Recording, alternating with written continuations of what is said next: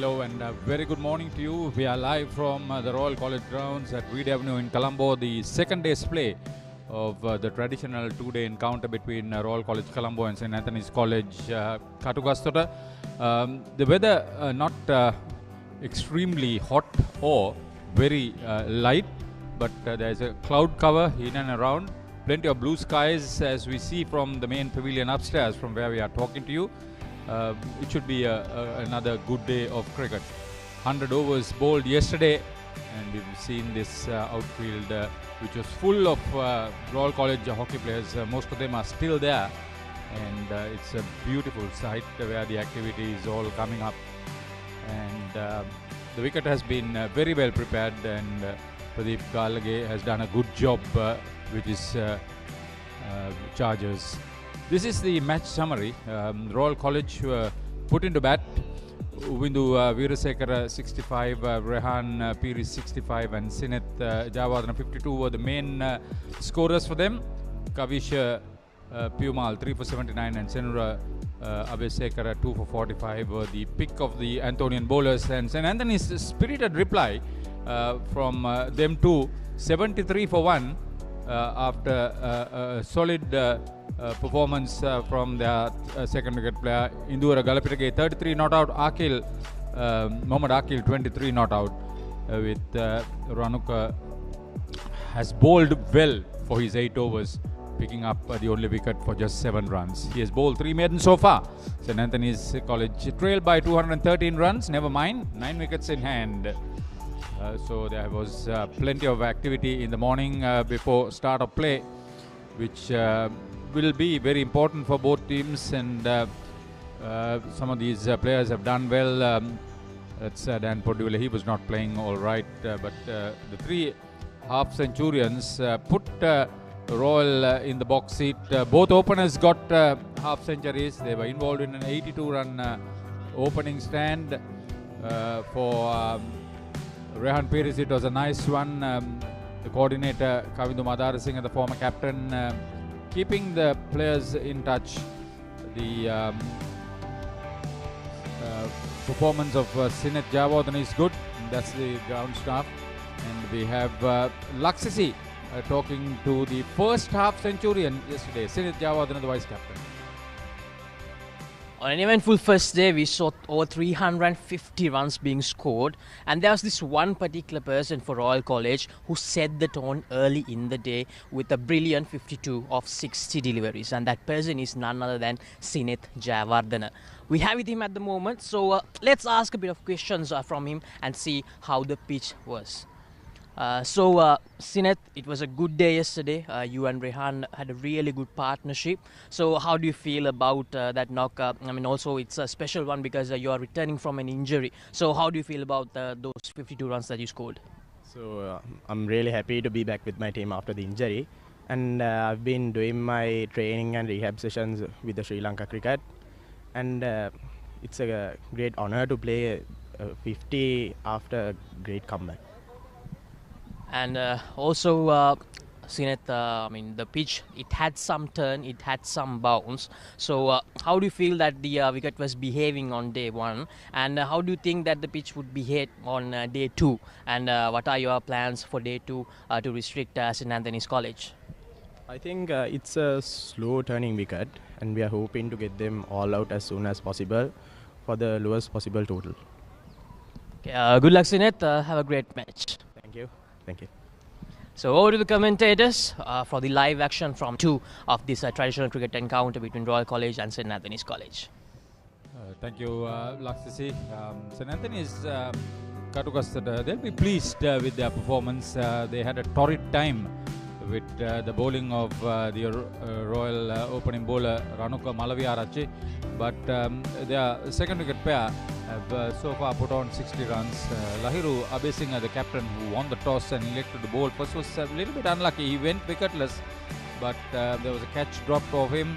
Apart from that, he had bowled with a fair amount of pace, but they took runs off him when the loose deliveries came his way.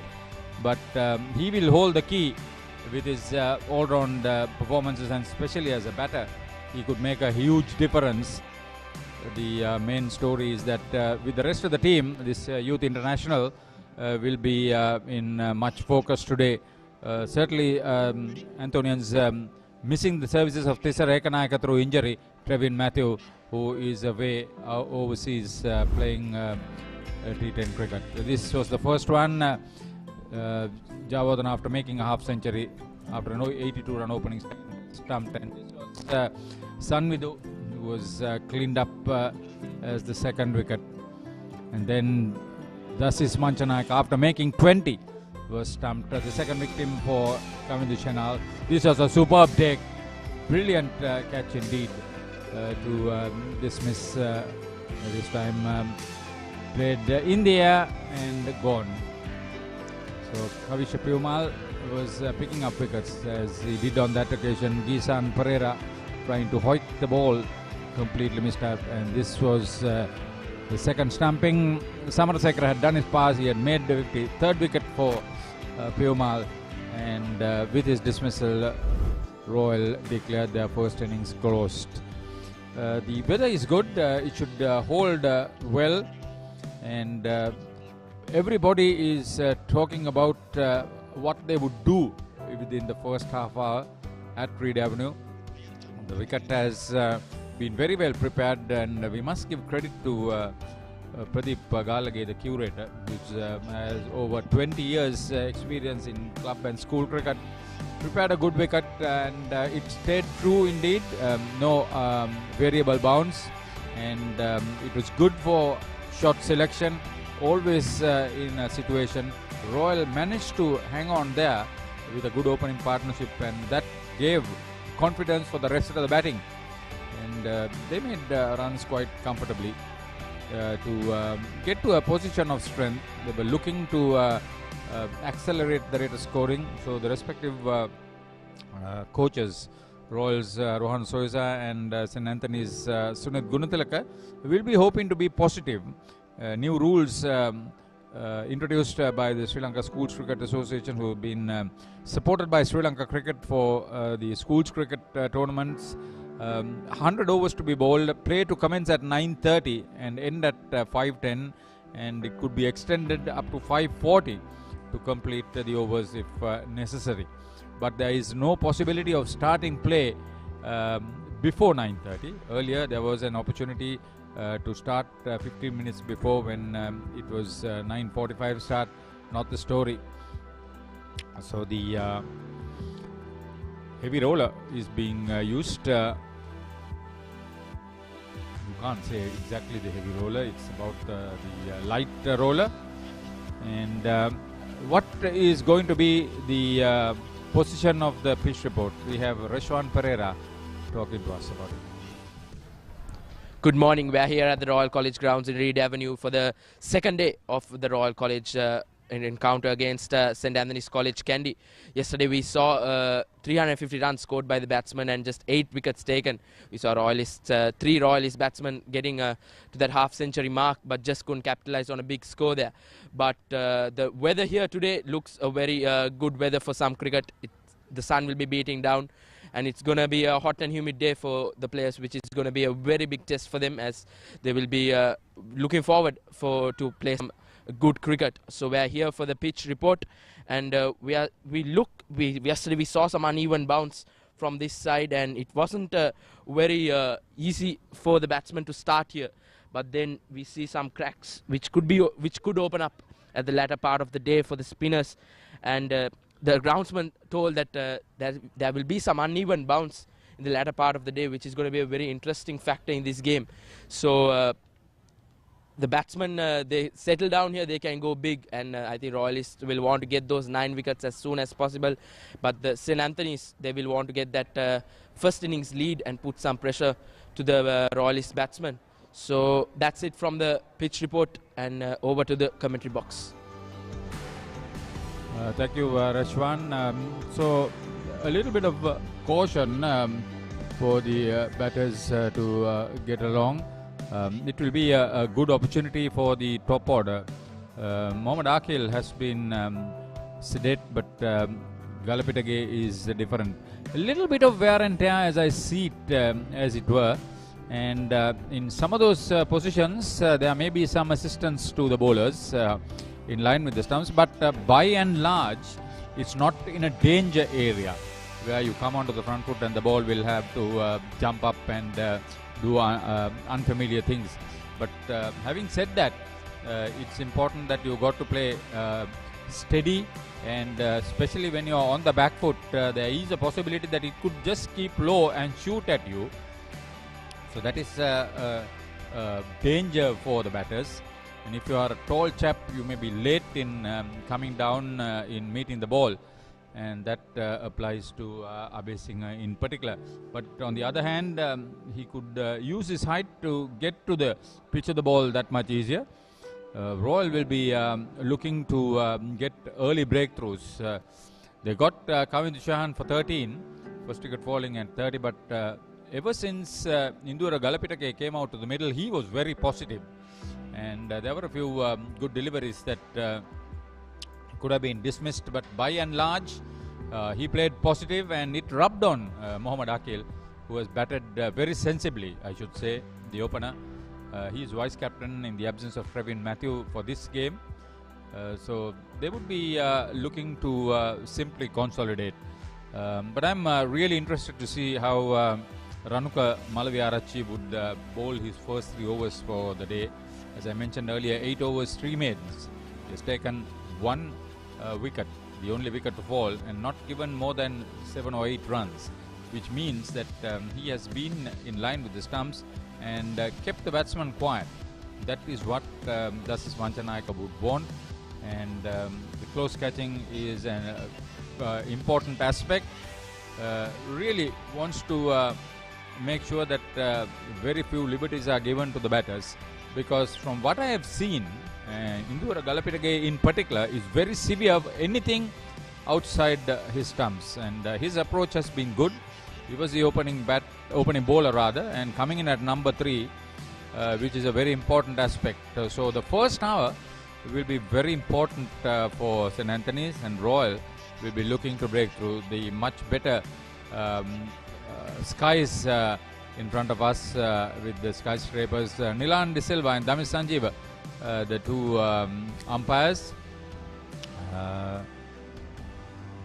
They've done a good job in this. Nilan in particular has had a very illustrious schools cricket and club cricket career, as far as I know. 3 brothers played for Anand.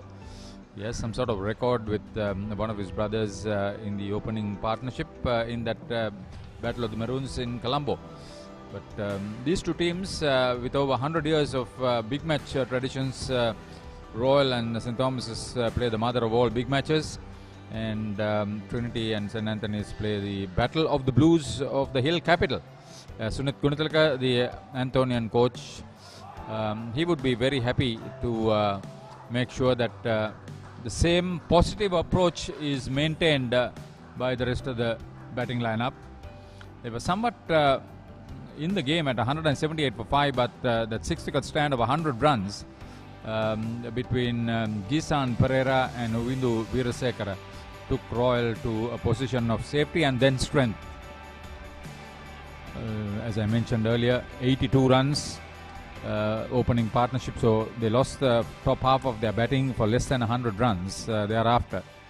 But by and large, it has been a good game, a contest for Papare.com to stream live and show live from Reed Avenue. 20 overs, 73 runs is good going indeed. It's more than 3.5 runs and over. And that was basically the maintained run rate right through the innings for Royal 2. So good to get a situation where you come up and meet the challenge and the opposition in the best possible way, and that is the most possible way, the most positive way, one would say.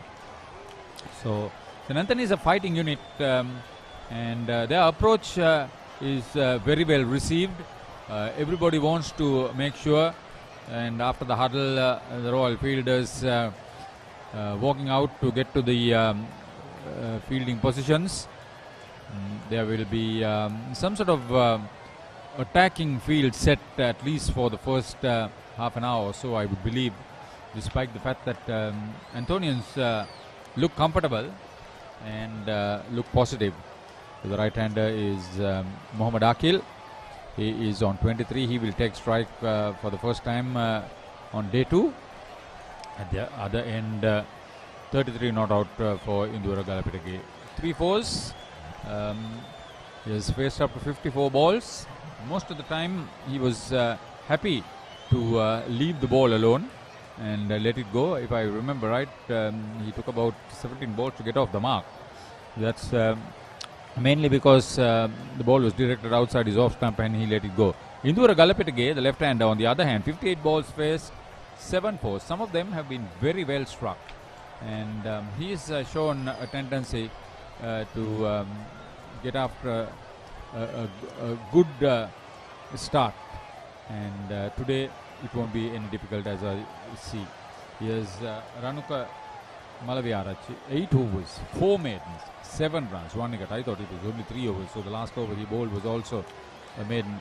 He was really quick. The ball that dismissed Kavindu Shahan was a snort, a beautiful delivery. Cleaned him up with an in-dipping Yorker. That was a fast delivery. He bowled a few very good quick deliveries, a couple of bounces too, but by and large he was more in line with the stumps. He's bowling from the college end. First ball of day 2 in the big match. Yes, on the money, in line with the stumps. Akil confident to get it full face of the bat. And a very, very warm welcome after a very heavy breakfast for Sudarshan Apiris. Very good morning to you, Harit, and very good morning to all our viewers joining us as well on Sri Lanka's number 1 Sports Hub, bringing you the maiden schools cricket game of the year. And what a pleasure to be partnered up with you in the com box early morning.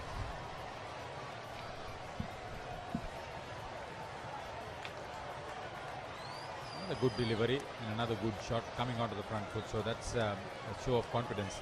When you say Sudarshan Apiris, you associate with him not sumo wrestling but 15-a-side rugby. If I say 15-a-side rugby, what about your 7s rugby? Well, you know, wasn't the most fastest man on the field, so 7s rugby. That's what I gave the hint that you are not yes. a sumo wrestler. But very, very versatile sportsman. Oh yes, he's trying to get the ball in line with the stumps and keeping it up. So that's good thinking and some sound advice, I would say, from the coaching staff for Royal. He should not be wasted, and the new ball should not be wasted too. Yes, Ranuka has been one of those bowlers who have gone out challenging every time he's been given the ball. Delivered a peach to dismiss Kavindu yesterday. There wouldn't have been a better delivery to a batsman who was looking to hit, but Indura and Akil did the hard yards and have now earned some respect for the Antonians as we sing praises of Ranuka. Delivers a no ball. Can happen in the first over of the day. So the first runs becomes first 2 runs on day 2. But this is the battle I want to see. I want to see Indura Galapitagi meeting the challenge of a very fast delivery from Ranuka Malaviarachi. Both of them have a state of mind that we saw yesterday, very positive, and the attacking sort of attitude. Absolutely, even with the ball in reverse, the same. Here's the matchup. Harry was talking about, and another no ball. So Ranuka will take a little bit of time. They'll be probably a little bit more careful. There are a few patches there, landing areas. So he'll have to be very careful not to get to the danger area too. So the first ball on day 2 is a no ball to Galapitagi. That's a good take from Sanvidu Senratarachi. But it was way outside of stump. He will have to be careful not to waste himself. He is bowled with a solid rhythm and very effective pace. Strong lad. And the other one that we will start talking about is Netwin Dharmaratna, the off spinner. Yeah, few deliveries that have been very well delivered in line with the stumps, getting the batter on the front foot. Now, we know for Royal to try and take real hold of this game, wickets is the name of the game. That is simple and out there to be seen. But Antonians, in order to try and salvage some pride and also to try and take control of the game, they have a very good opportunity. 76 for 1 is a very decent score. What would be their first hurdle or the first marker that they'll want to put? I'll come to that because the first over on day 2 has been completed. 21 overs, 76 for 1, and Anthony's in reply. Being a Trinitian, I must be careful what I'm trying to tell you about this Anthonian reply. Well, yes. I can assure you, many watchful Trinitians are looking at this one. As we take a look at the two teams, Senajawar, the Rehan Piri, Savindu Senarattarachi, Windu Veerasekara, Dasis Manchanaika, Rumiru Pereira, Gisan Pereira, Anusha Polonovita, Netmin Dharmaratna, Ranuko Malaviarachi, and Bulan Veeratuga making up the royalist. And for the Antonians, Mohammad Akil, Kavindu Shehan, Janit Ratnasiri, Indura Galapitake, Lahiru Abesing, Ryan Anthony's, Senura Abesekara, Ravindu Kapukotu, Kavisha Pumal, Charuka Ekanaik, and Dinuru Ganaigoda turning up for the Eagles for this game.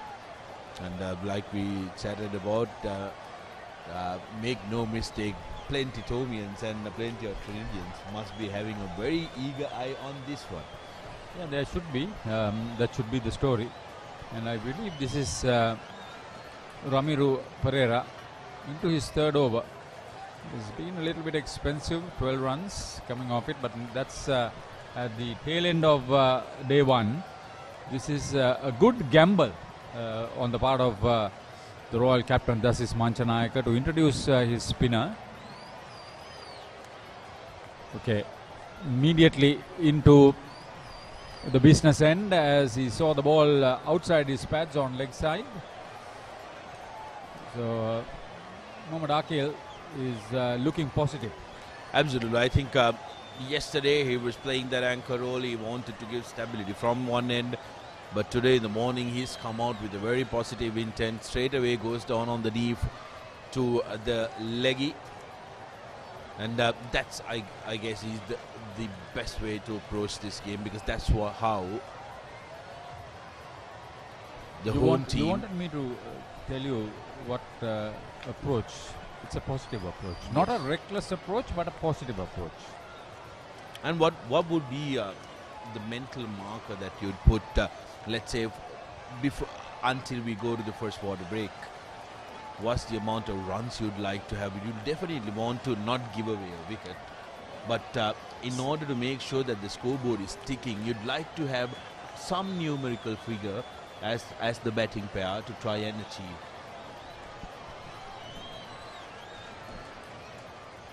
Oh, he's got it under control once again. He looks to be a very good sweeper. I would think at the start of play 30 runs, but 5 overs later, if they are going at 5 runs and over, okay, I'm looking at 40 to 45. But to be safe, I think 30 without loss at the first water break will be good, and they'll be at 100 for 1 then. Yes, at the moment the scores turn into 3 figures. That gives you a massive psychological advantage as well. Yes, I do agree with you. 30 would be the ideal score for the Antonians. It will be much better than that. It spun as it gained a little bit of height. And will they look for 3? No, there won't be an attempt to get to 3. So that's extras. There will be some encouragement there, because that ball spun and there was a little bit of height gained. So I mentioned about the bowler's foot marks. Take a look at this. Ooh. Well, Beat the wicket keeper too. there was venom in this one. That's more like it. That's more like the Galapita approach that I was talking about earlier. That would complete the second over for the second day. And the Antonians in reply are 82 for 1 and 4 runs coming off the first over bowled by Ramiro Pereira today.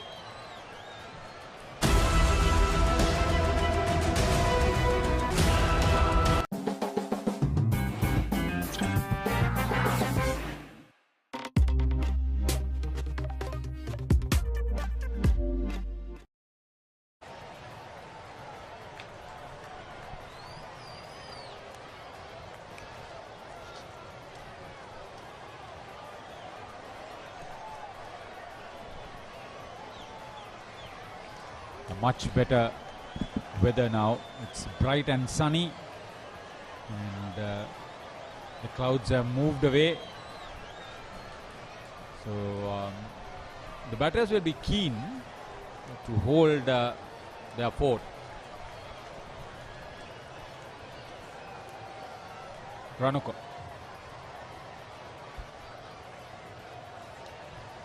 Yes. He has been given some sound advice not to bowl too short, but to keep it up and to bowl well within himself without trying to tire too much. This is only the second over. When he gets into the third over, you could see probably a faster delivery, Yorker. Not that he's bowled a Yorker, but he's tried to bowl in line with the stumps, which is very good.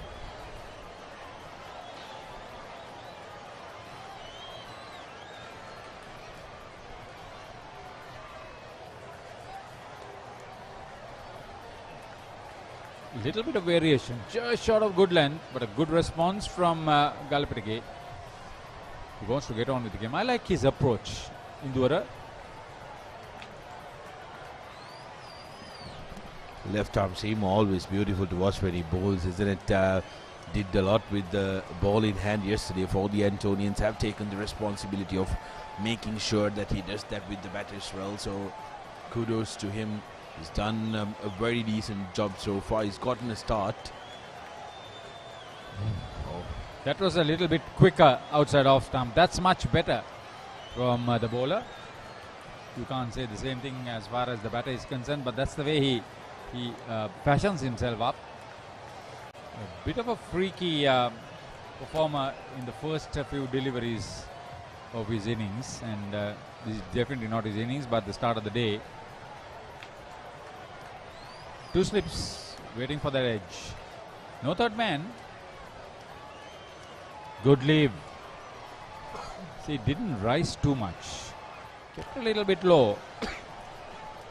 That's an area where they would be interested.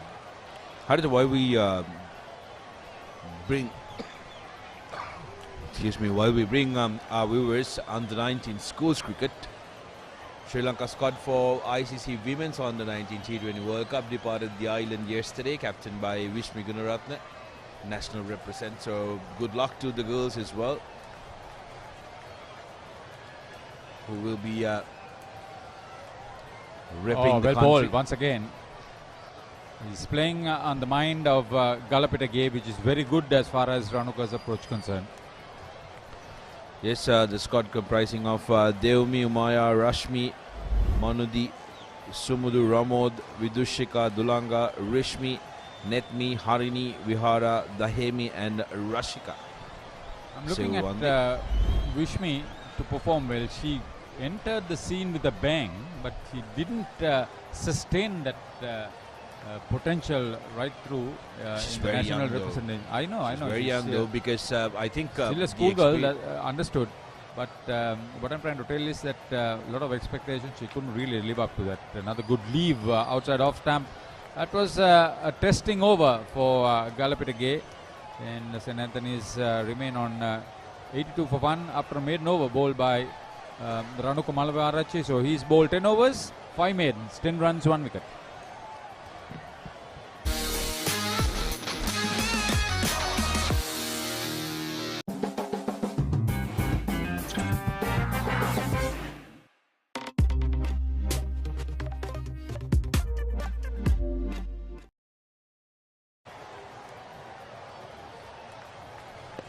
Coming back to the point you made about Rashmi Harth, I think yes, she has a massive You mean not percentage. Rashmi, Vishmi. No, it's now Vishmi is not just a cricketer as well. She's a member of national schools record holding 4 into 100 relay team as well. So massive potential there, and also I think her exposure to the national setup would do her wonders in this tournament. That will give her a lot of confidence because they played. The added responsibility, I think, will bring Yes. the best out of her. Absolutely. So hoping that Sri Lanka can have their flag flying high in the under 19 T20 World Cup, and it's great to see the young female cricketers getting these opportunities that will hone their craft going into the bigger setups as well.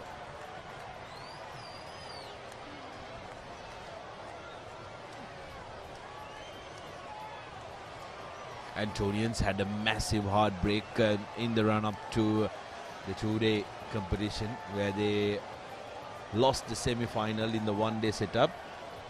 More than the semi-final, what would have hurt is the fact that they lost it to their arch rivals, who went on to win the competition. But the Antonians, Happy despite Trinitian, huh? Antonians, despite being a team in transition, where they have lost some pivotal members of the squad who have been massive performance even in the under-19 setup, Like Jayatilaka.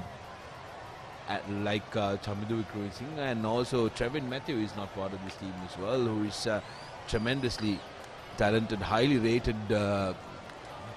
bowler. Gets on his knee. Oh, he didn't go for the catch.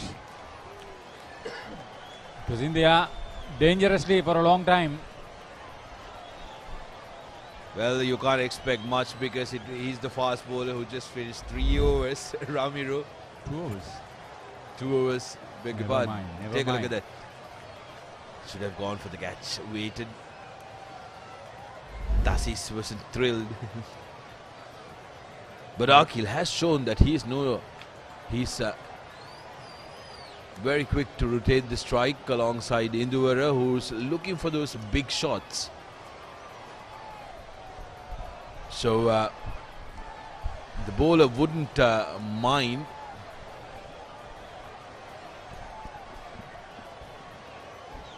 Yeah, you are coming out with some fantastic statistics. We are even looking at Rashmi to do very well. There's a lot of potential for this young player.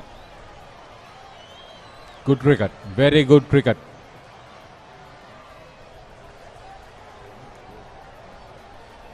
So end of the second over, ball by Ramiro, and St. Anthony's are 86-1. They are slowly but steadily consolidating themselves.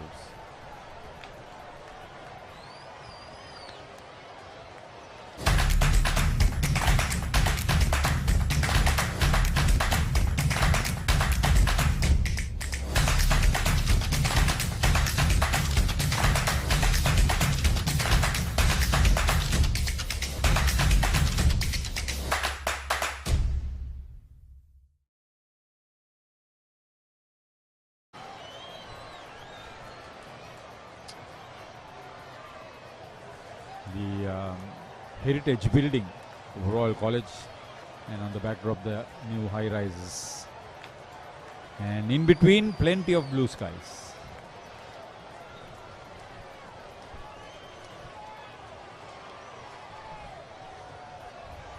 So far he's done what is required for the moment, kept the ball in line with the stumps, well up to the bat. Is bound to reap results if he keeps bowling in this fashion.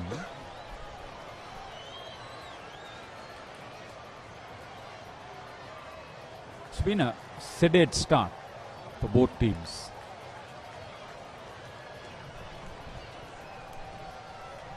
I don't think the Antonians would mind. They will want to see you off this opening hour of play, because that's when there can be some life that really assists the bowlers, and especially with Ranuka spitting fire in his 10th over, 1 for 10.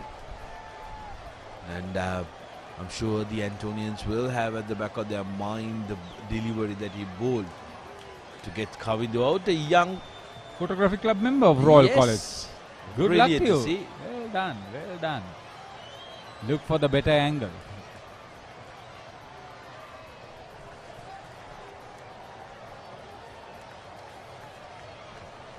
Very good take of his own bowling. That's positive stuff. Yeah, you need that intensity from your fast bowler. Get into your rhythm and then make sure that you are in the game all the time. Ranuka, like Haritha mentioned earlier, slowly but surely getting into his groove. It's his third over. Ramiru, on the other hand, has been the one who's been creating opportunity. Oh, how about that for a delivery? I said watch the third over and the change of pace. That was brilliant. Galapita didn't have a clue. Late on his shot, beaten. Superb movement. Brilliant delivery. Angled across the batter's body. More than anything else, Sudarshan, I'm pretty impressed with what he's trying to do, where he's landing the ball and how he is using his pace.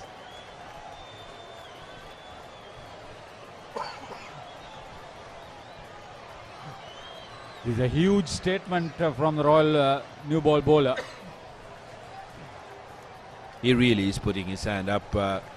Yesterday, Harun Maujud was quite unhappy at the fact that Royal have lost a lot of. They've lost about 2 to 3 fast bowlers in the run-up to this game due to injuries. They're not taking part, but here, Ranuka really putting his hand up and saying to his coaching team, I'm right here.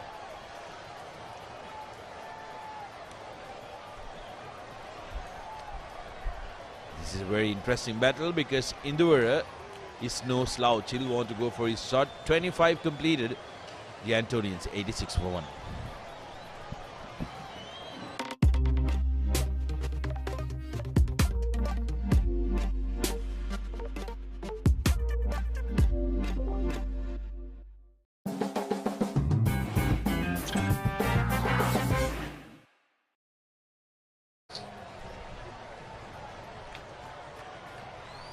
A very good morning to everyone joining with us through www.thepapare.com and on our social media platforms.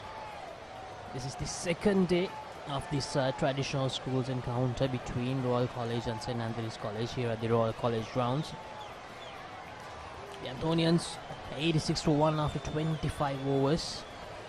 Akil on 28 and Indura on 36. A really good reply from them so far. After Royal College made 286 after losing 7 wickets.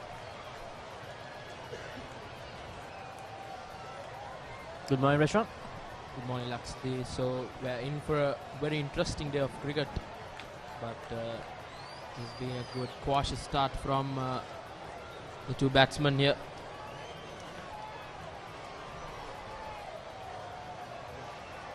Ramiru Papare is trying to get something out of this wicket.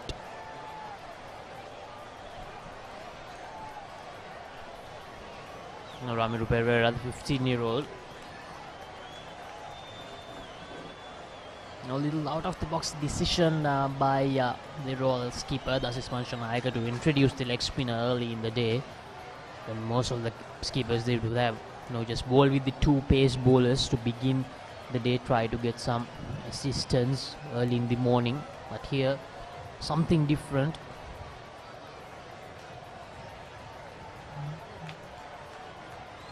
And just like you said during the pitch report, Reshwan, there will be some uneven bounce as the day goes on. So maybe, just maybe, Dasis wants to see whether it will be available from early in the morning today. Yes, I think it's a good move from Captain Dasis to go with Ramiru Papare since Akil. Look at that. The extra bounce coming into play once again. We saw this yesterday as well, and here we go early in the day. Inside the very first hour, we are seeing some extra bounce for the spinners. Look at that. That's unplayable.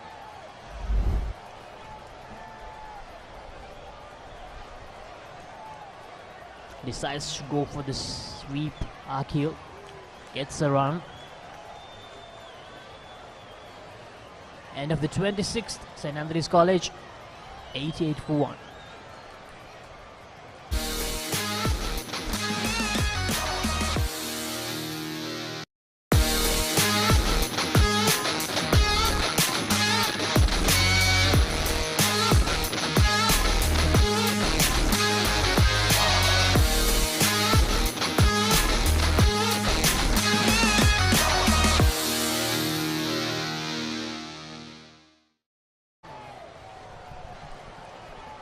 After an eventful over by the leg spinner Ramiru, we move to the pace bowler once again.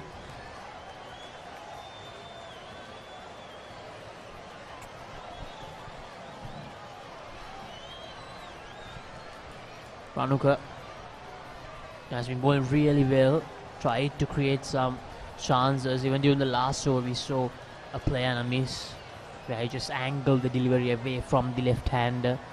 Trying to find that edge towards the slips. Ranuka Malaviarachi. Oh, what a delivery. Ranuka Malaviarachi cut him in half. Went right in between the bat and the body of Akil. Brilliant delivery. He deserves a wicket. He's been bowling really well this morning. So he's still waiting for that glory delivery. He's getting there. He's been troubling the batsman since that word go. So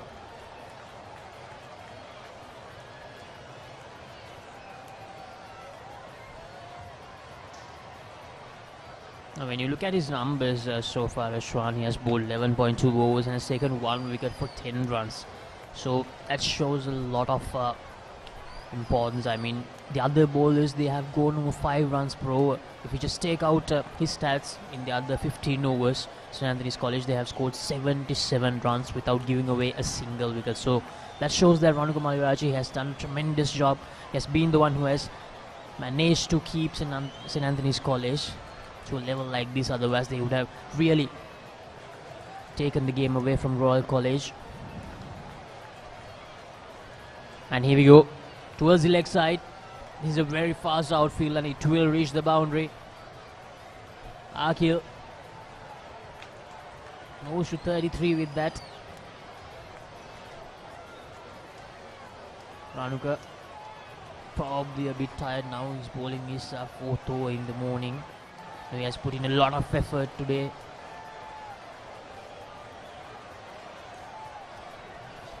Ranuka hasn't got that assistance from his other bowlers for him to create something from his end. So I think the Royalist bowlers from the other end should focus on bowling tight lines and helping Ranuka here. Well bowled once again. He's trying to bowl in that corridor of uncertainty.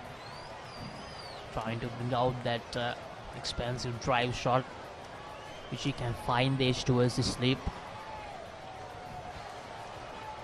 Now Rashwan, it's an important day for all of Sri Lanka cricket fans today. We have Sri Lanka versus India today at 7 PM, the all-important T20. The series is leveled at 1-0. One of the best T20 series that we have seen from Sri Lanka and India after a long time.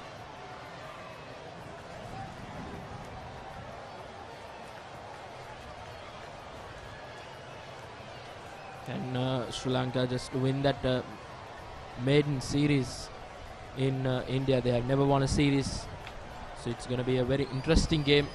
India wouldn't want to be that side to lose for the first time against the Sri Lankan side, a very exciting side. It's going to be a very interesting and a very important game for both the sides.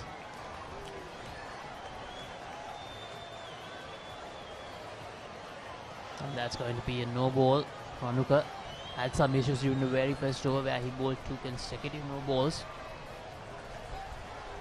Just coming back to the Sri Lanka versus India encounter, Ashwan. On this Sri Lankan side, they have progressed really well for now, like 2 years now. These players, they have played together and they have managed to build a unit of players that have the ability to win matches for Sri Lanka. It's just not one player. There have been players, all the 11 they have contributed in different games. That has been the specialty of this Sri Lankan unit, and that's why they are performing well against a side like India. So we'll come back to that in the next over. After 27 overs, St Anthony's College 93 for 1. Catch the excitement real time. Be up to date with it all. Let us capture your milestones. Get it sizzling hot off the turf. Hear the experts break it down. Dig deep into the nitty-gritties. Be inspired by their greatness. Relive all the scintillating action.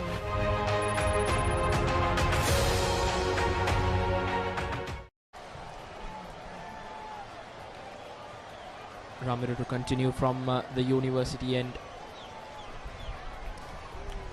The Eagles 193 runs away from the first innings total of Royal College. Royal College, of course, had 3 half-centurions, the 2 openers, Sunil Jayawardene and Rehan Peiris, and then Novindu Weerasekara in the middle order. That's swept away by Akil. Didn't find the timing as he was expecting, so it won't go for a boundary. It'll only be 2.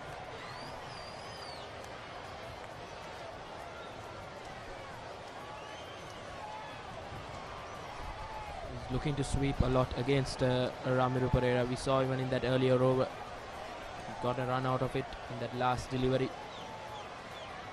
Here he puts it into the gap and runs for 2.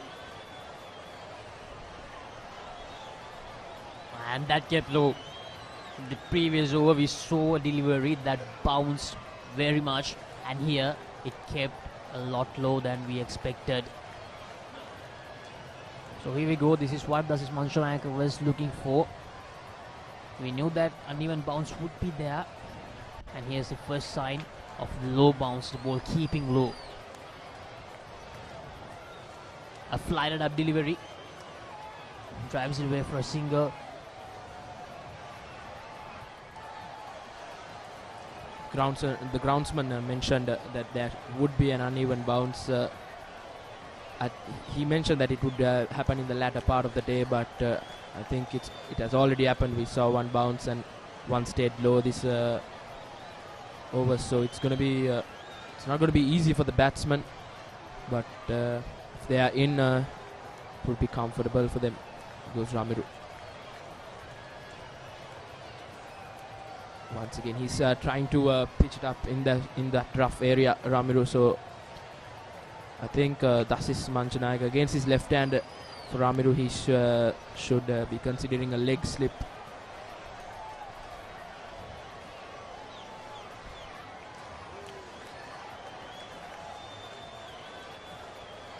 Live score updates from another encounter which is happening. St. Benedict's College versus St. Thomas College. St. Benedict's 104 all out in their first innings, and St. Thomas College 184 for 5 at the moment, leading by 80 runs. St. Thomas College, of course, the arch rivals of Royal College. One of the oldest active encounters in the world. That's the end of the 28th over. St. Anthony's College 98 for 1.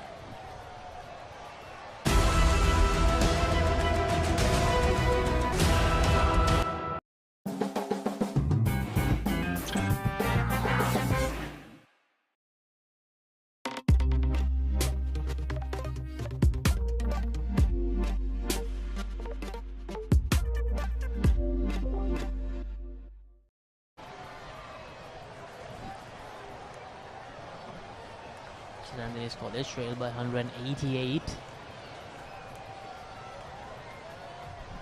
And And interestingly, Ranuka will continue probably the last over before he gets taken off the attack. This is Manchanaika continuing to persist with him.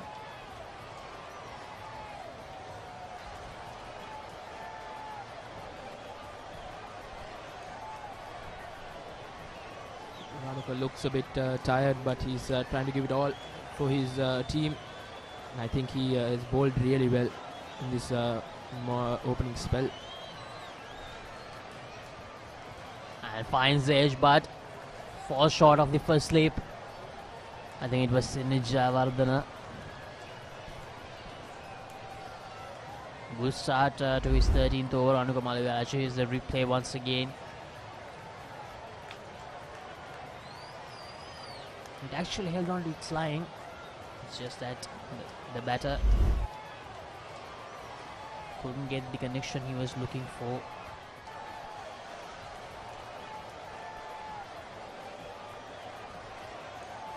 Once again, finds the edge, but a lot finer this time from the slips. Ranuka Malivarachi deserves a wicket, in my opinion. Bowled really well. He used the conditions to his advantage brilliantly. He's been hitting that deck hard. He's trying to get that. He's trying to find that outside edge, but just I think the batsmen are also playing him well. Credit should go to the two batsmen.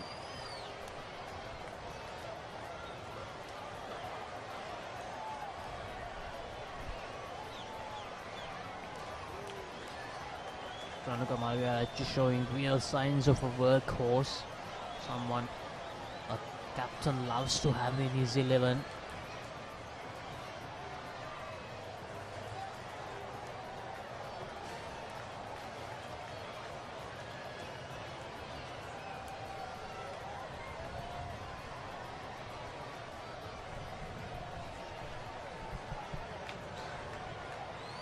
Akil facing Ranuka, and that's another edge, but this time it goes for a boundary away from the fielders.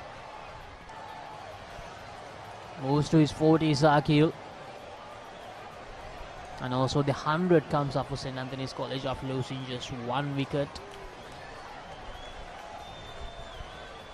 I have to remind you, Royal College, they were also 100 for 1 yesterday at one point. It was during the second session that they lost their way a little bit before Windu Erasekara scored that 50.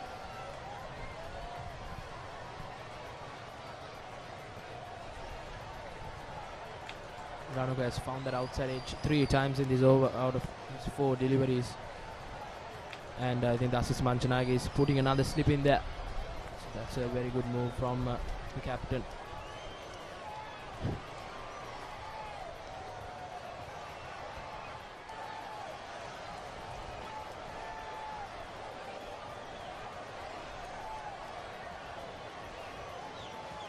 Ranuka trying really hard to create something out of this surface.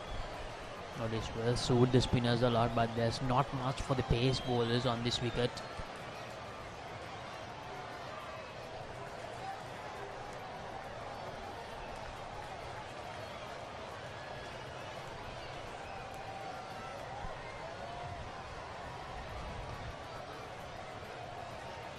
Flicks it away. Akil.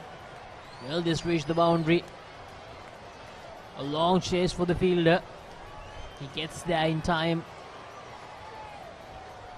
as the batters take 3 runs. So that's the end of the 29th over. St. Anthony's College 105 for 1.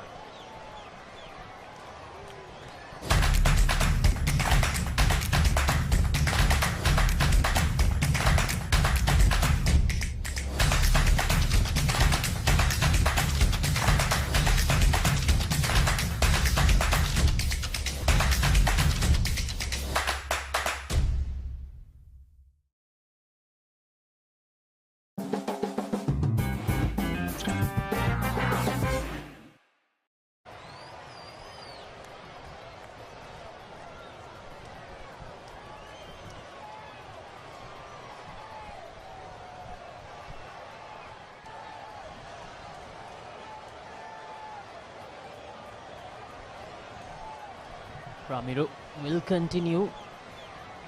6 overs, none for 26. A tad bit expensive. But as you know, leg spinners, they tend to go for some runs because they are bowlers who try to look for wickets a lot. That's flighted up. Finds the outside edge. Will it reach the boundary? Yes, it will. No, not where he intended to get the boundary, but he will take the runs.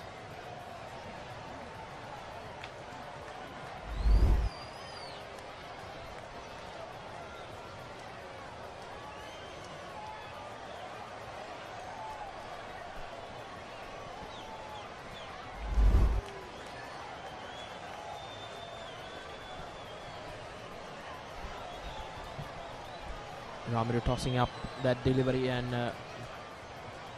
good and Mohammad Akil also reached his half century.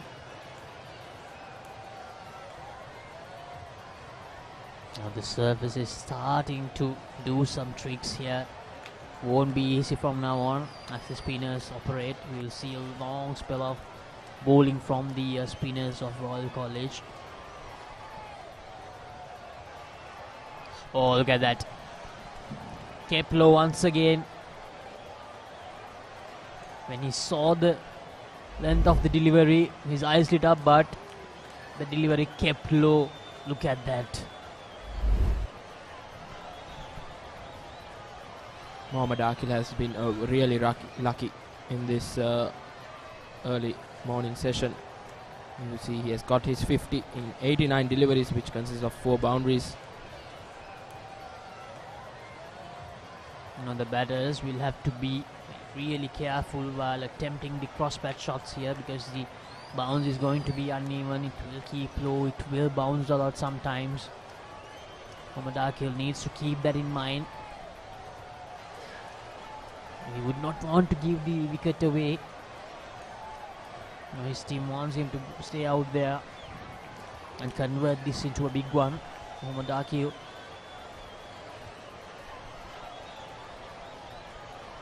Been a very experienced campaigner for the Eagles.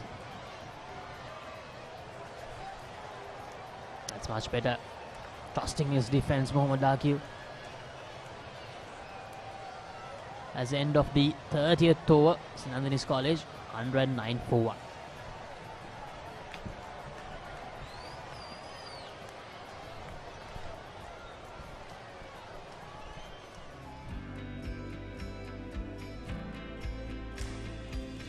This was the innings from Mohammad Akil. Got on to a good start last evening. It's a good sweeper of the ball, as we see. He took on the spinners really well. We saw that was the boundary which made him the half centurion in the Eagles batting lineup. He's toiled hard in this innings, so we want to make it a big one here at this traditional encounter. Faced 92 deliveries and 6 boundaries with a good strike rate in this level.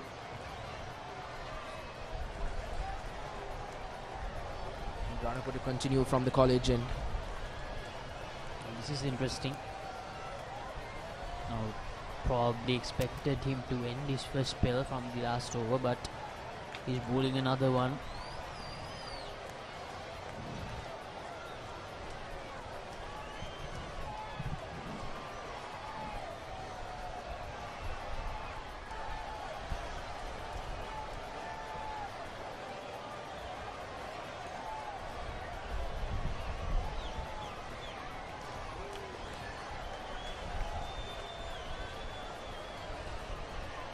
That's driven down the ground but unable to find the gap.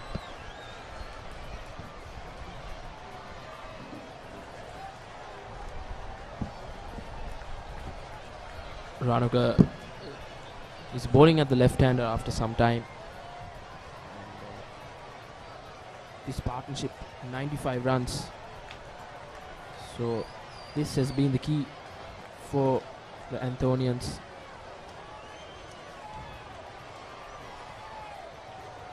And they lost Kavidu Shehan when the total was just on 14. Kavidu Shehan made a quick fire, 13 of 10 deliveries.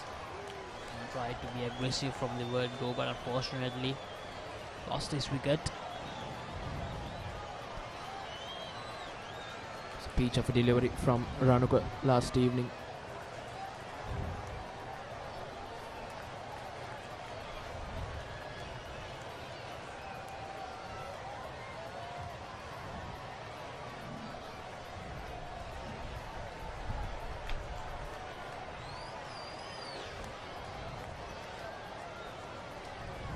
The weather is really good for some good cricket, Rashwan. We've had some good sunlight. Now, yesterday the sun was shining throughout the day, but for a little period of time we had some rain, a slight drizzle, but no harm done. The action continued without any stoppages.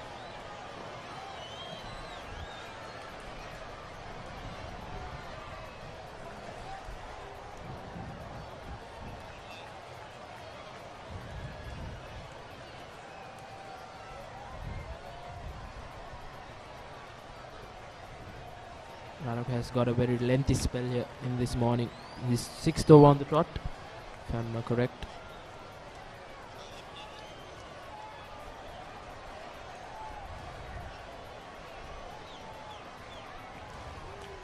Tries to shuffle down the ground, but and that's another no ball. Ranuka won't be the last delivery of his over.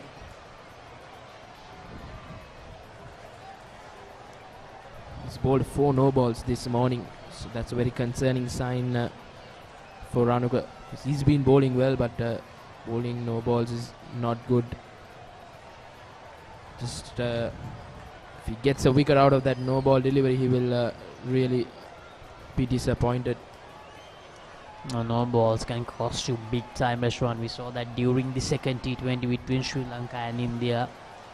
Arshdeep Singh at one moment bowled a hat-trick of no balls, and that's another one here, the second time that he has bowled 2 consecutive no balls. Probably the fatigue kicking in here for Ranuka Malaviarachchi. He's had a long spell, probably needing a little break now. Just needs to keep it casual, just end this over and probably take a little break. Ranuka Malaviarachchi. A good delivery to end the 31st over. St Anthony's College 111 for 1. Catch the excitement real time. Be up to date with it all. Let us capture your milestones. Get it sizzling hot off the turf. Hear the experts break it down. Dig deep into the nitty-gritties. Be inspired by their greatness. Relive all the scintillating action.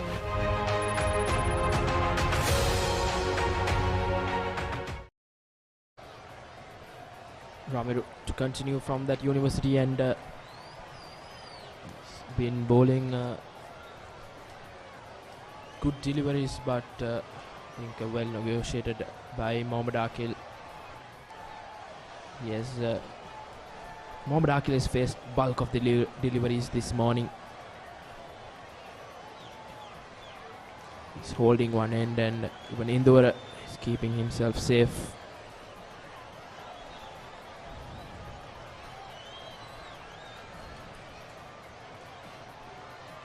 Batsman crossover for another single. So tossing it up outside that off stump. Ramiru inviting the batsman to drive.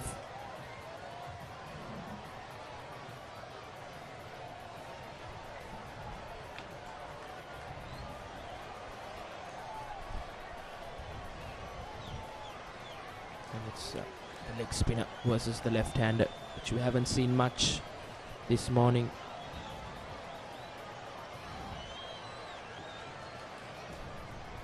This is interesting. No ball by the leg spinner.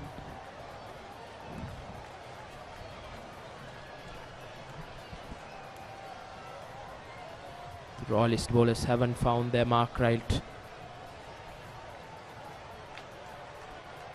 It's the 5th no ball this morning, which is not helping their cause.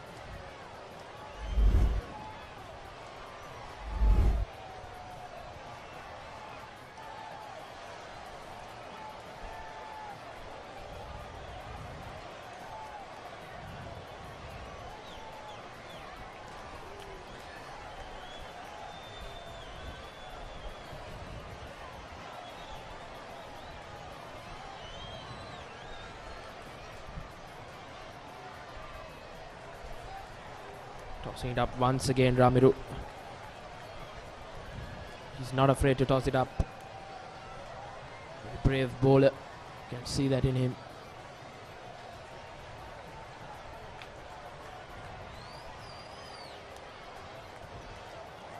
Once again, brilliant delivery from Ramiru. That earlier single was the 100-run partnership between Akil and Induvara. They got together at when St. Anthony's were 14 for 1.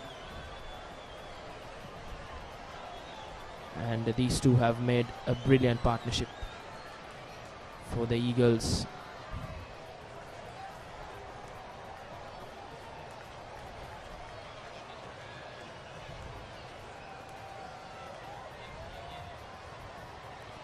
And again, once again, we saw that bounce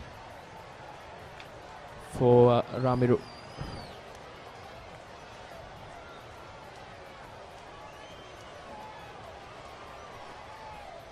That's the end of the 32nd over.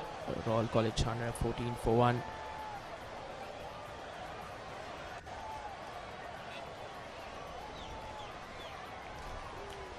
This is the second wicket partnership between Induvara Galapitage and Mohammad Akil. 100 runs in 175 deliveries. Mohammad Akil has been the major contributor in this partnership of 51 runs, and Induvara Galapitage 36. So these two will want to add more to this partnership, and this partnership there were 13 extras. We saw the number of no balls that were bowled. So these two will want to add more to this partnership and to keep St. Anthony's in this driving seat in this first innings.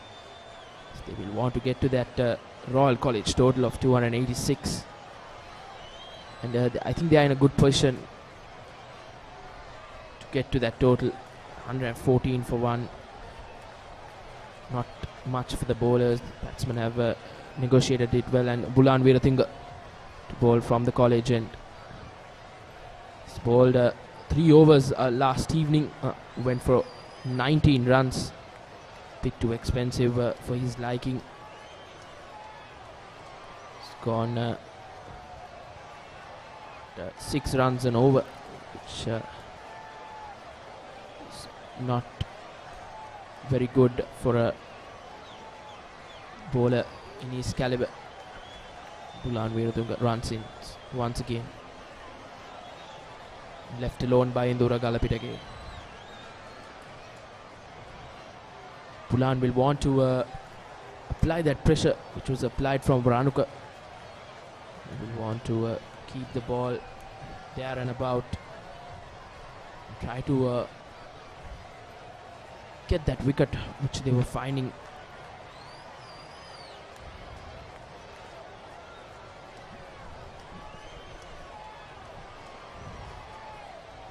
That's a play and a miss. Induvara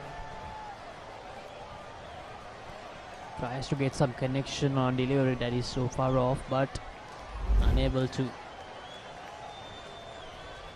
find the connection. Misses it completely. Nearly found the edge.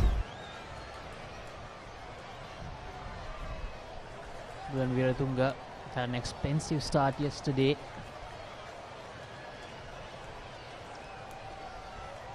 Lanky fast bowler, Bulan.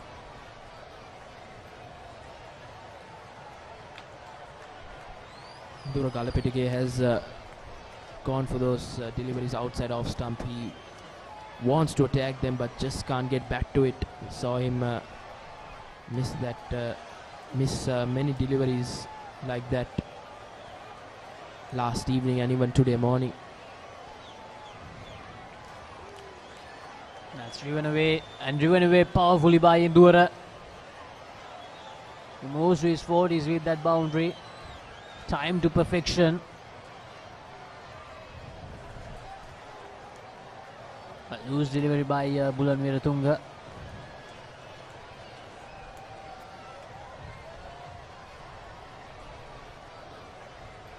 Brilliant shot from Indura Galapidage. He'll feel much better about himself. There you see. Beautiful shot. That's well left. End of another over. St. Anthony's College 118 for 1. 168 runs away from the first innings total of Royal College.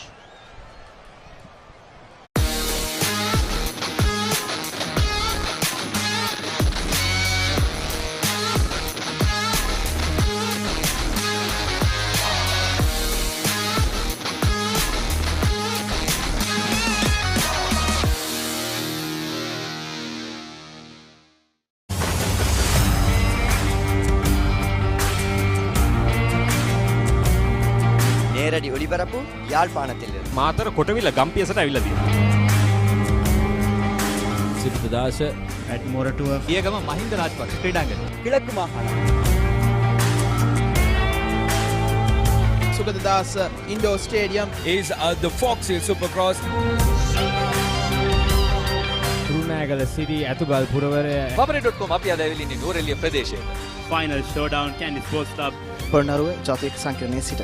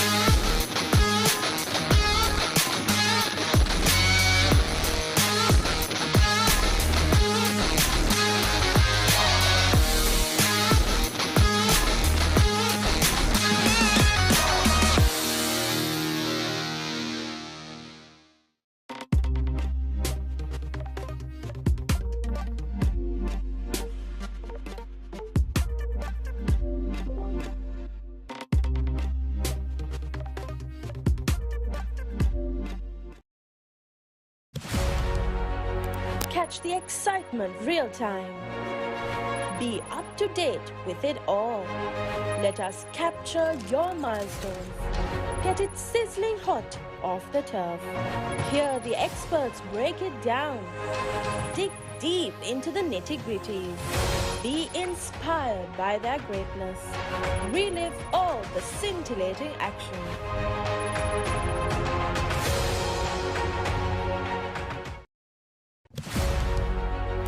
Catch the excitement real time. Be up to date with it all. Let us capture your milestones. Get it sizzling hot off the turf. Hear the experts break it down. Dig deep into the nitty-gritties. Be inspired by their greatness. Relive all the scintillating action.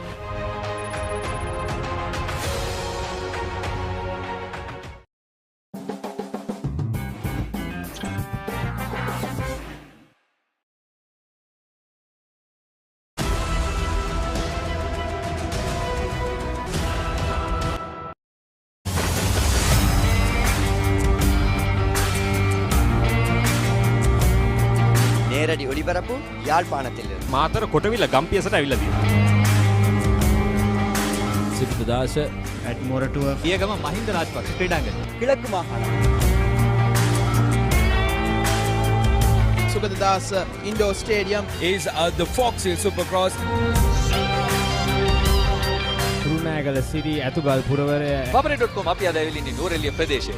Final Showdown Kandy Sports Club Polonnaruwa ජාතික සංකීර්ණයේ සිට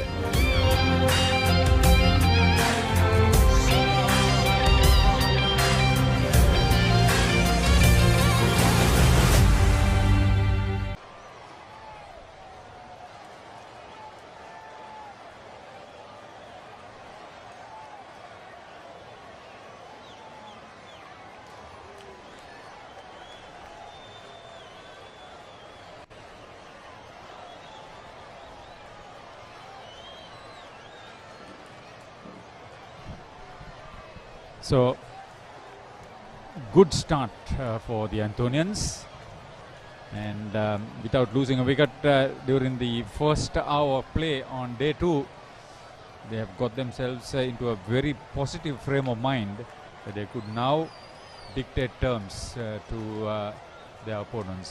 Rashwan, St. Anthony's at 119 for 1 with a 100 partnership between these two for the second wicket. That's what you mean. Yes, that second wicket partnership, this second wicket partnership rather, has been really good between Akhil and Induvara. They have stamped their authority against this royal attack. They will look on to add more to this partnership. Yes, the way they are getting about will give the captain a lot of confidence. And if Lahiru Abesingha can perform to his full potential, it could be a huge difference to the Antonian reply. It's a no ball by Ramiru Pereira. A few no balls, I can count at least 4 of them. Galapitagay, 8 fours for his 42, including the one that he scored in previous over, batting from the other end. 6th no ball rather in this morning session, so which is not good from the bowling side. They will want to reduce that number of no balls because no balls can hurt a lot.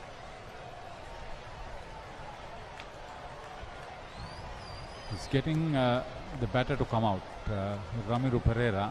Maybe a little bit expensive, touch expensive at almost 4 runs and over, but he has been, to me, the bowler who would be most likely to get a mistake out of the batters. Oh. Beat the bat, it'll run down to the boundary, but not all that convincing though. As far as the batter is concerned, he was beaten, it's extras, but Ramiru, psychological advantage for him. So 124 for 1 at the end of 34.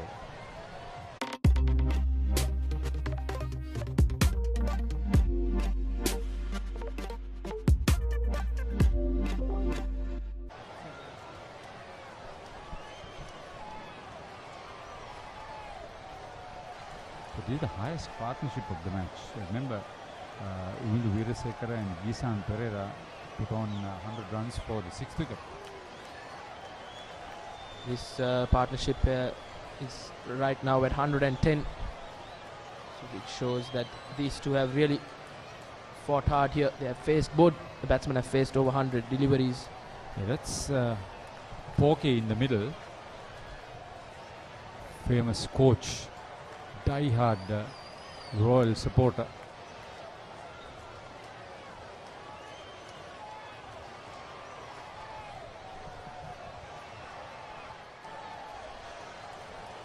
That is where he would usually sit, Porky.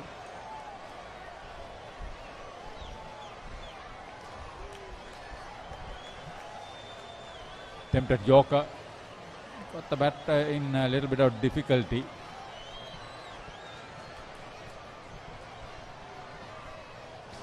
When you talk about Royal Cricket, I can't forget Dilip Somaratna, former coach.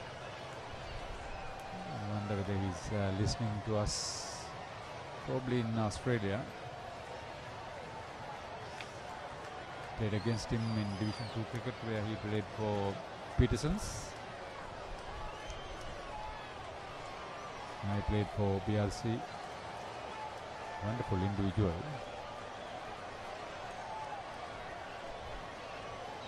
One time with the legendary Mahinda Vijay Singh, he was involved with sports goods, especially cricket goods being sold somewhere in Timilgasaya. Yeah, the other one, Mahinda Vijay Singh, journalist cricketer, very well respected. Together with Holman Piris, Mahinda Vijay Singh, after Lucian and Bertie, were the big match radio commentators, much look forward to.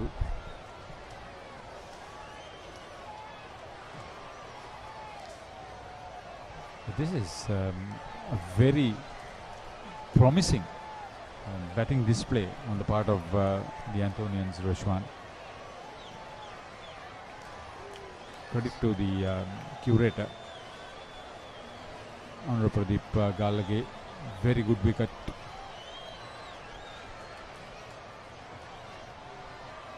Bulan continuing from where Ranuka left off after bowling 6 overs today. He didn't take a wicket today, but he has been the standout as far as the bowling was concerned for sheer consistency, bowling wicket to wicket. He deserved a wicket, Ranuka, but he just couldn't get one. And here goes Bulan Weeratunga once again. Yes, that is where the wicket was going to come. Induwara Galapitage well held there.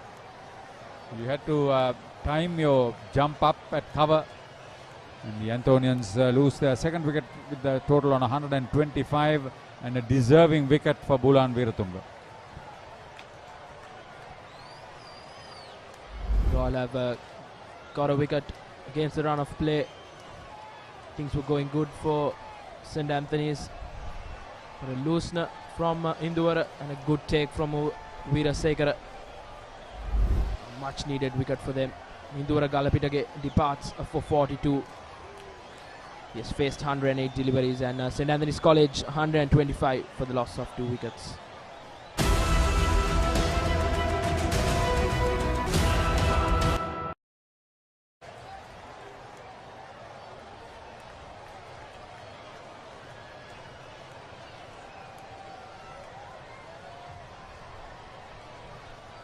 So 52 runs added on the second day so far. Almost 70 minutes of play, and they lose their second wicket. So both wickets have been picked up from the same end, the college end at Reed Avenue. But this is something encouraging for Bulan Weeratunga to keep going. Ryan Anthony is the new batter. So we've got 2 right-handers now out in the middle. It's getting warmer. There's a stiff breeze. It's all right, but it's quite warm too. Still early days.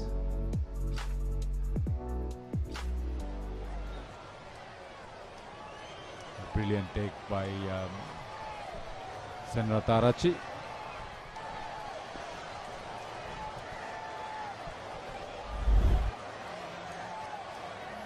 That was the wicket. His intention was to hit over cover, but he only held down to Veerasekara.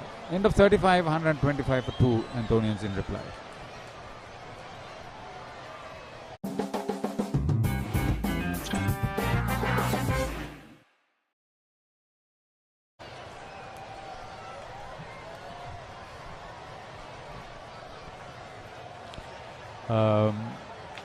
Malyadeva bowled out for something like 183 and Trinity 45 for 1 at Askiria.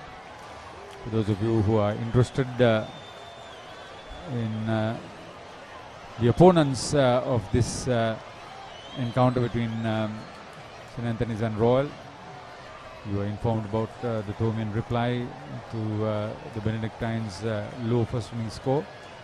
That will be an interesting finish at Mount Lavinia. getting St. Benedict's out for that low total of 104. I think the Thomins would want a result out of that game.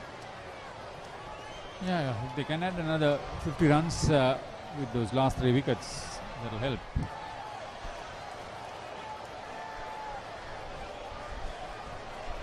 Ramiru continues to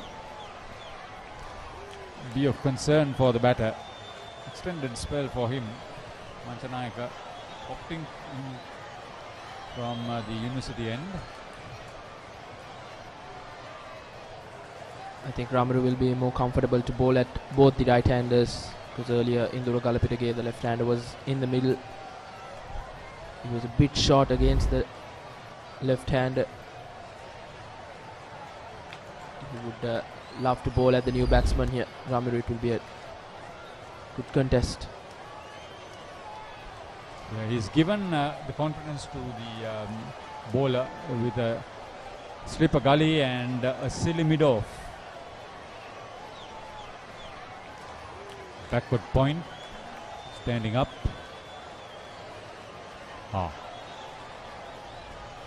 Handy stuff this, Ryan Anthony's. Manchanayaka having a long chase, the second 3 runs for the morning. Yes, it was played neatly by Ryan. Really brave from him to play that kind of a shot. He's just his third delivery against the troubling Ramiru. He's been tossing it up, spinning it really well. Ramiru just can't find that glory delivery. Ryan has started off well. It's off the mark with 3 runs.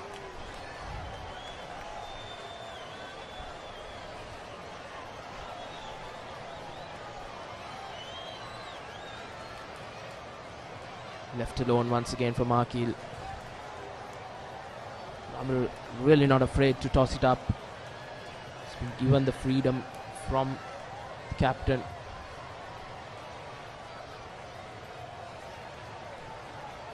Once again, 2 consecutive deliveries. Akil has left it alone.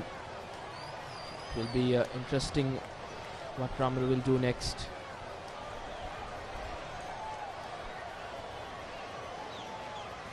Akil sweeps it for a single.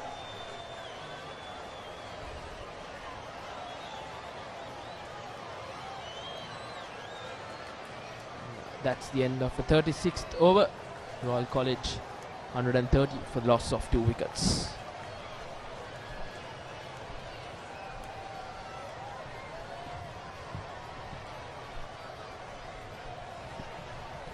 The Sri Lanka Under-19 women's team for the ICC Under-19 Women's T20 World Cup 2023.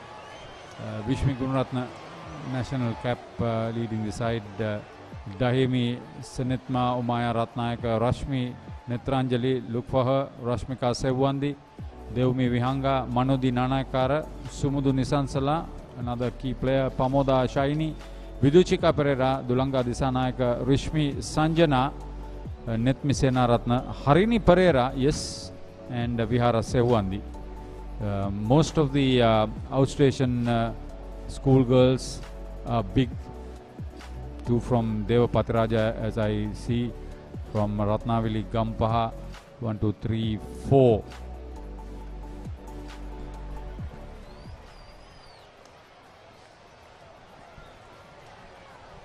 Good luck to them. Sri Lanka Cricket will be hoping, together with Sri Lanka Schools Cricket Association, that these girls will gain that much experience and confidence and put up a decent show for themselves and for the team. Yes, they will be taking part in the 2023 ICC Under-19 Women's T20 World Cup in South Africa. It's the very first edition in a women's in the women's game for an Under-19 cricketer. So it will be a very interesting shout from the keeper and the bowler.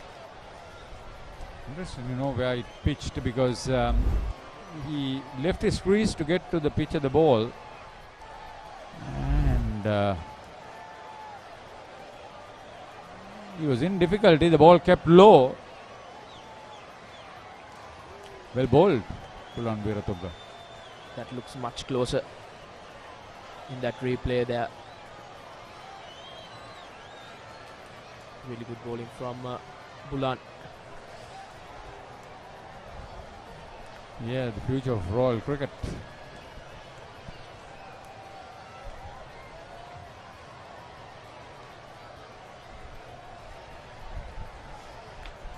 So this is very good instructions from Rohan Soiza and the rest of the coaching staff. The two medium fast bowlers operating from the college end, keeping it up well up to the bat, in line with the stumps, very little given away, going for their mini cricket.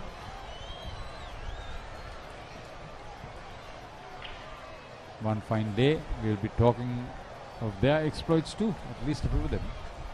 Yes, there could be one or two from there, or many. All starts from the grassroots. They will be watching on and dreaming about playing one day for their alma mater.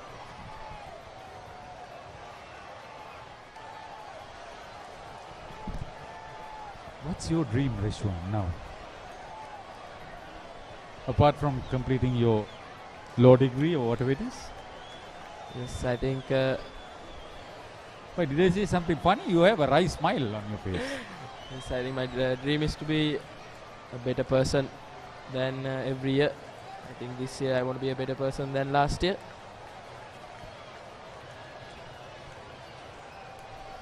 All the best to you. Thank you.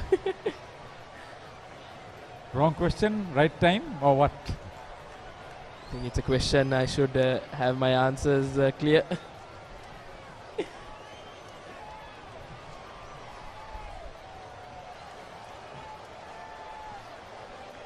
Good delivery from Bulan Veeratunga to end that 37th over. St Anthony's College 131 for the loss of 2 wickets.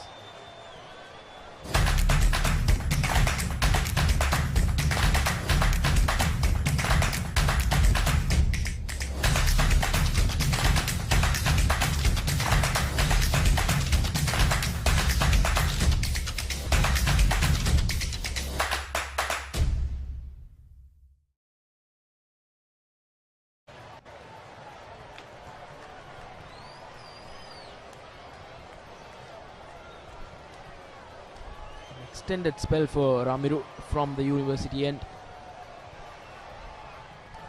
He's gone at 4 runs and over, but he's looked a little bit more enterprising and dangerous at times than most of the others. He's been preferred ahead of Netmin Dharmaratna, mainly I think because for his experience and because two right-handers out in the middle.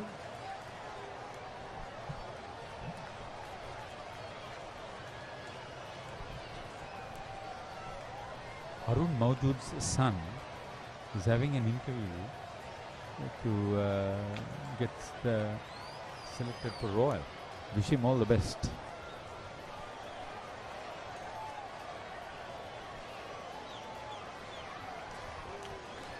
Did he get a touch to that? Mohammad Akil went for the reverse sweep, or the switch hit you would say.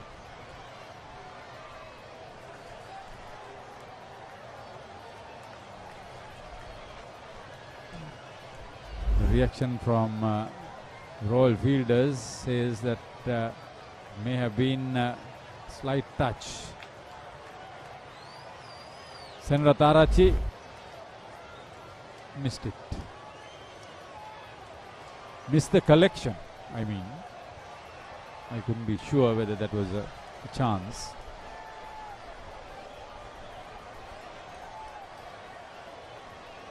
But he's batted well. Shouldered the responsibility. Mohammad Akil.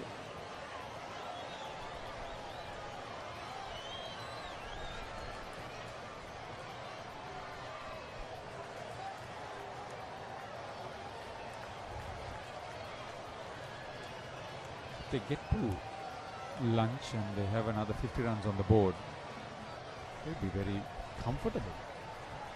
Maybe even a couple of wickets lost, they wouldn't mind. Ooh, full toss.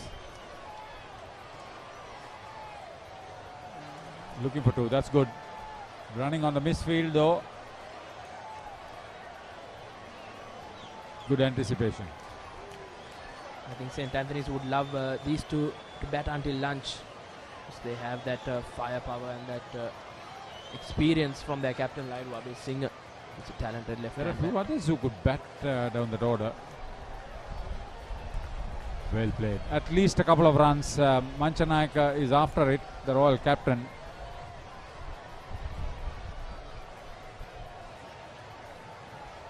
I think he should bowl. Since the both right-handers are in the middle, I think his left-arm spin will help Royal College, and that's the end of the 38th over. St. Anthony's 136 for the loss of 2 wickets. Catch the excitement real time. Be up to date with it all. Let us capture your milestones.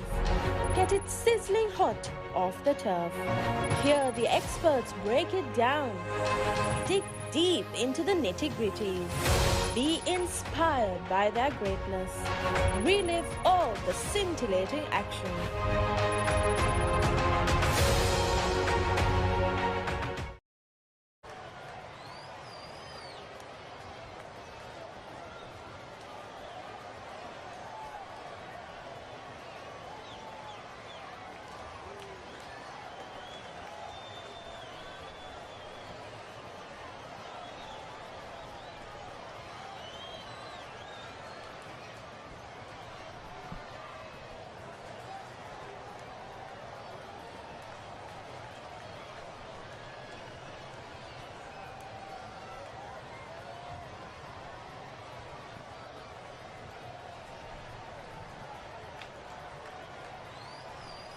Tempted Yorker, but he got on top of that one very well.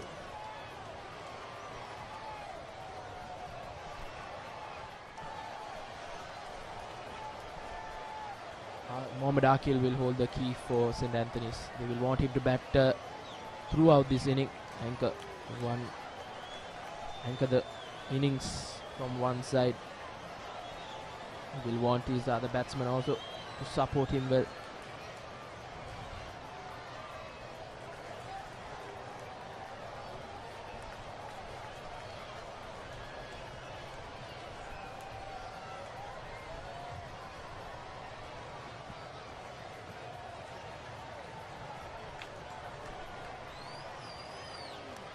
No big hurry. Good approach.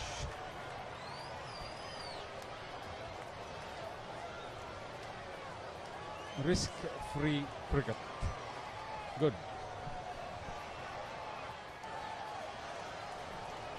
St. Anthony's will want to somehow get to that Royal total, because they are in a good position to get that total, because they have never lost a first innings in this season. That's a point well taken.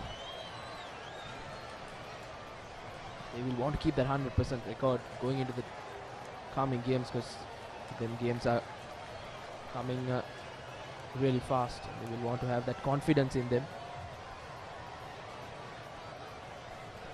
At least a couple. It's heading towards the boundary. Good effort. I think that was Gisan Pereira. Covered a lot of ground. Stopped the ball from hitting the ropes at mid-wicket. He was placed back on the square. Good all-round cricket there in that delivery. Good delivery from Bhulan. Good shot and a well fielded from Gisan Pereira. Encouraging signs from both these sides.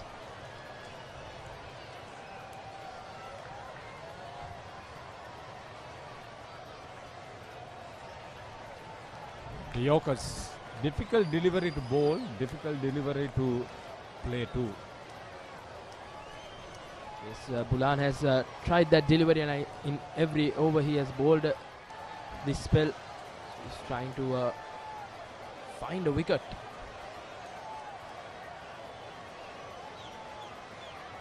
He's been accurate in that delivery.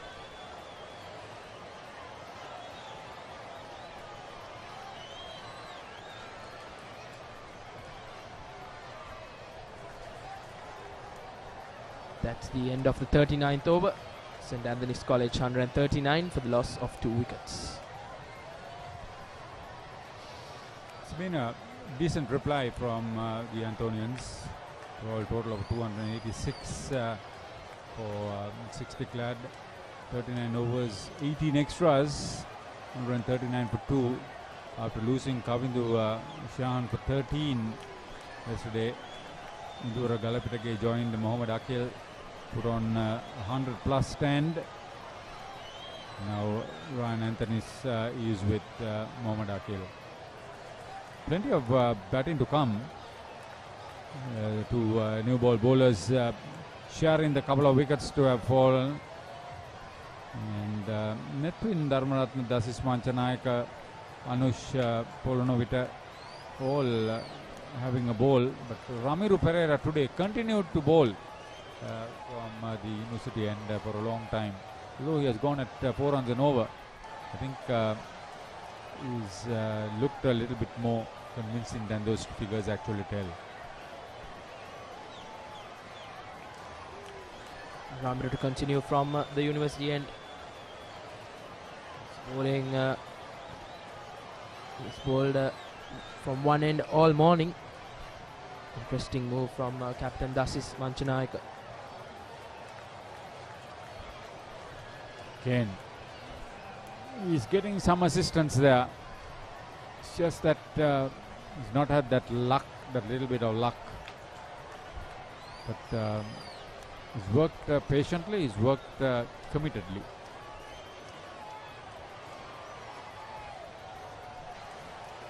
No imminent danger in trying to play that shot.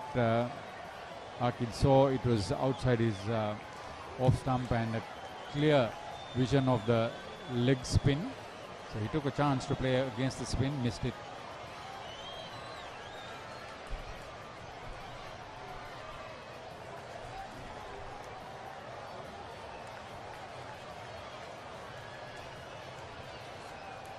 Run through for a quick single there. Good understanding between the two batsmen. Took on the arm of the Royal captain, Manchanayaka. A brave run there. Very brave run. Some pressure on the fielders. I think that was really done really well from the Royalist batsmen. Ran their singles really well. As you see, St. Anthony's College trailed by 146 runs.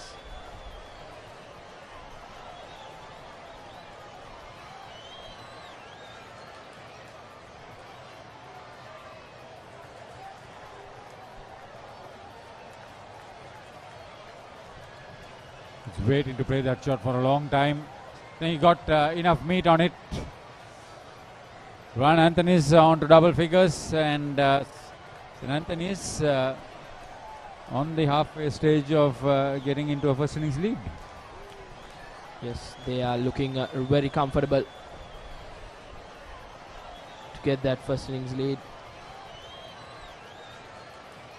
They have plenty of batting to come, as you said.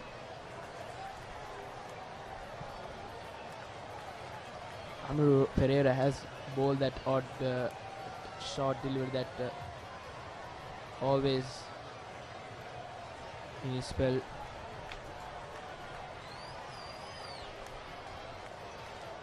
Negotiated well from Ryan to end the 40th over. St. Anthony's College 144 for the loss of 2 wickets. Catch the excitement real time. Be up to date with it all.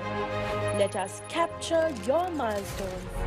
Get it sizzling hot off the turf. Hear the experts break it down. Dig deep into the nitty-gritties. Be inspired by their greatness. Relive all the scintillating action.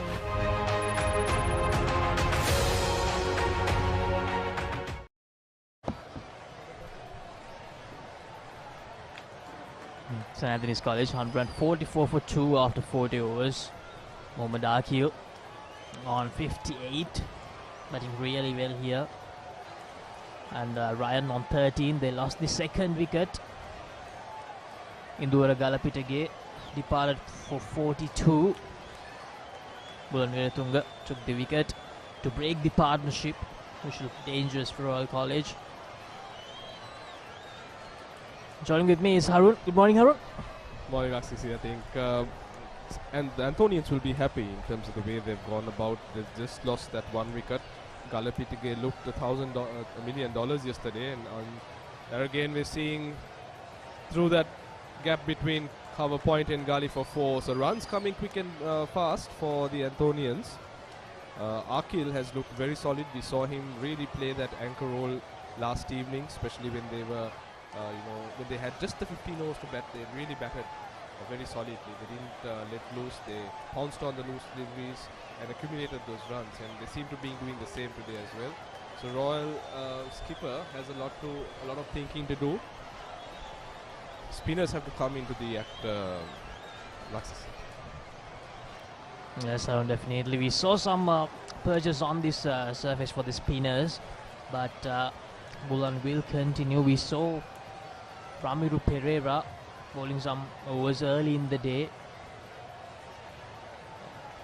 That was nearly a misfield, but luckily for him, doesn't go for a boundary. I think the pitch too, there is a bit of turn and bounce, but then again, when you pitch it in line with the stumps, we're not seeing major kind of deviations or demons on the wicket. Even the stumpings that we saw, most of the deliveries just were pitched outside the off stump, where the batsman went to play through the offside. In those situations, there was turn and bounce, but whenever it's pitched in line, it's been relatively a minimum. Yes, indeed, Harun. I mean, yes, some deliveries did spin sharply, some deliveries had some extra bounce, but it's not a minefield. As a batsman, if you get into your act well and if you settle down, this is a very good surface for batting. We saw that yesterday with Sinet, we saw that yesterday with Rehan, Uvindu, and today we are seeing that with Akil.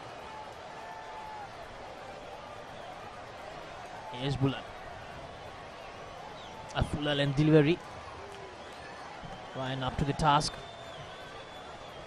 I think the essence is, it goes to show when you occupy the crease here at RW, the wickets are so good that you can, easily score runs.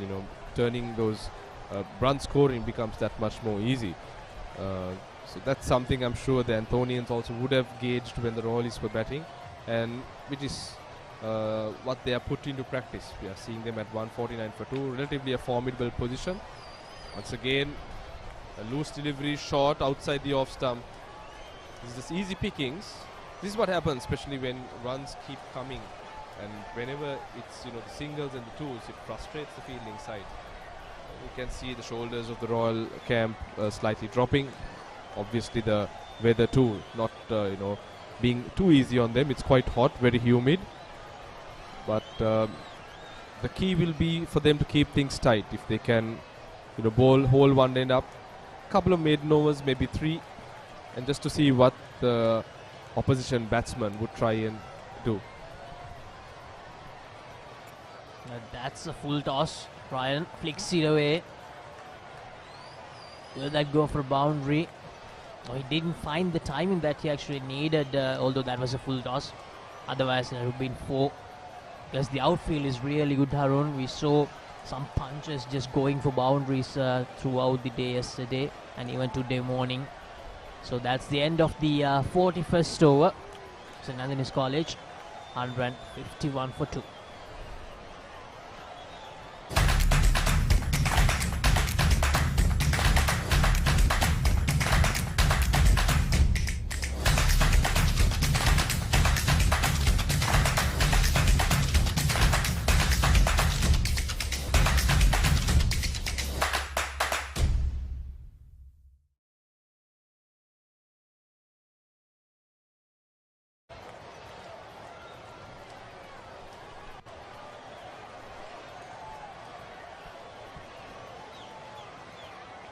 So we're witnessing a bowling change from the Colombo University end. It will be young Dharmaratna, the tall, lanky off spinner.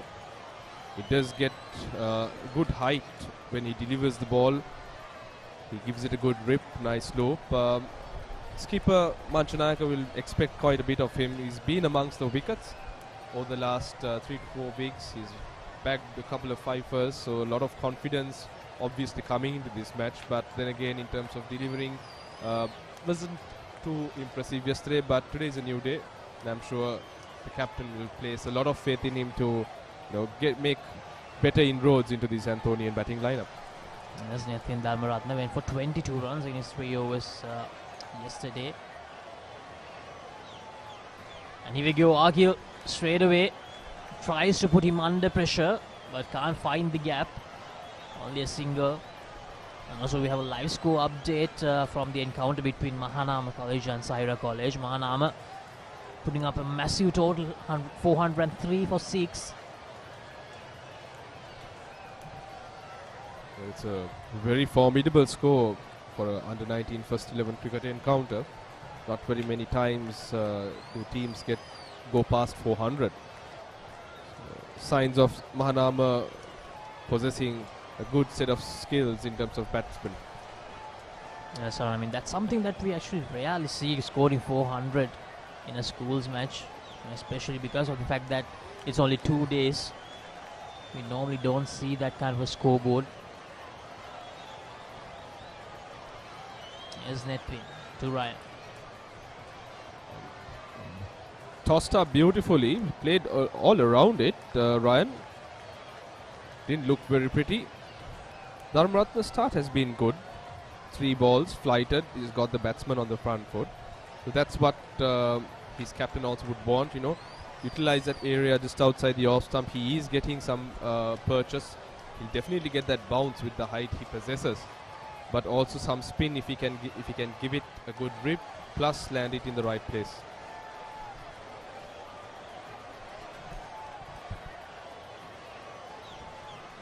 Tossed up once again. Ryan tries to use his feet, but straight to the fielder. St. Anthony's College trailed by 130 runs. They have 8 wickets remaining. So from here onwards, St. Anthony's College, they'll be actually disappointed if they can't get the first innings lead. Oh, that's a drop chance. It wasn't the best of deliveries, but nevertheless a chance that's gone down begging again for Royal. He did react to it, but it was to his other side, not his strong side, to the left. Got a hand, but couldn't hold on, unfortunately, for Dharmaratna. As Nathan looks like he's trying to give the ball somewhere and ran on that rough spot.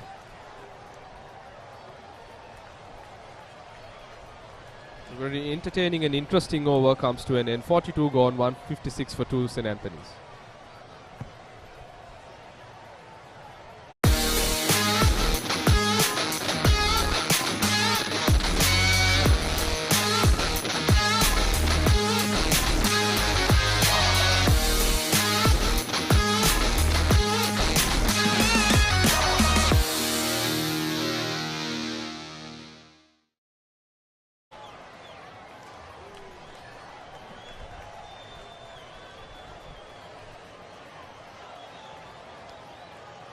And looks like we will see the skipper, that is Manchanayaka.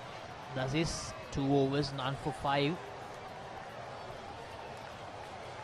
Couldn't do much with the bat yesterday, scored only 20. Probably tried to be a bit too aggressive. Someone who likes to play his shots. He was coming off a brilliant double century, that is Manchanayaka. An exciting talent, an exciting cricketer.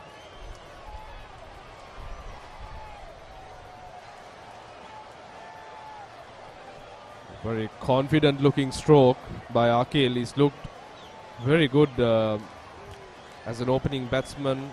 When he started off his innings, he played very straight. He left those balls that were pitched outside that had nothing to do with him, and especially against the spinners, he's looked very impressive. Why I say that? Because he's using his feet, plus he's not afraid to play the shots, especially the sweep, the cuts.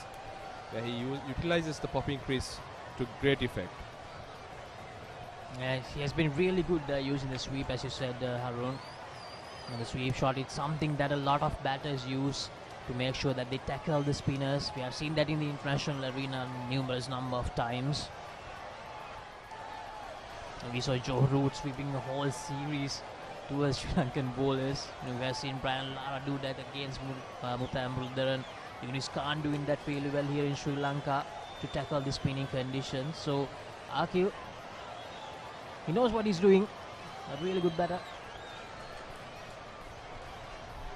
Especially in these conditions, when you take conditions when the wicket is very dry, it's going to take some turn. I think that's one way you can actually smother the spin and play spinners very well. Especially when it's turning a mile, when you have minefields. They say the best way to play is if you can sweep, you have a chance of kind of scoring runs. Good start by Manchanaka. Bowled 4 very good deliveries in line with the stumps, but Ryan equal to the task, solid in defense, and like I said, this time that's probably a commentator's curse. After 5 good deliveries, he bowls a juicy full toss and is dispatched for 6. That brings the end of over number 43 in this Anthonian innings. 163 for 2, St. Anthony's.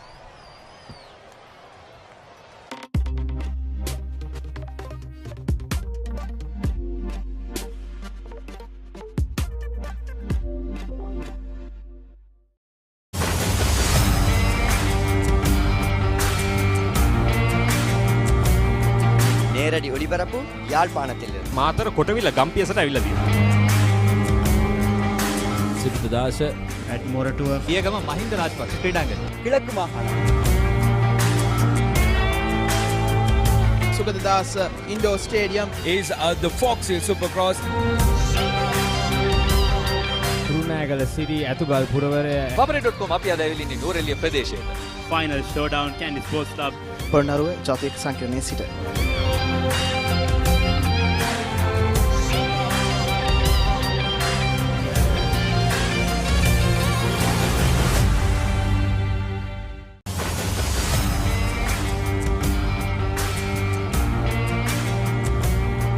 நேரடி ஒளிபரப்பு யாழ்ப்பாணத்தில் මාතර කොටවිල ගම්පියසට ඇවිල්ලා තියෙනවා. සිරිතදාස ඇඩ්මොරටුව පියගම මහින්ද රාජපක්ෂ ක්‍රීඩාංගණය கிழக்கு மாகாணம் Sugadadasa Indoor Stadium is the Fox Hill Supercross. රුණෑගල Siri ඇතුගල් පුරවරය papare.com අපි අද ඇවිල්ලා ඉන්නේ නෝරෙලිය ප්‍රදේශයට. Final showdown Kandy Sports Club Polonnaruwa ජාතික සංකීර්ණයේ සිට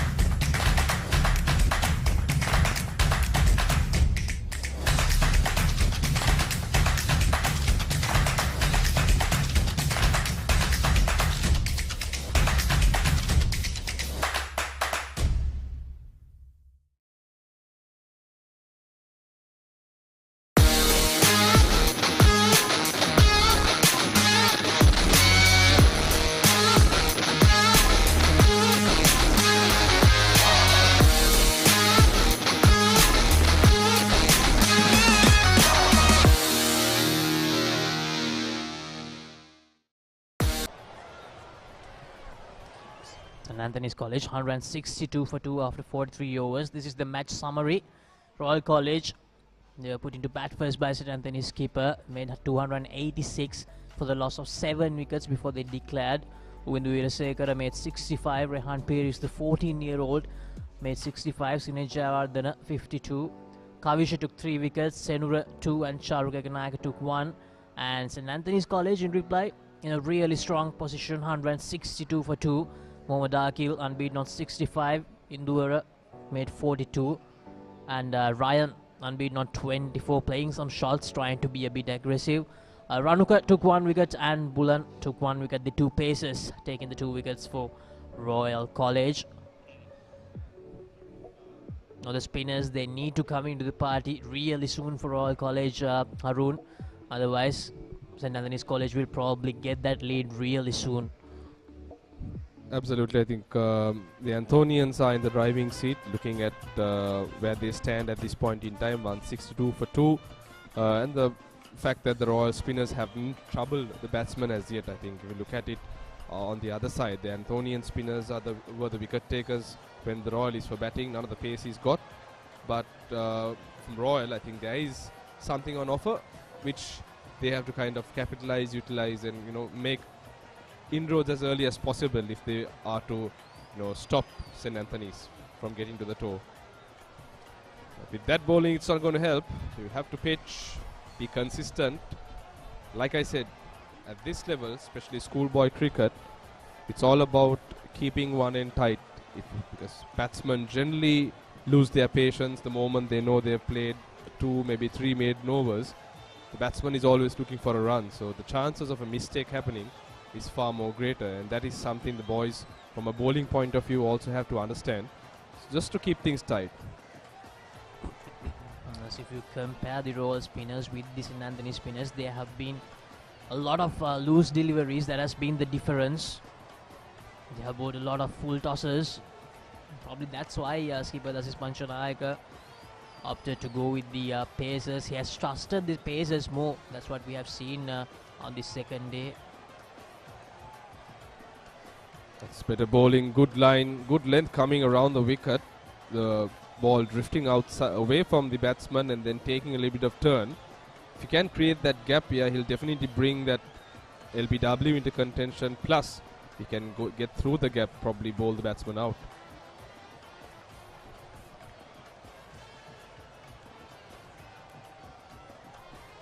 And that's a boundary. A good effort there, but unfortunately can't keep the ball inside. Goes for a boundary. Ryan, another boundary for him. He moves to 28 of 36, maintaining a very good strike rate. He's scoring at a good strike rate as well, 28 of 36. So they understand each other's strengths, and this is good batsmanship by both batsmen in terms of how they are building this partnership. Ryan has gone about relatively more aggressively, while Sakil has still been playing that role, anchoring one end up to see the Anthonians, I think, to lunch initially and then probably motor on towards the first innings score. Here's Nethwin, his final delivery of the 5th over. Yushamya once again, and this time Ryan sweeps it away. Can't find the gap this time, but they will get back for 2. So that's the end of the 44th over. The Eagles 169 for 2.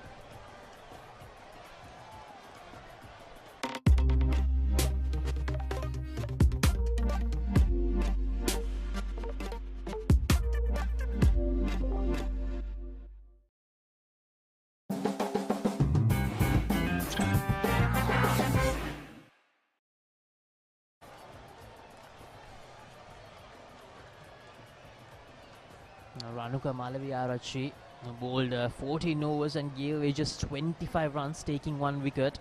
And if we just take him out of this 44 overs, in the other 30 overs, the Royal College bowlers, they have conceded 144 runs. That's nearly 5 runs per over, Harun. That's really not good when you consider schools cricket. Scoring 5 runs per over, that's not something that actually happens oftenly. But today, St. Anthony's College batters, they have pounced on everything the other bowlers bowled from Royal College. You're very correct. That's not acceptable, actually, especially at this level. If you can't curtail a side and keep them between 3.5 runs per over, you're asking for trouble, and you're putting that other team, allowing them to get into the match as fast as they can. So, like you rightly mentioned, Ranuka Malaviarachi has been one of the main bowlers that has kind of compensated for the poor run rates or economy rates of the other bowlers. Oh, it's in the air, but just falls short. So nothing going the Royalists' way. That took a little bit of bounce. problem for the Royalists have been that they're not been able to consistently be there. They've bowled maybe 3-4 good deliveries, but then let loose and given that odd boundary ball and just allowed the opposition to come out of that hole. No problem trying to do a bit too much from every delivery rather than being consistent. Finding that correct spot and bowling there. This is a better over from Manchanayaka. He's giving it good air. He gives it a good rip as well. He's not the tallest of the bowlers, but still gets good flight. And we saw that ball where about a couple of balls ago it just bounced off, took the shoulder of the bat, but that fell in no man's land. And this time it takes the outside edge, and once again it falls into no man's land. So the Anthonians living quite safely, I would say. 170 for 2, St. Anthony's after 45.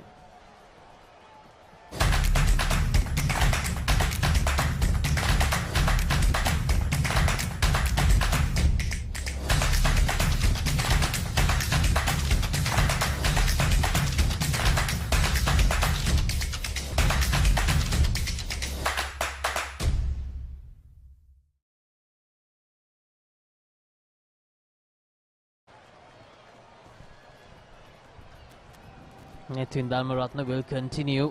5 overs, none for 32. He's going well over 6 runs per over.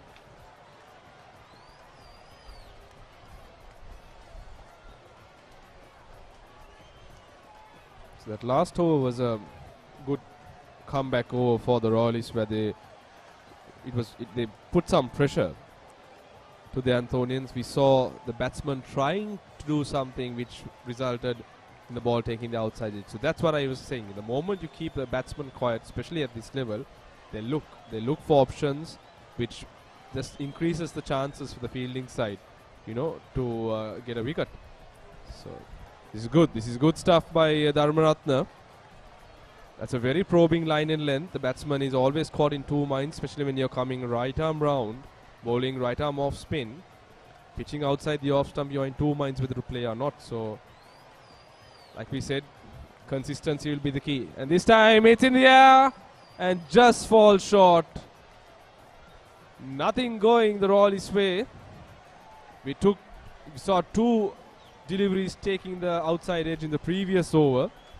And on this occasion, the ball just holding on the wicket. Batsman playing a bit early, but the ball just falling short of the reach of Captain Dasis Manchanayaka. Yes, Dasis Manchanayaka nearly got to that. Mohammad Akil had some close calls even during the first over, but survived all of that. And here once again the luck is going his way. Nethvin seems to be finding some rhythm finally. It's very important you take those chances, Dasis. It's considering the context at which, or the situation that Royal are in. They'll need at least 2 to 3 more wickets. We have a bit of interruption with some of the young hostelers playing a game of football. Irrespective of the time of the day, although it's nearing noon, these guys are having a good time. Coming back to the topic, those chances have to be taken if you are to, convert your opportunities into outcomes. So very crucial for the Royalists to hold on to these half chances. It's only then they'll be able to make some kind of game or come into this match, because the way things are going, it's pretty much smooth sailing for the Anthonians. Yes, indeed. The final delivery of the 46th over. Defends it, Ryan. End of the 46th. St. Anthony's College 171 for 2.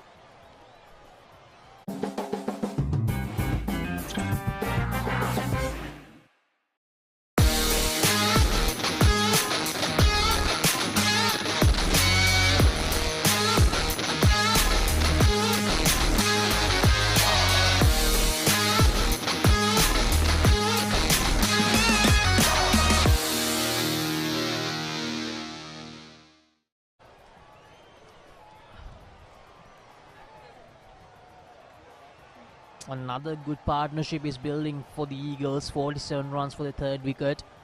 They had 111 runs stand for the second one. Yes, this partnership has definitely looked very promising. Both Ryan and Akhil have got those runs relatively quickly as well. So that's another plus point for them.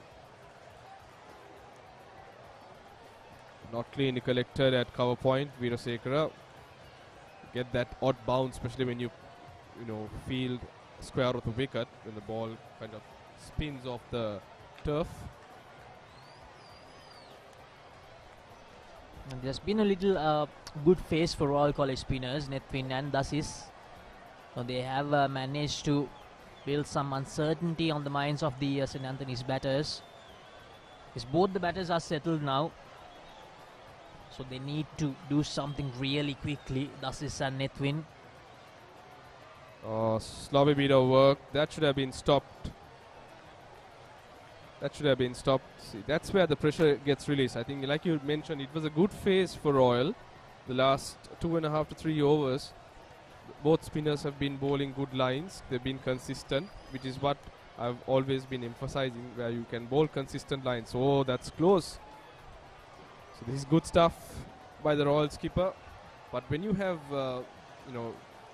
fielding blemishes like that, you let go of the pressure that's already been created by the bowler, and that creates a lot of frustration. That's definitely, Harun, because the spinners, they did not have much momentum in this encounter, but just when they are starting to build some momentum, the fielders start to make misfields. So that's something that they need to make sure that doesn't happen.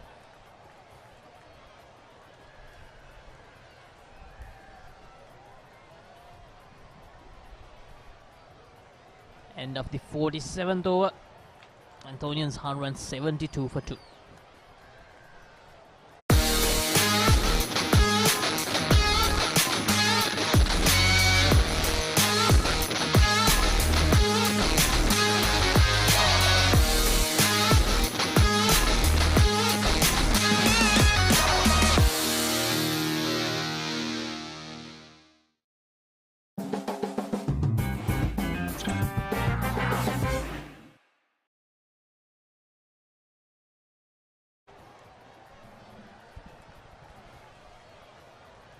We're less than 40 minutes away from the lunch break, so these two will probably want to get there without losing their wickets.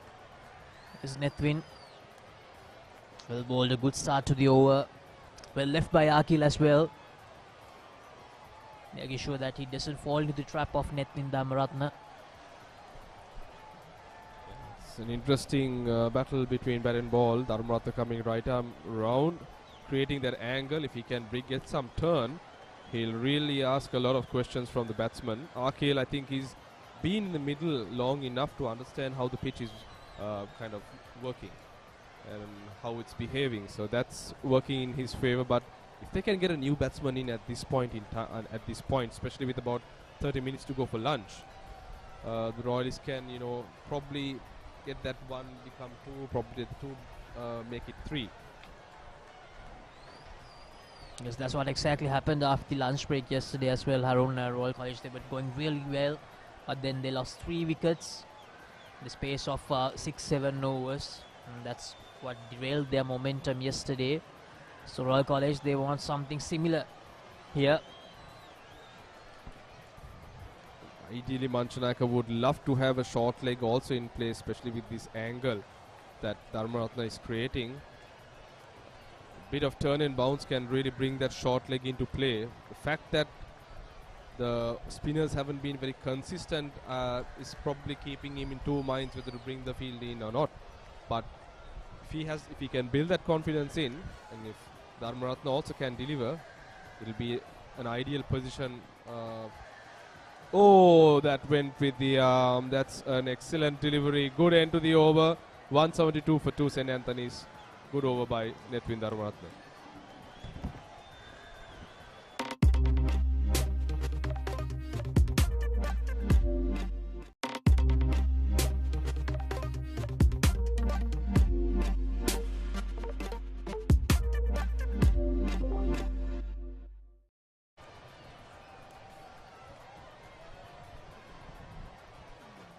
So Netherlands have done well. They have lost only 1 wicket in the morning's play so far in about 2 hours of play and had 99 runs. Absolutely terrific stuff.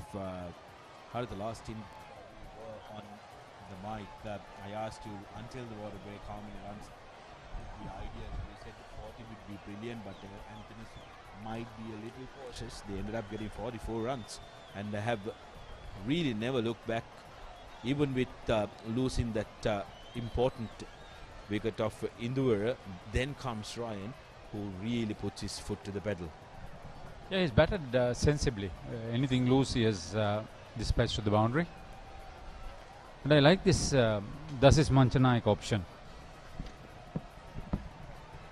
Yes, the skipper introducing himself. It's he did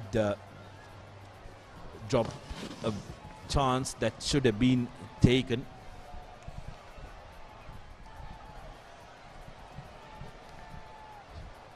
Wanting to make comments, the skipper. Akil has played a beautiful hand in this complexion of the Antonian innings. He came out as Yes, opener. he is the ideal, exemplary sheet anchor now. Absolutely, you hit the nail on the head there.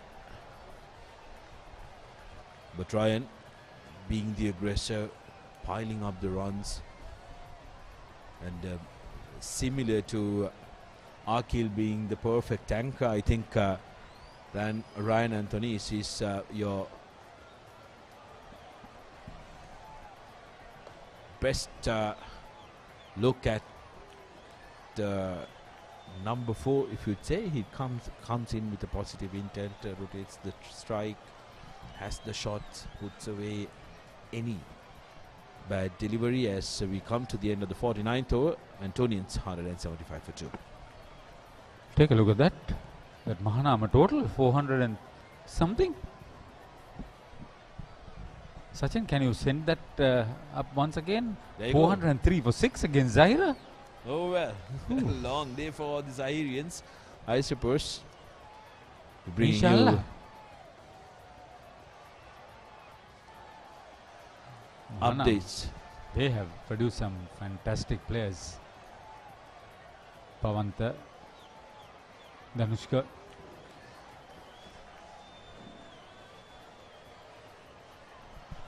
In recent times.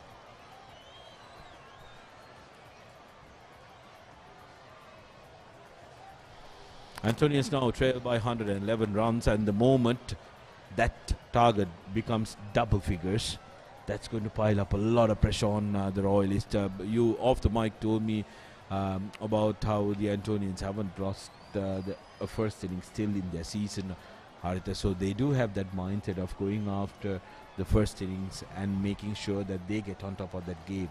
So it'll be interesting to see what their approach is going to be here, because now they look good for a very good total, but their first target is going to be to try and reach the 200 and build from there. Yeah, I told you, but Reshwan told on the mic that fact that Antonians have not been second fiddle on the first innings in 4 outings before this.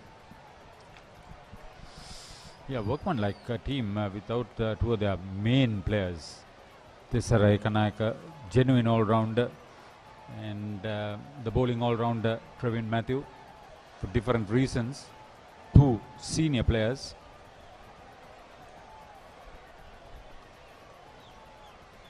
I like this Nethwin Dharmaratna option. Not that I support him bowling round the wicket, but he's a tall off spinner. It's a rare commodity in schools cricket.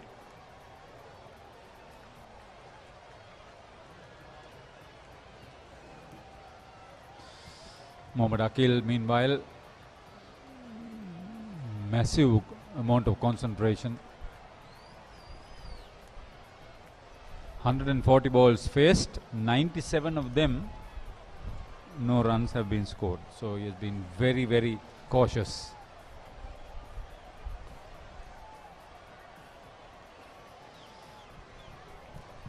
Just like that, despite not scoring off every delivery, he has been hitting the ball well. So that would be a big plus for the Antonians. 50 completed, 176 for 2.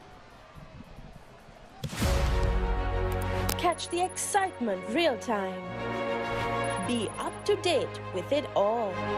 Let us capture your milestones. Get it sizzling hot off the turf. Hear the experts break it down. Dig deep into the nitty-gritties. Be inspired by their greatness. Relive all the scintillating action.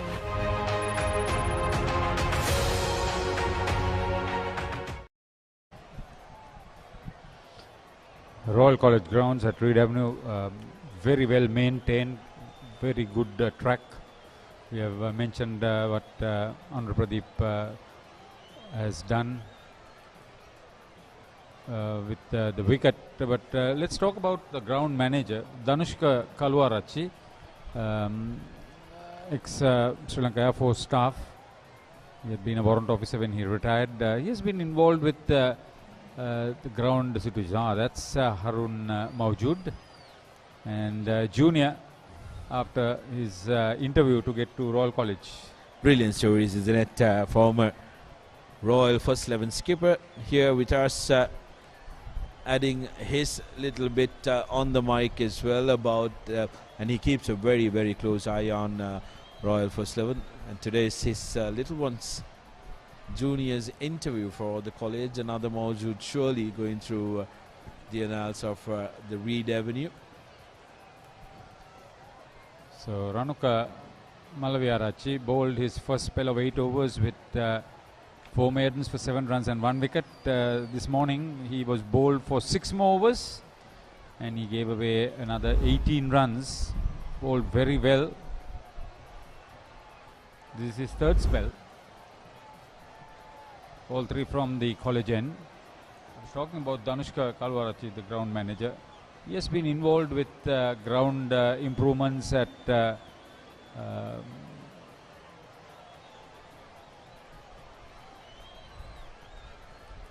rugby grounds, racecourse, then the Sri Lanka Air Force cricket ground in Katunayaka, also the hockey and football grounds in Ekala.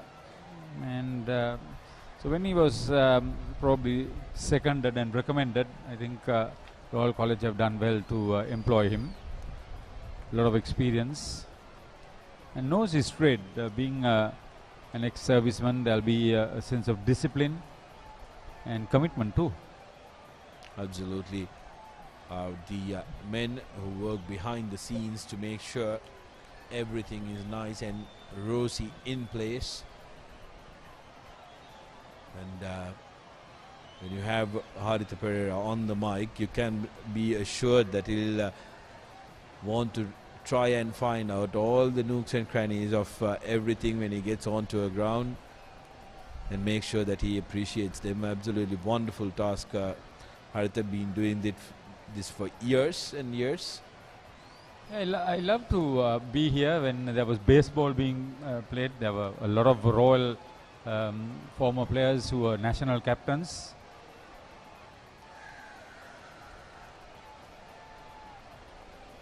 A relation of mine, Amar Tunga, Deepal Amar Tunga, but it was my involvement with Guy Alvis as a team member, class member and schoolmate. When he got into baseball through the USAID involvement and his involvement with the national cricket team, we did a lot of coverages here. Manoj Fernando, that's KMC Fernando, who's with the Baseball Federation. Romario is now there. Yes, Romario De Silva, a very good friend. And so is the absolute legendary Antonian in the rugby field, Priyantha Ekanaika. Yeah, he's the head. Antonians have produced some. Priyantha also played his cricket, mind you. And was a basketball of fame as well. Yes, with his height, if he didn't play basketball, or didn't play something would have been wrong with St. Anthony's.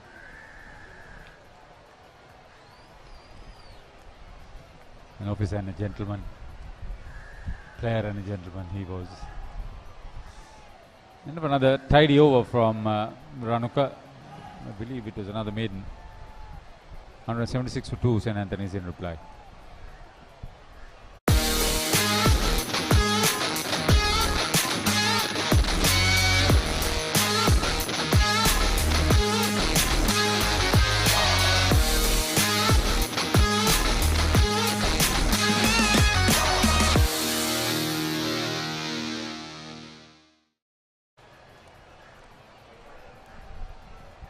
The Antonian head coach Sunit Gunatilaka will be a happy man. I'm sure he will want these two to bat till lunch.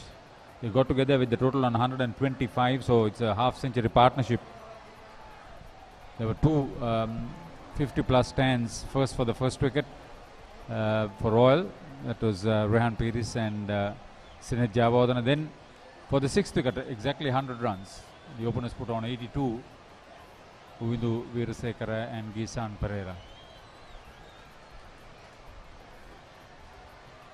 Lovely touch by Arkil that time.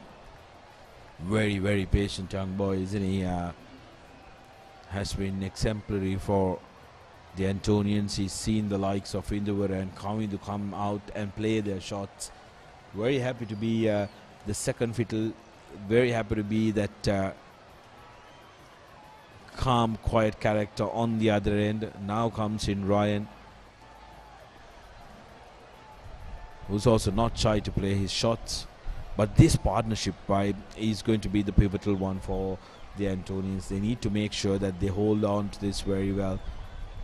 And if they can cut that deficit, 110 runs to maybe 80 runs, they will look to accelerate Haritha.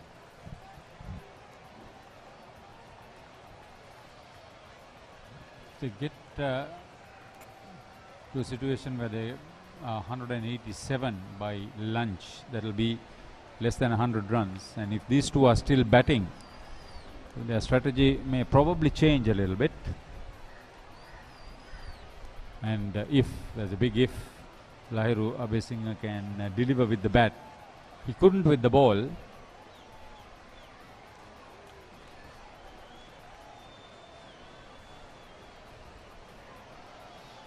Dharmaratna, I'm impressed with him.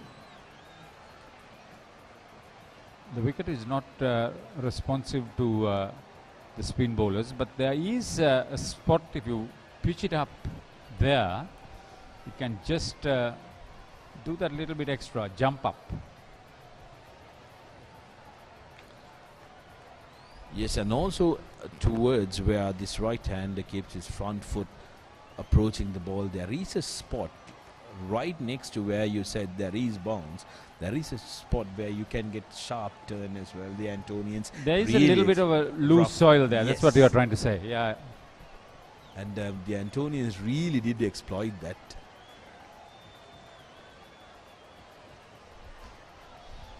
So Netwin, the task is for him to find the spot as we come to the end of the 52nd.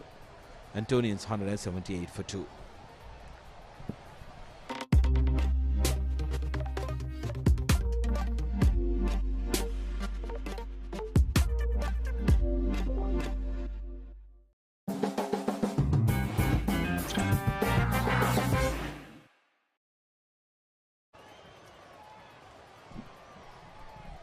I'm really looking forward to this England Lions tour of Sri Lanka. The 3-day warm-up match. Yeah, that's the partnership. Ryan Anthony's and Mohammad Akil. 54 of 103 at the moment. Batted with sensibility and commitment, which is very good. Coming back to that tour, then the 2 4-day games in Galle and the 3 one-day matches at Kettaram again. That will be a fantastic opportunity for the local fringe players themselves. Sri Lanka A, we say. It's very important too in the context of a 50-over World Cup. upcoming this year in the subcontinent as well. So there'll be a lot of eyes looking at the setup. Who is going to be involved? Mr. Riaz Aluha, always having a very, very keen eye on everything that is sport at Royal College. What is Kavidu Mandara Singh doing all that? We were not talking about him. We were talking about the prefect of games. A good shot. Beautifully played once again. He's playing a gem of an inning. Ryan Anthony's.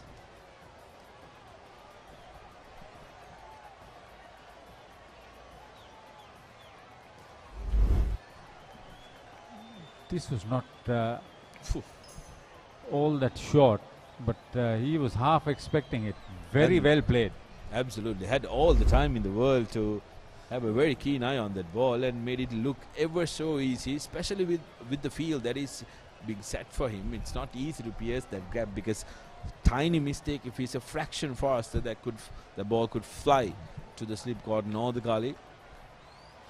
It's gone a little bit dark. There's a cloud in the vicinity.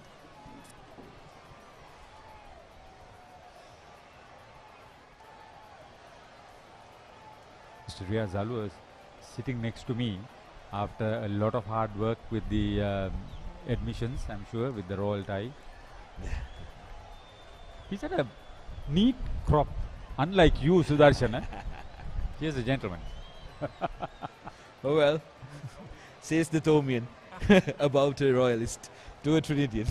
I don't think this conversation will not be interpreted the same way, Haritha, by some. But yeah, the Antonians though are looking good.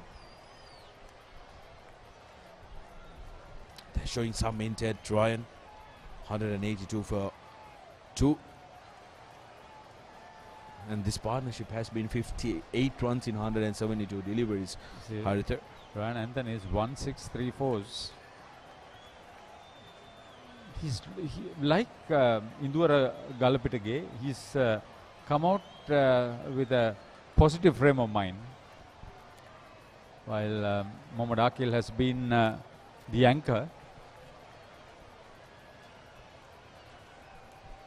Yes, it again boiled down to how well Akil has played. So there is no rush for the new batsman to come in because you know there is a set batsman who knows the conditions. He's come out as the opener, stayed the long flight. So all you got to do is go out there, play positively, and make sure you rotate the strike with Akil. And when Akil gets the strike, like you mentioned, over 90 deliveries, he hasn't scored a single run. He can occupy the crease if you are not in a correct frame of mind. So that has been an important characteristic for the Antonian reply.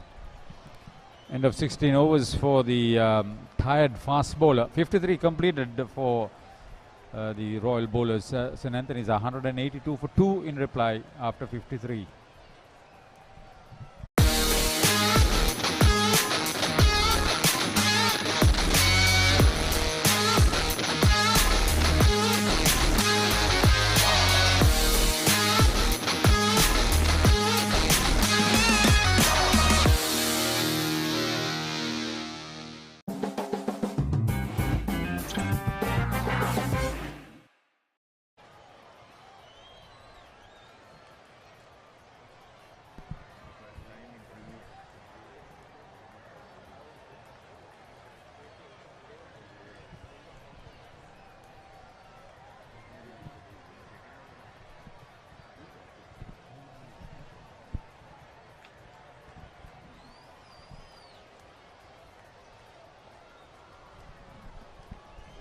Big shot.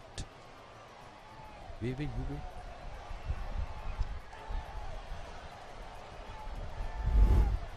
And since Mr. Riaz Alu is sitting right next to you, Haritha, I think we need to try and pick his way in. There was a big shout there, but yeah, we can ask him. Initially, we'll ask him about the upcoming big match. Yes, that's going to be what every royalist who's watching this one want to know, because remember, for a couple of years now we haven't had the crowds. the crowds What have. do you mean all the royalists? You're talking to Thomian, and if there's no Thomian, there's no big match. Well, I think the Thomians must be watching their own game and not be interested with the royal game that's going on. That is what you think. That is what you think. Yes, everything is observed.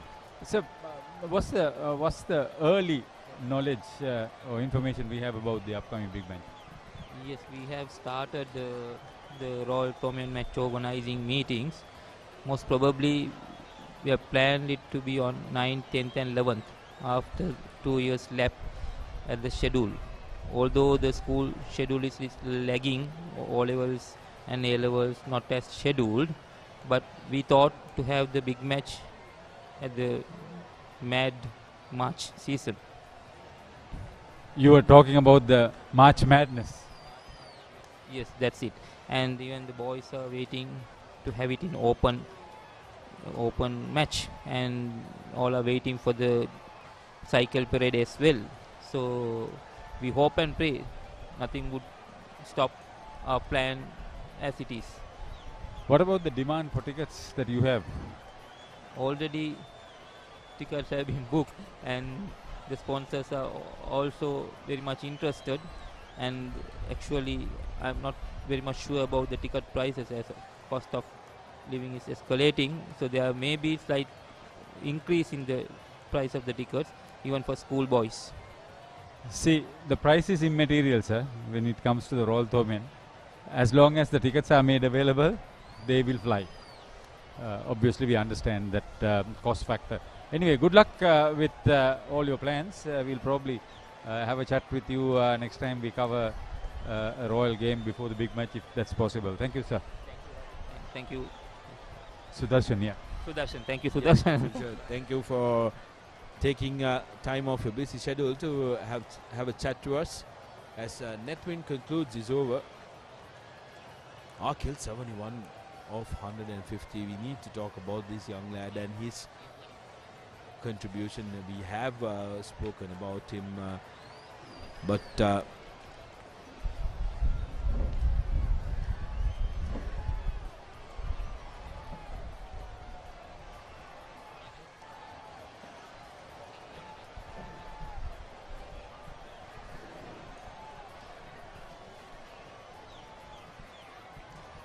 there's him. This is Sudarshan in the red shirt. You can't see me. And next to that is Aluha. If you can just move this way, the other way. Yeah, that way, turn that way. Yeah, there it is. There you go. Prefect of Games, Royal College. The man involved, interested, and eagerly works about everything that is sport at Royal College. No easy task, because the Royalists like to be competitive in everything that they play at. Like Mr. Aluha did mention, soon after the cricket season, now the big match is concluded, his large part of his focus will be towards the school's rugby league will happen, which concludes with the all-important rugby. It's a 365-day event, because there's the boating races, the water polo, the hockey, the full works. It's no easy work. I remember Ralph when he was POG, now Riaz here. A lot of work. Gisan introduced to the attack, was a pivotal member in that. He was a pivotal member in that partnership when Royal were out batting. Gisan contributed very well. 100 stand for the sixth wicket. When Royal looked like they were in trouble, Uwindu and Gisan were the men who really settled it for them and gave them that advantage. Thus he's looking for options. He needs a breakthrough, and he needs one now. So he needs to make sure that he chooses his options right. Throwing the ball to Gisan, asking him to try and get him that breakthrough.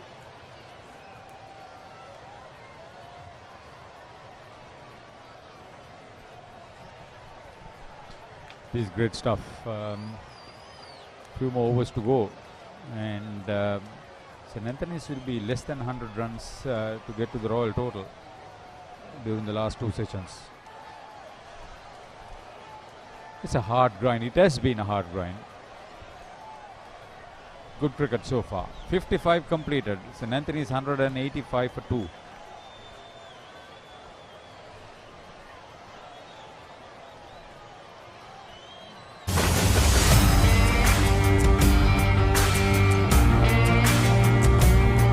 நேரடி ஒளிபரப்பு யாழ்ப்பாணத்திலிருந்து. මාතර කොටවිල ගම්පියසට ඇවිල්ලා තියෙනවා.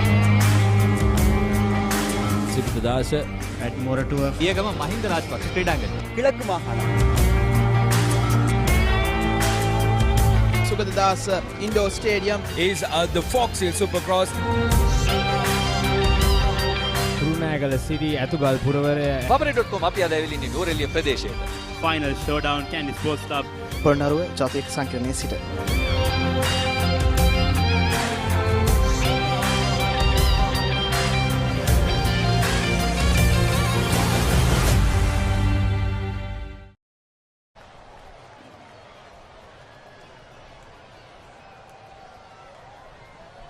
So Ramiro Pereira introduced into the attack.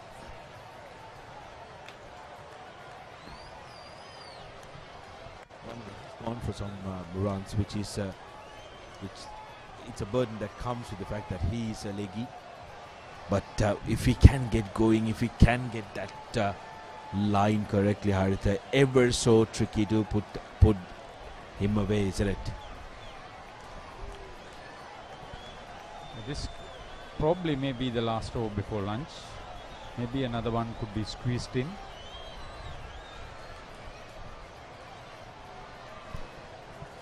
Thus he's trying to play at that impatience of the batsman to try and get their feet. He's expecting, hoping that they'll be in a hurry to go to lunch. Maybe throw caution to the wind. Oh, he's got him. He's got him. Brilliant. That's what they wanted. Just as we spoke, Ryan in the 40s. That was very well taken. Good anticipation. In that area, Ramiro was always threatening.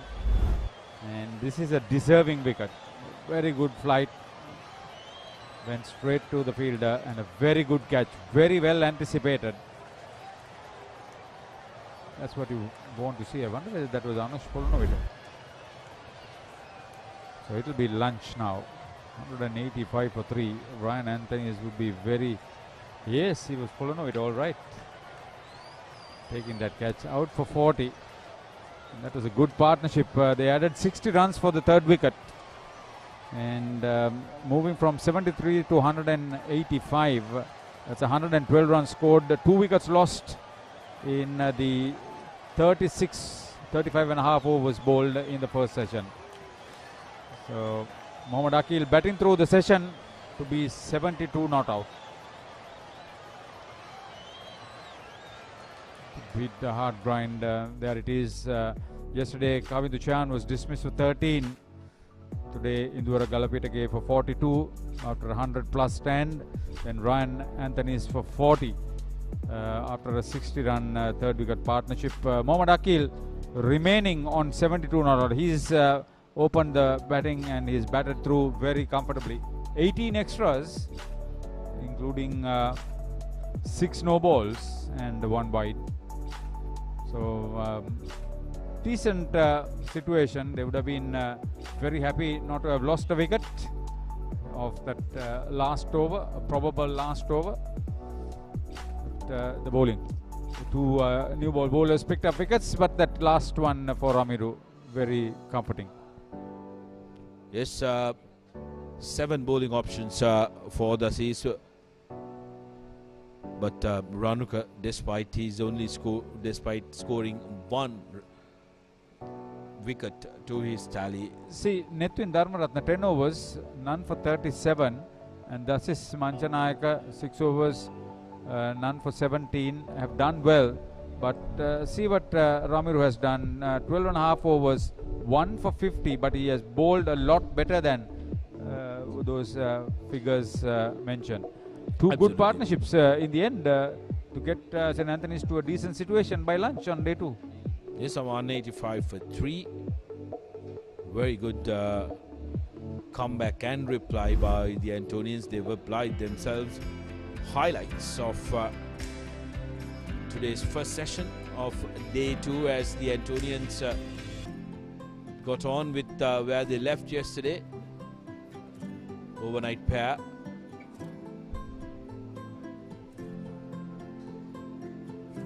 Adding Uvidi holding on to a good catch to dismiss Galapitage of the bowling of Bulan Veeratunga. After Ranuka Malaviarachi had claimed the first wicket of Kavindu Shahan yesterday.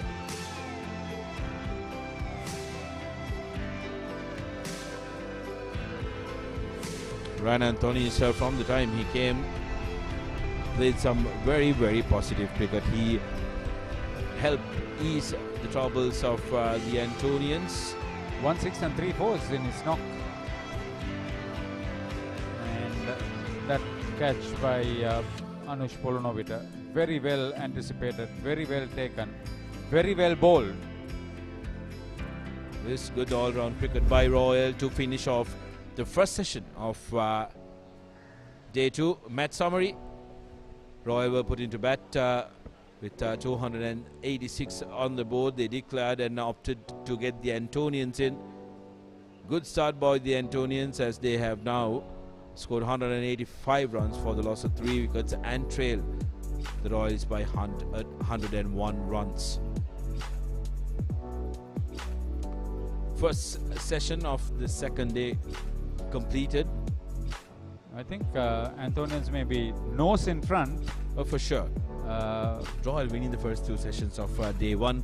Third session was shared by the 2 teams. Today, Antonians are getting their nose in front of Royal in the first session. What will the next couple of sessions hold? We will have to wait and see.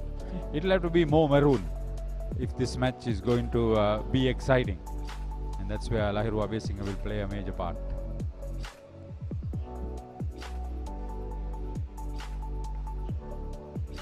Well, with that, we will break for lunch and don't go anywhere though. When we come back, we will have the action of the second session of this traditional encounter between Royal College Colombo and St. Anthony's College Katugastara.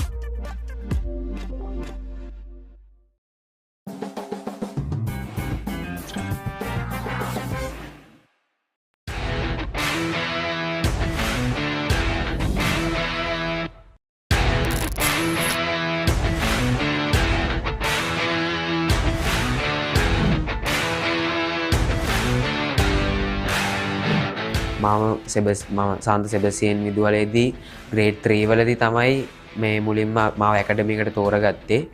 ඇකඩමි එකේදී කියන්නේ අපි මුලින්ම tennis බෝලෙන් තමයි පටන් ගන්නෙ. ඊට පස්සේ තමයි ලෙදර් බෝල් එකට යන්නේ. ටෙනිස් බෝලේ හොඳට කරගෙන ගියාට පස්සේ ග්‍රේඩ් 3 එකේ ලාස්ට් ටර්ම් වෙද්දී මාව 13C ටීම් එකට තෝරගත්තා. එතනදී අපිට එහෙම ලොකු මැච් තිබුණේ නැහැ. ඉතින් ඒ දවස්වල ඊට පස්සේ එතනින් පස්සේ මාව 13A ටීම් එකට තමයි ගත්තේ. එතනදී අපිට මැචස් 5ක් ගහන්න තිබ්බ. මේ ඒ මැචස් 5ෙදිම අපි කණ්ඩායමක් විදිහට හොඳට කරා. ඊට පස්සේ එතනින් පස්සේ under 13 මගේ අන්තිම අවුරුද්දට කලින් අවුරුද්දේදී හරියට ටූර්නමන්ට් එකක් ගැව්වා. සිංගයගෙන් තමයි මේ ස්කූල් ක්‍රිකට් එකෙන් කරේ. ඒකෙදී මම බෙස් බෝලර් වෙනවා. එතනින් පස්සේ තමයි මම එන්නේ 13 ලාස්ට් ඉයර් එකේදී තමයි මම එන්නේ මේ සාන්ත ජෝසප් විදුහලට. ඊට පස්සේ එතනින් ඇවිල්ලා මම අවුරුද්දක් ක්‍රිකට් ගැහුවේ නැහැ. මට ඔබ්ජෙක්ෂන් ලෙටර් එක මේ හම්බුන්නේ නැති හින්දා. ඊට පස්සේ මම under 15 ෆස්ට් ඉයර් එකේදී සෙල්ලම් කරා සාන්ත ජෝසප් විදුහලේ. ඊට පස්සේ under 17 එකේදී තමයි මාව under 17 එකේදී ෆස්ට් ඉයර් එකේදී තමයි මම මේ under 17 එකේදී බෙස්ට් බෝලර් වෙලා under 15 එකේදීත් බෙස්ට් බෝලර් වෙලා ඒ අවුරුදු දෙකේදීම බෙස්ට් බෝලර් වෙලා තමයි මම තමයි ක්‍රිකට් පටන් ගත්තේ.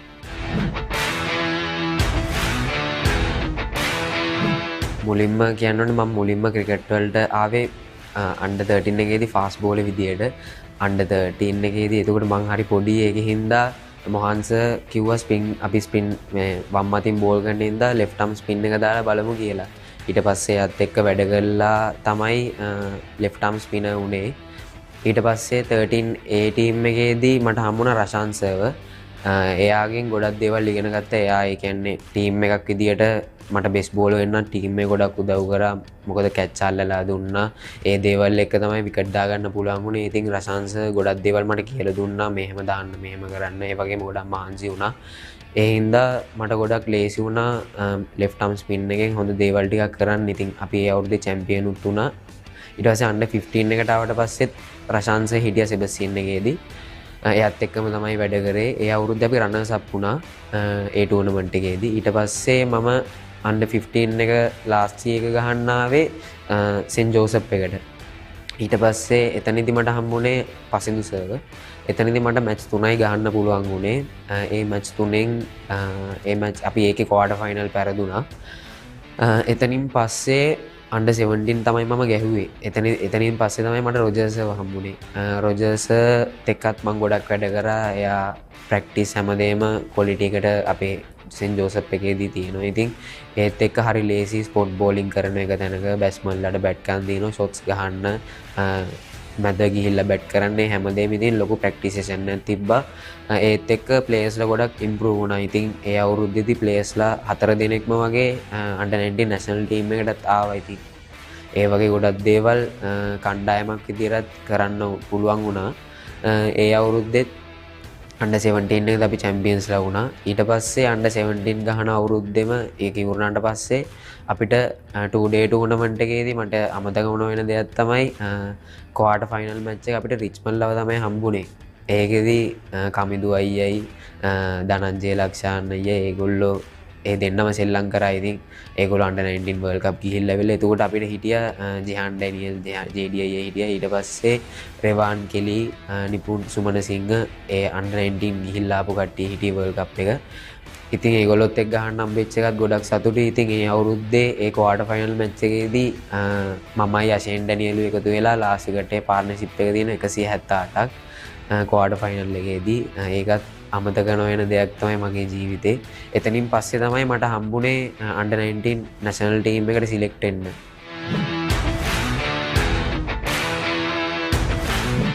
මට බිග් මැච් 4යි සෙල්ලම් කරන්න පුළුවන් වුණේ. ඊට කලින් මතක් කරන්න ඕනේ මගේ පළවෙනි බිග් මැච් එක ඇත්තරම ගොඩක් වටිනවා මට. මොකද ඒ අවුරුද්දේ අපේ ජෙහන් අයියා තමයි JD අයියා තමයි කැප්ටන් කරේ. ඒ අවුරුද්දේදී මම බෙස්ට් ඕල් රවුන්ඩර් වෙනවා ඒ බිග් මැච් එකේදී. ඇත්තටම මේ ගොඩක් මට අමතක නොවන බිග් මැච් එකක්. ඊට පස්සේ අපි ඒ සීසන් මම බිග් මැච් අවුරුදු 4යි මම සීසන් 5ක් සෙල්ලම් කරා under 19 එකේදී. සීසන් 5න් අපි චැම්පියන්ෂිප් 4ක් තියෙනවා. 2 day චැම්පියන්ෂිප් 2යි 1 day චැම්පියන්ෂිප් 2යි. ඉතින් ඒ මුලින්ම මට කෝච් විදියට හිටියේ මේ under 19 එකේදී රොජර්ස් අවුරුදු 2ක් කරා. රොජර්ස්ගෙන් පස්සේ අපිට කෝච් කරන්න ආවේ නිරෝෂන් බණ්ඩාරතිලක සර්. එයාත් එක්කත් වැඩ කරා අවුරුද්දක්. ඒ අවුරුද්දේදී අපිට කොවිඩ් තත්ත්වෙත් එක්ක නවත්තන්න වුණා ටූර්නමන්ට් එක. ක්වාටර් ෆයිනල් අපි ඇවිල්ලා හිටියේ. අපි පෙරදුන්නේ නැහැ. පෙරදෙන්නේ නැතුව ඇවිල්ලා හිටියේ අන්බීටන් ටීම් එකක් විදියට. ඊට පස්සේ අවුරුදු 2ක් අපිට කෝච් කරා ඩිලන් රාමනායක සර්. ඒ අවුරුද්දේදී වන් ඩේ ටූර්නමන්ට් එක තමයි ගියේ. ඒ අවුරුද්දේදී මම කැප්ටන් කරා. ඒ අවුරුද්දේ අපි වන් ඩේ ටූර්නමන්ට් එකේ චැම්පියන් වුණා. ඊට පස්සේ අවුරුද්දේ කැප්ටන් කරේ ෂෙමෝන් ඩැනියල්. ඒ අවුරුද්දෙත් අපි චැම්පියන්ස්ලා වුණා. ඉතින් එහෙම තමයි under 19 ටූර්නමන්ට් එක ගියේ.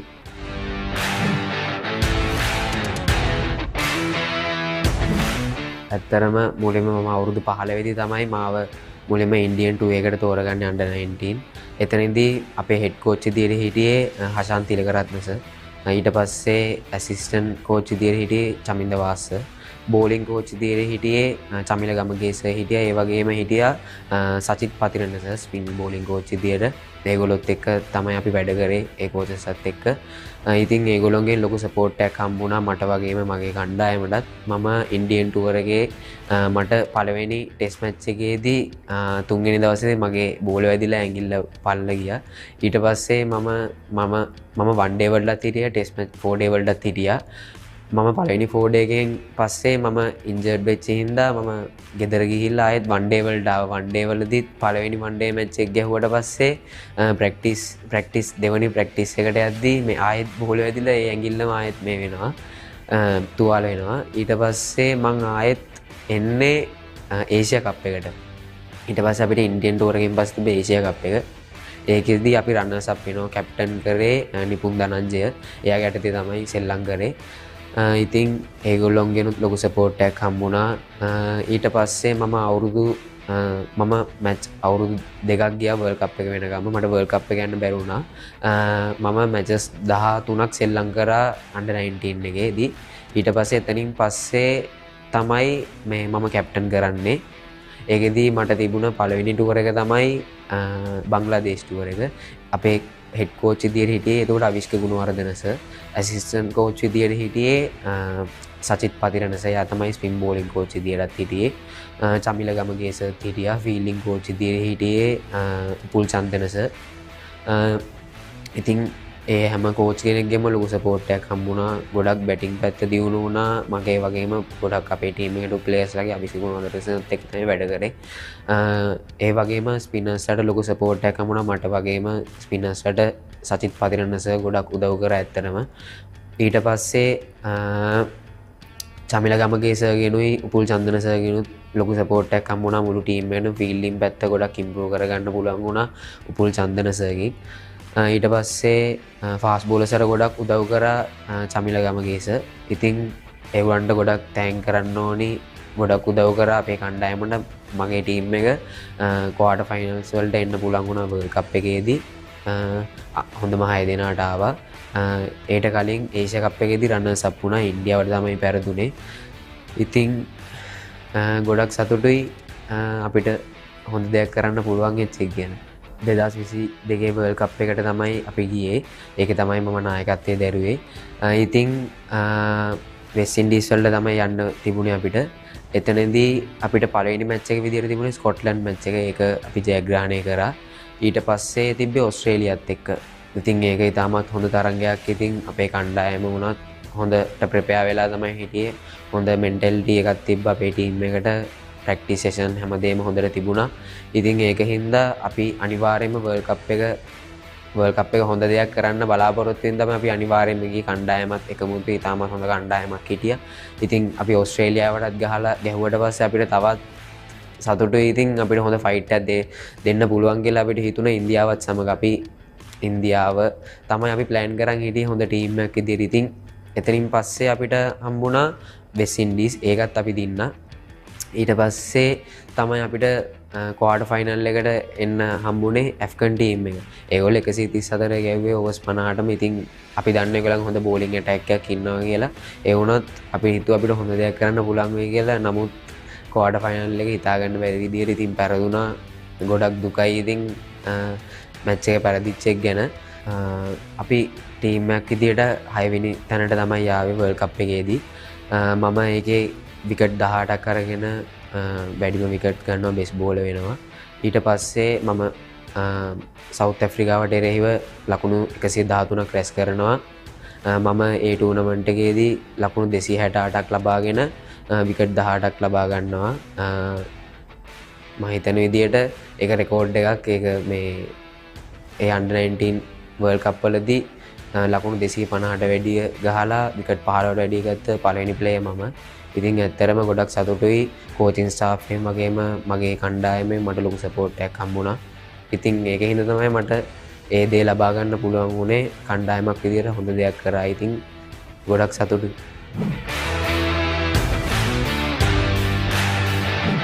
අන්ඩර් 19 වර්ල්ඩ් කප් එකට තමයි මහේලස ආවේ.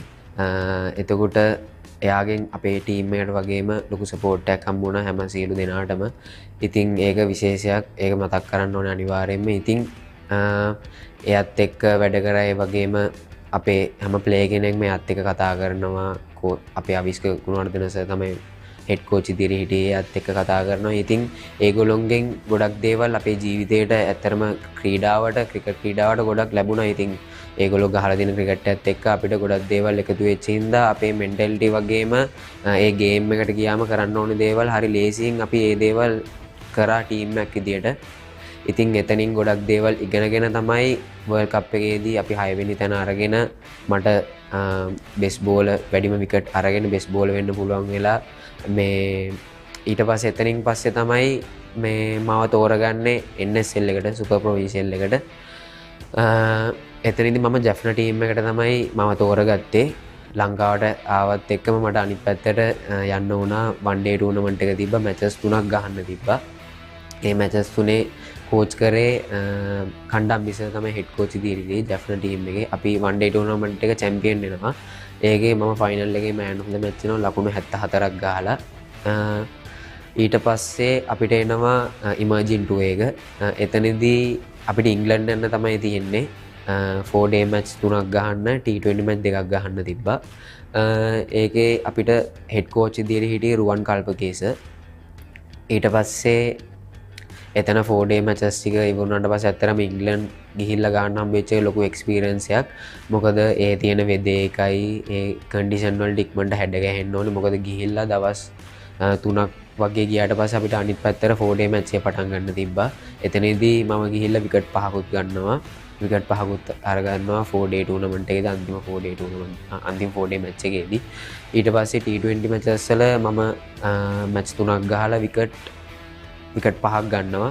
ඉතින් එතනින් පස්සේ තමයි මාව A team Australia A team එකේ one day matches දෙකට select උන්නේ. එතනදී අපි පළවෙනි match එක පරදිනවා. ඒත් අපි ලකුණු 300ක් ගහලා තමයි පළවෙනි match එක පරදින්නේ.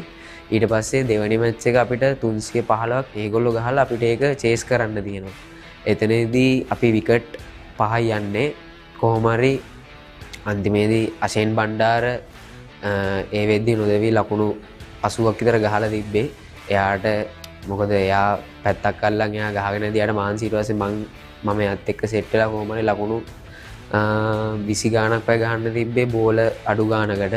ඉතින් ඒ වෙලාවේ එයාට ගොඩක් මහන්සි අෂේන් බණ්ඩාර ටිකක් මහන්සිලා තිබ්බි. ඉතින් ඒ වෙලාවේ මං ගෝ මට අරන් දෙන්න මොකද එයාව තියාගන්න ඕනේ. එයා හොඳට ගහලා හිටියේ ඒ වෙලාවේ. එයාට හොඳට බෝලේ පේනවනේ. ඉතින් එයාගේ විකට් එක ගියොත් අපරාධනේ. එහෙනම් මම රිස්ක් එකක් අරගෙන කොහොම හරි ඒ වෙලාවේ 6කුයි 4කුයි ගහලා මැච් එක දිනනවා. ඉතින් එතනින් පස්සේ තමයි මාව තෝරගන්නේ මේ වන් ඩේ 5කට නැෂනල් ටීම් එකේ ඕස්ට්‍රේලියාවත් සමග. ඇත්තරම මම මේ ඒ වෙලාවේ ඒ ටීම් මැච් එකේ අන්තිම මැච් එකේදී හිටියේ. ඉතින් ඊට පස්සේ ඇවිල්ලා කට්ටිය මට විශ් කරා. මේ මම 26ට දාලා ඉන්නවා කියලා දැනගත්තේ මේ මොකද්ද අපේ මේ ඉමර්ජින් ටූර්නමන්ට් එකේදී වන් ඩේ ස්කොඩ් එකට දාලා තිබ්බා කියලා.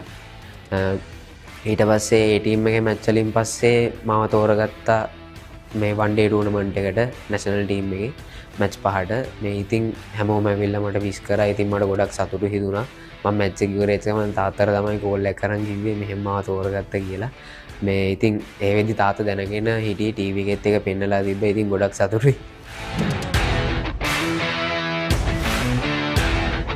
පොඩි ගානක්ම ආසාවක් තිබ්බා ඉස්කෝලේ කාලෙදිම ලංකාවට ගහන්න.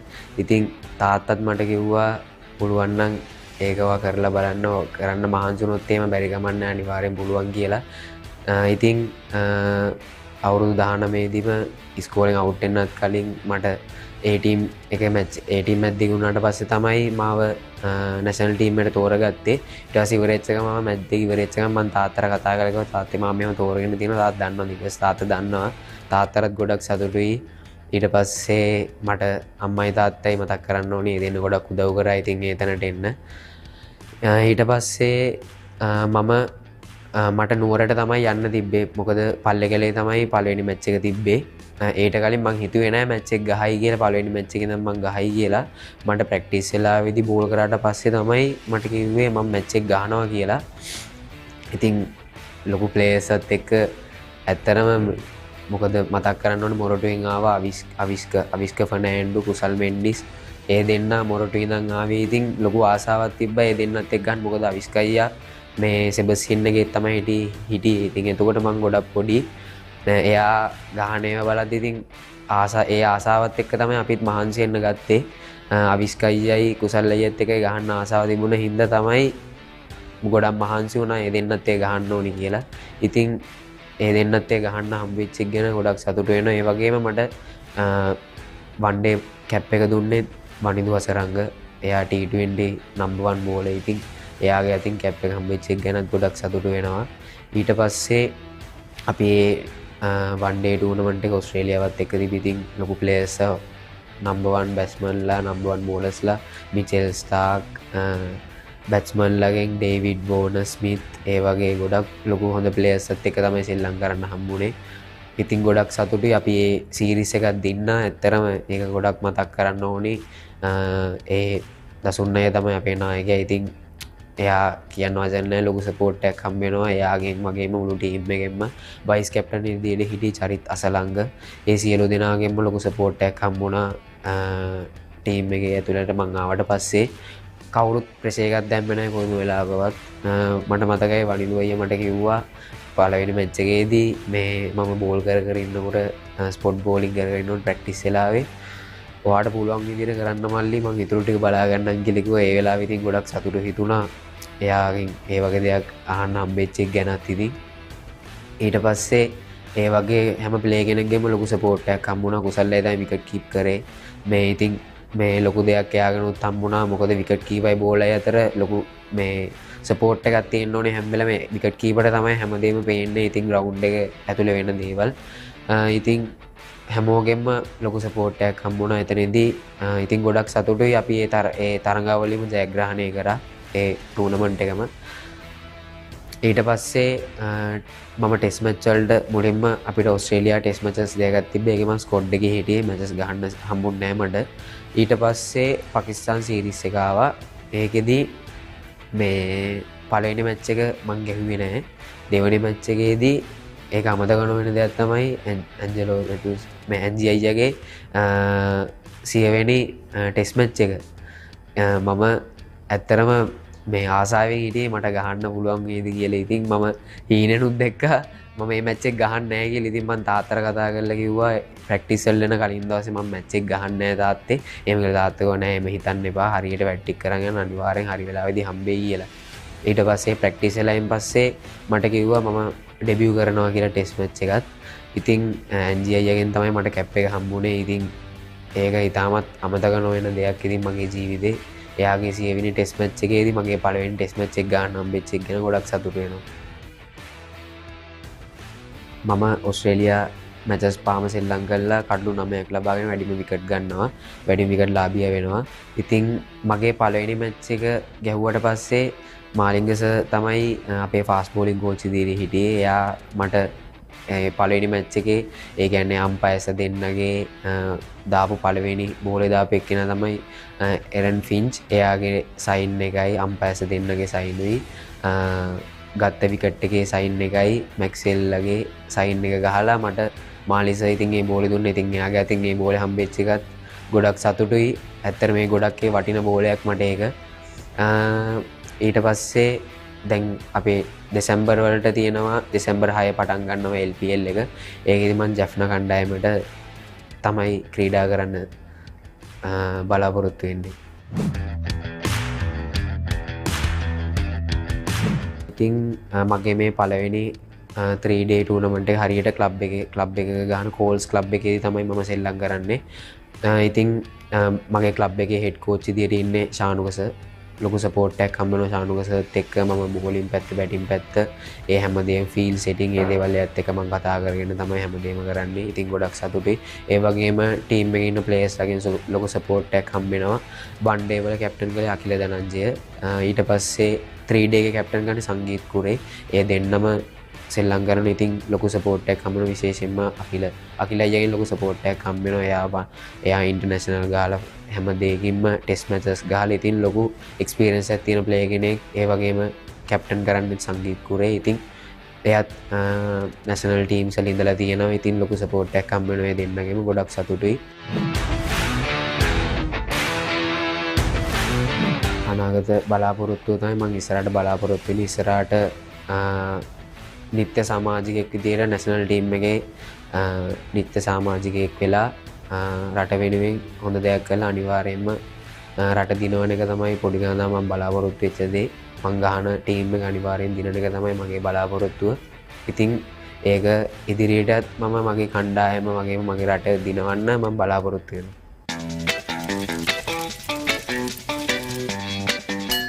අම්මා සඳකි, Shahrukh Khan, Priyanka Chopra, fast and furious, Mumbai Indians, Jaffna, Kings, පරිප්පු, වෙල්ලා, ආසිරි කල්දේරස. ගෙදරදි මට මතකයි මම මල්ලා දෙන්නත් එක සෙල්ලම් කර කර හිටියා. මල්ලා දෙන්න හැමදේම ඒ කියන්නේ වීදුරුවක් කැඩුවත් එතර මම ගොඩක් ගේ ඇතුලේ තමයි සෙල්ලම් කරන්නේ පොඩි කාලේ ඉඳලාම. මේ වීදුරුවක් කඩපු ගමන් මම තමයි කඩන්නේ. ඉතින් මල්ලා දෙන්න අම්මනේ තාත්තට කියනවා. එතකොට ඉතින් මොකුත් කියන්නේ නැහැ. ඉතින් වීදුරුවක් හදාගන්න පුළුවන් ඉක්මනට.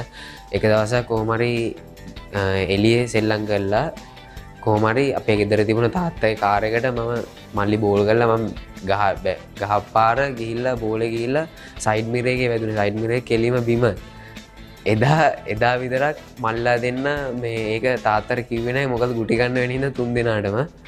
ඒක තමයි මට අමතක නොවන දෙයක්. ඉතින් ඇත්තටම ගණන්, සයන්ස්, එල්ල වොරියර්ස් මම ගොඩක් සෙල්ලම් කරලා තියෙන්නේ වන්ඩේ ඉස්කෝලේ ඉඳන්ම. ඉතින් මම ඒ කියන්නේ ගොඩක් වටිනම දේ තමයි ටෙස්ට් මැච්. ඉතින් මම ගොඩක් ආසයි පුළුවන් නම් ඉතින් වන්ඩේ T20 තුනටම ඉතින් ආසයි. ගොඩක් වටින්නෙම ඉතින් ටෙස්ට් මැච් ටෙස්ට් ක්‍රීඩකෙක් වෙන එක තමයි වටින්නේ. ඉතින් මම ගොඩක් ආසයි ෆෝමැට් තුනටම ආසයි ලෝකෙම ඉන්න හොඳම තුන් හිටියව ක්‍රීඩකෙක් වෙන්න.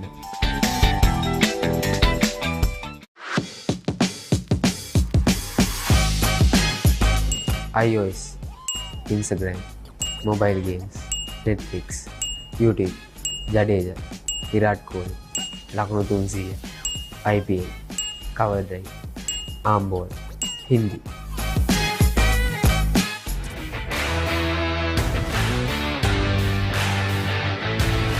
මුලින්ම මම මතක් කරන්න ඕනේ මගේ අම්මයි තාත්තයි. ඒ දෙන්න මට ගොඩක් උදව් කරා මේ තැනට එන්න. ඒ වගේම මගේ මලිලා දෙන්න.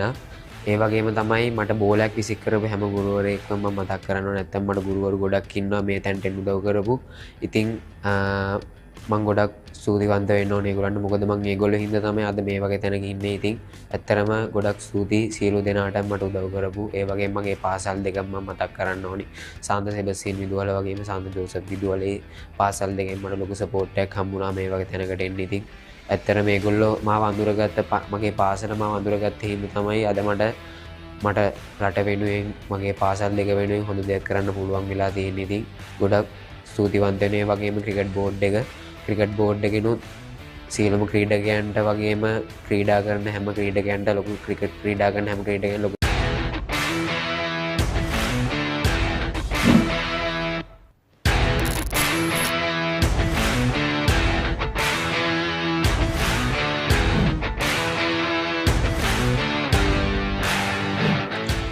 මගේ ගම්ම බලපිටිය. මම පළවෙනි ඉස්කෝලේ ගියේ පීදේ ස්කූල් රත්න විද්‍යාලයට. ඒකේදී මම එක වසරේ ඉඳන් පහ වසර වෙනකන් ඒකේ ඉඳලා මේ මම ශිෂ්‍යත්වයෙන් පස්සේ දේවානන්ද විද්‍යාලයට ගියා. ඊට පස්සේ එතනින් තමයි ක්‍රිකට් පටන් ගත්තේ. මම මුලින්ම ක්‍රිකට් පටන් ගත්තේ සිංහ ඇකඩමි එකේ. ඊට පස්සේ එතන ඉඳලා දේවානන්ද විද්‍යාලයේ කෝච් මාව දැකලා තමයි ස්කෝල් ප්‍රැක්ටිස් යන්න කියලා මට කිව්වේ. ඊට පස්සේ දේවානන්ද විද්‍යාලයෙන් තමයි ක්‍රිකට් පටන් ගත්තේ. ඊට පස්සේ 8 වසරේදී මට ධර්මාශෝක විද්‍යාලයෙන් ආරාධනාවක් ආවා ස්කෝල්ට එන්න කියලා. ඊට පස්සේ මම 8 වසරේදී ධර්මාශෝක විද්‍යාලයට ගියා. දේවානන්ද විද්‍යාලයේ ධර්මාශෝක විද්‍යාලයේත් අන්ඩර් 13 මැච් එකක් තිබ්බා අම්බලපුර ග්‍රවුන්ඩ් එකේ. ඒ ග්‍රවුන්ඩ් එකේ මැච් එක අපි දේවානන්ද විද්‍යාලයේ ජයග්‍රහණය කරා. ඒකෙදි තමයි මට ධර්මාශෝක විද්‍යාලයෙන් ආරාධනා කරේ මැච් එකෙන් පස්සේ තමයි එන්න කියලා. අන්ඩර් 13 මගේ ධර්මාශෝක විද්‍යාලයේ පළවෙනි අවුරුද්දේ අපි ඕල් අයිරන් රනර්ස් අප් වුණා. ඒ අවුරුද්දේ මම බෙස්ට් ඕල් රවුන්ඩ් වුණා ඕල් අයිරන්. අවුරුද්දේ මාත් එක්ක දිමිත් වෙල්ලාලගේ බෙස්ට් බෝලර් වුණා ඒ අවුරුද්දේ. කමිල් මිසාර බෙස් ප්ලේයර් වුණා. රවින්ද්‍ර රසාන්ත බෙස් බැස්මන් වුණා. ඊට පස්සේ අන්ඩර් 15 ධර්මාශෝක විද්‍යාලය මම පළවෙනි අවුරුද්දේ ප්‍රොවින්ෂල් ප්‍රීම ප්‍රොවින්ෂල් සෙල්ලම් කරා. දෙවෙනි අවුරුද්දේ ප්‍රීම ප්‍රොවින්ෂල් සෙල්ලම් කරලා මම අන්ඩර් 15 මැලේසියා ටුවර් එකට සිලෙක්ට් වුණා. ඒක ටුවර් කරා මම අන්තිම අවුරුද්දේ. ඊට පස්සේ අන්ඩර් 17 එකේ ඉඳන් මම අන්ඩර් 19 ප්ලේ කරා ඉස්කෝලේ. පළවෙනි අවුරුද්දේ විකට්ස් 50ක් ගත්තා මගේ ෆස්ට් එක. සෙකන්ඩ් එකේ මම විකට් 60යි. අන්තිම අවුරුද්දේ විකට් අන්තිම අවුරුදු දෙකේ මම විකට් 82ක් දැම්මා. අන්තිම අවුරුද්දේ මම රන් 600ක් ගැහුවා. ඊට පස්සේ මට අන්ඩර් 19 සුපර් ප්‍රොවින්ෂල් සෙල්ලම් කරා. 2019 20 අවුරුදු දෙක මම ප්ලේ කරා. ඒකෙදී සුපර් ප්‍රොවින්ෂල් එකේදී මම හොඳට බෝල් කරලා මාව ස්ක්වොඩ් එකට සිලෙක්ට් වුණා පාකිස්තාන්ටුව. මම පොඩි කාලේ ඉඳන්ම ලෙග් ස්පිනර් බැටුත් කරා. ඕල් රවුන්ඩ් විදියට තමයි ගියේ බෝලිං ඕල් රවුන්ඩ් විදියට. ගොඩ ලොකු මතකයක් තියෙනවා අන්ඩර් 13 එකේ අන්තිම ෆයිනල් මැච් එකේ මම හැට්‍රික් එකයි විකට් 5යි ලකුණු 100යි ගැහුවා. ඒක ලොකු මතකයක් තියෙනවා අන්තිම මැච් එකේ. අන්ඩර් 15 ප්‍රීමා ප්‍රොවින්ෂල් එකේදී මම තුන්වෙනියට වැඩිම විකට් ඉවර කරා මගේ අන්තිම අවුරුද්දේ. ඊට පස්සේ අන්ඩර් 19 ප්‍රොවින්ෂල් එකේත් සුපර් ප්‍රොවින්ෂල් එකේත් මම විකට් 8ක් ගත්තා මැච් 6කට. ඒකෙත් හොඳට කරා මම. අන්ඩර් 15 මගේ කැප්ටන් ඉන්ජර්ඩ් වෙලා අන්ඩර් 15 මම ස්කෝල් කැප්ටන් කරා. අන්ඩර් 17 19 දෙකම කරා. බ්‍රාවෝ කියන්න හේතුව මම මුලින්ම අන්ඩර් 19 ස්කෝලේ ටීම් එකට සිලෙක්ට් වුණාට පස්සේ මම ඒ මැචස් වලට යද්දී මේ අපේ කෝච් කරේ සුරු අනුෂ්ක කියලා සර්. ඒ සර් මේ මම ඒ දවස්වල කොණ්ඩි සම්පූර්ණයෙන්ම නෝට් එකටම කපනවා. ස්කූල් කට් එක නෝට් එකටම කපලා දවසක් අපි නිකන් කට්ටිය නිකන් සෙල්ලම් කරනකොට මම ෆාස්ට් බෝල් දැම්මා නිකන් දුරන් ගිහිල්ලා. ඊට පස්සේ මේ ඒක දැකලා තමයි සර් කොණ්ඩෙත් නෝට් මේ පේස් එකක් දැම්මේ. ඊට පස්සේ තමයි සර් බ්‍රාවෝ කියන්න ගත්තේ. ඊට පස්සේ ඒක එහෙම ටීම් එකේ කට්ටිය කියන්න ගත්තා. ඊට පස්සේ ටීම් එකයි ඉස්කෝලේ ගිහිල්ලා කිව්වා. ඉස්කෝලේ හැමෝම කියන්න ගත්තා. ඊට පස්සේ ඔහොමම දිගටම ගියා ඒක. දේවානන්ද ධර්මාශෝක අතර තියෙන සුනිල් මහා සංග්‍රාමය මම 5 වතාවක් සෙල්ලම් කරා. ඒකෙදී ඒකයි වෙනම ක්‍රවුඩ් එකක්. ඒක ලොකු ඒ කියන්නේ මාර වෙනසක් ඒක අනිත් ක්‍රවුඩ් වලට වඩා ඒක වෙනම ක්‍රවුඩ් එකක් ඒක. ඒකෙදි මගේ පළවෙනි අවුරුද්දේ මට ලොකු ප්‍රෙෂර් එකක් තිබුණා. ප්‍රෙෂර් එක මං හිතන්නේ මට පොඩි කාලේදී වැඩිපුරම දැනුනේ ඒ දවස් වෙන්න ඕන. ඒක මාර වෙනසක්. ඒකෙදි මම එක අවුරුද්දක බෙස් බැස්මන් වුණා. ඒකෙදි මම ප්ලේ කරපු අවුරුදු 5න් අවුරුදු 2ක් අපි වින් කරා. ඒකෙදි මගේ අයියා කැප්ටන් කරපු අවුරුද්දේ අපි රෙකෝඩ් එකක් තිබ්බා අඩුම ගානකට ටීම් එක කෝල් අවුට් කරලා වික් මැච් එකක.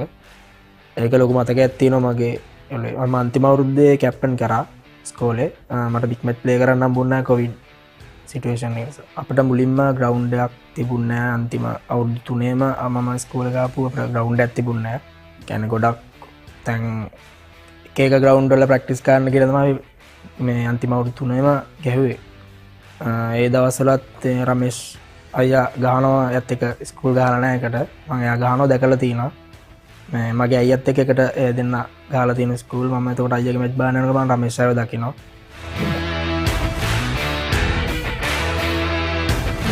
මුලින්ම මේ ප්‍රොවින්ෂල් එකේ සෙල්ලම් කරනකොට සදර්න් ටීම් එකට මට ඒකේ දැකලා මට බෝල් ගන්න එන්න කිව්වා අන්ඩර් 19 ටීම් එකට. ඊට පස්සේ මම එතන බෝල් ගන්න ගියා. ඊට පස්සේ ඒකෙදී ඊට පස්සේ මට ට්‍රයල් එකක් හම්බුණා අන්ඩර් 19. ඒත් එක්ක ප්ලේ කරපු ඒත් එක්ක මට සෙල්ලම් ගන්න. ඒකෙදී මම විකට් 4ක් ගත්තා. එදා ට්‍රයල්ස් දෙක තුනක්ම ප්ලේ කරා. තුන හතරෙන් මම හොඳට කරා. ඊට පස්සේ තමයි මේ මම A2 එකේ මම ස්කොඩ් එකේ හිටියේ නෑ. ඔස්ට්‍රේලියා ටුවර් එක. ඊට පස්සේ ටුවර් එකේ මාව ස්කොඩ් එකට දැම්මා. අපේ පූල් එක 25ක් වගේ හිටියා. ඒකට දැම්මා. ඊට පස්සේ දිගටම ට්‍රයල්ස් වල හොඳට කරපු නිසා මට පාකිස්තාන ටුවර් එකේ අන්තිම මැච් එක හම්බුණා. මගේ අන්ඩර් 19 නැෂනල් කැප්ටන් කරේ නිපුන් දනංජය. කෝච් කරේ Hashan Tilakaratne sir. Fielding coach Pulchandana sir. Spin bowling coach හිටියේ Sajith Pathirana sir. Fast bowling coach Chambilagamage sir. under 19 trials වල මම හොඳට කරස් පාකිස්තාන් ටුව එක අන්තිම මැච් එක මට හම්බුණා. ඒ මැච් එක විකට් එකයි. ඊට පස්සේ සුපර් ප්‍රොවින්ෂල් එකක් තිබුණා. අපේ මම ශ්‍රී ලංකාවේ කැන්ඩි ටීම් එකට. කැන්ඩි ටීම් එකේ මේකෙදි මම මැච් සයිඩ් විකට් 8ක් ගත්තා. ඒකෙදි මම ගොඩක් හොඳට කරා.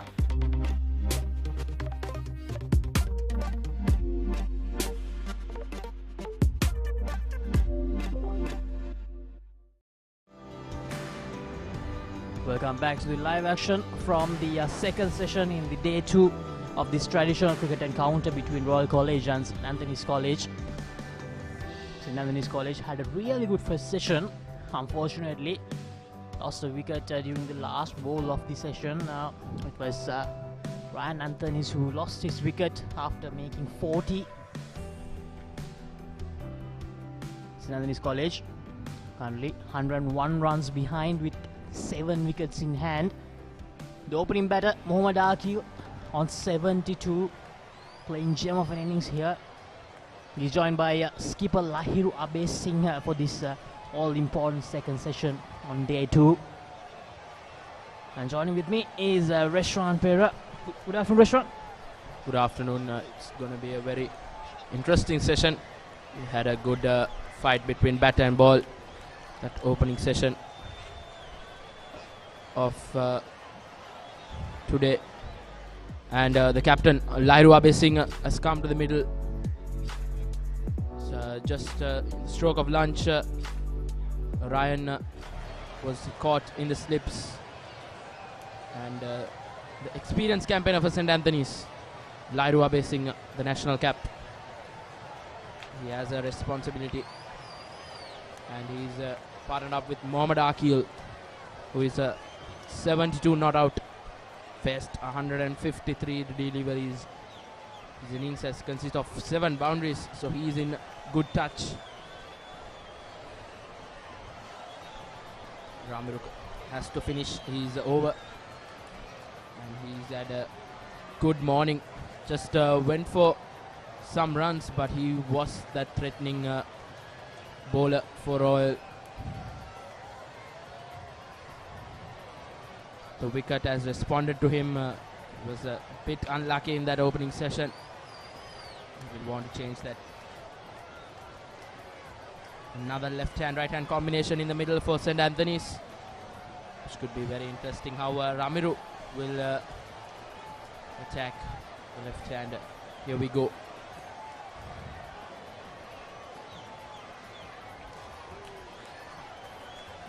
Abe Singh, I think one of the standout batsmen for St Anthony's this season.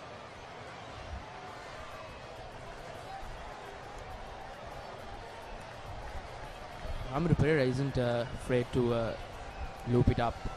He's finding for wickets, and for a batsman to start on this wicket is not going to be easy. If they're going to get a breakthrough, they have to get it early. Negotiated well by Lahiru Abe Singh. That's the end of the 56th over. St Anthony's 185 for the loss of 3 wickets.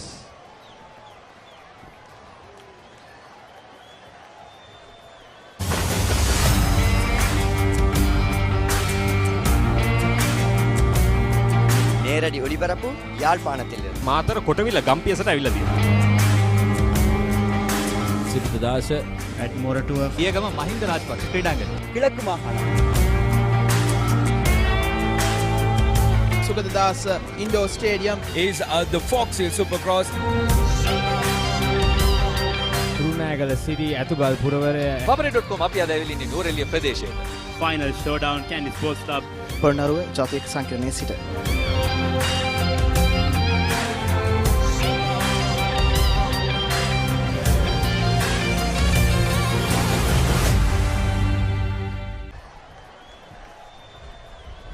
Mohammad Aqil on 72 after facing 153 deliveries.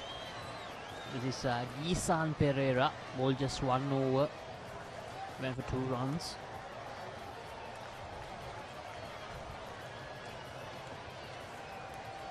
Now they trail exactly by 100 runs. Probably would want to get to that first innings total of Royal College at the end of this session. The Eagles then probably try to give them around 20-25 overs in the final session to do if something happens on this surface. Because you never know, Restaurant. We have seen some interesting, incredible things happen in cricket. Yes, I think St. Anthony's will want to get to that first innings total of Royal College as soon as possible.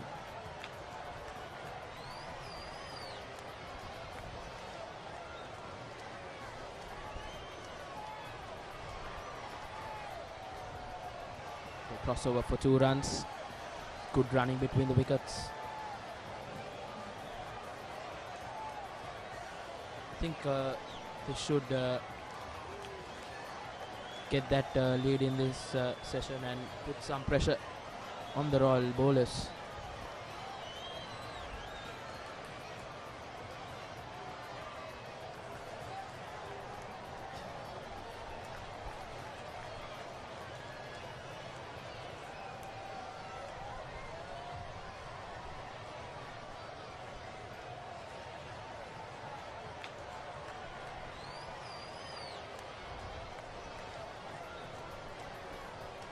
Ryan Anthony is the last wicket to fall in the final over of the first session. He was batting really well. Unfortunately missed out on a well-deserved half century. Gisan bowling with some control. That's something which we didn't see from the Royal College spinners for majority of the first session.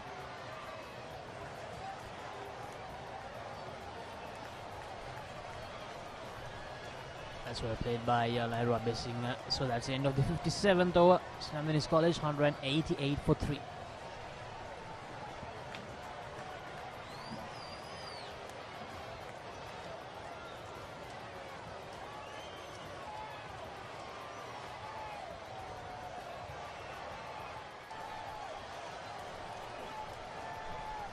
And 19 schools 2-day tournament for 2022 and 23. These are the Division 1 TA groups. Group X, Trinity College, Royal College, DSL Nayak College, D. Masonad, Gurukula Wesley. In Group 5, St. Joseph's, Mahanama, St. Thomas's Matara, St. Sebastian's, St. Benedict's, St. Anne's. And in Group Z, St. Anthony's Kandy, Nalanda, St. Thomas, Mount Lavinia, Richmond, Maliadeva and Prince of Wales. 3 really good groups. Group X especially. 6 very strong teams there.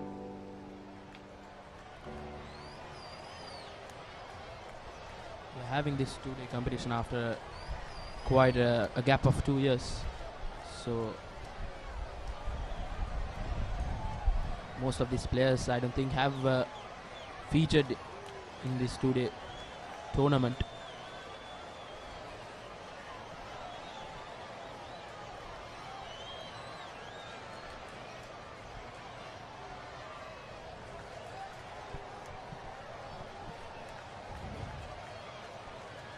Akil continuing in his normal way on 74. Had some close calls during the first session, but survived all of that. Batted beautifully. Knew when to go for the big strokes and when to trust his defense.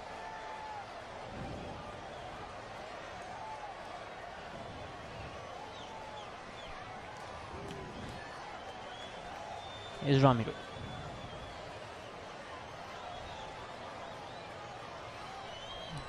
Lyra Bessinger tries to go for the big sweep, but misses it completely.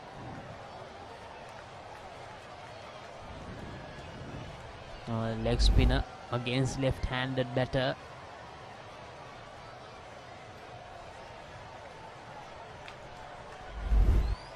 Lyra Bessinger will want to attack Ramiru. He showed some signs in that earlier delivery, just couldn't connect. I mean, usually Restaurant, we have seen that left-hand batters tend to dominate the leg spinners. And we saw that really well during that second T20 between Sri Lanka and India, where Akshat Patel took Waindu Hasaranga to the cleaners. And just like that, Lyra Bessinger does the same. That's a 6. A maximum to end the 58th over for the Eagles keeper. Score moves to 195 at the end of 58 overs.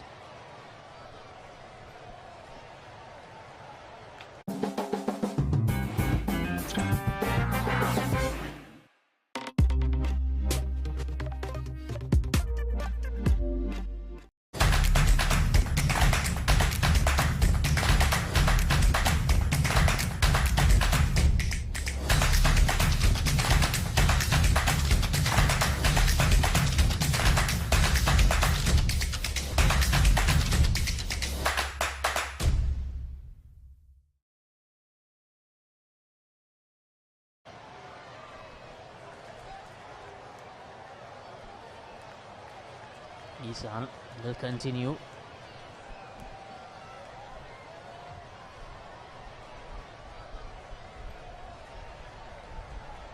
Oh, that kept low.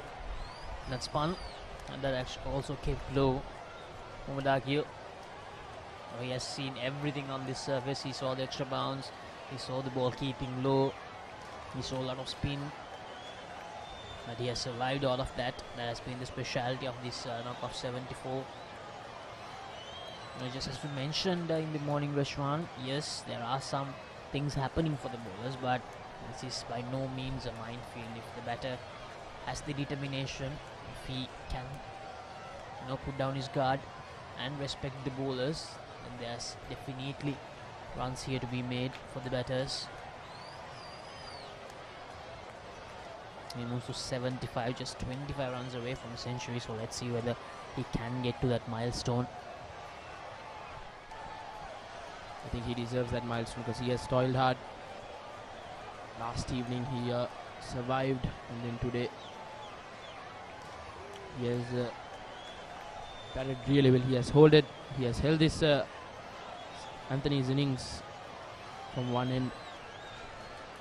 I think even the batsmen around him have done a good job.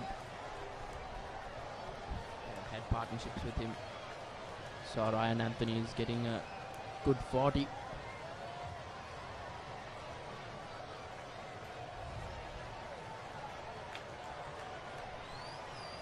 A good delivery by Gisan Pereira.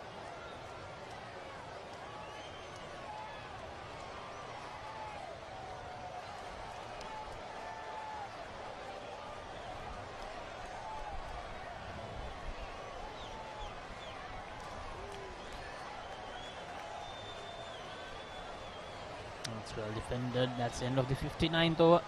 St. Anthony's College 196 for 3.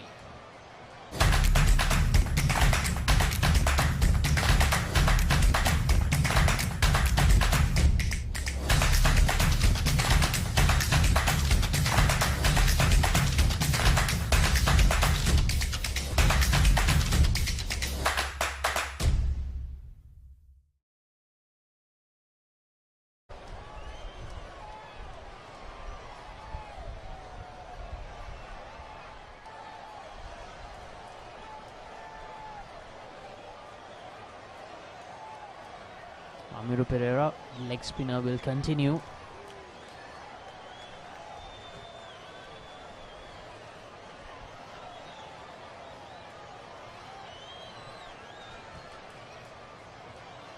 Amiru Pereira needs to be more threatening here. He needs to support his other bowlers. And a good delivery there. Tries to sweep it just outside off stump. Spun away. He's been bowling well, but he's always bowled that loose delivery, which has given the batsman score runs off it and get off pressure. Good leave from Akil.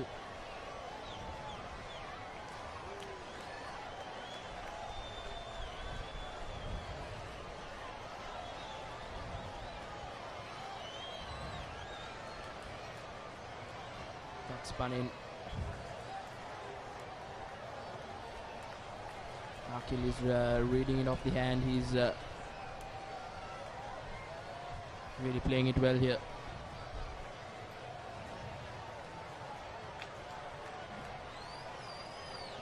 Another beautiful delivery. Just got the top half of the bat. Akil. Ramru has bowled this over really well. He needs to finish it off well.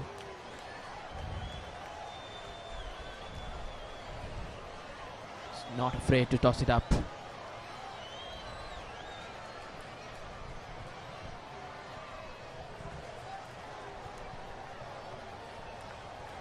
Good over so far. Can he finish it off well? Yes, another dot delivery. That's 60 overs for St. Anthony's College. 196 for 3.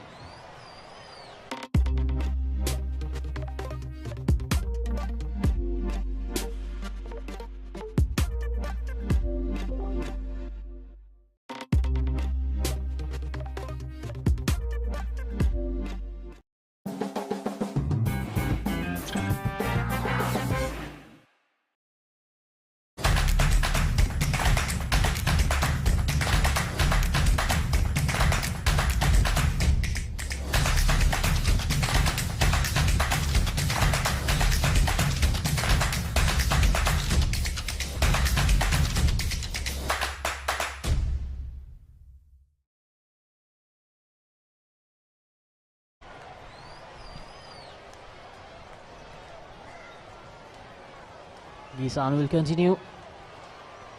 Actually, they have made the change. Nethwin Dharmaratna has been reintroduced into the attack. Nethwin was a bit expensive during his first 5-6 overs, but then he actually found his line and length really well during that first session of day 2. 10 overs, none for 37. He actually conceded 32 runs during his 5 overs, but then only 5 runs in the next 5. He's come back well in this game. He's put that build of the dot balls, a very interesting action. That actually went with the arm. Luckily for Lahira Abhyasinga, away from the stump.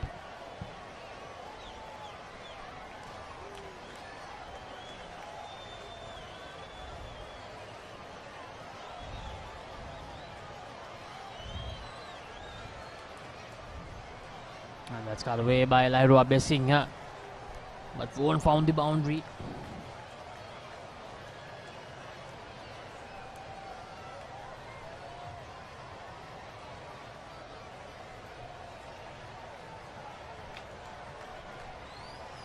Delivery was there to be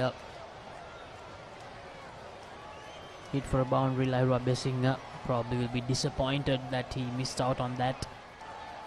A short delivery away from the body, but unfortunately he was unable to find the boundary.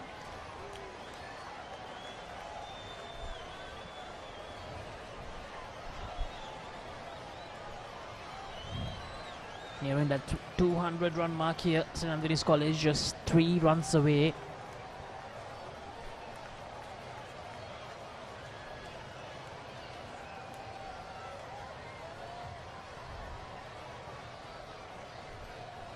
Dropping it off to the onside for a single. Akil.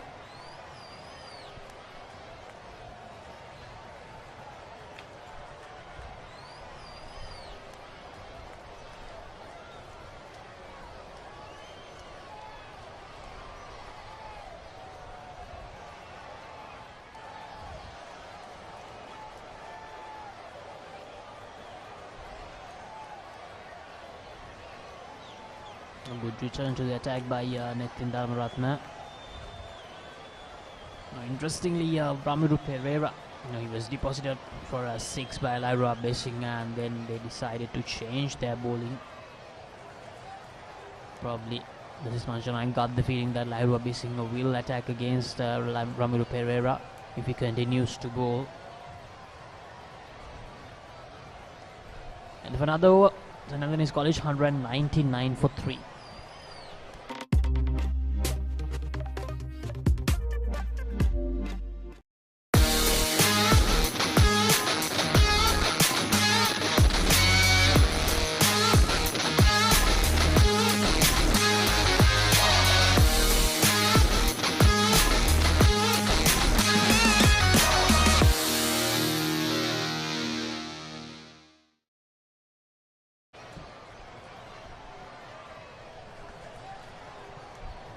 St. Anthony's College still trailing by 87 runs, but they have 7 wickets in hand.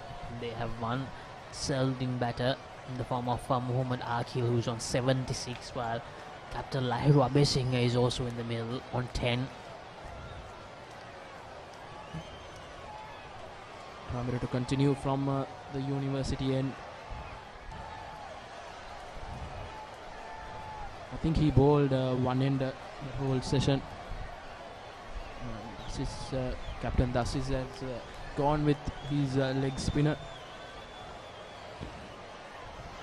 Oh, that's some sharp turn there for Ramiro Pereira, 15-year-old. This will be a very good battle. It will be interesting to see whether Lahiru Abesinghe will think to attack against Ramiro. Here we go. Sweeps it away. Lahiru Abesinghe only for a single. And that's the 200 up for St. Anthony's College. They have lost just 3 wickets. That's the most important number. Just 86 runs away from getting that first innings lead. Really good work by the top order of the Eagles. Tossed it up. Really good delivery. Let's spun away from the right-hander. Nearly found the outside edge. And that looks like that's out. Yes, that's struck in front. Mohammad Akil departs for 76. After batting so well, he decides to go for that expensive sweep stroke. And he missed it completely. He will be really disappointed. Let's look at the replay. That looks out for me.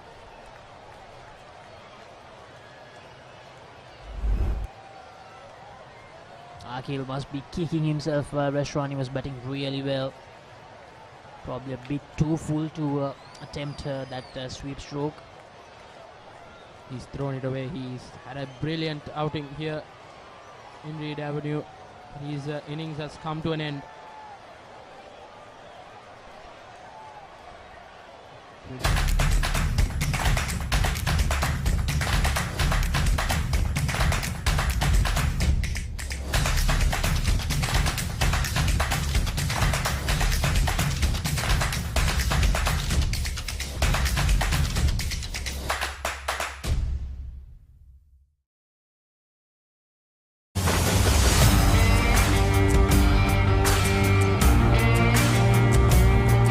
நேரடி ஒளிபரப்பு யாழ்ப்பாணத்தில் මාතර කොටවිල ගම්පියසට ඇවිල්ලා තියෙනවා. සිද්ධාස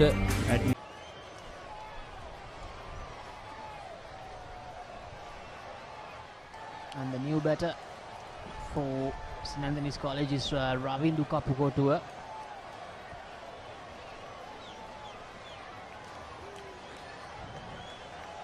Can Royal College mount a comeback from here? They need some quick wickets. I'll try to dismiss the remaining batters and get into the tail of the St. Anthony's College batting lineup. As you can see, Ramiro Pereira certainly getting some purchase from this surface now.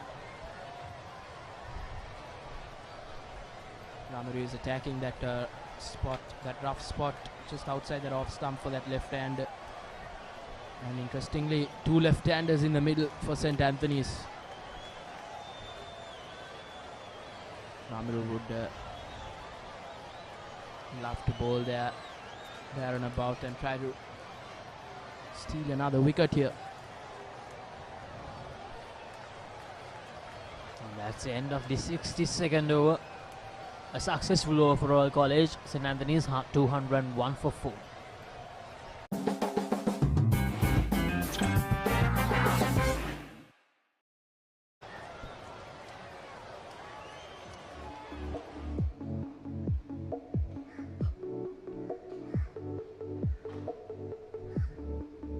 Here are the stats of Ravindu Kapko Tour. Just 4 matches, 70 runs scored, and with an average of 70, not much to speak of. But out of that 70 runs in the season, he has a best score of 65. So that means in the 3 innings he has scored only 5 runs. So it's quite a capable bat. It will be interesting how we would bat in the middle with his captain. So these two have a responsibility of getting St. Anthony's that lead in the first innings. And Nethwin to continue from the college end.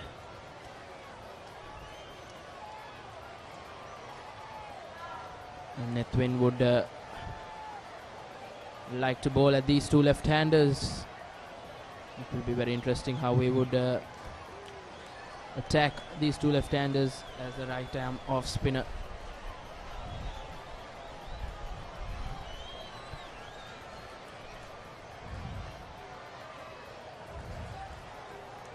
Keeping it tight, Nethwin.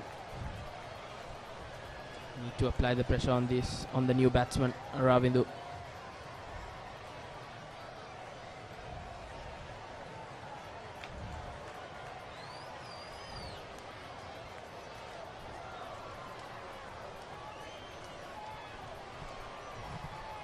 A good shout from the Royalists.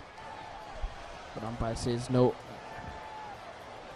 Would be pitching outside off stump. Very brave stroke from Ravindu. Just faced 4 deliveries and he went for that expensive sweep shot. He's there in the middle because of Mohammad Akil's sweep shot, so not afraid to play shots clearly. Another brilliant delivery.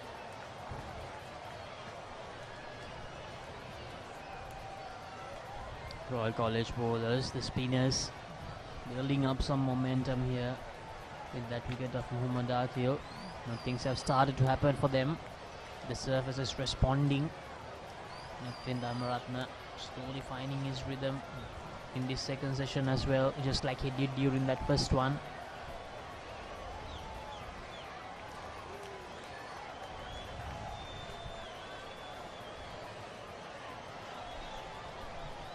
The Royalists would like to have these two left-handers in the middle. So they have the likes of Gisan Pereira, another right arm off spinner, which would trouble these two left-handers. Nethwin has had a good over here. He's attacked the batsman really well. Good delivery to end the 63rd over. St. Anthony's College 202 for the loss of 4 wickets.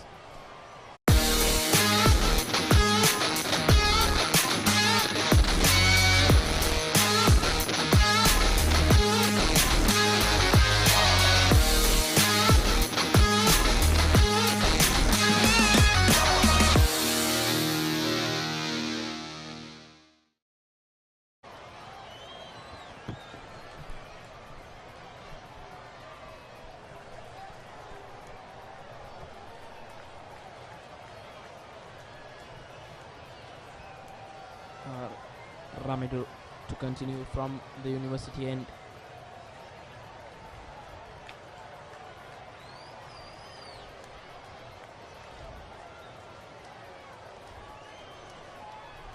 The sweep comes out from Ravindu. Batsman crossover for a single.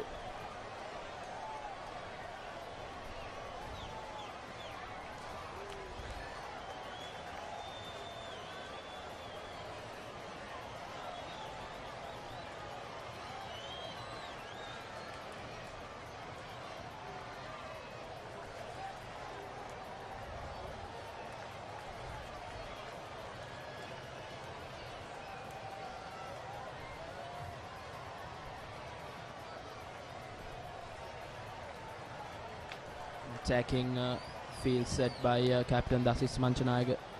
There's a slip, a leg slip, and a silly mid-on.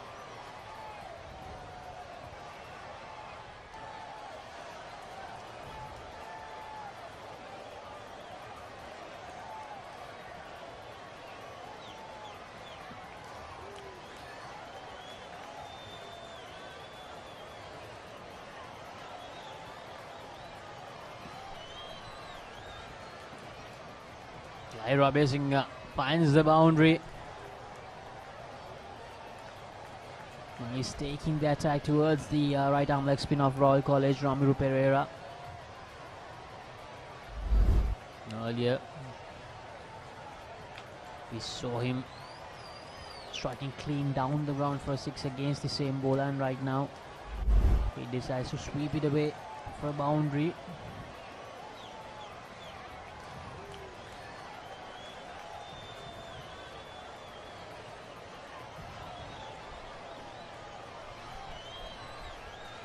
Attacking mindset shown by Lahira Abesing.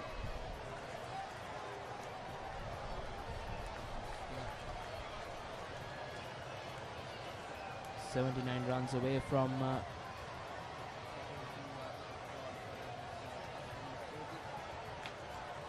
they will want to get there as soon as possible. Trying to get a lead. Oh, that's a sharp turn once again for Ramiru Pereira. He has been a mixed bag, isn't he? Sometimes he bowls this loose delivery, but then sometimes he just gets it right up there and troubles the batters quite a lot. So end of the 64th over, St. Anthony's College 207 for 4. Catch the excitement real time. Be up to date with it all. Let us capture your milestones. Get it sizzling hot off the turf. Hear the experts break it down. Dig deep into the nitty-gritties. Be inspired by their greatness. Relive all the scintillating action.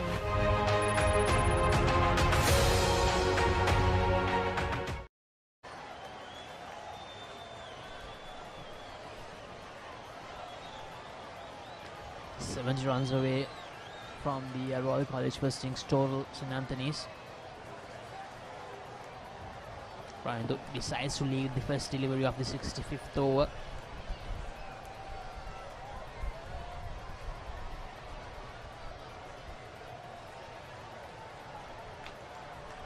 Nethvin Dharmaratne slowly finding his rhythm.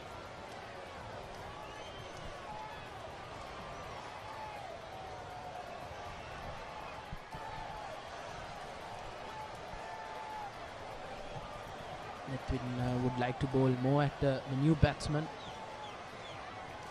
but it will be interesting how Lahira Abesing will take the attack to Nethvin or see him off, because Nethvin has really bowled well after that opening spell.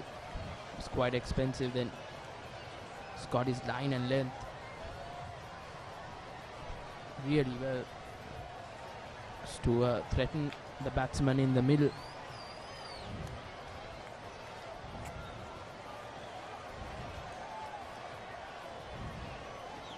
This is Lahira Abesing. He goes over the top and it reaches the boundary. He continues to attack.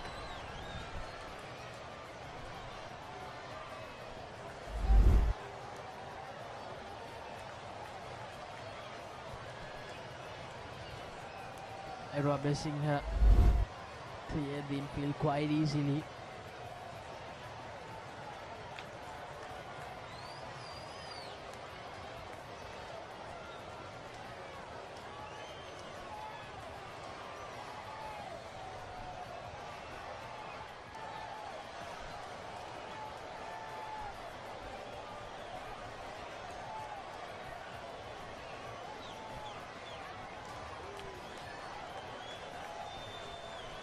Nethvin, let's see what he does here. Oh, what a delivery. And spun away from the left-handed batter. A typical right-arm off-spinner's delivery to a left-handed batter. Look at that. A great delivery by Nethvin, and Lahira Abesing did really well to not get any bat on that.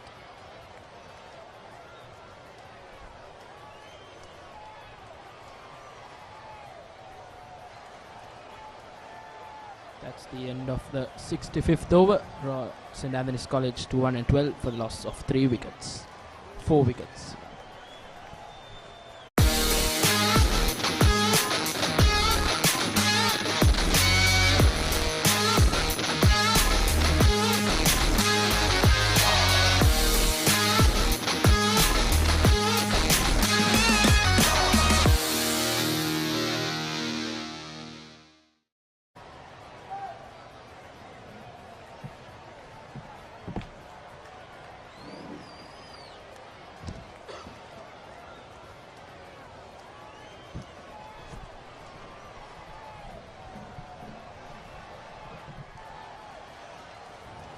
Leaking runs in this 50 cut partnership, they got together when the total was 185. So already 29 runs added, 19 of them to the captain Lahiru Abesinga. This was Ravindu.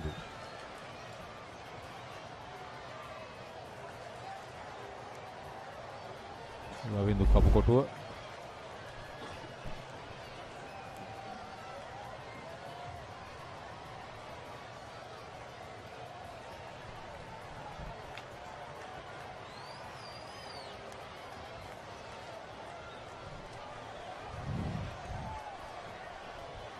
Picked up back-to-back wickets, Ramiro Pereira. Bowling with a lot more confidence and guile.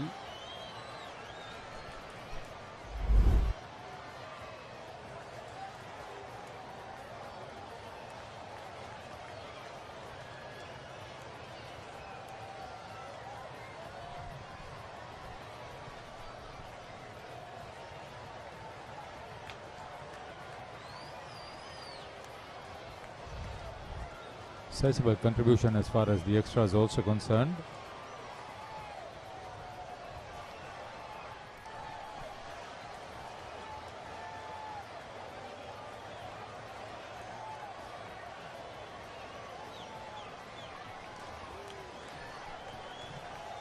The run rate has dropped a little bit.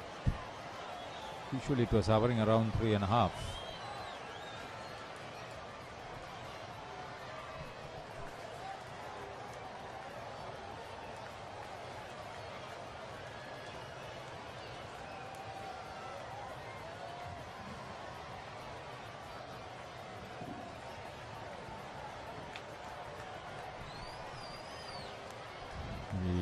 St. Anthony's captain Lahiru Abesinga, proven striker of the ball, a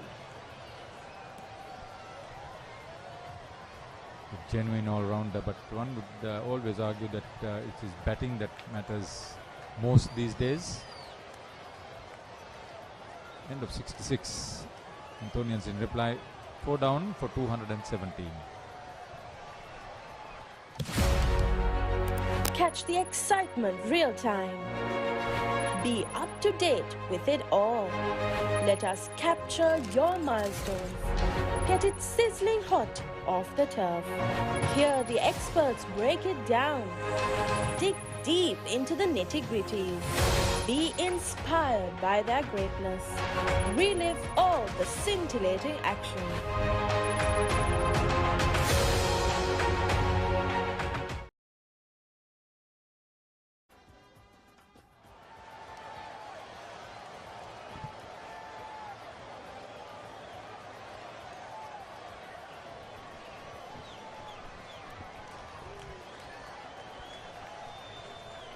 Continuing from the college end, it's like you mentioned, Lahiru Abesinga is batting effort is going to be pivotal to the Antonian cause here.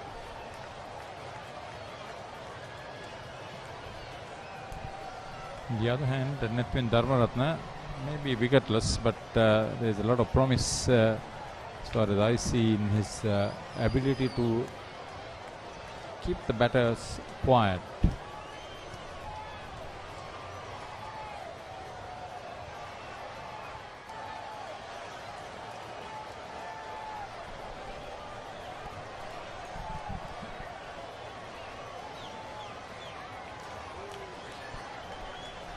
He's already hit 1-6. Lairo Abesinga, there is no long on. It's an inviting hit if he gets the ball on his pads. Well flighted and well pitched up.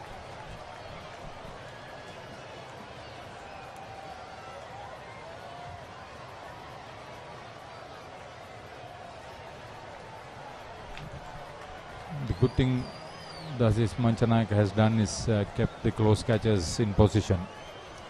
Semi-arc, close to the bat, slip a gully and a silly mid-off.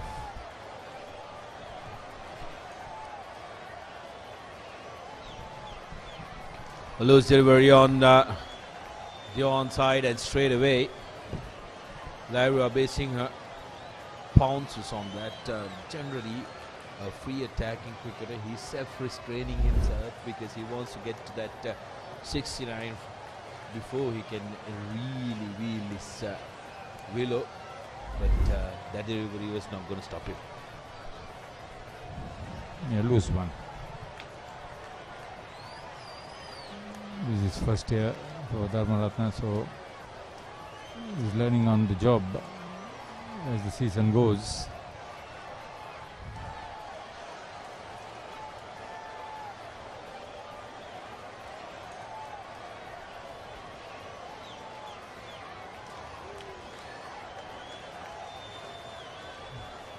Good concentration on the part of Abesinga. End of 67. It's double Nelson on the scoreboard for the loss of 4 for the Antonians.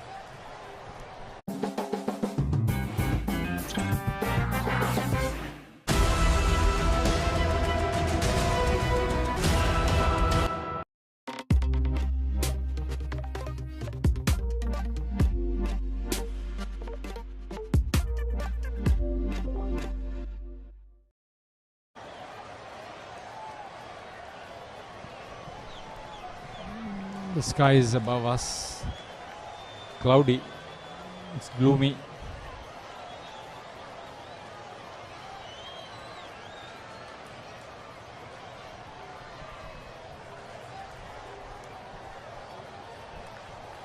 The partnerships for the Antonians have been important ones. The most important being the first wicket partnership between Idura and Akil. Both of them doing very well, and neatly placed shot, and they get 3. The Antonians. Third time they've completed 3 for the day. Like we spoke, Idura and Akil putting together a partnership of 111. 111 or 113 was it?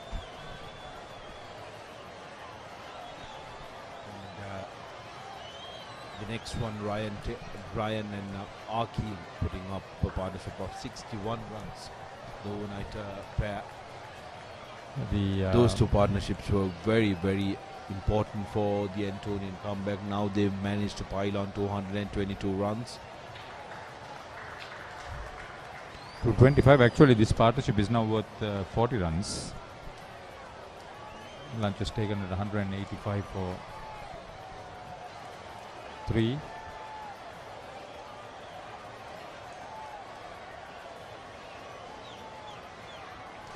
Not 40.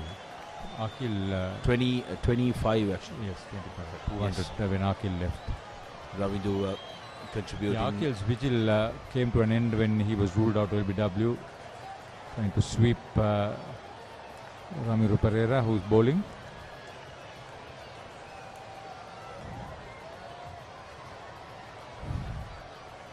Both batsmen contributing almost equally in this partnership, Ravindu with 12 runs and Lahiru with 13.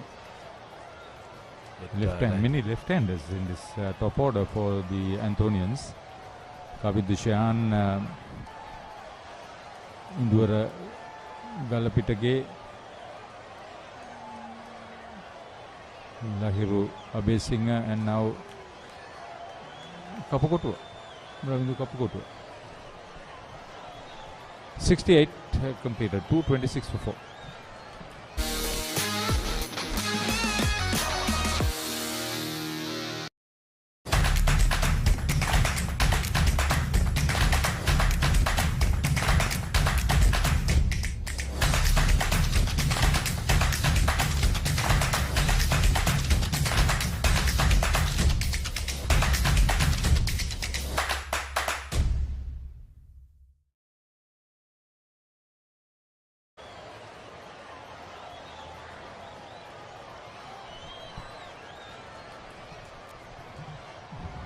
This will be interesting.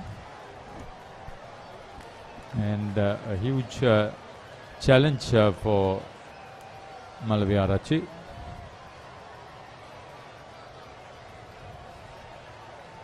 Whether he wants to bounce on Abesingha or whether he would bowl with the same consistency in bowling wicket to wicket. Batting on 24, Abesingha has been out in the middle and is looking confident.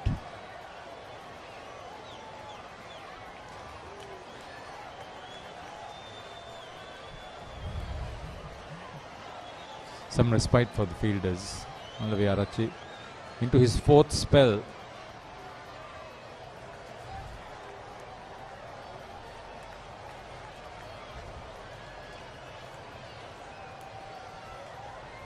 Been a hard grind, really hard grind for the Royal bowlers.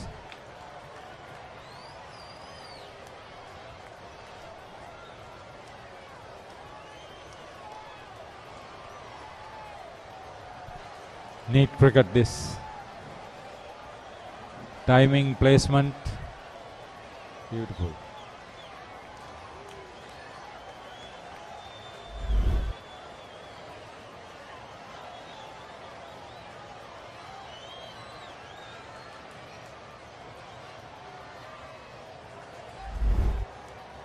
One six, 4 fours for his 28. Bit of a loosener. Was quickly on to pounce on it.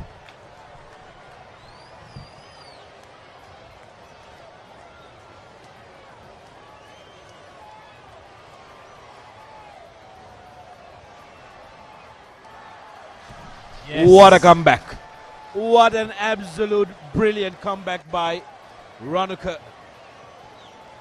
Loosening the first one. Lahira Abesingha pouncing right on top of it. But what a brilliant delivery to come back and pick that prize scallop. As Abesingha departed, looked so very good. The 43 deliveries, he was there, but now take a look at this one. Going across, had absolutely no chance once he committed to that. Lahira Abesingha departs 28 as the Antonians lose their 5th wicket for 230.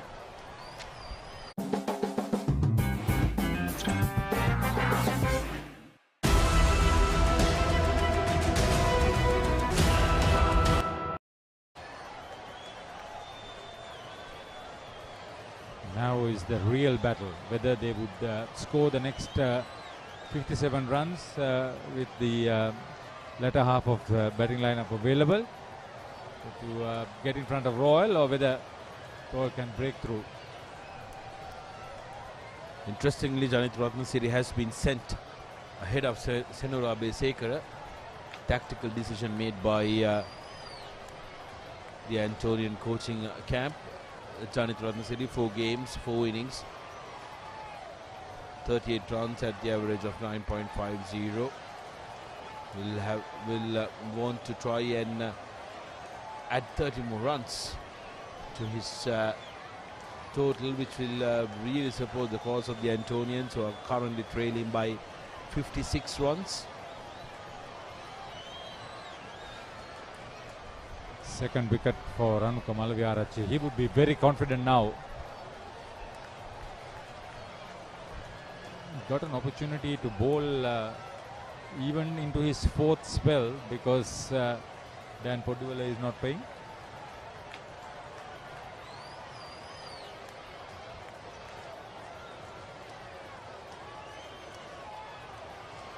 And also because Sandesh Ramanayaka is not available.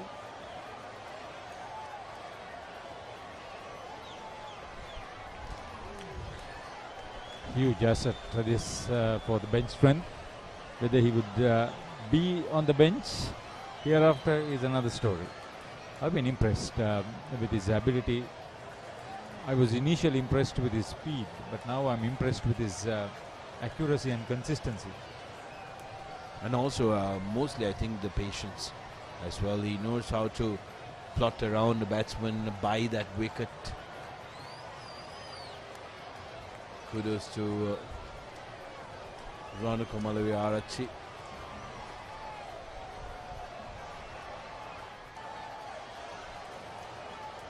On to his 17th over here in his 4th spell.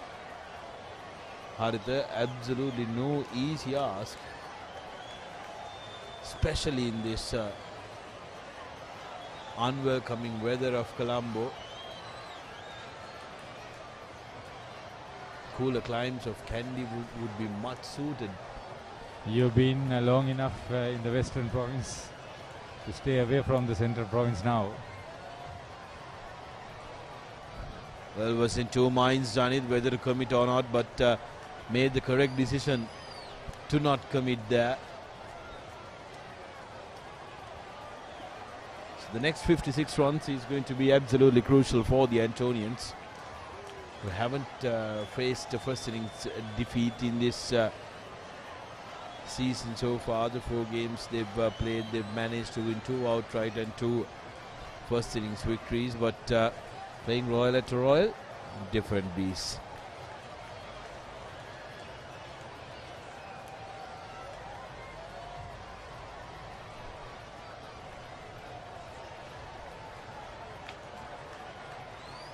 Well, that run wouldn't spoil what is a very good over for Royal. Conceded a boundary in the first delivery, but what a comeback from Malawiarachi with the wicket in the second one. The prize cap of Lahiru Abesinghe, 69 completed. The Antonians 230 for 5.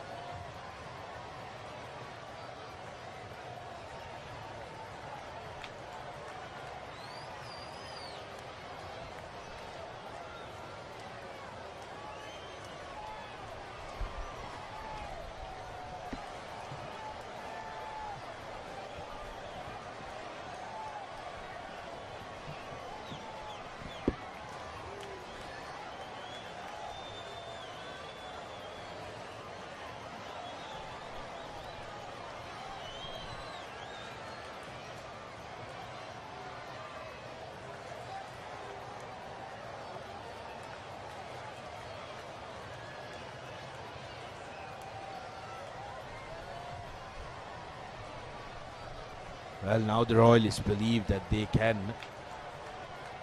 try and penetrate this low order of the Antonians, bowling with a little more spring in their step after Abesinghe had departed. This is the man we were talking about, Malawiarachi. This is an interesting change, switching ends for Dharmaratna.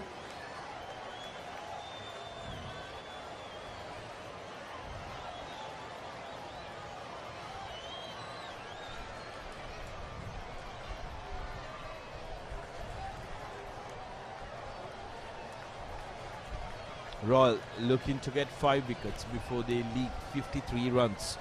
Antonians wanting to cut the deficit, get ahead of Royal, get that first innings victory. Got to acknowledge the fact that Dasis Mantanayaka has always looked to attack. That's a good shot. Pounced on it early, recognized the space. The placement and the timing was terrific. Gets the intended result. Given a little bit more air, the batter was very quick to pounce on it. Good cricket. Rattan Siri means business.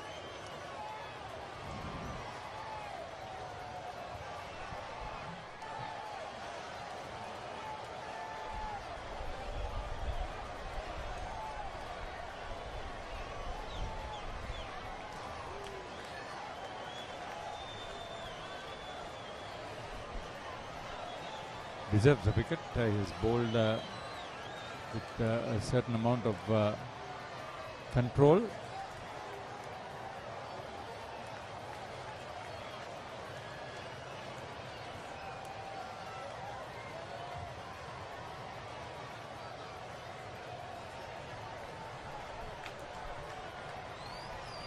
Always a good thing to rotate the strike.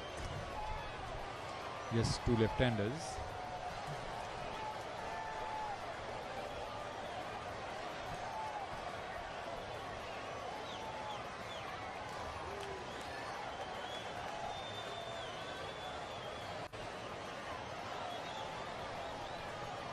Well, that's the 15th over of net wing completed. 70 overs gone. Antonians 238 for 5. Catch the excitement real time. Be up to date with it all. Let us capture your milestones. Get it sizzling hot off the turf. Hear the experts break it down. Dig deep into the nitty-gritties. Be inspired by their greatness. Relive all the scintillating action.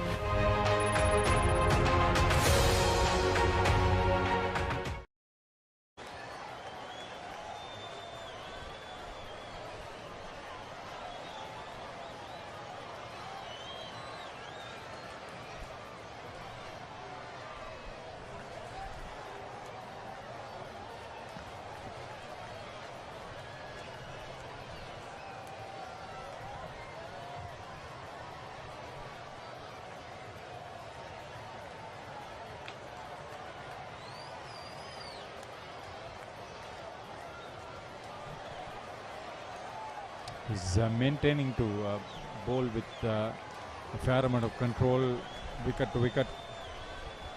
A huge experience for Ranuka Malaviarachi.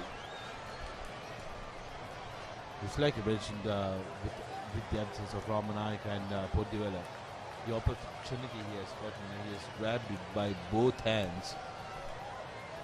Was impressive bowling from last evening.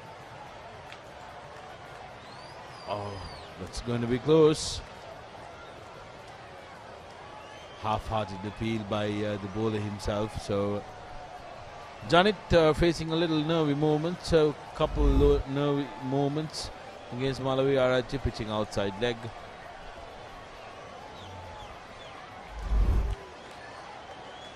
Bowler had to support the enthusiasm of his mates behind the stumps, which is why he appealed, or else he wouldn't hear the end of it by his mates.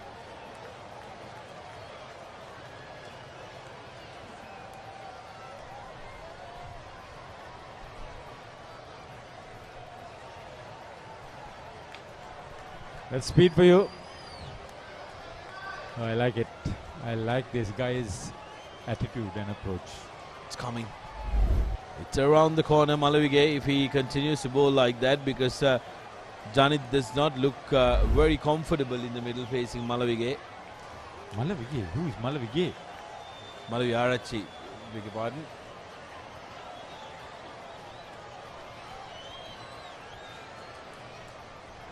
Into his 18th over.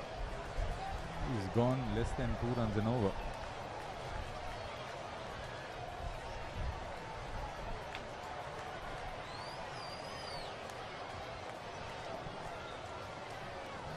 This is a good challenge. This is good cricket. Intense cricket out in the middle. It's gloomy, all right.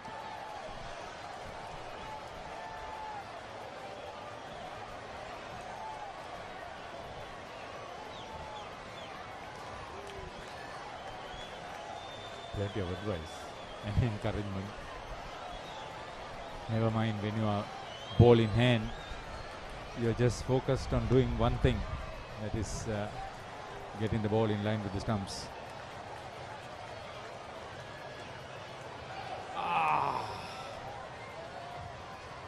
Was it a catch? It went quickly. Polonovita once again.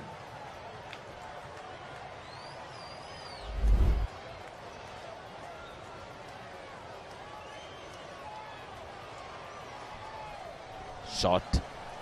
The shot didn't carry to the second slip there.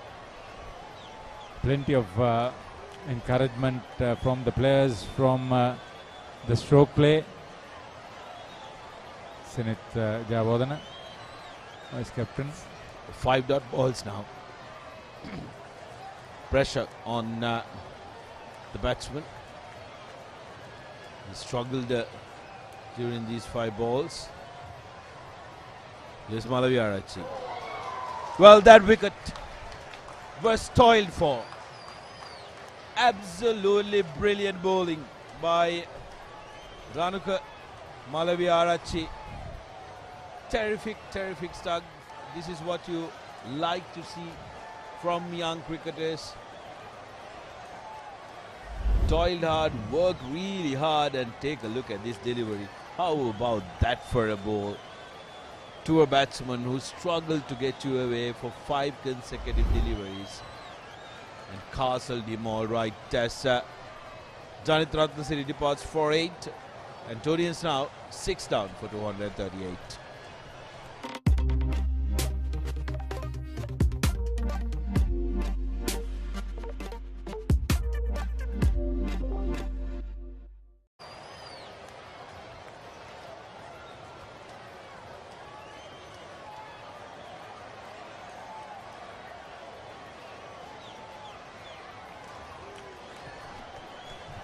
This guy is worth watching. Yes, it'll be brilliant if our production crew can give us a replay of that entire over. The 5 balls that was bowled at Ratnasiri. That will be brilliant because that over itself is a highlight package.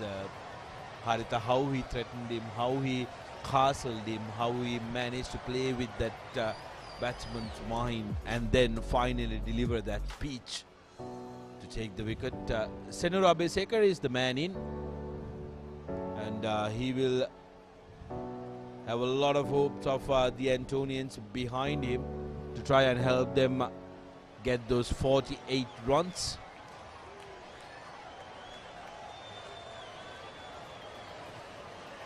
All he has to do now is keep the pressure up. He's gone at 4 and over, Nitwin Dharmaratna.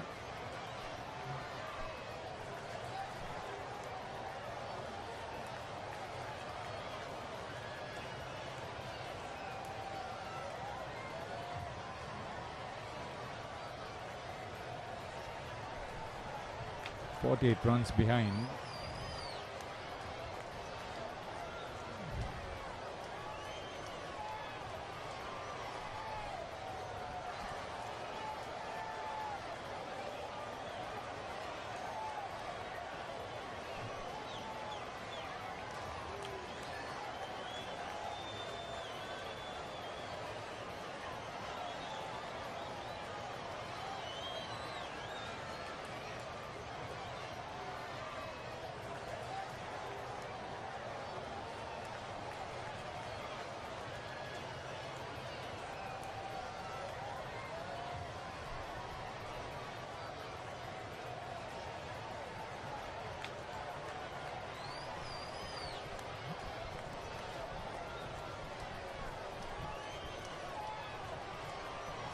Good intense cricket. Intense to see who would get the first innings lead.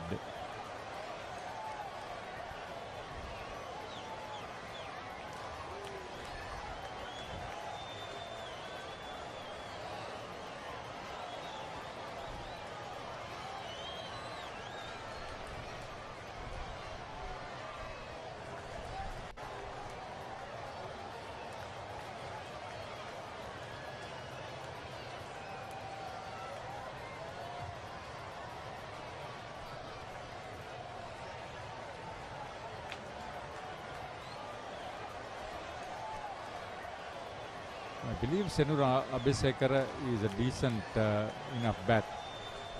Of the 8 batters, 5 have been left-handers.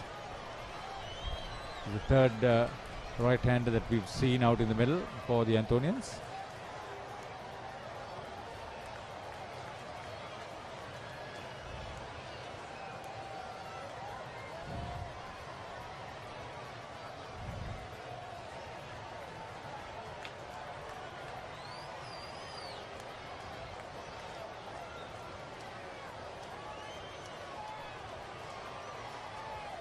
Bowled him. Oh, wicket stumbling. Important wicket for Dharmaratna for his consistency. Very well deserved wicket for Nitwin Dharmaratna. He's toiled hard, toiled really hard. It is 15.5 with 16 overs. Here's the replay. Lovely delivery, and Senora Abhisekara found wanting as the 7th Antonian wicket departs. Senora goes for a duck. Antonians now still trail by 47 runs, 239 for 7.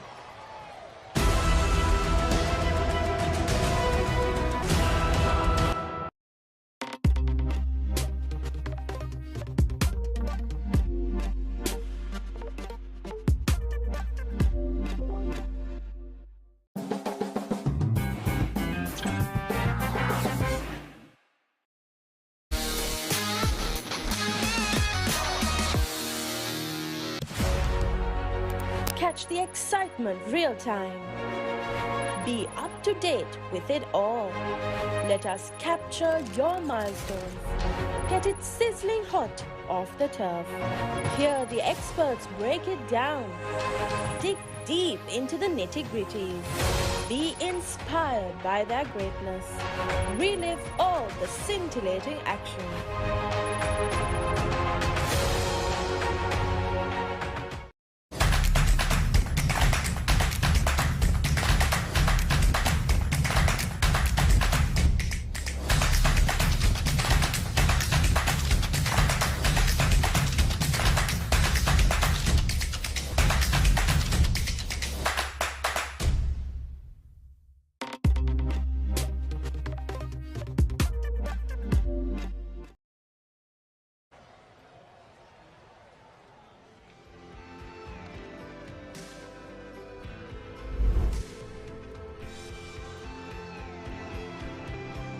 This is that over from Ranuka Malaviarachi. Looked like he was going to get a wicket every ball until that last delivery where he came round the wicket, shattered the stumps. Fantastic. Oh, this was the delivery to dismiss. Really played the batsman's mind very well. Kept on bowling that line, probing line and length where the batsman had to play. And a very smart choice to come round the wicket, have the batsman second guess and bowl that toe-crushing Yorker. Fantastic over from Malaviarachi. The scorecards looking a bit ominous for the Anthonians now. 239 for 7. At one stage they look to be cruising with just the 2 wickets falling down, but you can see the top of the scorecard. A lot of starts. 76 for Akil. Induvara Galapita gave 42. Ryan also made very valuable 40 runs for the team, but from that point onwards it's not looked very pretty for the Anthonians. Ravindu, the only known batsman who will have to be supported by the bowlers that will have to follow. Yes, at one point they were 185 for 3. So the bowlers, Bulan took 1 for 36 and Ranuka Malaviarachi, how good he has been, 3 for 34. And Nitwin Dharmaratna slowly getting into his groove, took that first wicket of his in the last over. And Ramiru took 2 wickets, the leg spinner. A bit expensive, but took the needed 2 wickets. So the last 3 wickets fell in between just 4 overs for St. Anthony's College. So at one point it looked like that they will get that first innings late, but now looks like Royal College, they have a very decent chance of getting the first innings win. Spot on, Laxis. I think the way they have gone about this last 5-6 overs, if you look at it, the essence has been they've been bowling to a proper line and length. They've been consistently hitting that area, creating a lot of doubt. We saw how Malaviarachi worked the left hand out in the previous over where he was coming over the wicket, kept it very consistent, beat him a couple of times, took the outside edge and then came round the wicket to really bother the batsman. So that's smart bowling, and Dharmaratna too, bowling a wonderful over where he's getting that turn, especially on this second day track. He's getting turn. So things working for Royal. I think the objective or the plan from now on would be to finish this inning off as fast as possible. There's another 3 wickets for them to get. It's not going to be easy. Most teams, especially when you play under 19 cricket, you get to this phase where you get the opposition 7 wickets or 8 wickets down, and from that point onwards it becomes an absolute challenge to skittle them out. So a lot more work for the Royalists to do. Anthonians, on the other hand, would be looking to still go past Royals' first inning score.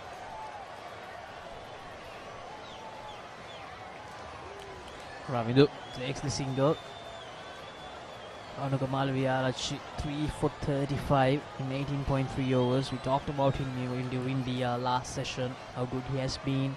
It's because of him that St. Anthony's College were contained to that level during that first session.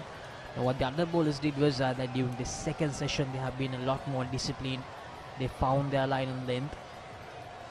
But they didn't try to do a lot of things. They just stick to 6-1 plan and executed that really well.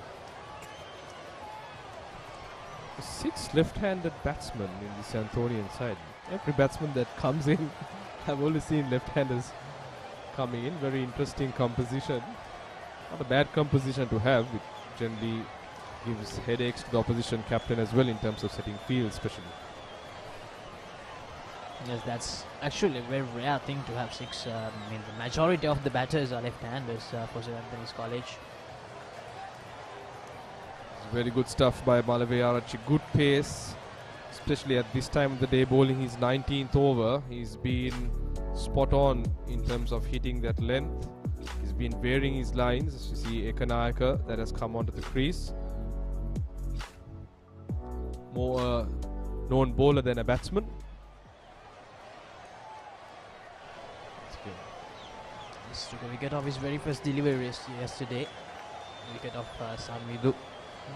So he has a really big job here to make sure that St. Anthony's College get that first innings win. With this performance by Malaveyarachi, it's going to be a big headache for the Royal College management, to be honest, with their pace bowling attack, isn't it, Harun? They have a lot of resources in their disposal.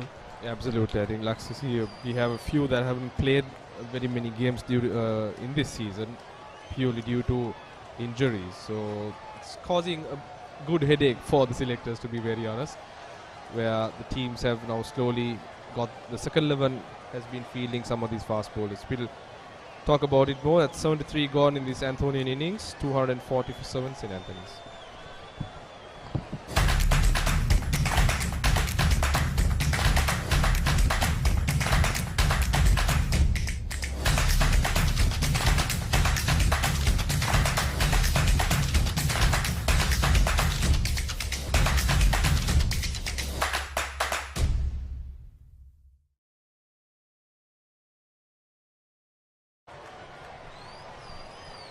Yeah, getting back to the topic of the fast bowling unit of the Royal College, we have Ramanayaka, then you have Dan Podivella, who have been nursing injuries. Dan is of course playing the second 11 game back in Katugastota.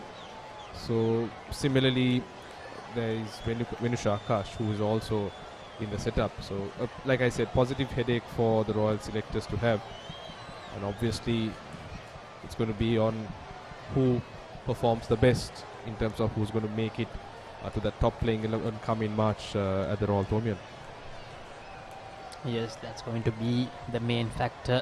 Yeah, we are less than 3 months away from the big match between Royal College and St. Thomas College. So we'll have to see who fits into that playing 11. The pace bowlers, whether they'll go with 2 or whether they'll go with 3, because they have a really quality bowling attack when it comes to the pace section. And even the spinners are really good. I mean, Nethwin, he has been really good in this session. Struggled a bit at the beginning, but yeah, I think after having a very bad kind of mini session yesterday, the Royalists have really come back and bowled decent lines and lengths today. Although they didn't have a very impressive first session, the second session post lunch, the wickets speak for themselves, I suppose. Looking at how the bowlers have bowled in tandem I think like we talk of batting partnerships, you also talk of bowling partnerships where you expect one bowler to kind of keep one end tight and for the other bowler to come in attack from the other end. So that's what's happening. The last 6-7 overs, we've seen Malaviyarach and Dharmaratna battle it out to get the wickets, and they've been richly rewarded with 3 in quick succession.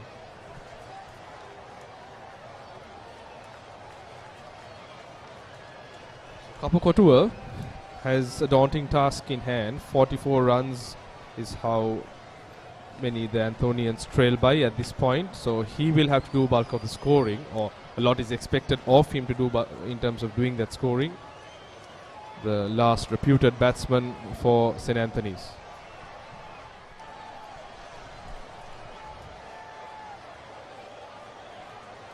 Kapukotua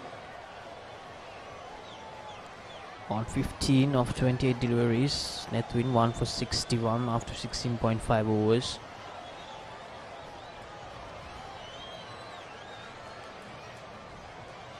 Last ball of the over.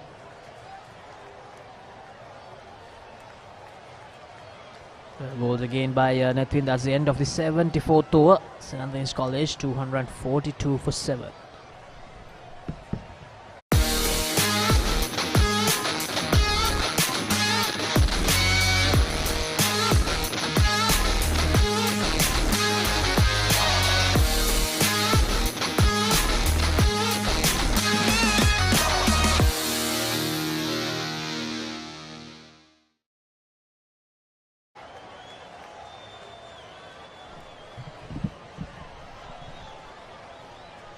Just 3 wickets remaining for St. Anthony's College. Ranuka Malaviyarach will continue.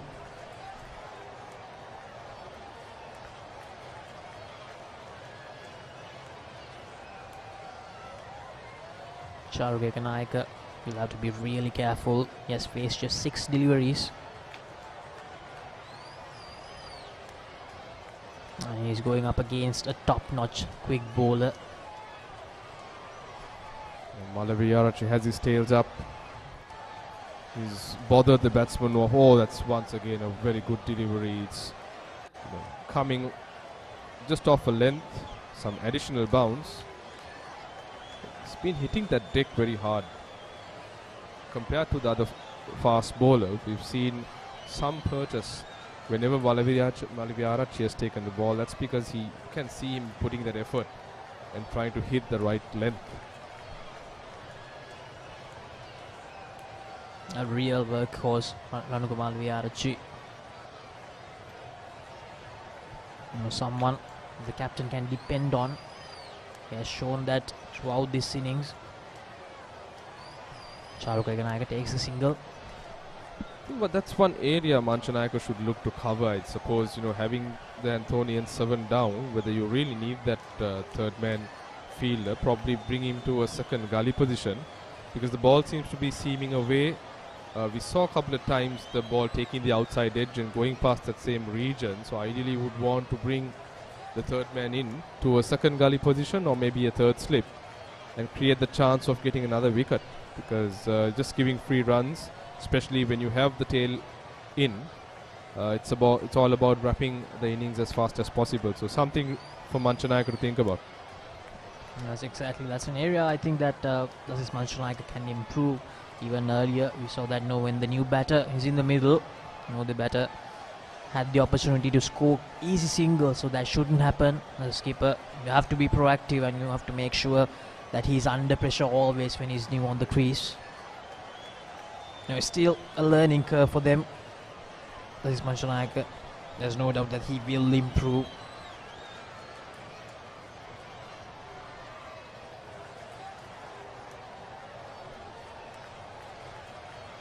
See, once again, this is not the best thing that's happening for Royal. Easy singles being taken from that region. Ideally, you would want to have some cover.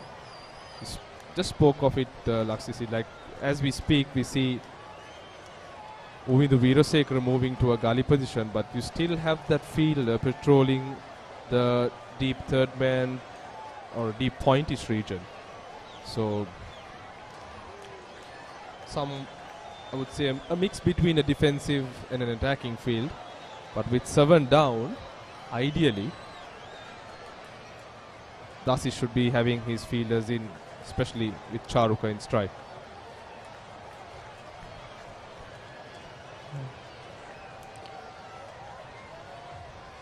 Ranuka Malaviarachi continuing his good work.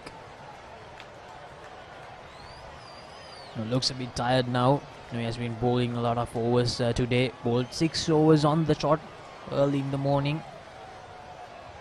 And then when they were searching for wickets, came back, provided the breakthrough. And he's still trying here.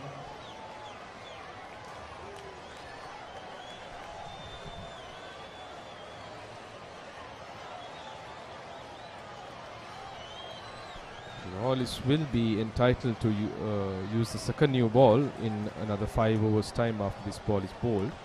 It's going to be interesting to see whether Manchanayaka takes it or not.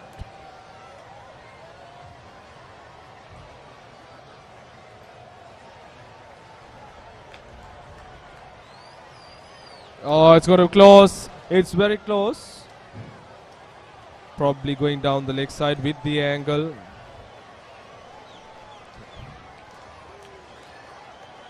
End of the 75th.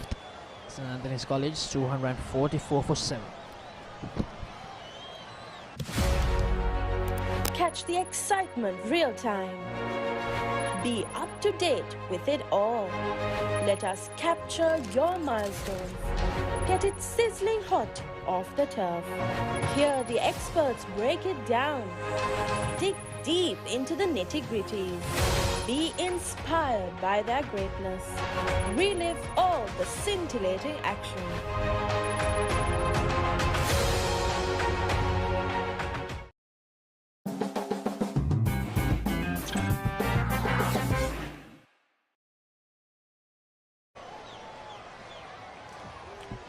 So Ramiru Pereira has been introduced in the attack once again, and this will be interesting to see. Ramiru Pereira going up against 2 left-handed batters. As Harun mentioned, just 5 overs away from that opportunity of taking the new ball. Oh, it's a beautiful start. I get very excited when I see a leg spinner coming in, especially Pereira giving it a lot of air. There is some purchase now. There is turn. A wearing second day wicket on a very hot, dry day here in Colombo. This time looked like the googly. The batsman read it. It's very important, especially when you're coming for a new spell, first to get settled in. As a leg spinner, yes, you may want to try your variations, but it's all about settling into a line and length. Once you get in there, then it's relatively easy to, have your variations. But a very, very poor piece of fielding there at extra cover. Culprit, young Pires.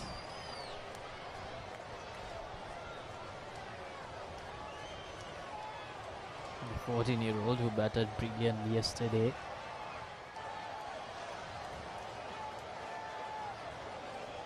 Oh, he's asking a lot of questions, Pereira. There is turn and bounce.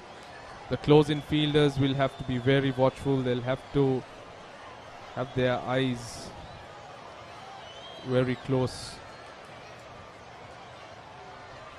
Once again, this is a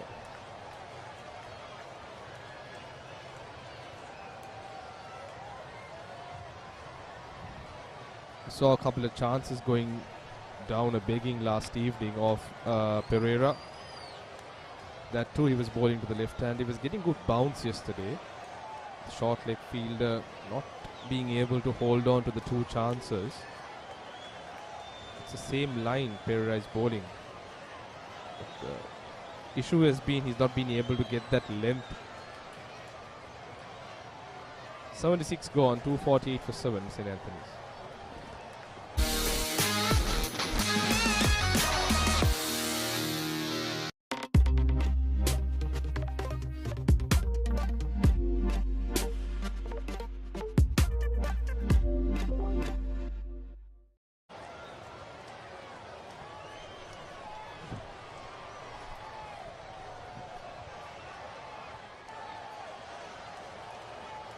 Looks like Malaviarach will still continue, but I would have liked to have seen Dharmaratna probably have a change of ends. The two spinners, because we're seeing turn and bounce on this track now. The previous wicket which Dharmaratna took really was evident of the fact that the ball is spinning. And since we're having two left-handers on strike, probably even to give Malaviarach a rest and see how Dharmaratna goes on this end. That's one option that the captain has. Nevertheless, he's marshalling his troops quite well at this moment. 249 for 7. St. Anthony's 37 runs behind. Both teams obviously fighting for a first innings win.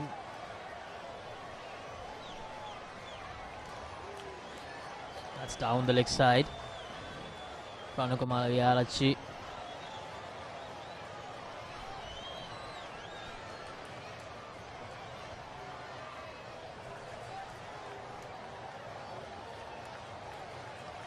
Most probably the final over before we see a change in bowling. And I have a feeling that this Manjunayaka probably won't take the new ball.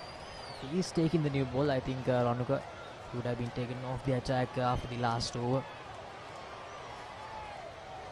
Is Ranuka. Solid in defence. Kapukotua, Ravindu Kapukotua, 17 of 35. Is giving it his all in terms of trying to get the Anthonians past the Royal score.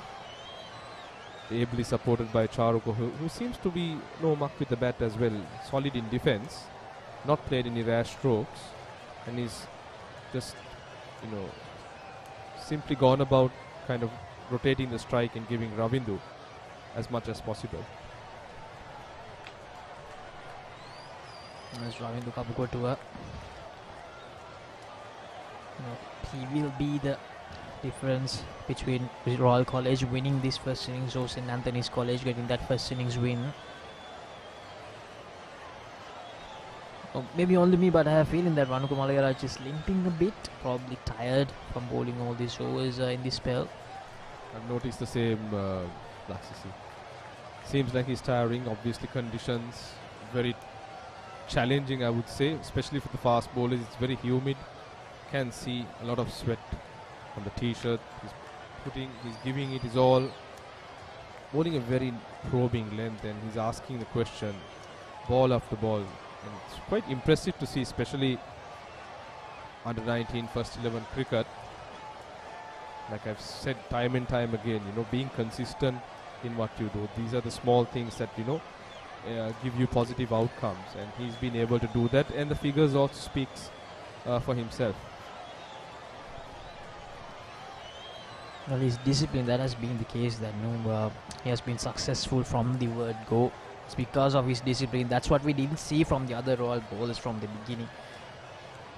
During the second session, yes, it has been a different story, but during the first session, and I think that was the difference. That's why Ranuka Malaviarach was the standout bowler during the first session. But it's really good that the other bowlers have come forward to support him.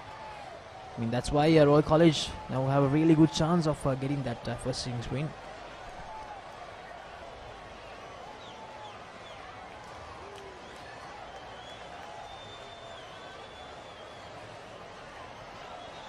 Good bumper to end the 77th over of the Anthonian innings. 249 for 7 St. Anthony's.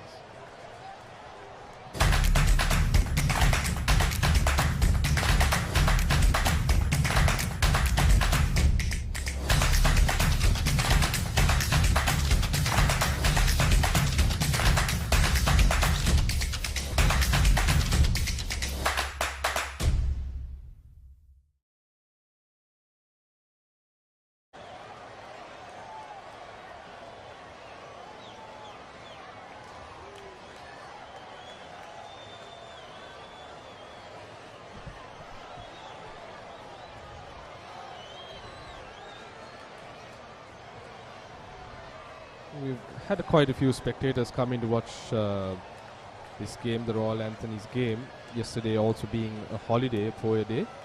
Are we seeing some rain? Yes, we are. Quite surprisingly, there's a mix of both sunshine and rain here at Reed Avenue. No harm done to the game. The game continues. Probably just a passing cloud. Pereira to continue from Colombo University, and this time in the air. Impressive stuff. Asking the question. You see a dark cloud that's hovering over the senior grounds at Royal College. This time plays a sweep. Oh, Manchanayaka fails to get a hand on it. It's running down to the boundary. There it will be cut off. The batsman in the meantime comfortably cross over for 2 runs. We had sort of a same phase where we had a slight whistle for 5-10 minutes even yesterday. I think it was around the same time as well. So probably a little passing whistle. Well, this is really good by Lasis Manchanayaka. Is there as a leg slip. Now, this is what we were talking about earlier, Harun. Seeing some proactive action by this keeper from Royal College. Fielders close in will have to stay low because there is turn, there is bounce, but when the ball takes that edge or the glove, it dies down. So it's very important, like I said, for the fielders close in to watch the batsman like a hawk and stay low as much as possible so that they can get that catch. Once again, yes, as we speak, takes the inside edge of the bat, but falling way short. It's very important for the close-in fielder, Anush Polnovita, at short leg. It's good probing stuff by young Pereira. He's bowled his 21st over. 78 overs gone in this Anthonian innings, 251 for 7 St. Anthony's.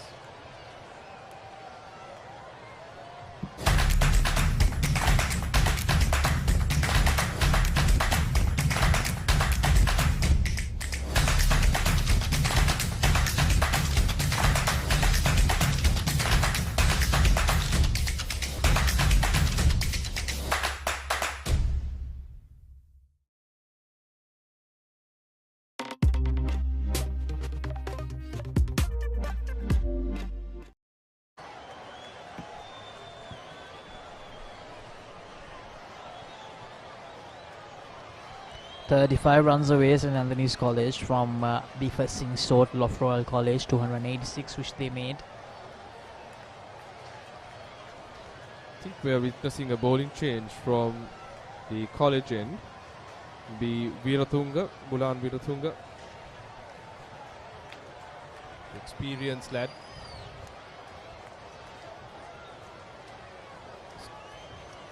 So we still have a fielder down, third man, patrolling that boundary region.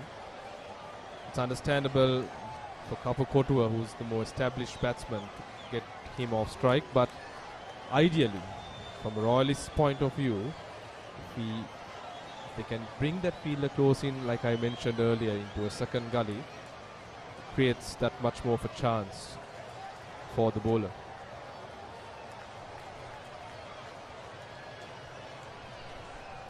Bulan Veeratunga must make sure that he continues the good work Ranukamala Viraj did. If he can get a breakthrough here, that will be the icing on the cake. I'm liking this combination as well, the fast bowler and the spinner bowling in tandem from Idean. So it's good captaincy from Manchanayaka, mixing up his bowlers, both the pace and the spinners. It'll be interesting to see whether he takes the new ball after the 80th over and still has his spinners operating from the Colombo University end. Ideally, Darun Ratna, if he can, use that new ball, will come in very handy, because with a newish ball, the ball will have extra bounce, probably a bit more zip, and he can ask a lot of questions and get those close-in fielders in play. Yes, definitely, Harun. I think that is probably the plan of the Sismanchanaika. But if it was up to me, I'll definitely bowl Ranuka Malviarach with the new ball. So probably give him some time, probably like 8-10 overs, and then bring him back for 2-3 overs with the new ball. Then I have a feeling that he will definitely put the Antonian batters under a lot of pressure with the new ball in hand.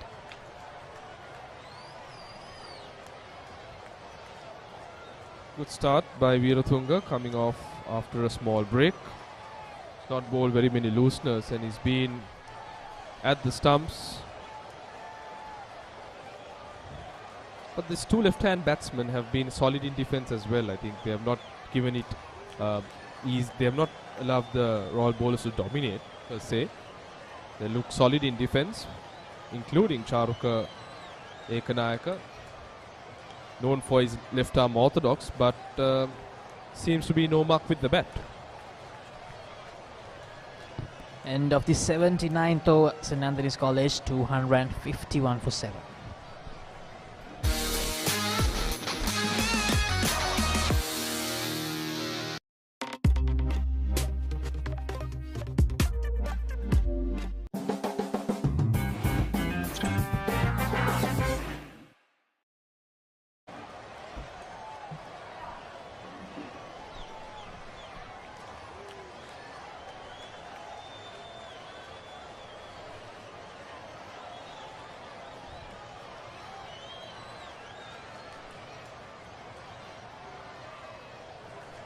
Ramiro to bowl from the university end. It's been quite impressive this today with the ball.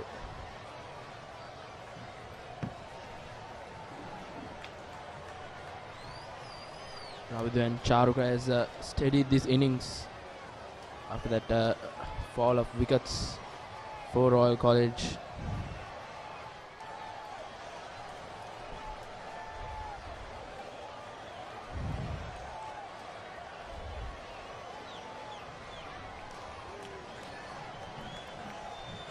Overs, second new ball due.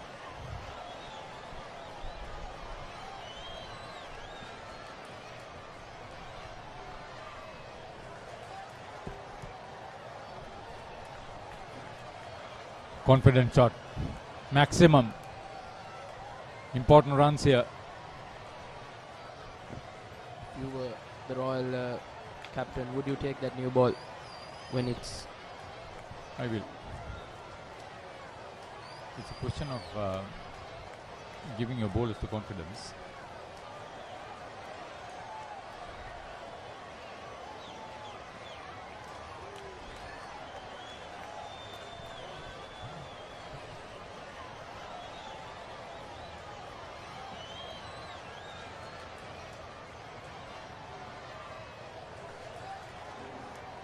Very good cricket from Charuka following that 6 with a single. Move the score to 258.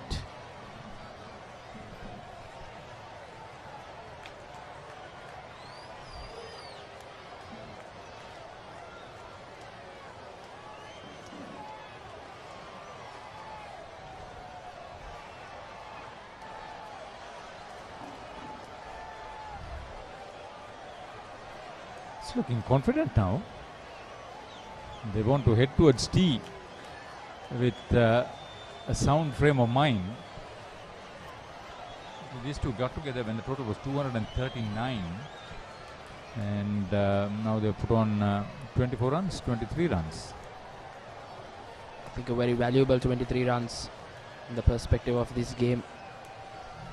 We will want to get closer to that first innings total of Royal College. As you see, they're just 24 runs behind.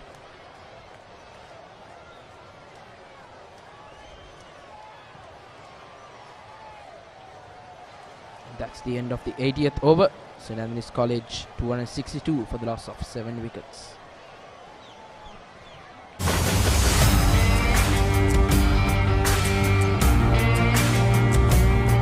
නේරඩි ඔලිබරපු යාල්පානතිල Matara කොටවිල ගම්පියසට ඇවිල්ලා තියෙනවා. සිරිත දාස ඇඩ්මෝරටුව පියගම මහින්ද රාජපක්ෂ ක්‍රීඩාංගණය கிழக்கு மாகாணம் Sugathadasa indoor stadium is the Foxhill Supercross. රුණෑගල සිටි ඇතුගල් පුරවරය Papare.com අපි අද ඇවිල්ලා ඉන්නේ නෝරෙලිය ප්‍රදේශයට. Final showdown Kandy sports club Polonnaruwa ජාතික සංකීර්ණයේ සිට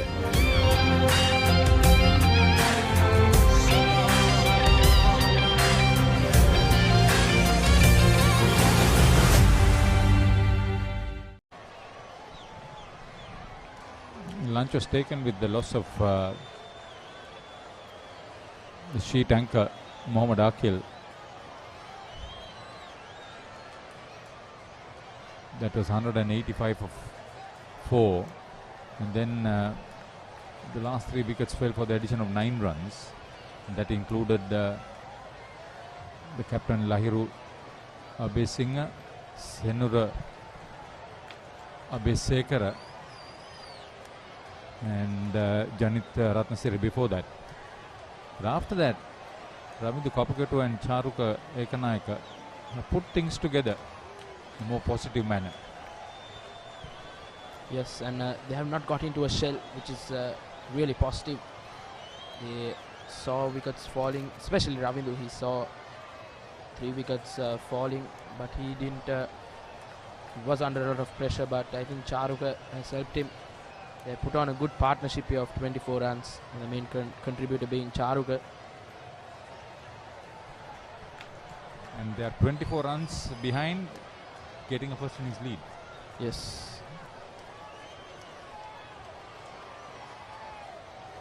I think they will be targeting that to get that 24 runs before that tea break. Oh, not like. Not like. They will want to bat sensibly.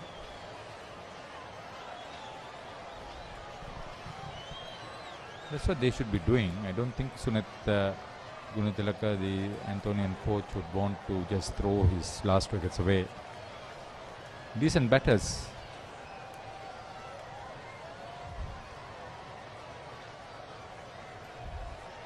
Especially the number 9 batsman Charuka. He has shown a lot of resilience during his inning here.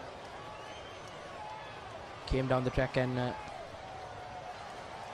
got a nice 6 in that early over against Ramiru. But on the other hand, Royal College would want to get these 3 wickets as soon as possible.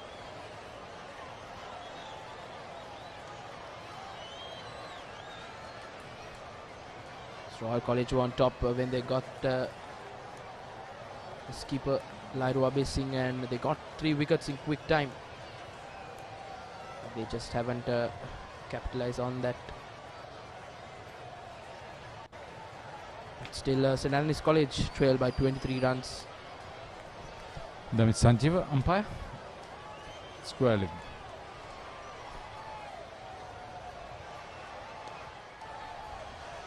The good looking shot. He's showing the full face of the bat as he meets ball. Charuka Ekanayaka and Ravindu Kopakatu. 81 completed. 263 for 7 St. Anthony's in reply.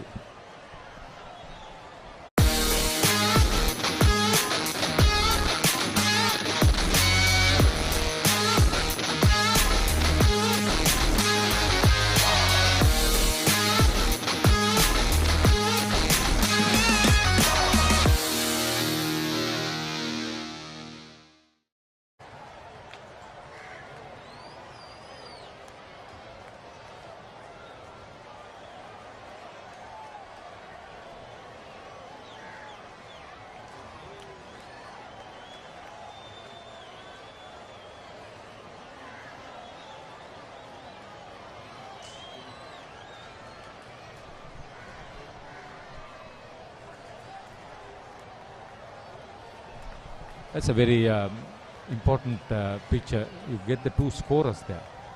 We'll come to that in a moment.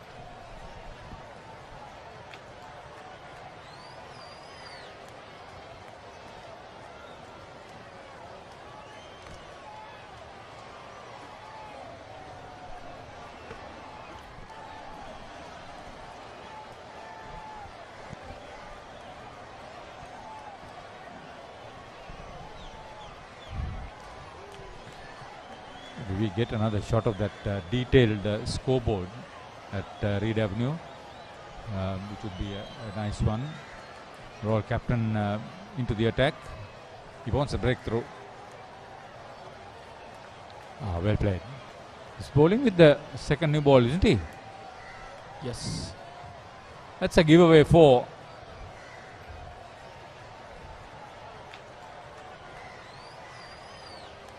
Shot and outside off stump.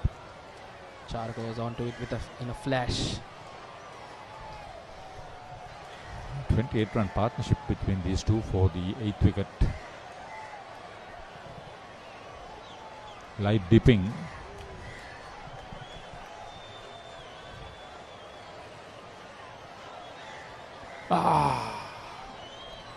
Found the edge. Don't think it carried. Did it carry?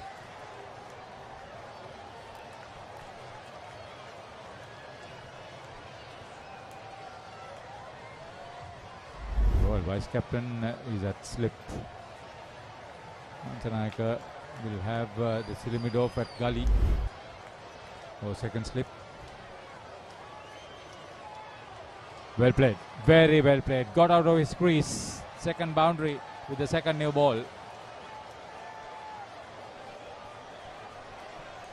Charugan really attacking Dasis Manchanayaka here.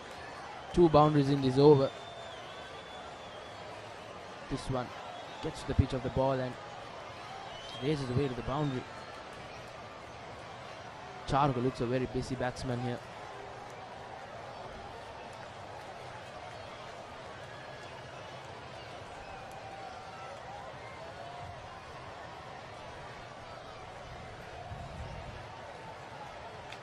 He wants to make the most of this second new ball. He's now gone in front of Ravindu Kapikotua. Yes, that'll be 4 more. That's the third boundary in this over. The decision to bowl with the second new ball by the Royal captain has gone St. Anthony's way. 8-2 completed, 275 to 7.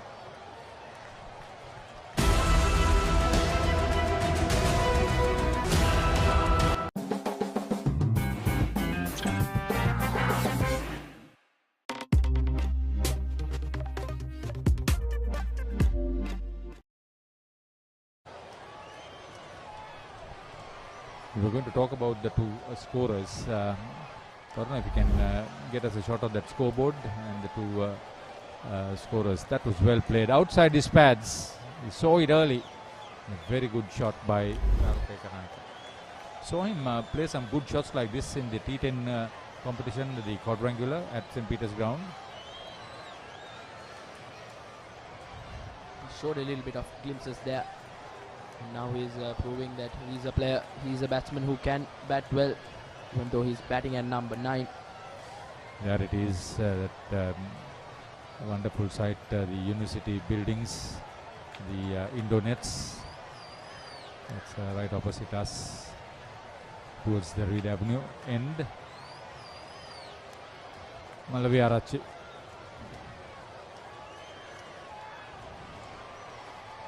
He has not been very effective with the second new ball, but this is a different situation with 3 wickets under his belt.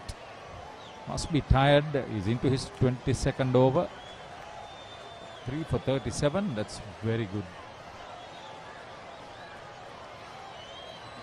I think Ranuka was more effective with that older ball.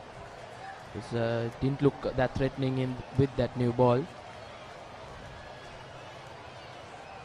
Beats that outside edge. Really good bowling, keeping it in line. Trail by 11 runs. St. Anthony's will be confident to get in front.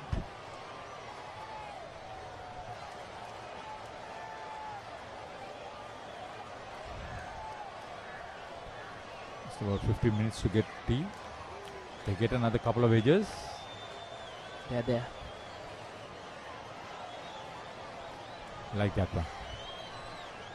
If they go for 2, they won't. Yeah, you can get the edge. That's another story. It should not carry to a fielder. It should go to the boundary.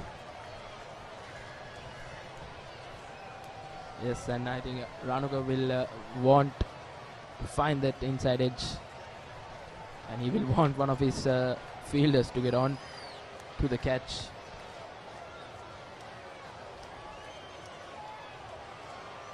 Football season still among the people. Yeah, the Mercantile knockout football tournament is coming somewhere during the last week of this month. 8 teams will be playing Mercantile A and B divisions together at the City League grounds in Colombo.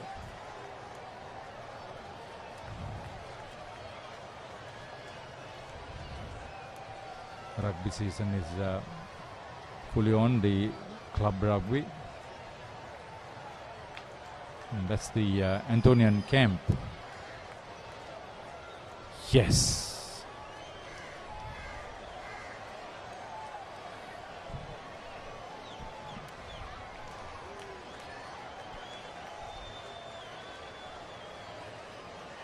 If Royal College get this if St. Anthony's College rather get this 10 runs without losing a wicket, I think both even Royal College got to 286 when they were 7 wickets down. They declared at 286 for 7. 72.3 overs they took.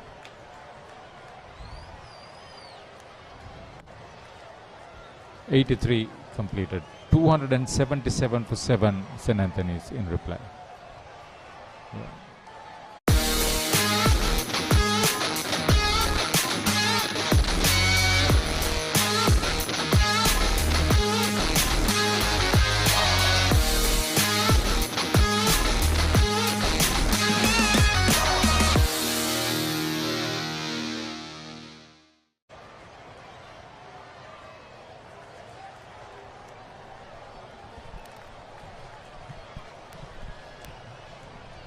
Tasis Manchanaya captain has called Bulan Viratunga. So fast bowlers to bowl from both the ends.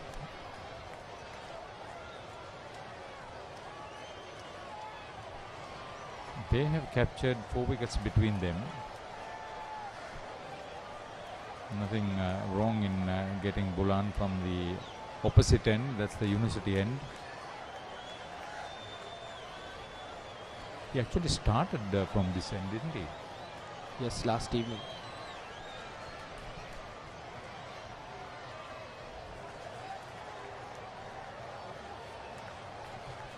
Correction to be made. Royal College got that 286 in 78.3 overs. So St. Anthony's College currently in their 83rd over.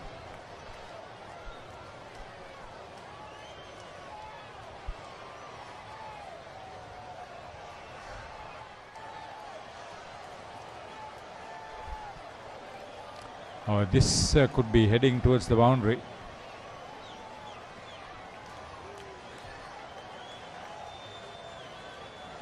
Important runs.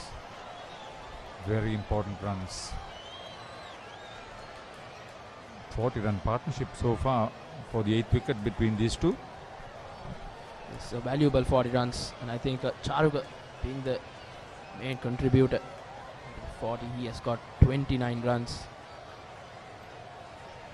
Ravindu playing second fiddle. It's a confident look there from Kandy.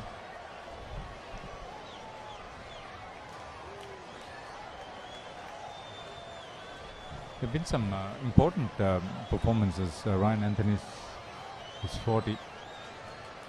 We always spoke about the 75 scored by Mohammad Akil. Then there was a 40 plus 41 or 42 from Indura Galapitage. Lahiru Abhisinga got to his 20.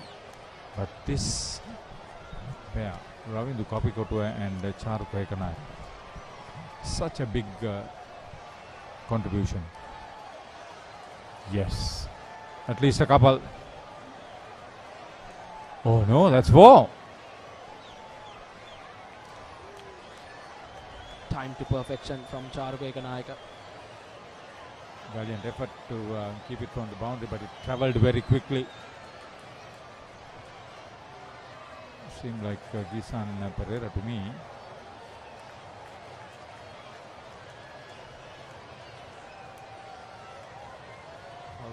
Outfield lightning fast here at Reed Avenue. It was just a push from Charuka Ekanayaka. Got the bat sliced up. That it deceived the fielder. He didn't realize it was more towards mid-wicket. Thought it was coming his way.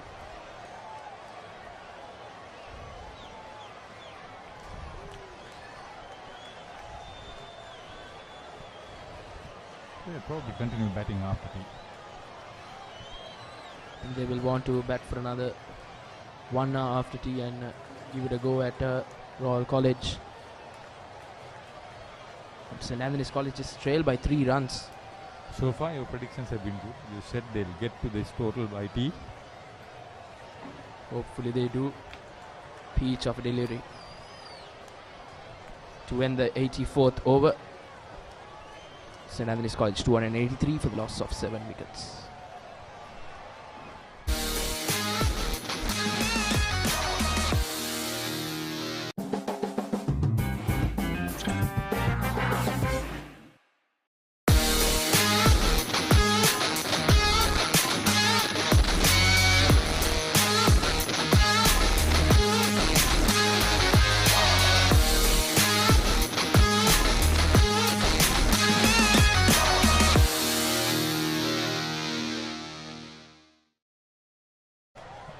We are less than 10 minutes away from tea on the second day of this inter-school encounter.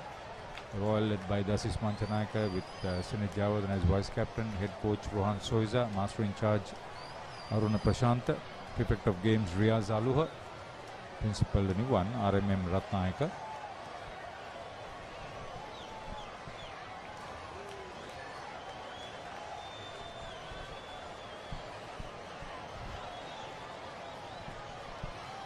Now teasing the Royal fielders with those quick singles. As far as St. Anthony is concerned, they are being led by Lahiru Abisinga. In the absence of Trevin Matthew, Mohammad Akil is the vice captain for this game. Coach Sunit Gunatilaka, master in charge Lenin Jasinga, prefect of games Nalaka Sanjeeva Piris, principal of St. Anthony's College, Father Henry Bernard Vijayaratna.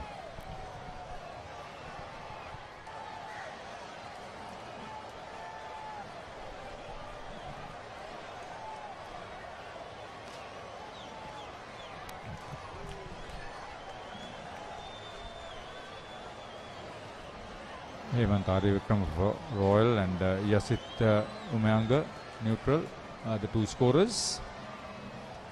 Nilandi Silva and Damit Sanjeeva the on-field umpires.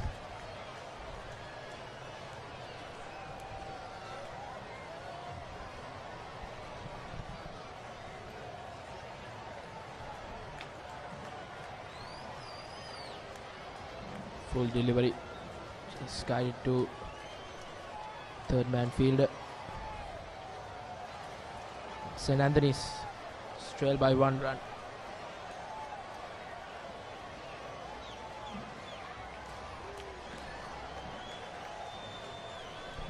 These two are heading for a half-century partnership. I don't think the Royal bowlers or the fielders expected that this partnership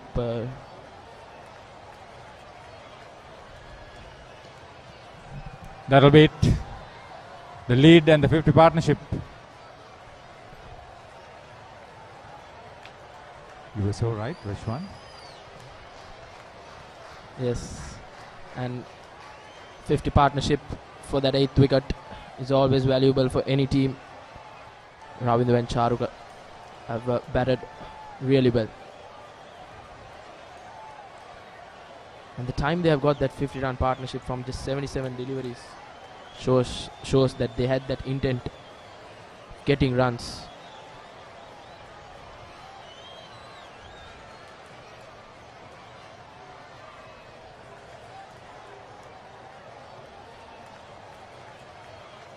He may be tired, Malaviarachi, and we maintain that he's not at his best with the new ball. But that's not to say that he's not bowled well. He's bowled very well. Yes, I think the standout bowlers in this whole game, not only for Royal College. They look for two. There is a possibility they'll come back for two. They do. Good running.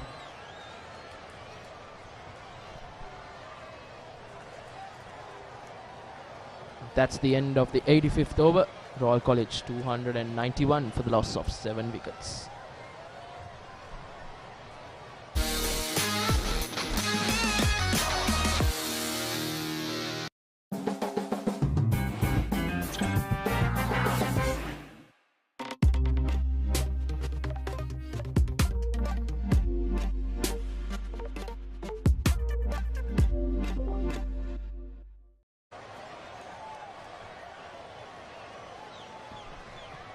It's gloomy. Chances of the light improving a little bit less. See that contribution. Kapuko to a 34, Ekanayaka 29. Is that right? Contribution 16, 34.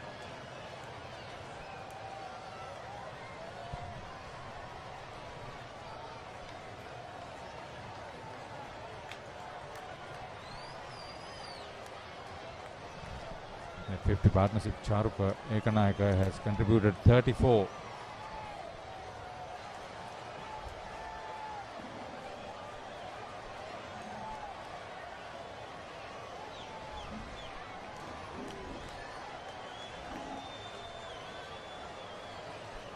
This could well be the last over before tea.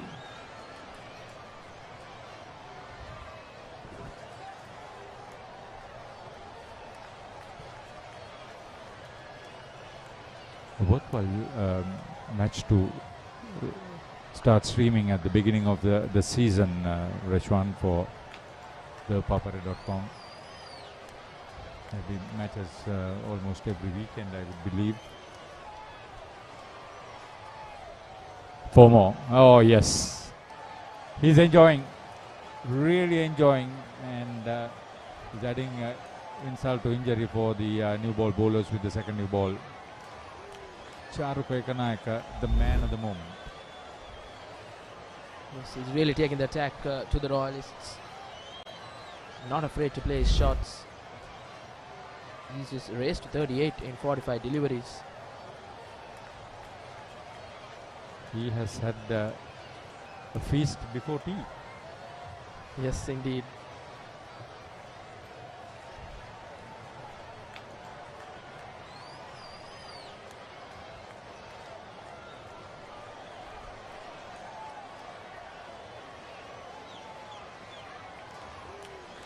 Five fours, 1-6, 45 balls,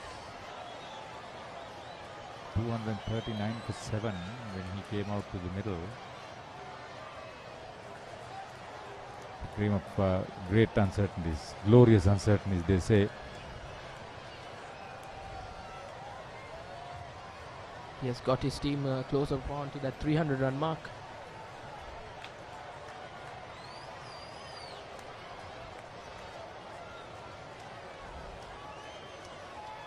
Is that Ramiro? Yes, drop chance. I think the Royalists would have loved a wicket in this at this moment. Straightforward opportunity.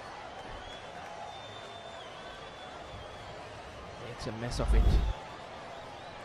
Thunder in the background.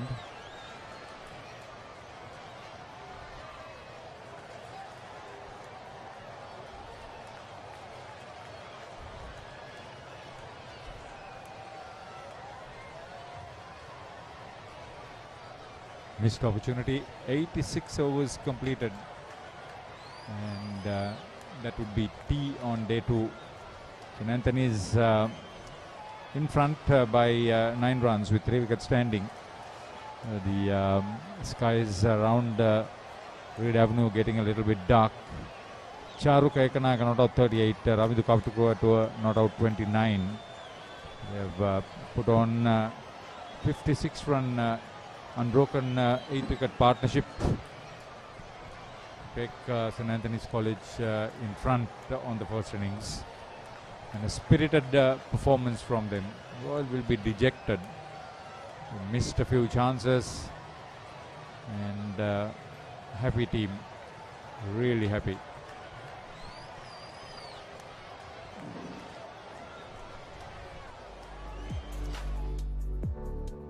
Always a challenge to get through. This is the batting card of St. Anthony's College. They had that opener Akil who went on to score a good 76. Then Indura helped him. He scored 42. Ryan 40. Lairu Abhisingha, the captain, scored 28. And Ravindu still unbeaten there at 29. And then we saw the 3 quick wickets. Janit Senura and Abhisingha getting out. And then Charuka, he has taken the attack to the bowlers and he's raced to 38 in just 48 deliveries. Just helped St. Anthony's College take a lead. Yeah, they had a 100 partnership, and this half century stand also has done well. See, in the middle order they have scored runs, both Indura Galapitage, Ryan Anthony's and Lairu Abhisingha. But after that they lost 3 wickets for the addition of 9 runs. Lairu Abhisingha, Janit Ratnasingha, Senura Abhisekara. That's when Ranuka Malaviarachi and Nithwin Dharmaratna struck at regular intervals. But 21 extras, well, it's something when you talk 86 overs. They have faced up to 66 overs today. And the bowlers from Royal College, the pick of the bowlers would be Ranuka. Got 3 wickets and he's bowled a mammoth of 23 overs, just given away 46 runs, which the economy is just 2. And that maidens column has bowled 9 maidens, which is really impressive from a fast bowler. He's bowled his heart out there. And Ramiru has got 2 wickets for his 22 overs, gone for 89 runs. A bit expensive, but he had to take those risks to get some wickets. See, the innings has been built around that 112 run second wicket partnership, then 60 for the third, and this unbroken 8th wicket stand of 56 runs with 21 extras. So all in all, it has been a good reply from St. Anthony's.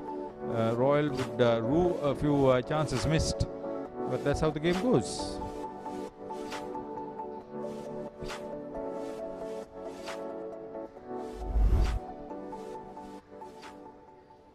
This was the massive hit from Lairu Abhisingha. This was a big wicket. After lunch.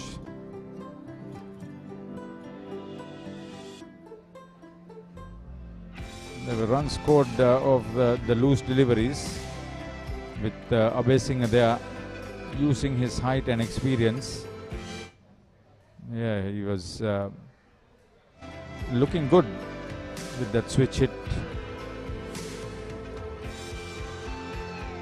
He was looking dangerous at this time. Got into the 20s.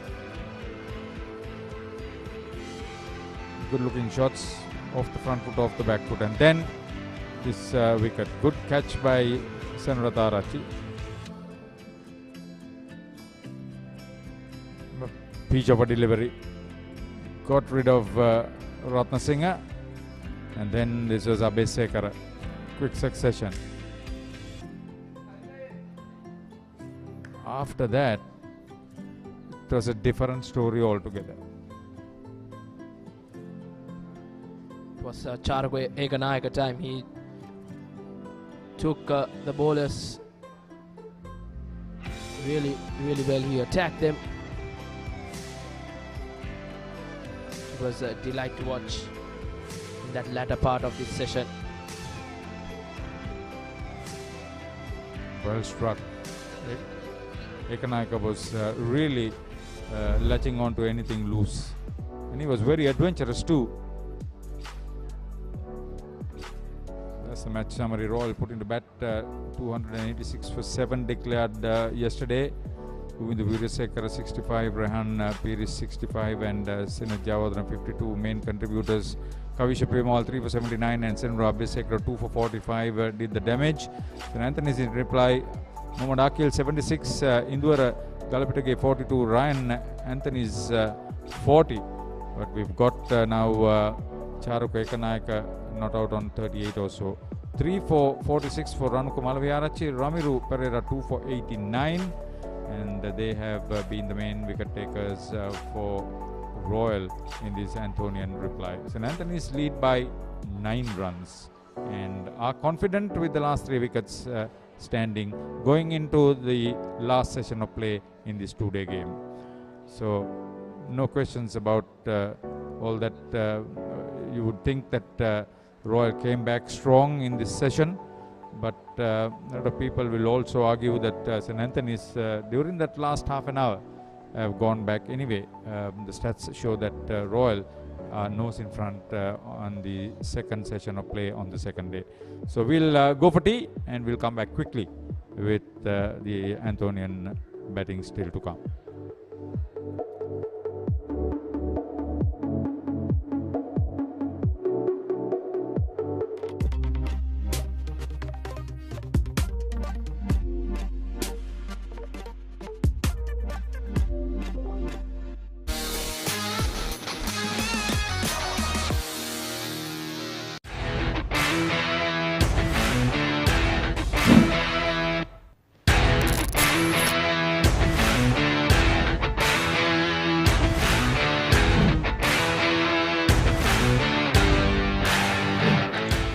මගේ ගම්ම බලපිටිය මම පළවෙනි ඉස්කෝලේ ගියේ පීදේ school රත්න විද්‍යාලයට.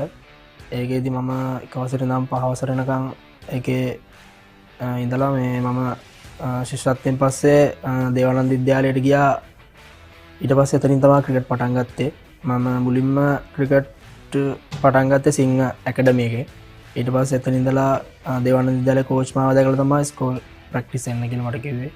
ඊට පස්සේ දේවානන්ද විද්‍යාලයෙන් තමයි cricket පටන් ගත්තේ. ඊට පස්සේ 8 වසරේදී මට ධර්මාශෝක විද්‍යාලයෙන් ආරාධනාවක් ආවා ස්කෝලට එන්න කියලා. ඊට පස්සේ මම 8 වසරේදී ධර්මාශෝක විද්‍යාලයට ගියා. දේවානන්ද විද්‍යාලයේ ධර්මාශෝක විද්‍යාලයේත් අන්ඩර් 13 මැච් එකක් තිබ්බා අම්බලපුර ග්‍රවුන්ඩ් එකේ. ඒ ග්‍රවුන්ඩ් එකේ මැච් එක අපි දේවානන්ද විද්‍යාලයේ ජයග්‍රහණය කරා. ඒකෙදි තමයි මට ධර්මාශෝක විද්‍යාලයෙන් ආරාධනා කරේ මැච් එකෙන් පස්සේ තමයි එන්න කියලා. අන්ඩර් 13 මගේ ධර්මාශෝක විද්‍යාලයේ පළවෙනි අවුරුද්දේ අපි ඕල් අයිලන්ඩ් රනර්ස් අප් වුණා. ඒ අවුරුද්දේ මම බෙස්ට් ඕල් රවුන්ඩ් වුණා ඕල් අයිලන්ඩ්. ඒ අවුරුද්දේ මාත් එක්ක දිමිත් වෙල්ලාලගේ බෙස්ට් බෝලර් වුණා. ඒ අවුරුද්දේ කමිල් මිෂාර බෙස්ට් ප්ලේයර් වුණා. රවින්ද්‍ර රසාන්ත බෙස්ට් බැට්ස්මන් වුණා. ඊට පස්සේ අන්ඩර් 15 ධර්මාශෝක විද්‍යාලයේ මම පළවෙනි අවුරුද්දේ ප්‍රොවින්ෂල් ප්‍රීම ප්‍රොවින්ෂල් සෙල්ලම් කරා. දෙවෙනි අවුරුද්දේත් ප්‍රීම ප්‍රොවින්ෂල් සෙල්ලම් කරලා මම අන්ඩර් 15 මැලේසියා ටුර් එකට සිලෙක්ට් වුණා. ඒකේ ටුර් කරා මම අන්තිම අවුරුද්දේ. ඊට පස්සේ අන්ඩර් 17 එකේ ඉඳන් මම අන්ඩර් 19 ප්ලේ කරා ඉස්කෝලේ. පළවෙනි අවුරුද්දේ විකට්ස් 50ක් ගත්තා මගේ ෆස්ට් ඩේ එක. සෙකන්ඩ් ඩේ එකේ මම විකට් 60යි. අන්තිම අවුරුද්දේ විකට් අන්තිම අවුරුද්ද දෙකේ මම විකට් 82ක් දැම්මා. අන්තිම අවුරුද්දේ මම රන් 600ක් ගැහුවා. ඊට පස්සේ මට අන්ඩර් 19 සුපර් ප්‍රොවින්ෂල් සෙල්ලම් කරා. 2019 20 අවුරුදු දෙක මම ප්ලේ කරා. ඒකෙදී සුපර් ප්‍රොවින්ෂල් එකේදී මම හොඳට බෝල් කරලා මාව ස්ක්වොඩ් එකට සිලෙක්ට් වුණා පාකිස්තාන්ට. මම පොඩි කාලේ ඉඳන්ම ලෙග් ස්පිනර් බැටුත් කරා. ඕල් රවුන්ඩ් විදියට තමයි ගියේ බෝලිං ඕල් රවුන්ඩ් විදියට. ගොඩ ලොකු මතකයක් තියෙනවා අන්ඩර් 13 එකේ අන්තිම ෆයිනල් මැච් එකේ මම හැට්‍රික් එකයි විකට් 5යි ලකුණු 100යි ගැහුවා. ඒක ලොකු මතකයක් තියෙනවා අන්තිම මැච් එකේ. අන්ඩර් 15 ප්‍රීමා ප්‍රොවින්ෂල් එකේදී මම තුන්වෙනියට වැඩිම විකට් ඉවර කරා මගේ අන්තිම අවුරුද්දේ. ඊට පස්සේ අන්ඩර් 19 ප්‍රොවින්ෂල් එකේත් සුපර් ප්‍රොවින්ෂල් එකේත් මම විකට් 8ක් ගත්තා මැච් 6කට. ඒකෙත් හොඳට කරා මම. අන්ඩර් 15 මගේ කැප්ටන් ඉන්ජර්ඩ් වෙලා අන්ඩර් 15 මම ස්කෝල් කැප්ටන් කරා. අන්ඩර් 17 19 දෙකම කරා.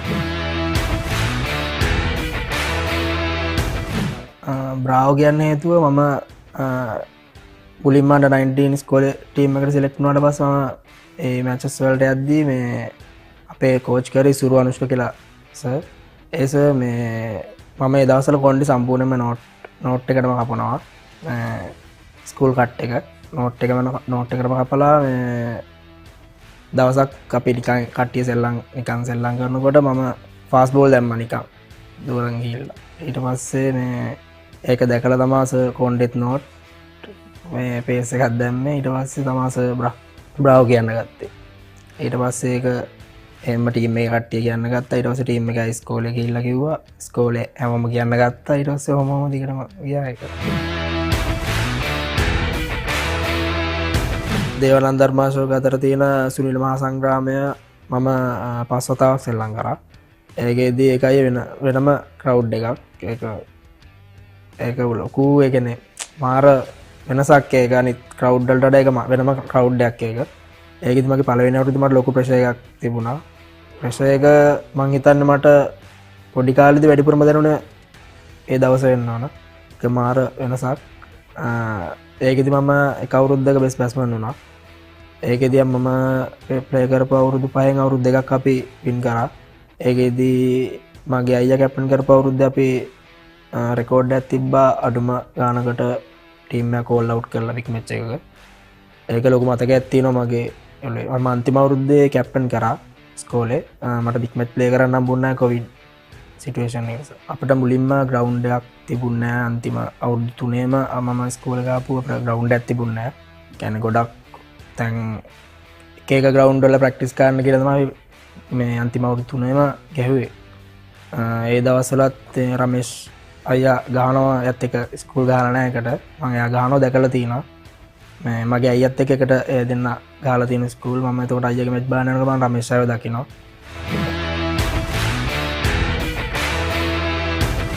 මුලින්ම මේ ප්‍රොවින්ෂල් එකේ සෙල්ලම් කරනකොට සදර්න් ටීම් එකට මට ඒකේ දැකලා මට බෝල් කාන්න එන්න කිව්වා අnder 90 ටීම් එකට.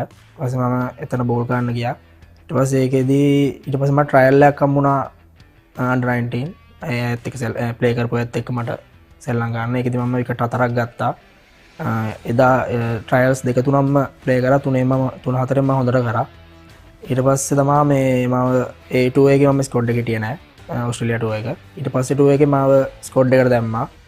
අපේ පූල් එක 25ක් වගේ හිටියා. ඒකට දැම්මා. ඊට පස්සේ දිගටම ට්‍රයල්ස් වල හොඳට කරපු නිසා මට පාකිස්තාන ටූර් එකේ අන්තිම මැච් එක හම්බුණා. මගේ අnder 19 නැෂනල් කැප්ටන් කරේ නිපුන් දනංජය. කෝච් කරේ Hashan Tilakaratne sir. Fielding coach Pulchandana sir. Spin bowling coach හිටියේ Sajith Pathirana sir. Fast bowling coach Chambilagamage sir. අnder 19 ට්‍රයල්ස් වල මම හොඳට කරා. පාකිස්තාන ටූර් එක අන්තිම මැච් එක මට හම්බුණා. ඒ මැච් එක විකට් එකයි. ඊට පස්සේ සුපර් ප්‍රොවින්ෂල් එකක් තිබුණා. අපේ මම සෙල්ලම් කරේ කැන්ඩි ටීම් එකට. කැන්ඩි ටීම් එකේ මේකෙදි මම මැච් අයිඩ් විකට් 8ක් ගත්තා. ඒකෙදී මම ගොඩක් හොඳට කරා. ඊට පස්සේ ඒෂියා කප් එක තිබුණා ලංකාවේ. ඒෂියා කප් මම ස්කොඩ් එකේ හිටියා. ඒකෙදී මම මුල් මැචස් ටිකම ප්ලේ කරේ නෑ. ඊට පස්සේ මම අපේ බංග්ලාදේශ මැච් එක සෙල්ලම් කරා. ඒකෙදී මම විකට් එකක් ගත්තා. ඒකේ හොඳට කරා මම. ඊට පස්සේ බංග්ලාදේශ ටූර් එකක් තිබුණා අපට එහෙ යන්න. ඒකෙදී මම වයිට් බෝල් ස්කොඩ් එකේ තමයි හිටියේ. අපේ ස්කොඩ් දෙකක් ගියා රෙඩ් බෝල් වයිට් බෝල්. ඒකෙදී මම වයිට් බෝල් ස්කොඩ් එකේ හිටියේ. ඒකෙදී මම අන්තිම මැචස් 4ෙම විකට්ස් 7ක් ගත්තා. බංග්ලාදේශ ටූර් එකේ මම මැචස් 4ට විකට් 7ක් ගත්තා. ඒක මම හොඳට කරා. ඊට පස්සේ අපේ ටූර් එකක් තිබුණා ට්‍රයි සීරීස් එකක් ඉංග්ලන්ඩ් වෙස්ට් ඉන්ඩීස් ශ්‍රී ලංකා. වෙස්ට් ඉන්ඩීස් වල තිබුණේ. ඒකෙදී මම මැචස් 6ට විකට්ස් 18ක් ගත්තා. ඒ වැඩිම විකට් මම ගත්තේ. ඒකෙදී අපි චැම්පියන් වුණා. يعني ස්කූල් ලෙවල් එකයි ලෙවල් එකයි දෙක මාර මට තේරෙන විදිහට මාර ගැප් එකක් තියෙනවා. මට මුලින් ගිහිල්ලා එතන ඉන්නකොට මට මාර වෙනසක් තේරුණා. ඒ ඩ්‍රෙසින් රූම් එකේ ඉන්නකොටත් මට මාර වෙනසක් තේරුණා මුල් කාලේ. එතනදී නිපුන් දනංජ මාර විදිහට මට උදව් කරා. මාත් එක්ක ගොඩක් කතා කරා. එයා ලොකු සපෝට් එකක් දුන්නා මට මුල් කාලේ ඉඳන්ම ඒ දේවල් වලට. ලොකු අත්දැකීමක් ගත්තා. ඒ කියන්නේ ක්‍රිකට් කියන්නේ ස්කිල් එක පැත්තට වඩා මාර නොලෙජ් එක පැත්තේ මාර දෙයක් මට ඉගෙන ගන්න පුළුවන් වුණා එතනට ගියාම. Sajith Pathirana sir, Pul Chandana sir, Ashan sir, Chambila sir හැමෝම මාර විදියට අපිත් එක්ක එකතු වෙන් හිටියා. මාර ලේසි වුණා ඒගොල්ලොත් එක්ක වැඩ කරද්දී.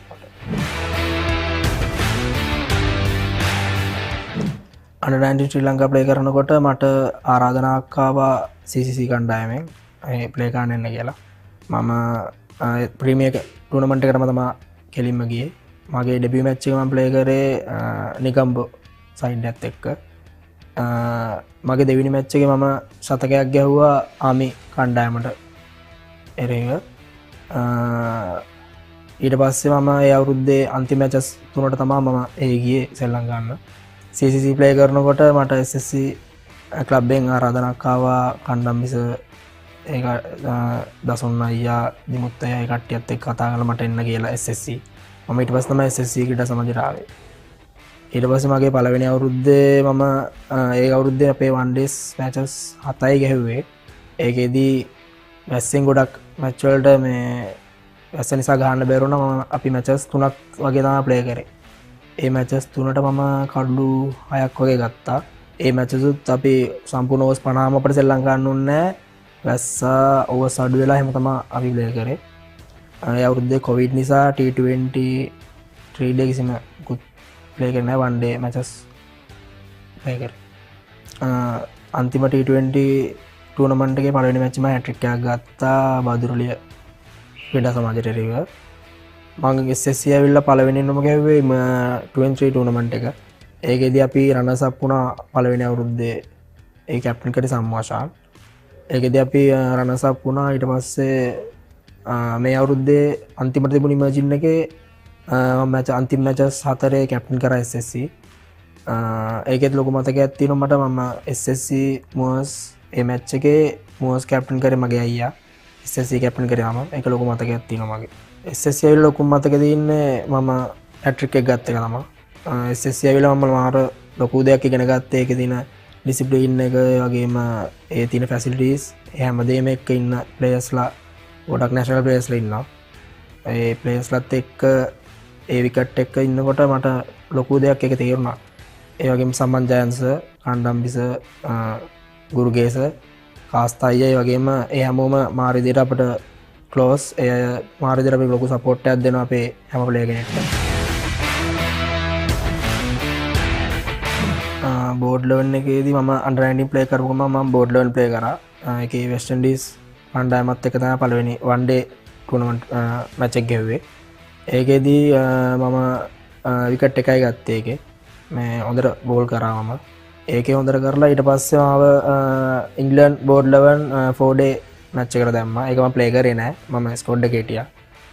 ඊට පස්සේ ගත්තම මම NSL සෙල්ලම් කරා කොලම්බෝ ටීම් එකට.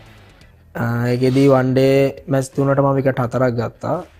ඒකේ ඊට පස්සේ 4 ඩේ ටූර්නමන්ට් එකටත් මම සිලෙක්ට් වුණා. ඒකෙදී මේ මගේ ඇඟිල්ල ඉන්ජර්ඩ් වෙලා මම සෙල්ලම් කරන්න හම්බුන්නේ නැහැ මට 4 ඩේ මැචස්.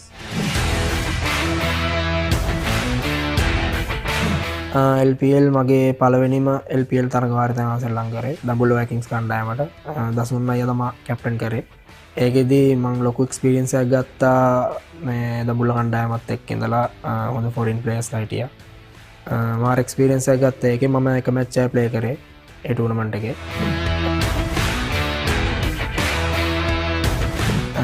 දැන් මම ශ්‍රී ලංකාවේ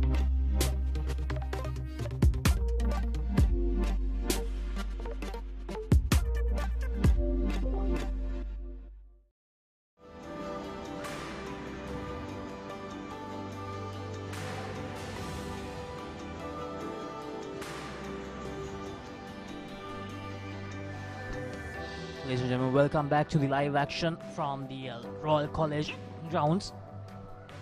This is the traditional cricket encounter between Royal College and St. Anthony's College. We're into the final session of day 2.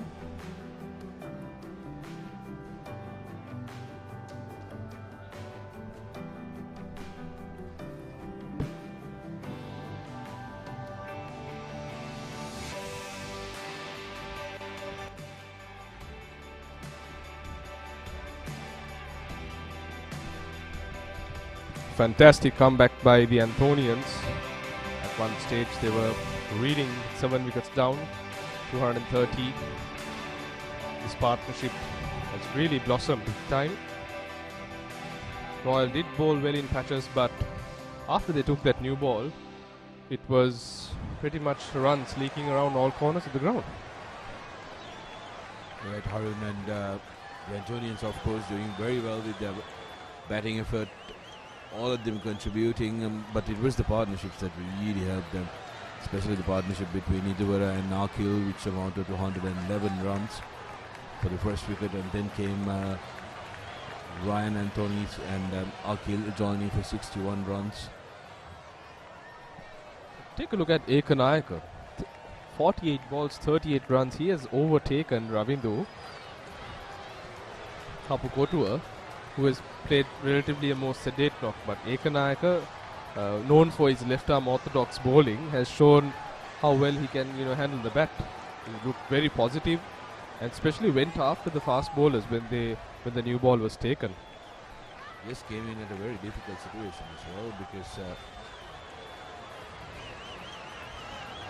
Antonians were trailing with around 45 run deficit, and it at that time looked like it was one too many runs to get for the Antonians, because they were under the pump. But like you mentioned, Charuka managing to ease that out, scoring the boundaries to con the fast bowlers very well, and they weren't. None of it was rash shots. That's what was very important. He picked out the ball and he had a plan to execute. Spot on, Sudarshan. It was good, sensible cricket shots, and especially to play the way he did. Second new ball, the main two fast bowlers, Malaviarachi being the pick of them. Oh, it's a good delivery by Polonovita, beating the outside edge.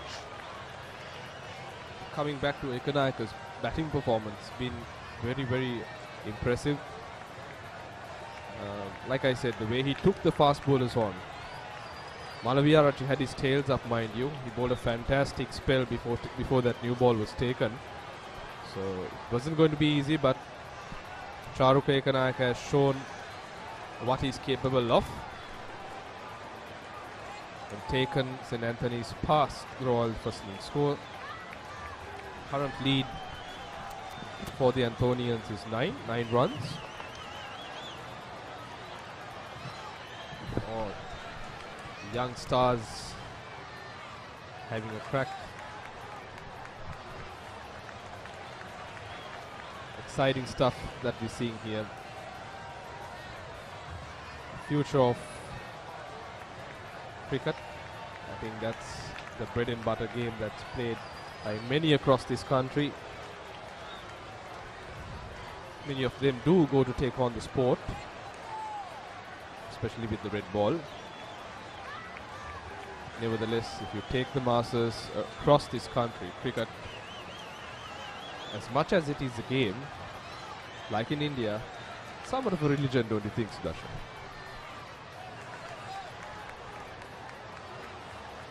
I think it's a wonderful way of life. Us Islanders enjoy, minus the frenzy, if you'd say. 87 completed, Antonians are 295 for 7.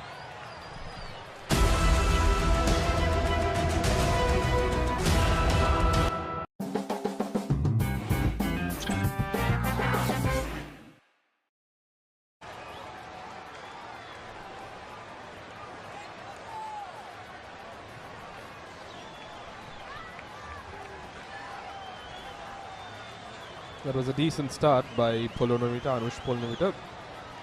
Managed to beat the bat a couple of times. Not express, but seems to be getting some movement with the second new ball. The Royal fast bowlers, Veeratunga and Malaviarachi, didn't have a great time with the second new ball. Went for a lot of runs. An interesting change. We see Dharmaratna. He should be able to do something with this newish ball. Probably get more bounce. Yes, the ball will come onto the bat a bit more better, but that additional bounce, and if he can spin it, will be able to cause some concern. This is upish. There is cover.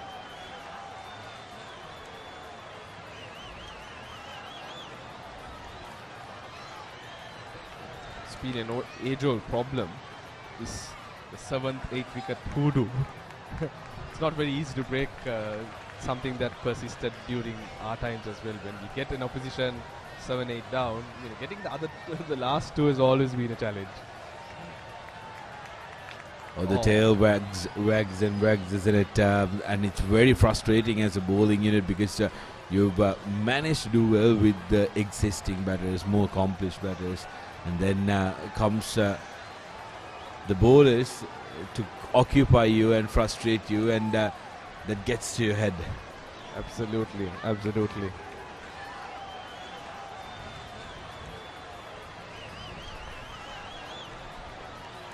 Oh, that is going on with the arm. Very well run by Kanayaka and Kapukotua. The understanding between these two also has been great. They've run very well between the wickets. And like you mentioned, Sudarshan, it's one wonder.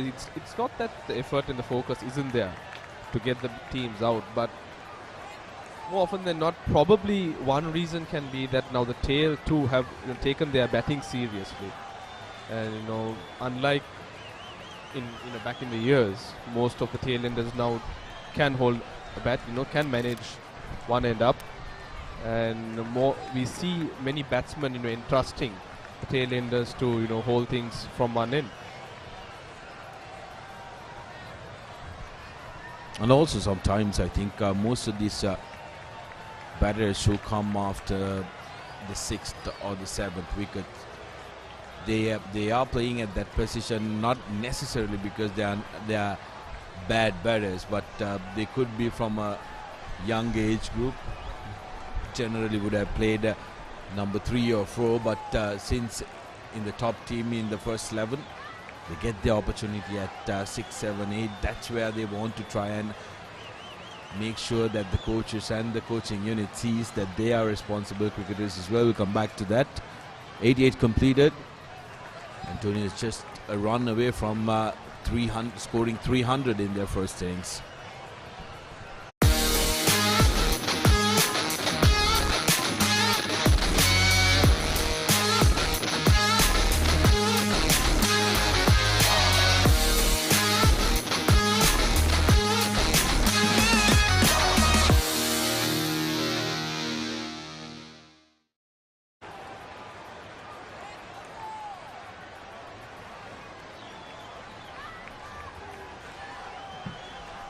Very dark cloud hovering over the senior grounds at Royal, Reed Avenue.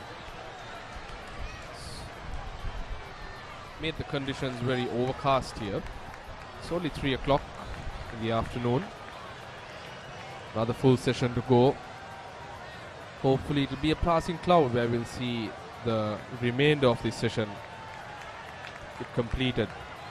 Yeah, irony though, isn't it? Throughout the day when Antonians were bowling, the sun is blaring down, and then Royalists get a nice gloomy day to bowl at the Antonians. But the lads from the hills wouldn't mind because they've completed their first task of getting the first innings victory.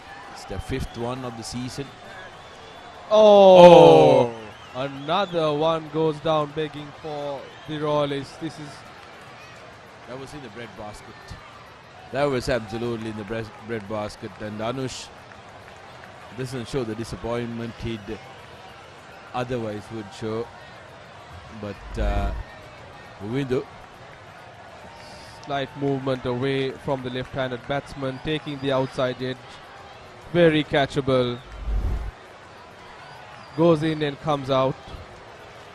Veerasekar will surely be disappointed of that effort. That should have been taken.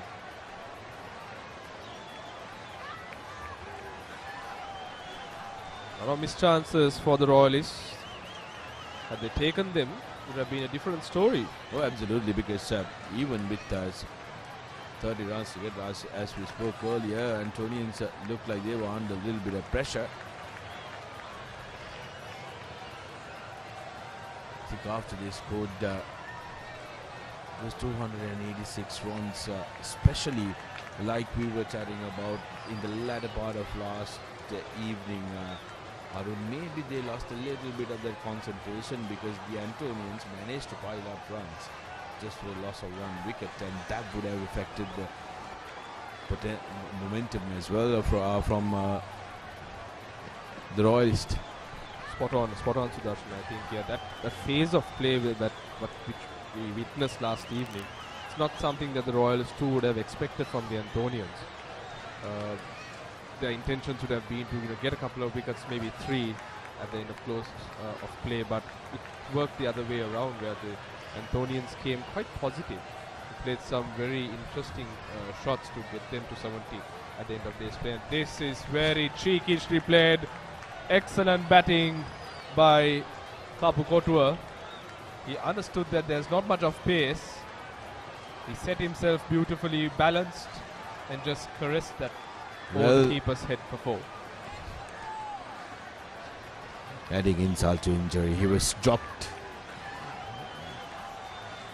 And now he comes out and does that.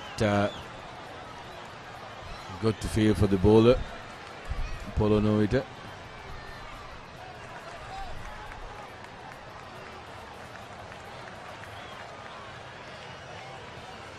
Antonians now 300 up, 303 after 89 with a loss of 7 wickets.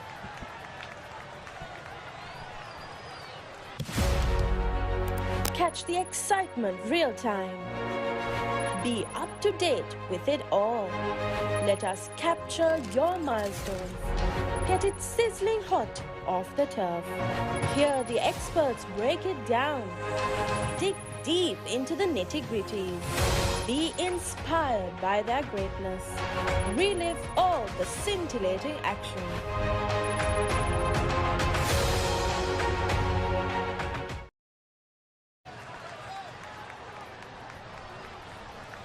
Interesting over. So a drop chance and a very cheekish and improvised stroke by Kapu Kotua. Yes, I think the Royals have been on the field for nearing 90 overs. That's a long time in these conditions. Probably tired bodies, tired legs, hence the mind not, very, I would say, focused, concentration levels dropping. Too many drop chances, which has costed them a first innings impact in this game. Yeah, surely, because it's important, isn't it, to have that momentum every game you play, to try and be in that good headspace. Because what this does to Antonians is that this result of the first winning victory against Royal College validates their performance of the previous 4 innings. They have had 4 innings victories. The last one coming against Jaffna Central College in their traditional encounter, and this is another traditional encounter that they hold in very high regard, as the skies have opened up. Seems to be raining down a bit harder than we think, but play still continues. It's gotten darker, I must say, but there's no stopping these batsmen. They are magnificent stroke once again, shuffling across, creating that angle. Ravindu Kotua trying to catch up with his mate Charuk Ekanayaka. Both are in their 40s. Probably it's a race to to their respective half centuries. But this is a very good batting performance by these 2 batsmen. They've taken the Anthonians past the first innings target, so much of the burden is off their shoulders. It's pretty much relative risk-free batting now. Aerial, but nobody covering the area. Will change sides for 2 runs. Like I said, that weight is off their shoulders, so they are looking to make sure to get as many runs as possibly can. 312 on the board after 90.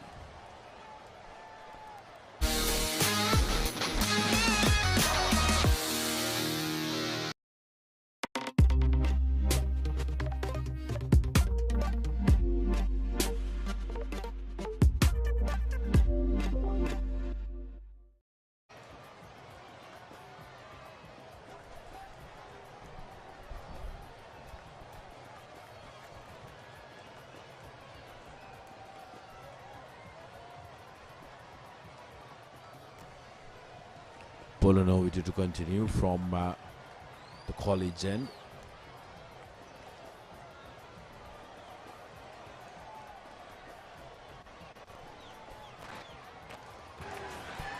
Luckily seems like a passing shower again, Harun. Yeah, the rain has stopped in terms of what we can see on our screens, plus what we can witness, and also the dark cloud has kind of passed on. So basically it was just a passing shower. Going towards Police Park by the looks of it. Oh.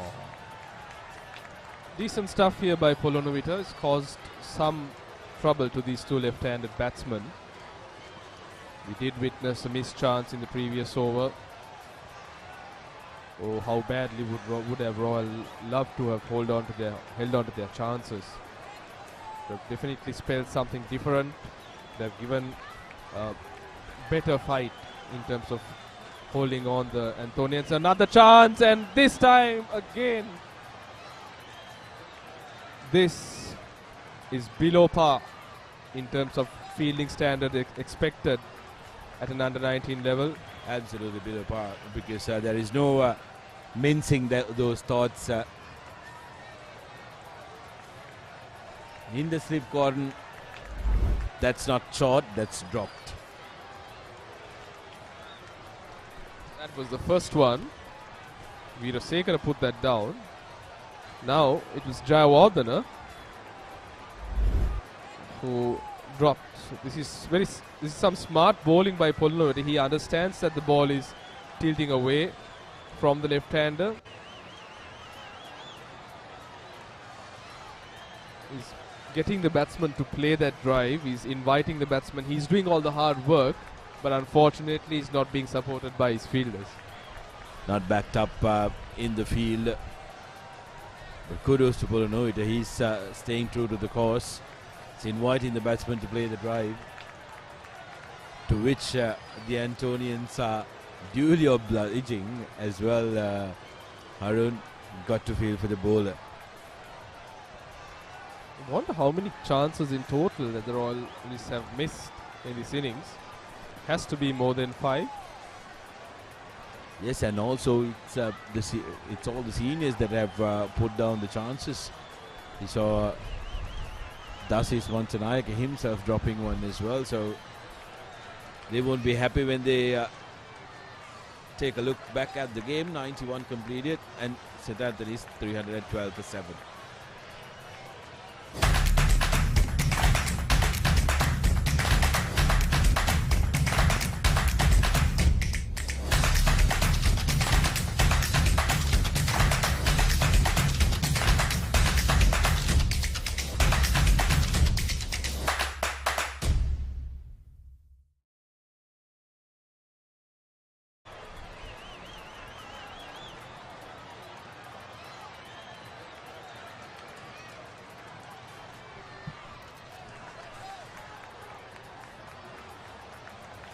Frustrating stuff for the Royalists, especially the skipper Manchanayaka must be scratching his head thinking what more he can do to end this innings.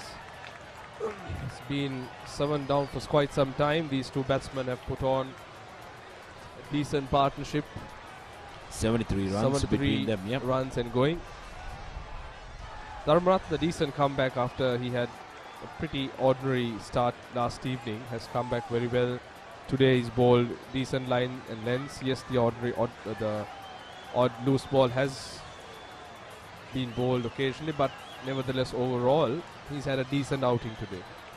Yes, Dharmaratne, despite not featuring very much in the wickets column, has done a very decent job on to his 20th over. Created chances, troubled the batsman as well. I would just like him to think about the pace which he's bowling at. Sometimes the difference in pace he bowls at tends to waver the result that he's expecting with the flight he's bowling with. I think you don't want to be too predictable, especially when two batsmen are set He can really adjust that line and length. Oh, another blemish in the field. He's gifted 4 runs at the sweeper cover region. Very, very poor stuff from the Royal fielders.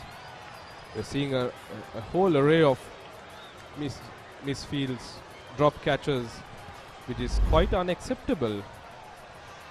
His memory goes back to a similar sort of time yesterday, Harun. We commented on how Royalists were bubbly, they were cheery, they were chatting with each other. But now, no, you can't see any good, positive body language. And another one running away. Tired fast bowler. Got to cut some slack for Malawi Arachi though. He's done a lot of hard work. Gets the ball. You have to cut some slack indeed for Malawi Arachi. He's toiled hard. But yeah, runs leaking here for the Royalists. Not holding on to the catchers, probably being punished for not doing so. Charuka has raced to 49. Came in at a time where 3 quick wickets had fallen and he's taken the Anthonians out of danger. 320 for 7 St. Anthony's, 92 overs in their first innings have been bowled.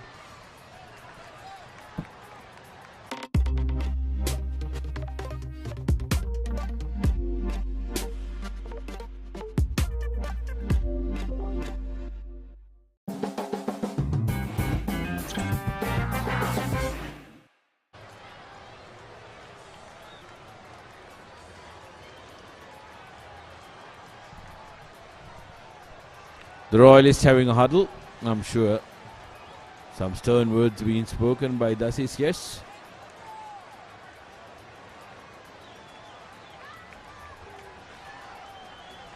It had to come.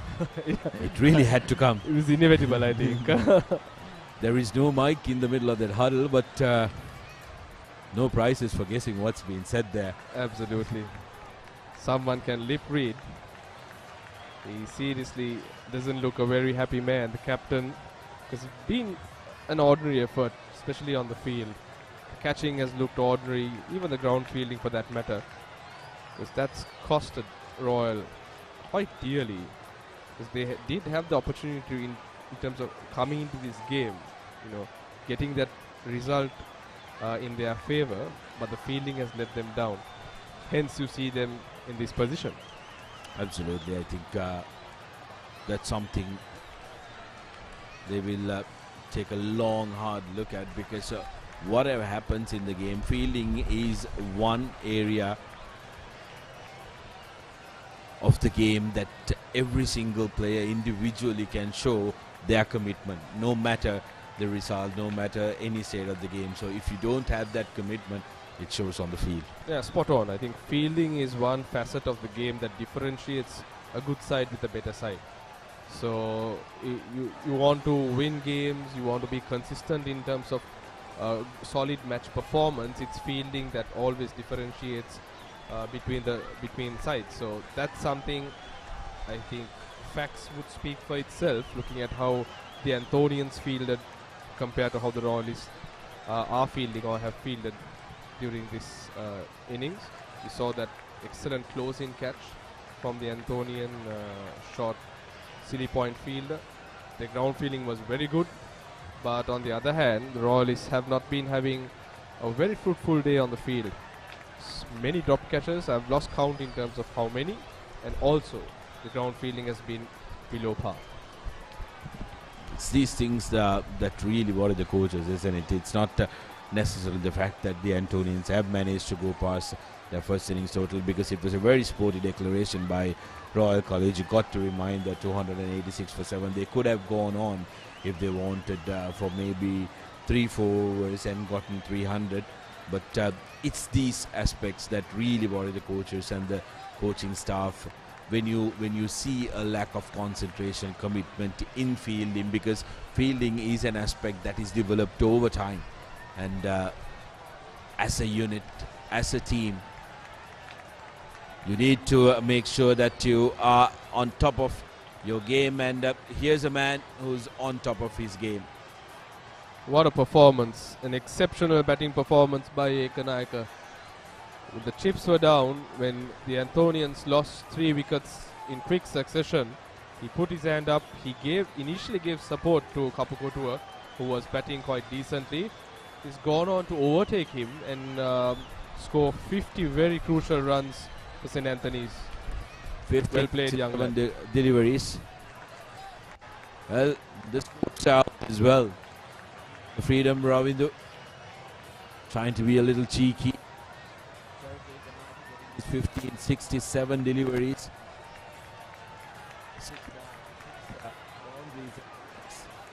That's why he raced to his 50-30 runs of boundaries rather. 93 completed. Antonians now 322 for 7.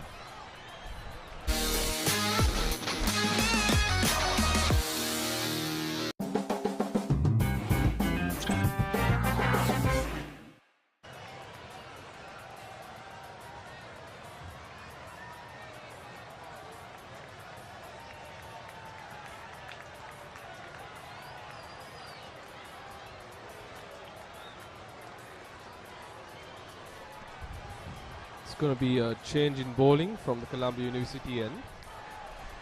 Charuke Ekanaika, looking at his stats, he's scored at a fantastic strike rate, I must say. 75 runs per 100 balls is something very impressive at this level. It's Gisan Pereira. This is good running between the wickets, excellent running. Kapukotua trying to reach his landmark, showing a bit more urgency. Brilliant running, especially at this part of the innings, this part of the day.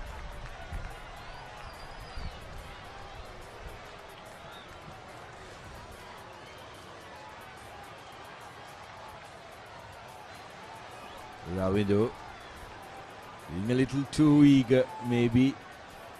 Wanting to be the third.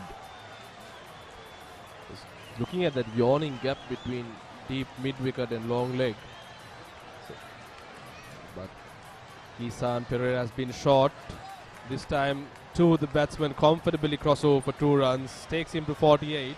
He's getting his runs in 2s. Pereira has not found his length. He's just coming to bowl after a long layoff in this inning. The line's right, but he's just been too short.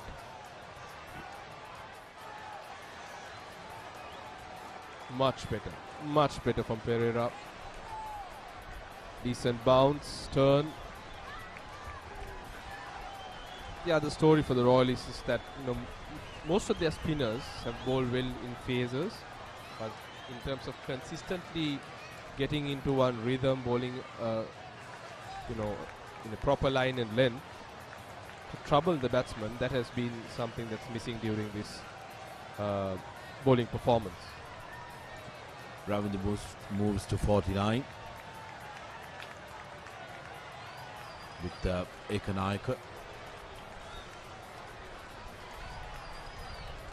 to negotiate the final ball of the over. 94 completed, 327 for 7.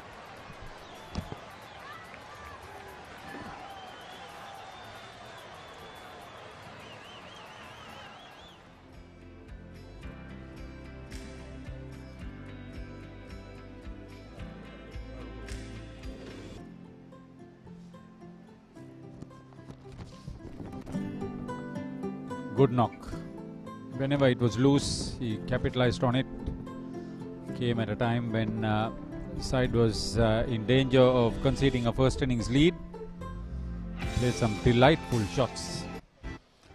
He was positive right from the start, like on that occasion.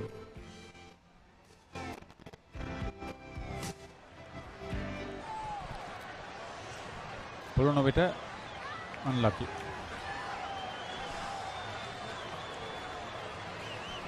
With the bowling of the right lengths, but His teammates didn't help him.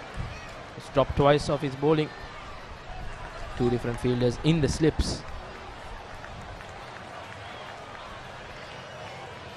These two are heading towards a century stand for the 8th wicket. Who would have thought that they would get here?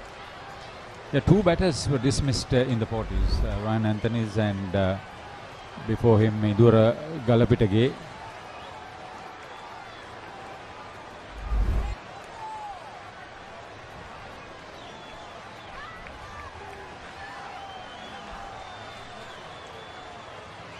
Will they look for three? They will. Good run in between wickets. Well played. Ravindu Kapukotwa deserving half century. He held the innings when wickets were tumbling from the other end. I think a well-deserved half century for Ravindu. The Anthonians have not changed, so that means they will continue batting. Yes, and what do you think about that decision? Okay. In a season where Mahanam has made over 500 runs against Zaira today.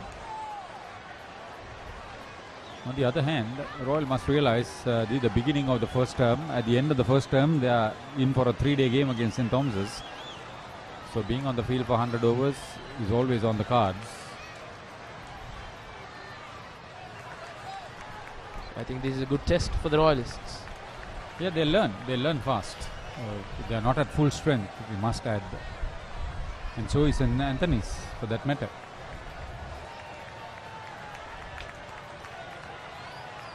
Yes, and Anthony's came into this game without their most important spinner, Trevin Matthews. And probably their most in-form all-rounder, Ekanayaka. It's Tisara Ekanayaka. But that apart, the positives for Royal has been that Sine Javadana is back in the runs. Purnovita has shown a tendency to bowl wicket to wicket, end of another tight over. 95 overs completed, 331 for 7 St. Anthony's in reply. Ravindu Kapukotwa, the third half centurion for the Anthonians after Mohammad Akil and Charuko Ekanayaka. He was adventurous from the start. He looked positive. He played risk-free cricket for most of the time. Well played. Very responsible knock here. Light has improved slightly.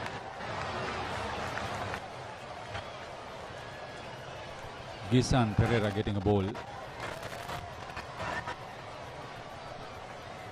Justice Manchanaga trying all his bowlers here, trying to find a wicket.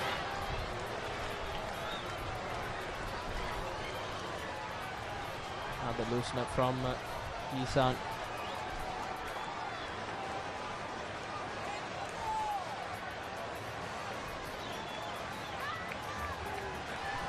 On their way home, they'll be very pleased. St. Anthony's. And have a nice trip back to Kandy.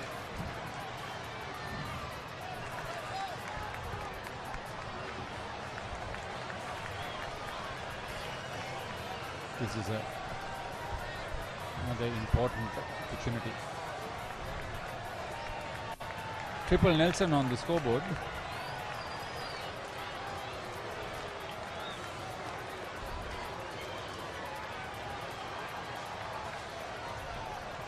The wicket has held. That much we have to accept. So Aruna Pradeep Galage and his team has done a good job. Uneven bounces it has been there since that morning session, but then I think it has improved a bit. No, if you're sensible enough, you can get away with it. Watch the ball carefully. Occasionally, yes, occasionally, but when you when you're looking at 100 overs, 600 balls, maybe 10 deliveries will do something. That's what has happened. Oh, got the gap. Got the gap.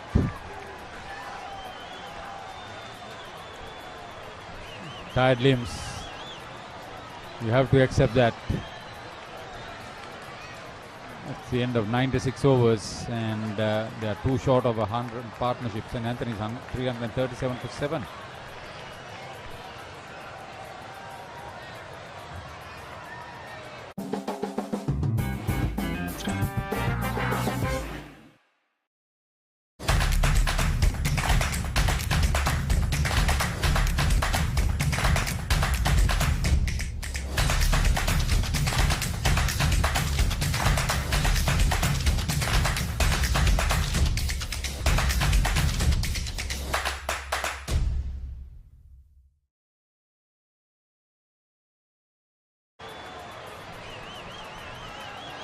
Gisan Pereira has bowled 5 overs, and now Anush Polonovita also getting a bowl.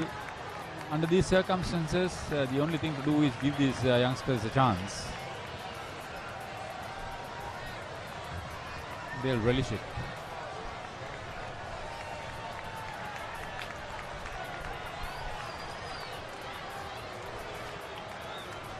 These two are edging close for a century stand here. Ravidu and Charuka Ekanayaka. That will be the second of the innings and the third of the match.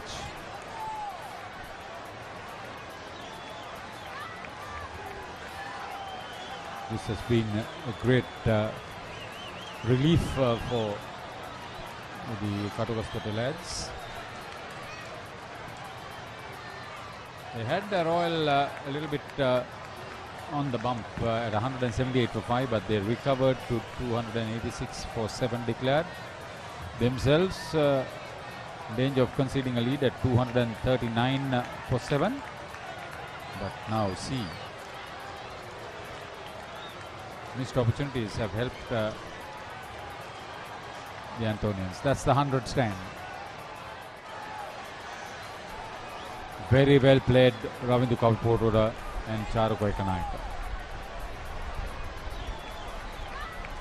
I remember one Damindu Kolugola who played for St. Anthony's.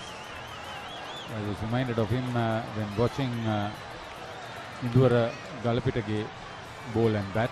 Of course, he was a right-arm medium pacer, if I remember right, and a right-handed bat.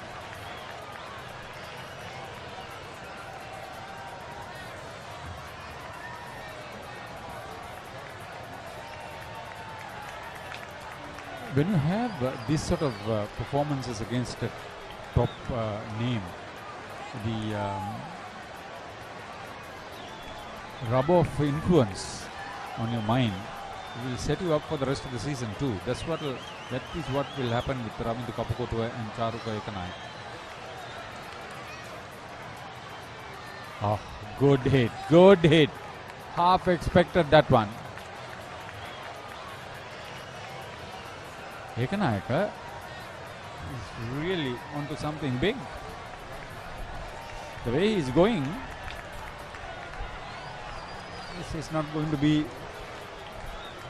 an easy task for the blue, gold and blues. And these to have had this innings away from home.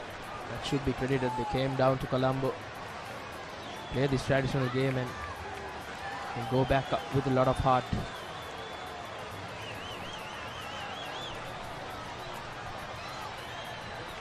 .97 overs completed. That's 77 overs today. 344 for 7. St. Anthony's College, Katugaskote in reply.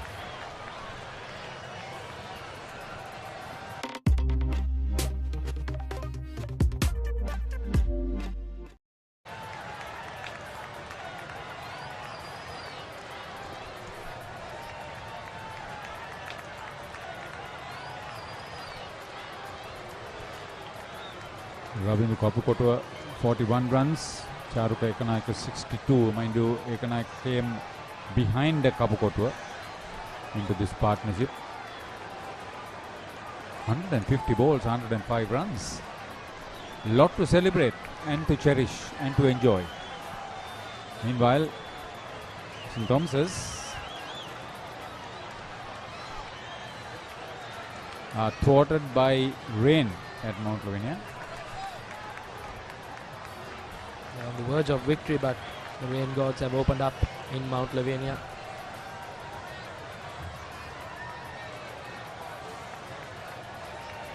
Gone. Finally, they had to bring in Ramiro for his third wicket. They declared. Looks like the Antonians had declared at 344 for 8. Ravindu Kapukotua dismissed for 54. Charukku Ekanayaka remaining not out on 62. Nethwin Dharmaratna holding on to a simple catch. So the long wait out in the middle for the Royalists have come to an end. There will be some interesting overs bowled against the Royal top order. Light is not all that good for new ball bowling, but you never know. But Antonians will be very happy with their reply to get in front and enjoy a great visit to Reid Avenue this time around. They were helped by some loose fielding, I should say, at the least. But that's how the game goes. You can have an off day by and large. That's St. Anthony's College's reply to Royal, who made 286 for 7, declared. Mohammad Akil 76, Kavindu Chyan was out for 13 yesterday. Indura Galapitage 42, Ryan Anthony's 40, Lahiru Abesing and the captain 28. Ravindu Kapukotua 54, he was last out. Janit Ratnasinghe and Senur Abesekara did not last long. In fact, Lahiru, Janit and Senur were dismissed for the addition of 9 runs. But then Charukku Ekanayaka 62 not out. The second 100 partnership of the innings. 21 extras. 98th over bowled when the 8th wicket fell. Bowling card of the Royal bowlers. Ulan Weeratunga 12 overs for 1 for 47. And I would say the pick of the bowlers, Ranuka 23 overs, 3 for 46 with 9 maidens in that spell. Then Nethwin Dharmaratna 20 overs, 1 for 82. Tasis Manchanayaka just the 7 overs, none for 29. And Anush Polanovita 8 overs and none for 24. And Ramiru 22.1 overs, 3 for 89. And Gisan just the 5 overs, none for 17. We see 21 extras bowled by the bowlers. There were plenty no balls in that extras. Yeah, 1 wide and 9 no balls. That's 10 extra deliveries. But they would be more concerned about half a dozen chances gone a begging at different stages of the game. Anush Polonovita was a casualty there. 2 catches missed. Same could be said of Bulan Weeratunga and Ranuka Malaviarachi. All that happened in quick succession. This was the first wicket of Kavindu Chyan yesterday. Malaviarachi dead on target. Then this was a good catch. Equally well taken. They were losing wickets quickly at that stage.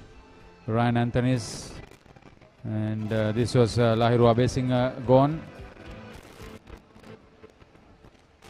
Great bowling Ratnasinghe, and then Abesekara cleaned up in quick succession. And the last dismissal was that of Ravindu Kapukotua for 54. Royal 286 for 7. 3 half centurions. Kavisha Piumal, the wicket taker, best 3 for 79. 3 half centurions for St. Anthony's 2, and 3 wickets each for Ramiru Pereira and Ranuka Malaviarachi. The wicket keepers did not perform too well with the bat, but Kavind Shahan had 3 victims in the Royal innings. 344 for 8 declared. So both first innings were not completed. That shows. So we'll have a quick break and come back with the Royal second innings.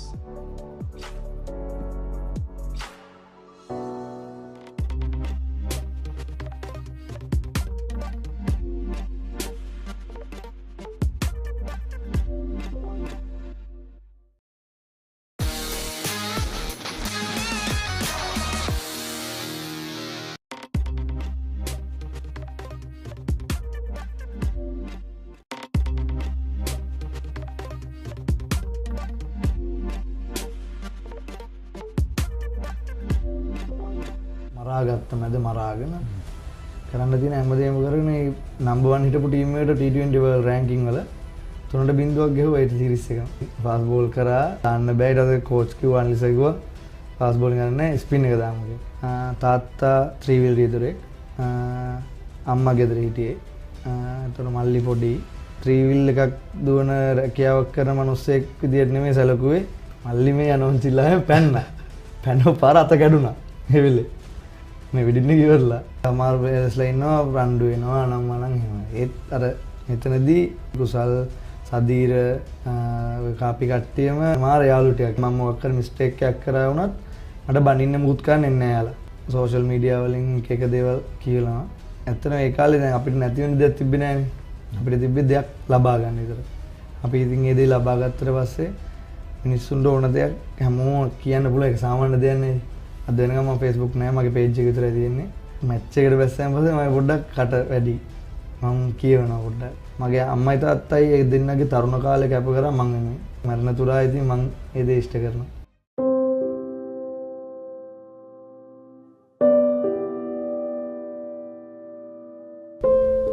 ආයිබෝන් නොදුටු මිනිසා.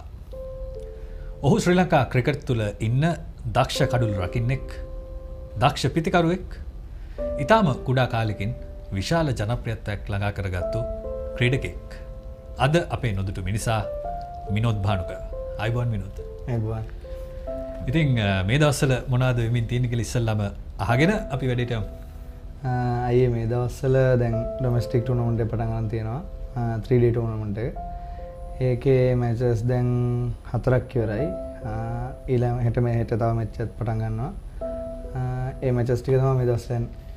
ඔව් මිනෝද් දන්නවා ඉතින් දක්ෂ කඩුළු රකින්නෙක්, දක්ෂ පිතිකරුවෙක්, ඒ වගේම කාලෙක් ශ්‍රී Lanka cricket ටිකක් පල්ලෙහා තත්ත්වයක තියෙද්දි ඊට ටිකක් ජවයක් දීපු කඩුළු රකින්නෙක්. මුලින්ම මට හිතෙනවා ඒ ගැන අහන්න. දැන් ඔබ කණ්ඩායමට එනකොට කණ්ඩායම ටිකක් වැටිලා තිබුණේ. මේ වෙනකොට ආසියානු කුසලාන ජයග්‍රහණය කරලා තියෙනවා ඉතින් ශ්‍රී ලංකා කණ්ඩායම. ඉතින් ඒ කාලේ වෙද්දි මොන වගේ තත්ත්වයක්ද තිබුණේ ක්‍රීඩාගාරය ඇතුලේ ඔබ කණ්ඩායමට අලුතෙන් එන්නේ මොන වගේ පීඩනයක්ද තිබුණේ? ඔව් ඇත්තටමයි මේ ඒ කාලේ කණ්ඩායමේ හිටපු ඒ දසුනය කැප්ටන් ඒ වගේම දැන් ආසියානු කුසලානේ ජයග්‍රහණය කරපු කණ්ඩායමේ 90%ක් වගේම ඒ කණ්ඩායමේ හිටියා. ඉතින් මට ඉතින් ක්ලබ් ලෙවල් එකේ සෙල්ලම් කරලා තිබ්බ කට්ටියම තමයි හිටියේ. ඒක නිසා ඉතින් අර ලොකු වෙනසක් තේරුන්නේ නැහැ. හැබැයි පොඩි පීඩනයක් තිබ්බා. මොකද ජාතික කණ්ඩායම නියෝජනය කරන්න ලැබුණ පළවෙනි අවස්ථාව. ඉතින් ඒ කාලේ මට වුණා උනේ මගේ උපරිම 100ට 200ක් මගේ කණ්ඩායම වෙනුවෙන් දීලා ජයග්‍රහණය කරන්න මේ සීරීස් එක. ඔව් ඒ ජවය නැවතත් කණ්ඩායමට ආපු ක්‍රීඩකයෝ ගෙනාපු ක්‍රීඩකයෝ අතරින් ඔබත් කෙනෙක්. ඉතින් මට හිතෙනවා අහන්න මිනෝද් කුරුණෑගල තමයි ඔහුගේ ගම කියලා අපි හැමෝම හිතන් හිටියේ. නමුත් මං හිතන්නේ ඒකට වෙනස් පිළිතුරක් තියෙනවා මිනෝද් ගාව. අපි අහමු මිනෝද්ගේ ගම කොහෙද, මිනෝද්ගේ පොඩි කාලේ කොහොමද ගෙවුනේ කියලා. ඒ මගේ පොඩි කාලේ මුලින්ම පටන් ගන්නවා. මුලින්ම මගේ ගම සිංගක්කුලිය සඳලංකාව. ඉතින් මම මුලින්ම ඉස්කෝලේ ගිය ගමේ පොඩි ඉස්කෝලේට හැන්ඩියගල කියලා තියෙන පොඩි ඉස්කෝලේට. ඒකෙන් ශිෂ්‍යත්වයේ පාස් වෙලා තමයි මම ජෝසවාසයට ගියා. ඊට පස්සේ මුලින් ජෝසවාසයට ගිහිල්ලා ඊට පස්සේ ජෝසවාසයේ 2008 දී දීර්ඝසුරිස දැකලා මම ලෙදේ 13 පාල පුහුණු කරු. දැකලා අපේ ජෝසවාසයේ හිට පුහුණු කරු අනිල්ස එක්ක කතා කරලා මාව ඉල්ලුවා ක්‍රිකට් වලට. ඊට පස්සේ තමයි මම ලෙදේට ගියේ. මේ ඉතින් මලේසියාවට ගිහිල්ලාන් පස්සේ දැන් අවුරුදු ගාණක් හිටියානේ. එතකොට මම උදේ හවස යනවා.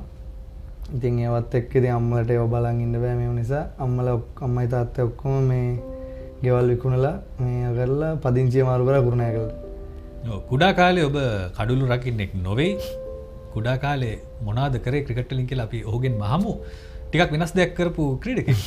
කුඩා කාලේ මේ වෙනස් දෙයක් කියන්නේ මේ බෝල් කරා. ෆාස්ට් බෝල් කරා. බෑදා බෝ දාන්න බෑ. ඊට පස්සේ කෝච් කිව්වා අනිලිස කිව්වා ෆාස්ට් බෝලින් ගන්න නැහැ ස්පින් එක දාමු කියලා.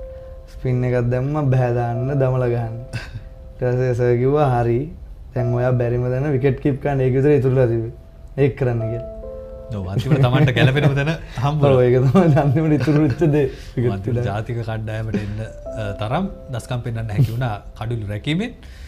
ඉතින් පවුලේ පසුබිම ගැන පොඩ්ඩක් ඇහුවොත් කොහොමද ගෙදර තිබුණ පසුබිම ආර්ථික තත්ත්වය ඒ වෙනකොට තිබුණු බාධක මොනවද ක්‍රීඩාවට?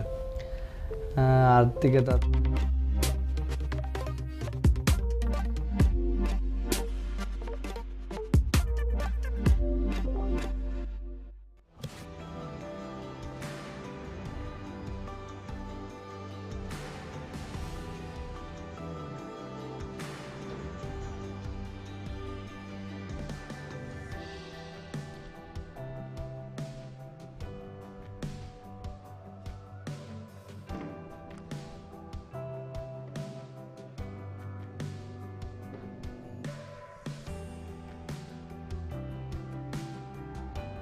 live from the Royal College grounds, Colombo, for the traditional cricket encounter. Royal College versus St. Anthony's College. Royal College in the first innings they made 286 for 7 declared, and in reply St. Anthony's College scored 344 for 8. They too declared. St. Anthony's College have a lead of 58 runs. They're all ready for the second innings of the Royal innings. According to the scoreboard, a maximum of 20 overs available. Play can go up till 5:40. I don't think it'll go that long because of the light. But this is an important phase for the Royal openers to be around. Both of them got into half centuries and were associated in an 82-run opening partnership yesterday after being sent into bat, so they want to continue. Rehan Peiris, the youngster who made a wonderful 65, he was joint top scorer with Veerasekara, who also made 65.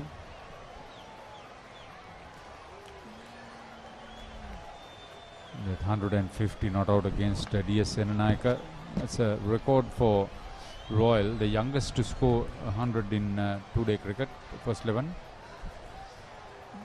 He was younger than when Nigel Fernando scored 100 some time ago.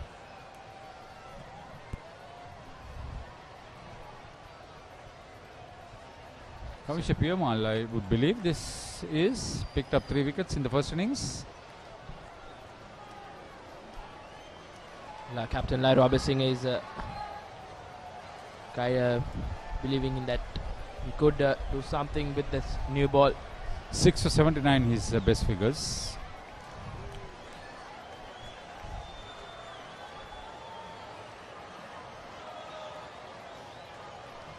Played across the line, the ball kept low, hit on the back leg. The rest was easy. Umpire Nilan De Silva. Last thing you want to need. You're on the field for something like 90 overs, come back and open the batting. Rehan Peiris learns the hard way what first 11 cricket is all about. Royal one down without any runs on the board.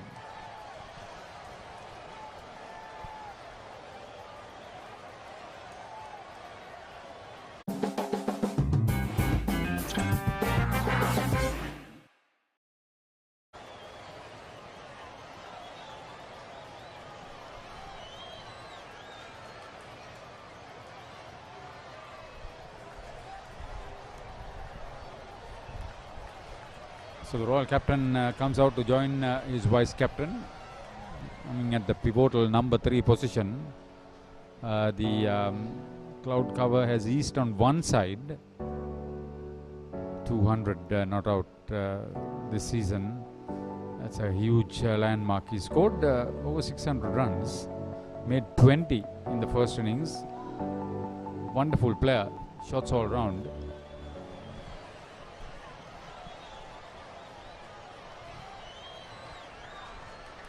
He's off the mark with a single. Royal have got their first run on the board. Captain Dasis has promoted himself up the order.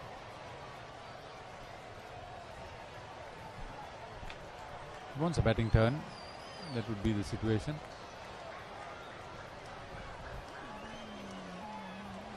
Slight bristle.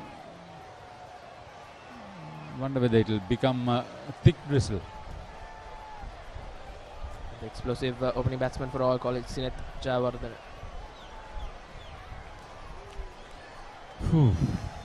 All kinds of things can happen in these circumstances.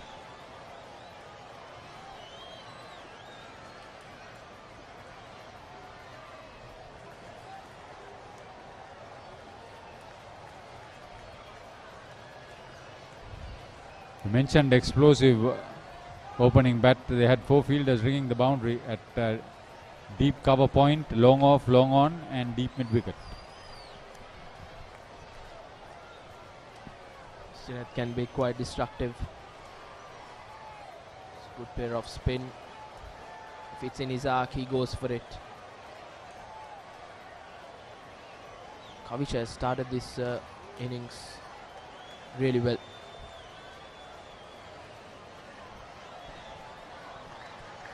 Neat cricket and sloppy cricket. Really sloppy. That's the end of the first over. Royal College 6 for 1.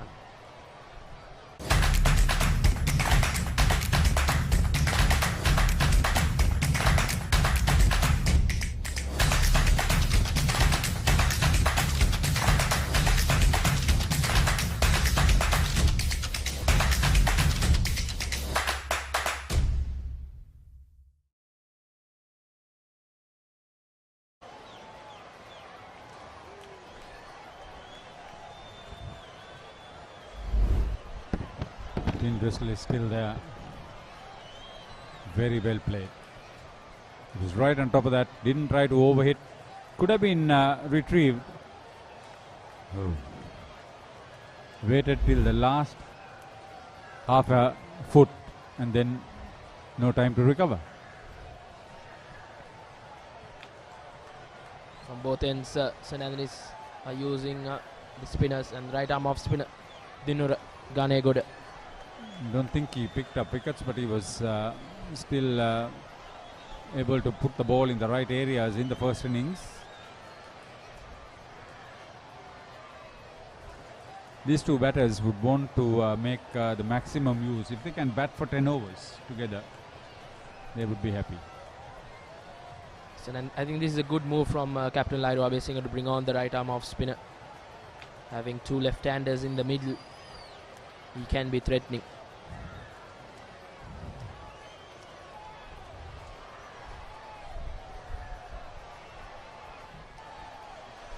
Royal Pride hurt by conceding too many runs and conceding the first innings lead.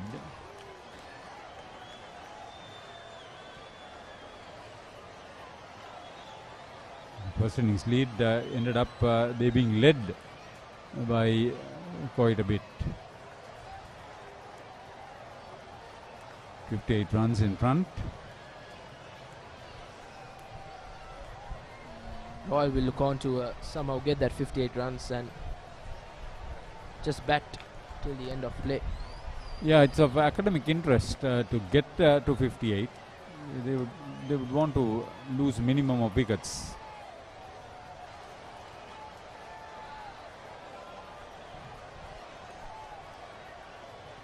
But then when you go to the stats, Without an outright win, it always goes as a first innings loss. So Royal will want to somehow do well in their upcoming games. They have just 2 first innings wins in the season.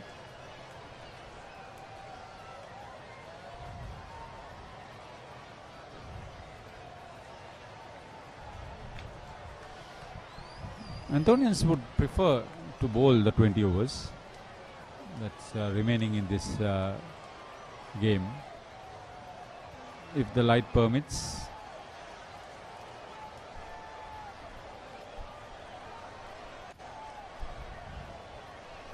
It's more like it for Jayawardene. 2 overs completed. Royal in the second innings, 1 down for 9.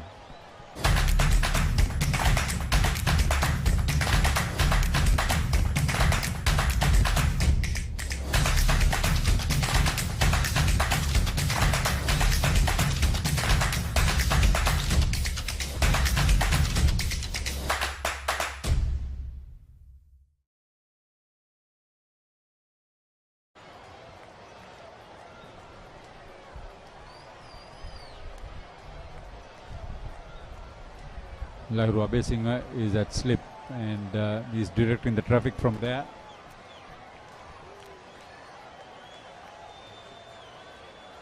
Still the 4 fielders near the boundary.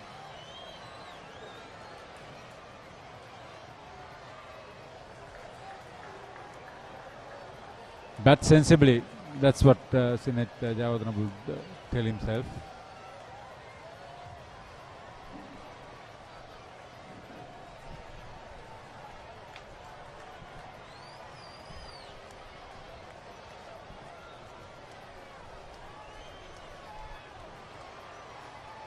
Avish is trying to pitch it up on those rough, on that rough, create something,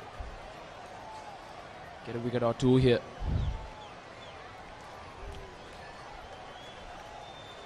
From next over, Sudarshan Kiris will be sitting in my seat, and you should ask him about the rugby matches that are going on. He's already switched on the fruit machine into the rugby game at the Independence Square ground, the racecourse ground.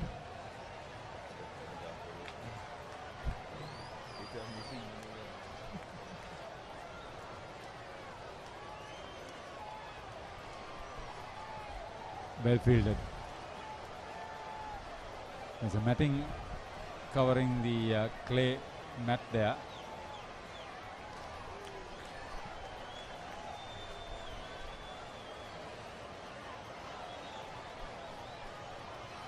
The match at Racecourse Avenue is CRCH.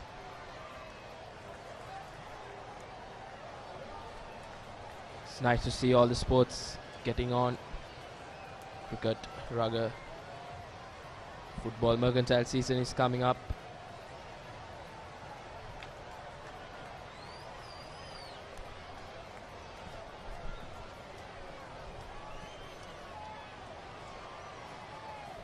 St. Anthony's wants to break through this partnership. It will be a huge bonus if they can get one of these prize wickets of Royal. On the other hand, the Royal batters would want to just occupy the crease there, play some decent cricket. Quality time at the middle, beautiful delivery, quicker. Close call for the batter. He survives. End of 3 overs. Royal 11 for 1. It's all about ones.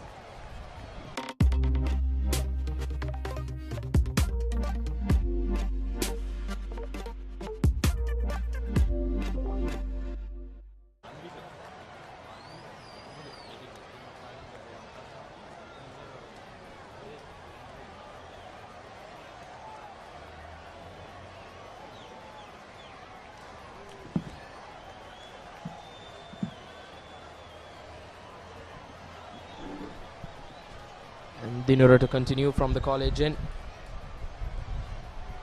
Right arm off spinner will be trying to create something.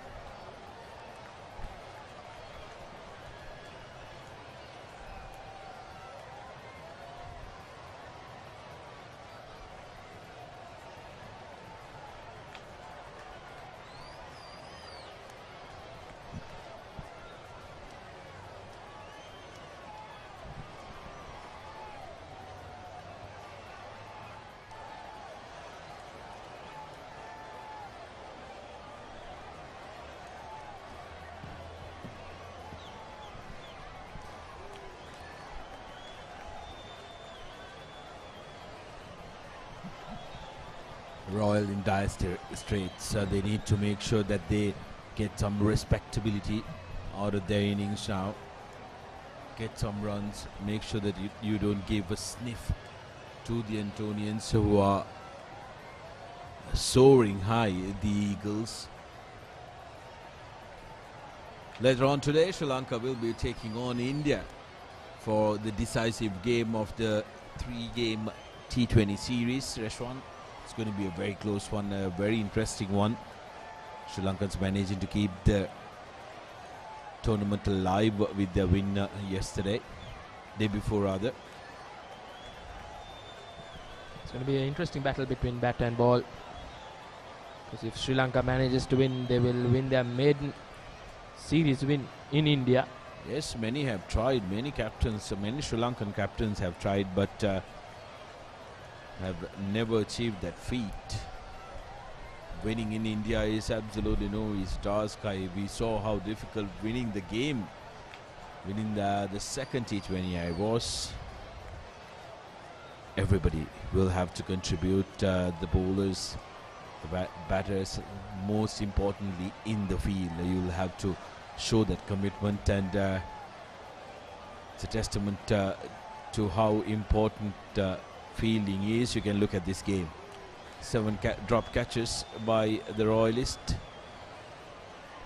I will surely wouldn't want to be part of the training next week for completed Royal 14 for 1.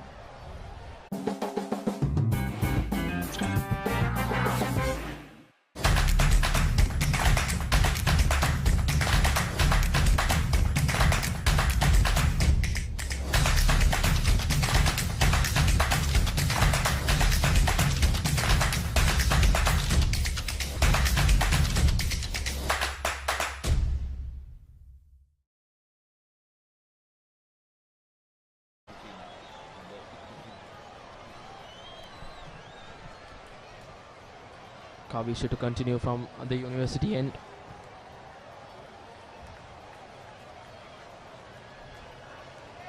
Tries to sweep one outside off stump.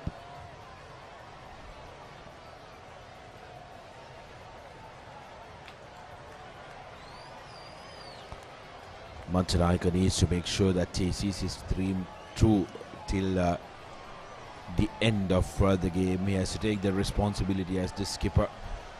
Didn't have a very good first innings as well, and now has had to face the first innings defeat. Loose delivery this time. Got away with that one. Could have been deposited into the stands if he wanted to.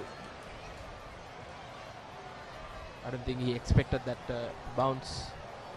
It's uneven bounce have been there since the morning session.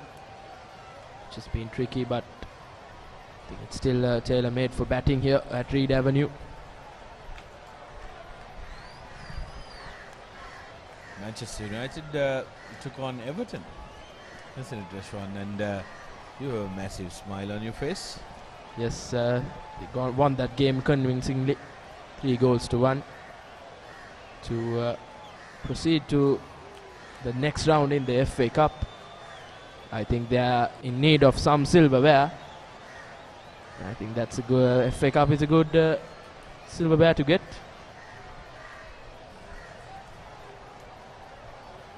And also could start with not signing legends for exorbitant prices and then asking them to leave.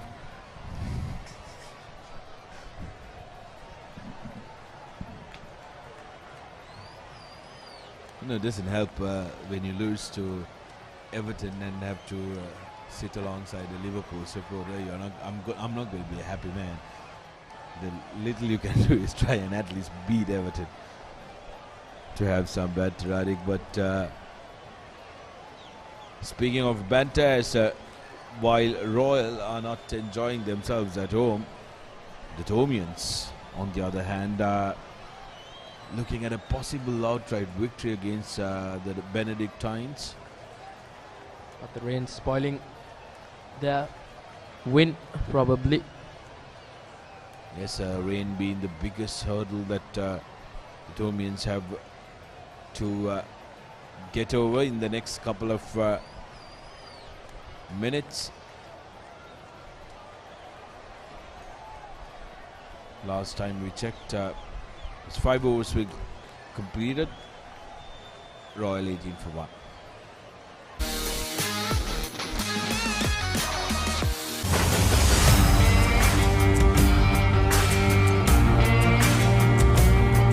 නේරඩි ඔලිබරපු යාල්පානතිල්ල Matara කොටවිල ගම්පියසට ඇවිල්ලා තියෙනවා.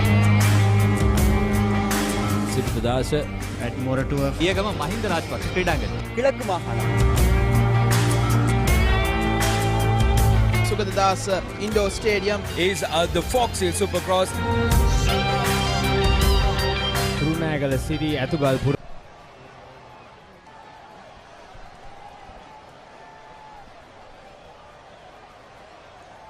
Tino to continue. He's been bowling well, just not getting that glory delivery here. Only a 2 left-handers. He's likely his strength. He would love to bowl at the left-handers, but I think Dasis and Sinith have negotiated him well.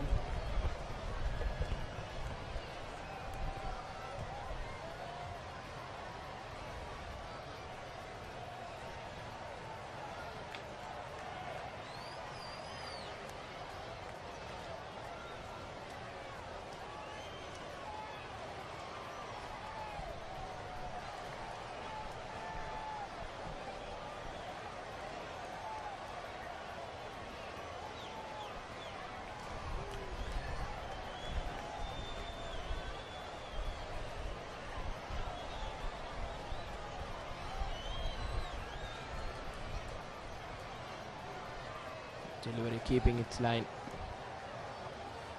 not giving anything away. Dinura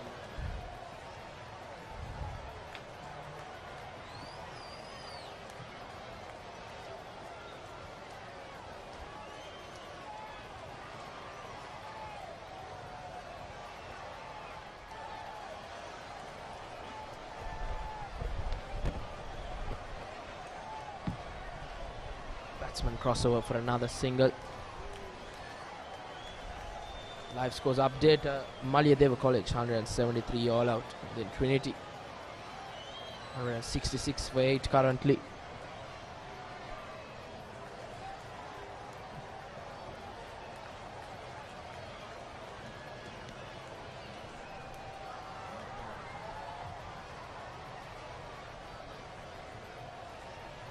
Shout for the stumping there. Umpire says no.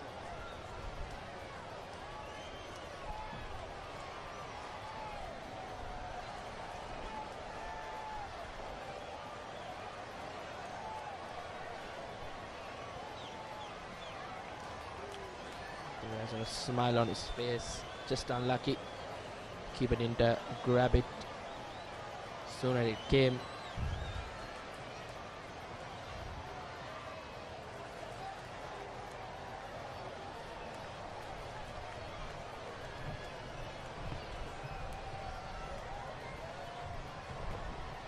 That's the end of the 6th over. Royal College 20 for the loss of 1 wicket. Catch the excitement real time. Be up to date with it all. Let us capture your milestones. Get it sizzling hot off the turf. Hear the experts break it down. Dig deep into the nitty-gritties. Be inspired by their greatness. Relive all the scintillating action.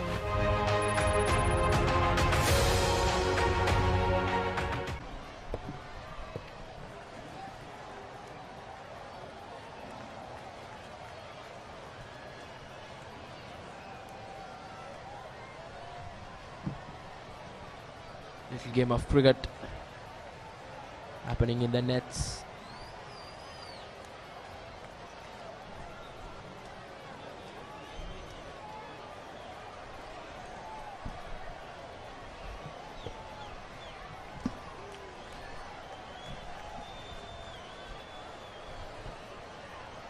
And a good delivery to start off from Senura. just that extra bounce, deceiving Dasis Manchanayaka.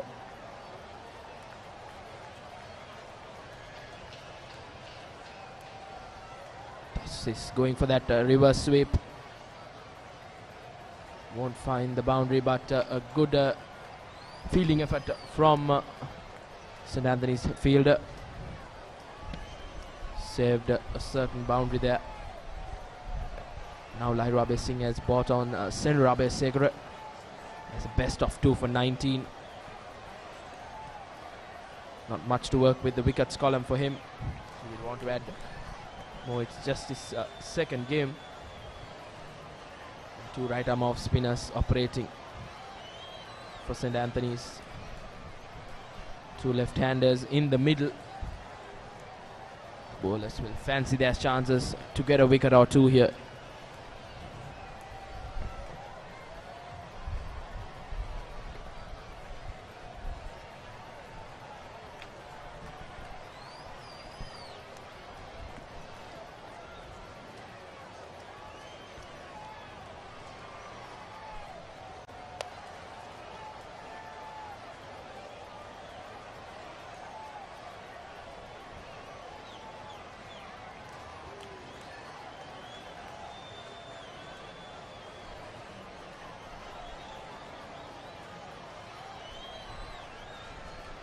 Batsman crossover for another single.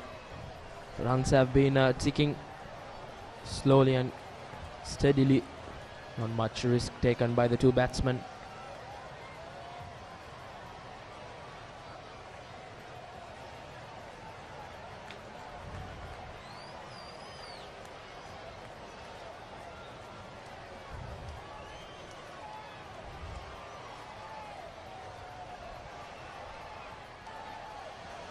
That's the end of the 7th over. Royal College 22 for the loss of 1 wicket.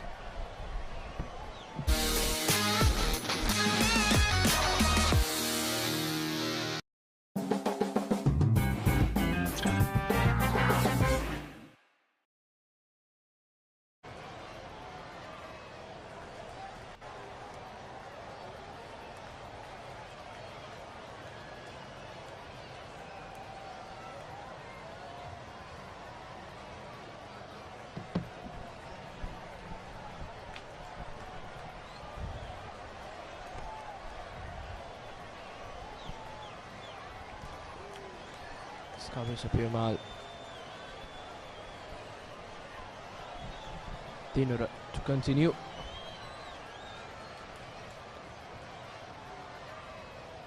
Nice defense from Dasis Manchanayaka.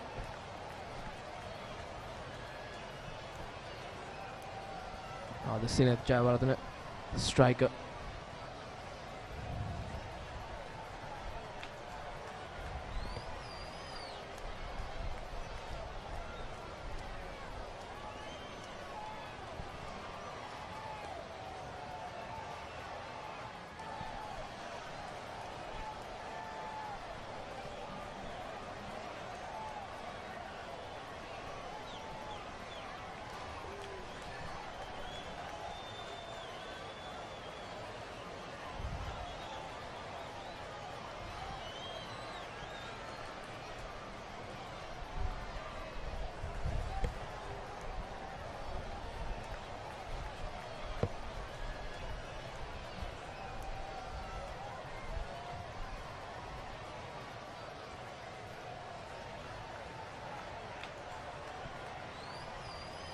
Jayawardene taking his time.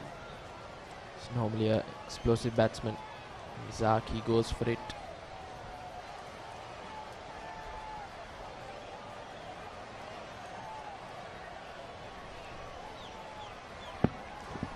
Just tickles it down on the leg side for a couple of runs, but a fumble in the field.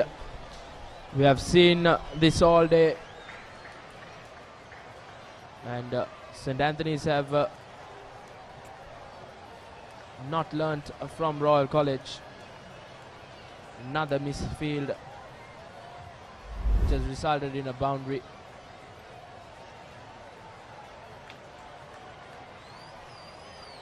This should be stopped.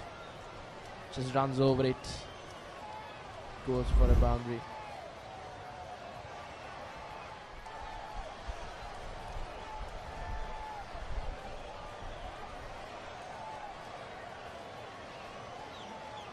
That's the end of the 8th over. Royal College 26 for 1.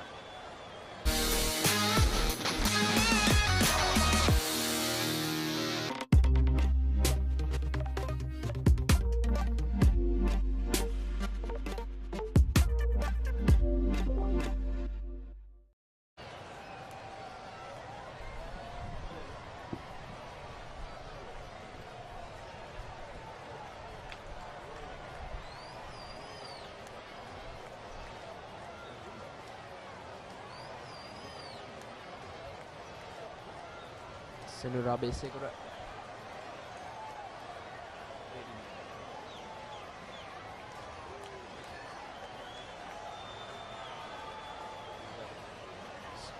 Slight appeal from the bowler and the wicket keeper. Umpire says no, I think there was a bit of bat in that.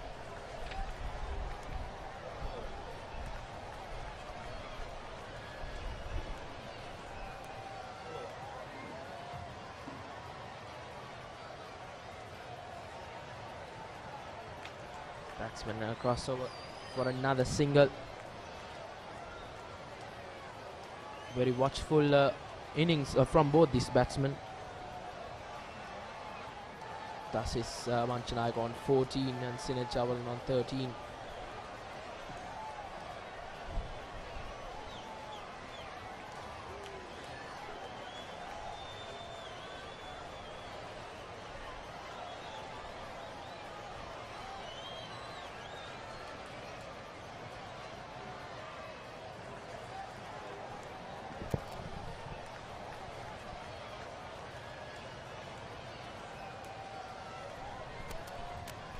These two batsmen are not taking any chances. Reshwan want to make sure that they bat this one through, get some respectability to their credit. They haven't been able to capitalize on the first innings, that the brisk pace that they scored their 286 runs at. Antonians took their time, but they came good with their effort, and not forgetting that they were very well supported by sloppy fielding by Royal as well, so they have nobody else to blame. And I think if they had hold on to their catchers, game would have been completely different.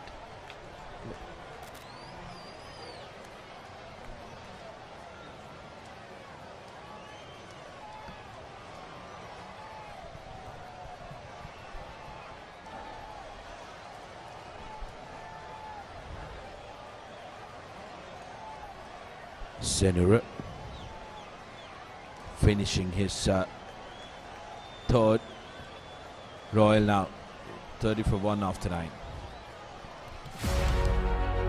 Catch the excitement real time.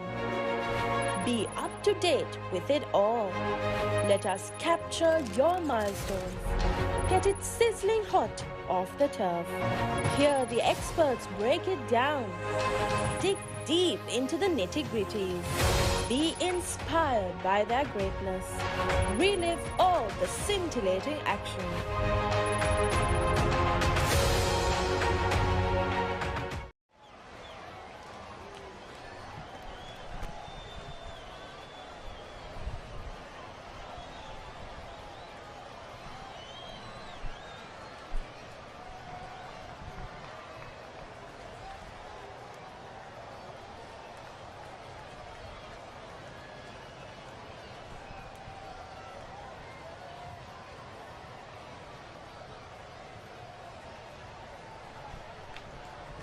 Light decreasing here at Reid Avenue.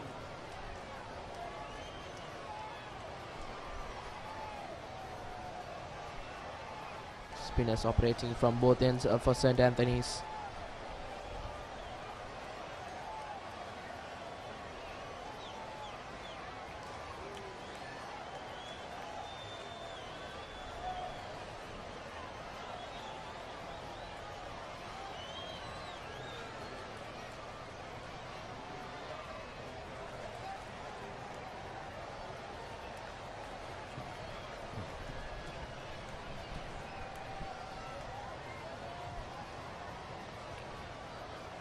Dasis got out in the first innings after he misjudged a delivery, came out of his crease, tried to play a expansive stroke. Again, was caught in no man's land. Much better this time.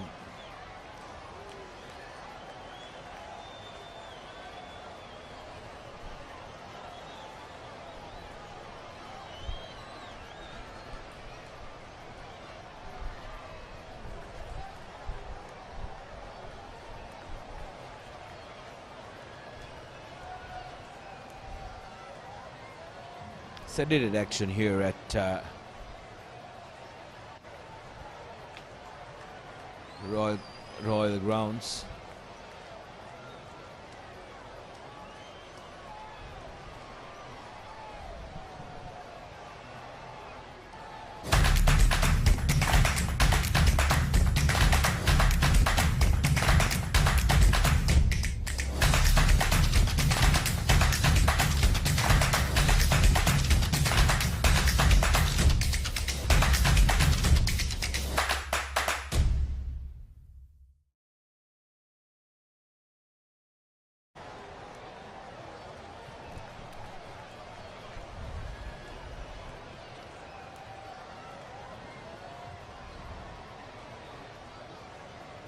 Just a few meters away from us, Reshwan, the Maitland Derby currently happening here, taking on CH at the race course. A match, no doubt, that will be fiercely contested by both the teams. Hometown rivals, just a block away from each other. CR have only one loss against them, that is the hands of Kandy Sports Club.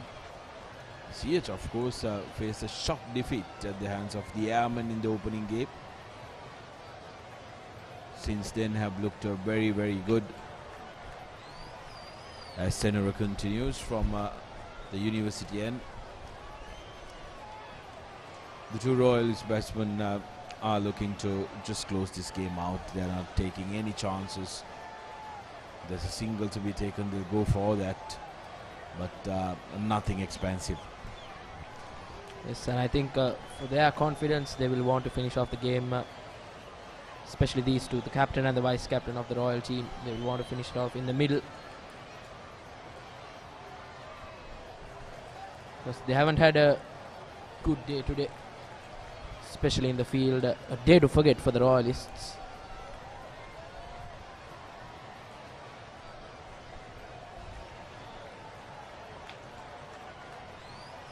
Run through for another single.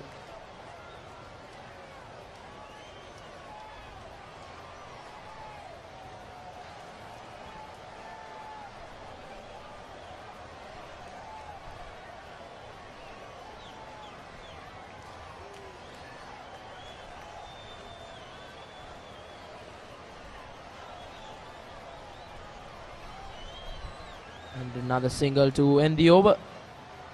At the end of 11 overs, Royal College 35 for the loss of 1 wicket.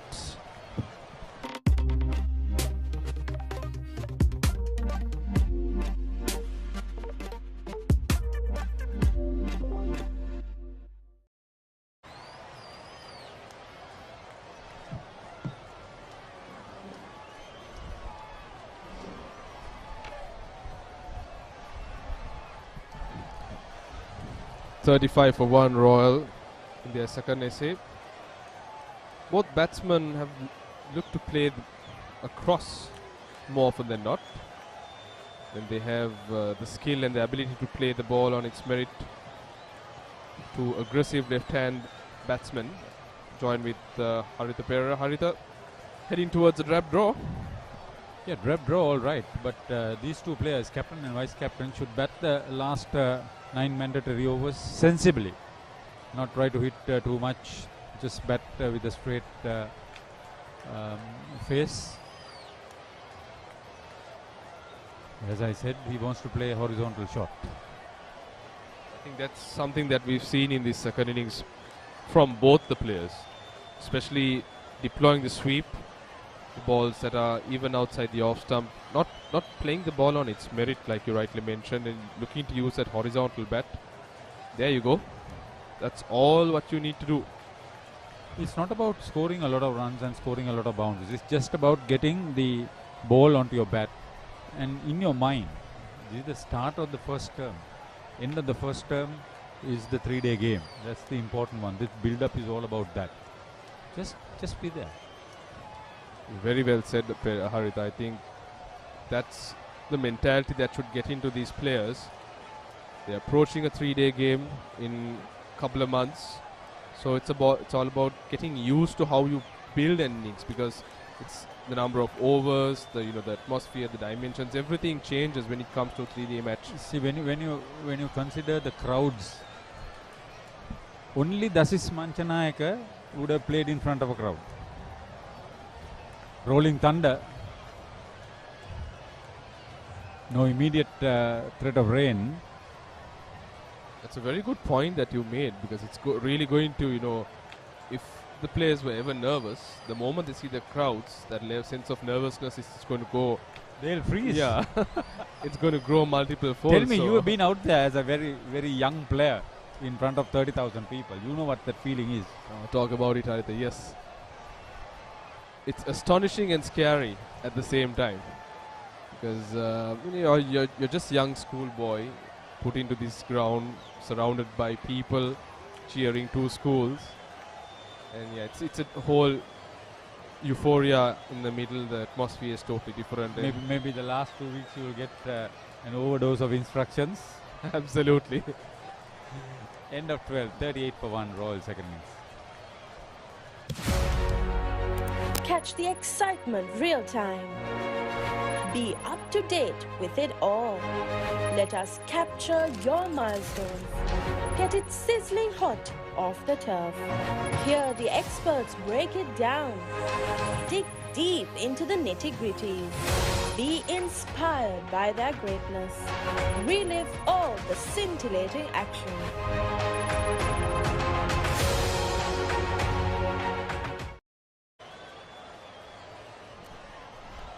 When you talk of Royal,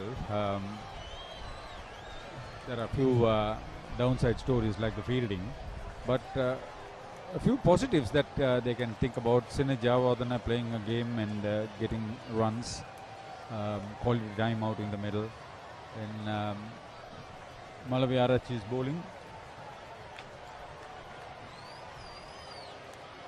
You're right, Harit. I think for the Royalists, Malavi Arach's performance was very commendable. He showed a lot of promise for someone who's playing in this side as a fresher. He took that burden to really compensate for what was pretty much an ordinary effort, I would say, from the other bowlers. Didn't get that support, but he really bent his back and caused a lot of problems for the Anthonians. Even if he didn't take the 3 wickets, Arun, I would have been impressed with how he bowled, line and length, the economy rate, and the fast deliveries. 2 superb deliveries, 2 Yorkers, and the prize wicket of, I thought, Lahiru Abhisinga. Told he has 2 more years under his belt. So young lad, he has the stature and the build to become a very good fast bowler in the school circuit. Wish him all the best. And apart from that, even Uvindu's half century, Ramiru's bowling, Rehan Piris, very important 50 in that opening partnership. Those are some positives at the start of the first term. Yeah, from a batting point of view, it was much needed for the Royal batsmen as well. The top order hasn't clicked or gelled together during this entire season. Brilliant stuff! What Brilliant a stuff! Catch. The Royal players will have to take cue on the Anthonian fielding. That's fantastic effort at the mid-wicket. He ran in, it was coming low. He dove in front to take that. If he can get a replay, I think you'll learn a lot to learn from how to take a catch at the deep. Jayavardhana, we were talking about playing the overs. Played on the up. Take a look at this. Committed, right along, committed. Good catch. Gone for 18. Kavisha Piumal took the first wicket too. Out for 18. 39 for 2 Royal.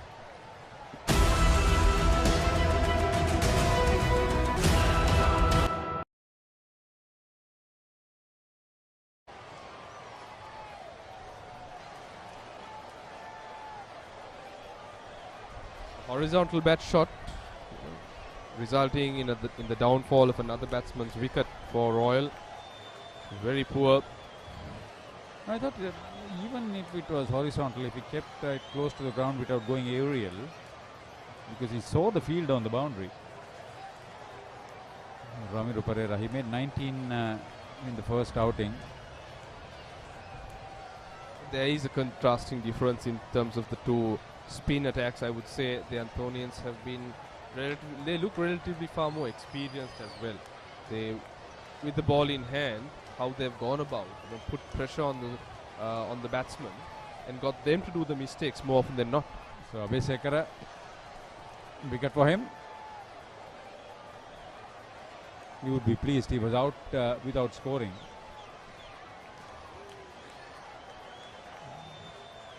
Manchanayaka, so far he's looked confident. The second 20 of the match for the Royal captain. That's what he should be doing more often than not. It's 40 for 2 at the end of 13.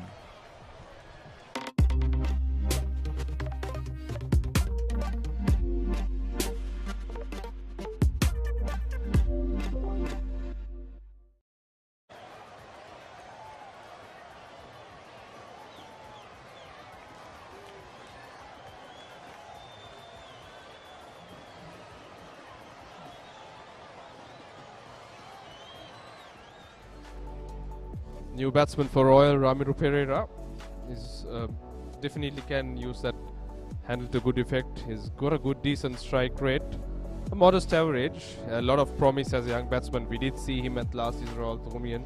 A genuine all-rounder. If you consider the 3 wickets he took today, he bowled some really wicket-taking deliveries, but was not successful.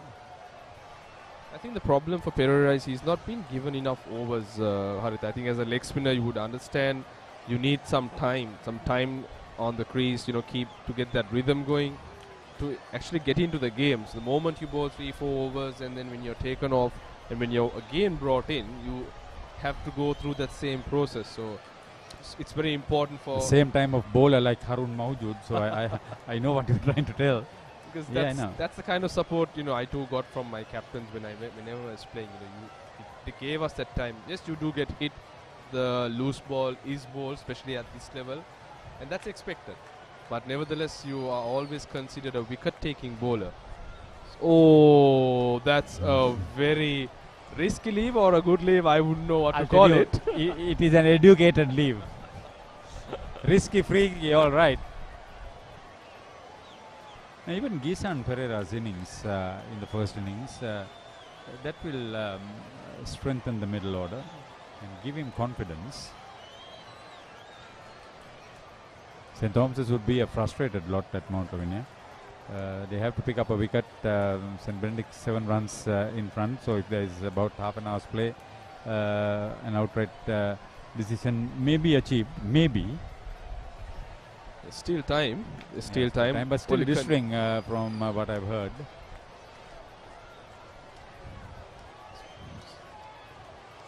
But this,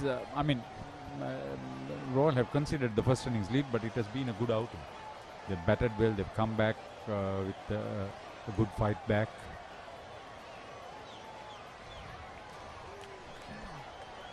Pereira is one of those batsmen who is also very positive. He has a very positive mindset and aggressive by nature. Yeah, he's strong, so he would want to play the shots. But right now, I think he has to bat till the end of play and be comfortable. Just get bat to ball just like that.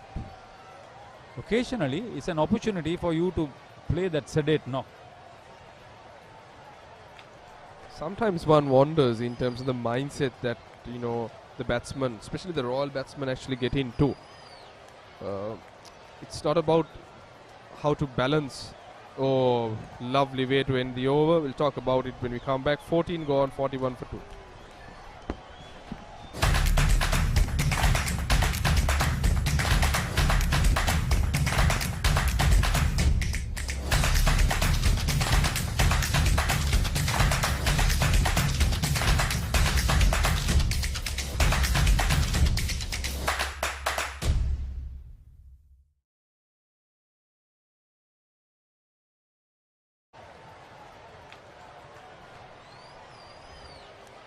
So like I was saying, it's about, balancing your mindset, especially between being aggressive and defensive, or attacking and playing defensive cricket. So the term attacking is more often than not misinterpreted, Haritha, when it comes to batting. Because most batsmen at this stage, they think, okay, attacking means you just use your feet, come down, hit over the top. Even playing a solid defense is a form of good attack. And that is something young batters should learn. Yeah, I know. Sometimes your attack would be 6 singles, not hitting 1 6. Absolutely, spot on, Haritha. You hit the nail on the coffin in terms of the point that I was trying to iterate there. The ability to milk the bowling, you rotate the strike. That's real batsmanship. They always mention that attack is a form of defense, but you have to work the other way around too.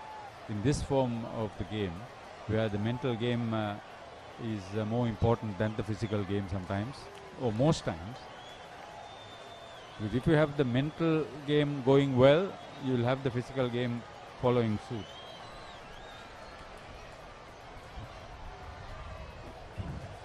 Ekanayaka, who had a fantastic outing with the bat, really, took the Royal bowlers apart, especially with that second new ball. He has come to roll his arm over. Picked up a wicket in the first innings, but best of 6 for 15. This young lad is a genuine all-rounder, and we'll probably hear a little bit more about him.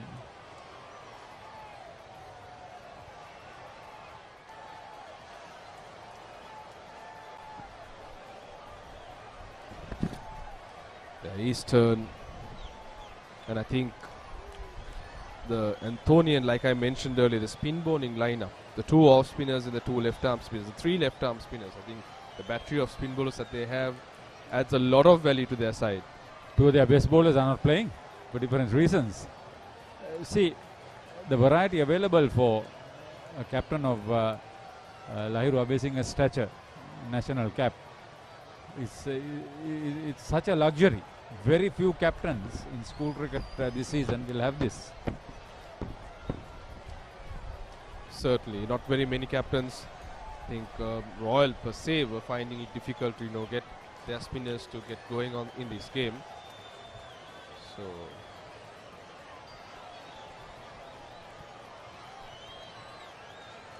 probably another 15 to 20 minutes left. Mandatory overs to be bowled. That's 15 gone, 42 for 2 Royal.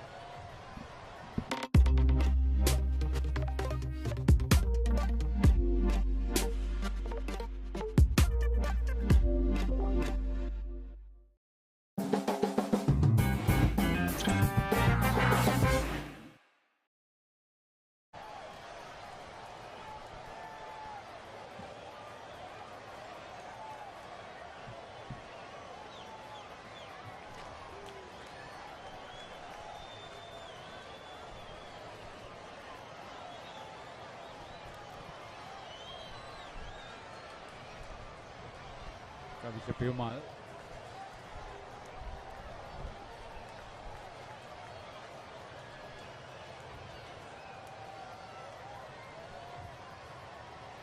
Well played, Manchanayaka. B30 not out at the end. Sure, that's what he would want, to remain not out as they approach the close of play. That will be 50 runs for the match. Yeah, I think he needs time and runs under his belt. He's someone who scores quite free, like you rightly mentioned.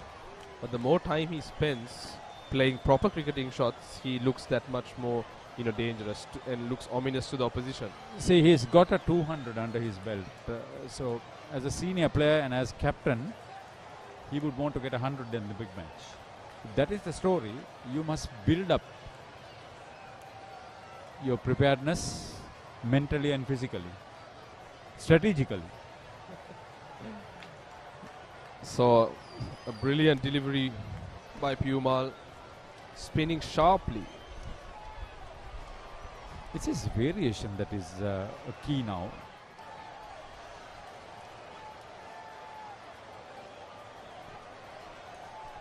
Very sensible. And seems to be a very smart, little wily old cunning bowler. See, we spoke about Ramiro Pereira being an aggressive player. 10 balls he has not scored. Now that's good thinking. That's the other side of the mental game. That's exactly what we were talking about in terms of how you understand, fathom situations and play according to the situation. I was listening to Murali Karthik speaking in this one of the in the Sri Lanka versus India series, ongoing series, in terms of how you adapt and adjust based on situations, because conditions aren't the same, situations aren't the same. You will always have to understand and be adaptable. And another tight over, a maiden.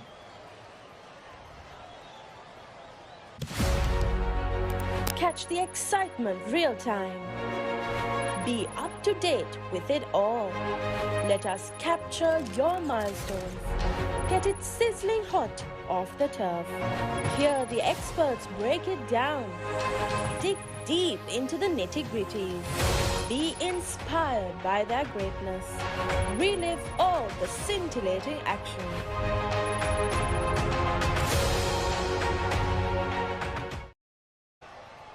There was a single scored off the last over, bowled by Kavisha Pumal. Yeah, we were talking about the ongoing T20 series, the third and last of the matches in Trivandrum today.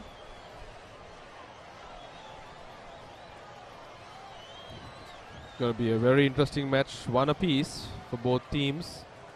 A series clinched for the Sri Lankans would mean a massive morale boost. Not being able to do that in India, it's always been torrid times, even with star players, especially when we've toured with some of our better sides. We've always found it difficult. Yeah, they will always say that this is not the best 11 for India. That's another story. Oh, beautiful bowling. This is interesting stuff between bat and ball. Two left armers, Ekanayak and Pumal from both ends, bowling in tandem, using this pitch to good effect. There is a lot of turn, there is bounce, off a good length. When it's pitched within the stumps, the ball is talking. And to top that off,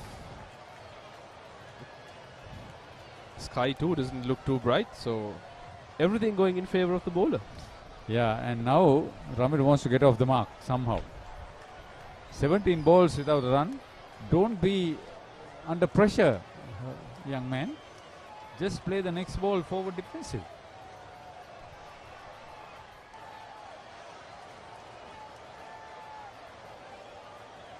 Good lead.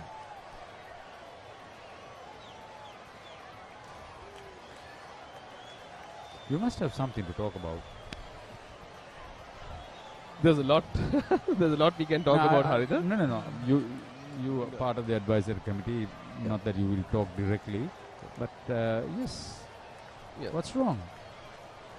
Finally, off the mark. So I think it's. I would say I wouldn't call it a phase of transition per se, but if you look at this Royal team that's been playing the current season, they've not been able to play with their full side, especially due to the injury woes like we spoke of. So the fact that we don't have that 11 to kind of gel together and play, and always where we have the injured players recovering and coming, it's kind of messing up with the balance of the side.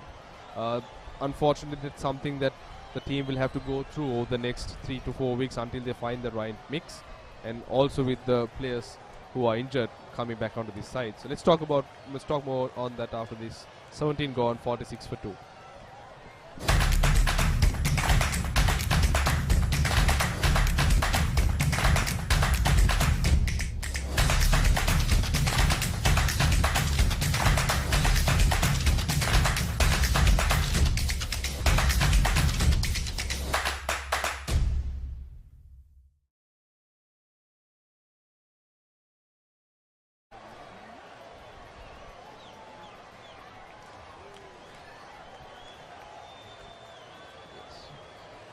But looking at the Royal structure in terms of cricket, I think we've processified to a large extent, and the structures have been built, and we are more dependent on the process than making it people driven, and to ensure that we churn out good young budding cricketers from the system.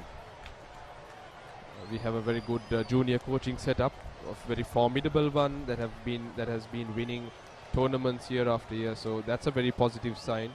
And come to senior cricket, we've always tried to maintain that balance between having a mix of senior and junior cricketers, so that at the junior level, the young lads, like for example Rehan Piris, getting that exposure at a very tender age gives it's something that's very positive for Royal cricket in the future. Not only that, it gives a message for the young cricketers that if you are good at that young level, you get a chance to get around and get that exposure, as you said, at the highest level. Playing first 11 cricket for Royal College is a dream. And being consistent with that structure and the process is also very important. Sometimes you can get carried away, especially in the years where you have crack sides. More often than not, you wouldn't want to try and test your players. Good run, took the risk. But as we head towards stumps, I think it's a very interesting discussion also that you brought up, Haritha, in terms of how schools, because we have plenty of schools, unlike probably 3 to 4 decades ago, in terms of playing very competitive cricket. When there was a time when Royal played B Division cricket at the top level, top tier, and St. Peter's plays in the B Division, Thurston in the B Division, you don't expect that to happen. True. But I think in Royal's case, it was more of an administrative mishap that led to Royal going to B Division. But nevertheless, yeah, it was a good learning, Haritha. Yeah, because to come back, it took a couple of seasons more. Absolutely, because we couldn't kind of top the group immediately in that year. But subsequently, it kind of teaches you a lesson, not to be complacent. And from this year, you have to play 100 overs a day, which is also 20 overs in a match is a lot of cricket for these youngsters. You must be prepared for that. True, conditions too, not the greatest, especially during this time of the year. It's very hot. The perspiration levels are very high. Luckily, these 2 days, it was not all that hot. Come March, hopefully things will be different, Haritha. 3 full days, 9th, 10th, 11th. What are your thoughts on that? Yeah, I think I'm looking forward to it. I'm looking forward to it, just like how much you are. We are now part and parcel of this Papare coverage.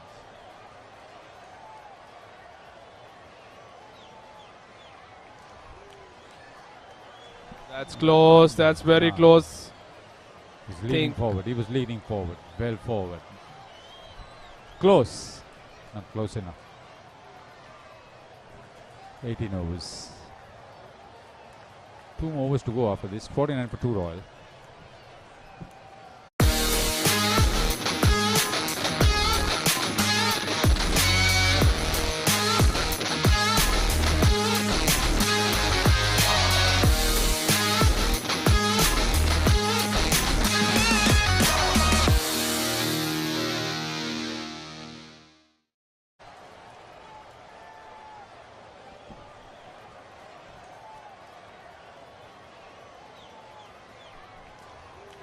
The good thing is that we've had 2 full days of cricket. It may not have been truly exciting or top of the box cricket, but a lot of hard work. Yeah.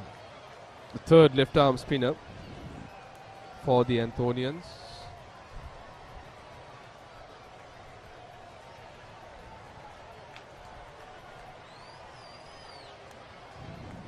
It's a bowling art that I really didn't like facing back in school, even when I played club. More often than not, cause a lot of trouble to the right-handed batsman. Oh, that was a bad start. It's a rank long hop. Janit Ratnasinghe, busy cricketer, batting, bowling or fielding.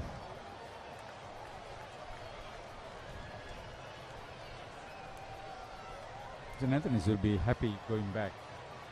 If they are traveling today, most probably they will. This will give them a lot of confidence for the rest of the season.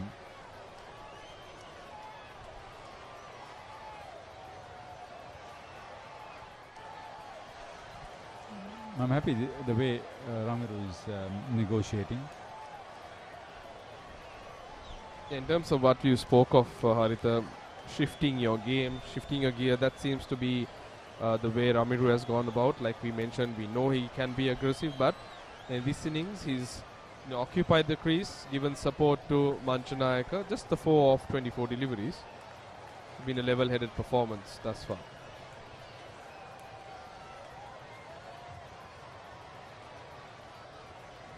That's what I didn't like.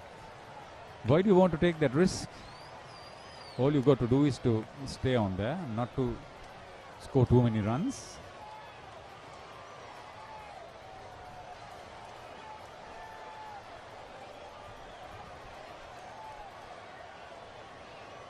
Just bowling it quick, not trying to spin the ball, just dragging it down, trying to get through the overs, I suppose. Just one more after this. Manchanayaka will be happy. 20 in the first innings, 29 not out now. He's played with the full face of the bat, middle the ball.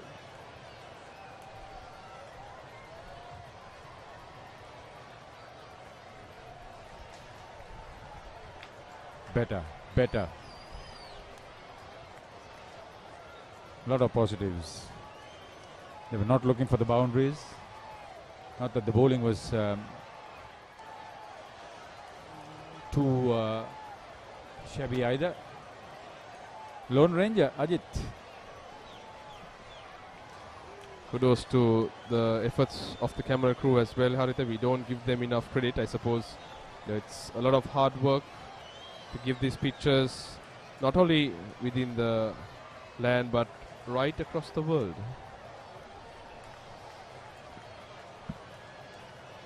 Pereira will retain the strike after that single off the edge. 19 overs completed, 53 for 2.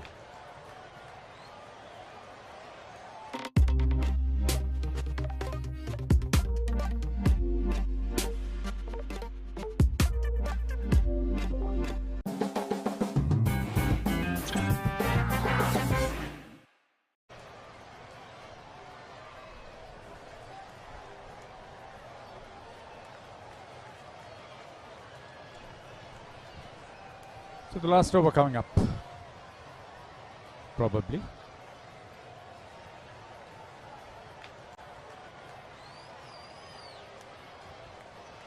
(5:10) is the schedule close.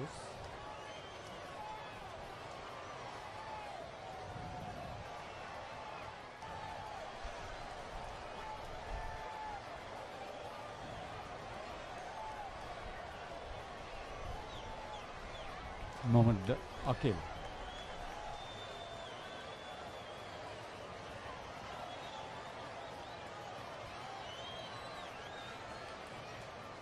Mainstay with the Antonian batting. Yeah, top scorer. Batted very well. I think from the time we saw him yesterday, he was somewhat sedate, but come today, he got the scoreboard ticking. He was using his feet very well against the spinners. He almost batted for 4. He was on the field for 4 sessions. Fielding and batting.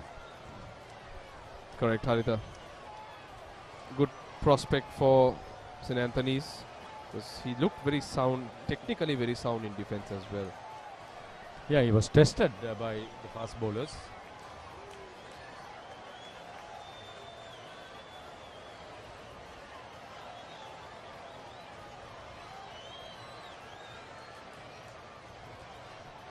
Well played. Well struck. He wanted that boundary very badly. Deserved boundary, I think. He was very patient throughout this entire 29 balls. Did not get anything loose, and on that, his eyes would have lit up. Just supported it, helped it away. Yeah, it's a risk-free stroke. Good one. Well timed, well placed. Very well executed.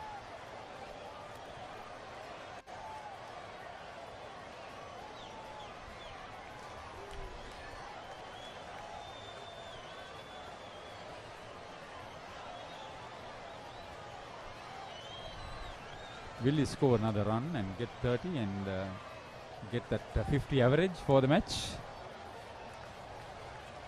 Never know, only time will tell, Haritha. He has 2 balls to do that and probably another couple of overs if they go till 5-10.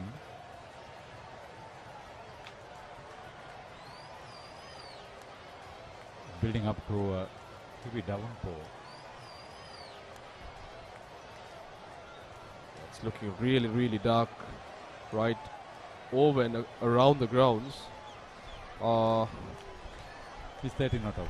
He's 30 not out. Haritha's predictions coming very, very accurately there. Where the cloudy skies, low clouds, dark clouds. Never mind, we don't have much to offer in this game.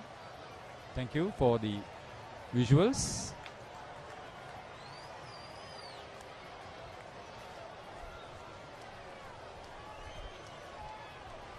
Yeah, we'll go until 5:10. 20 overs complete, 59 for 2.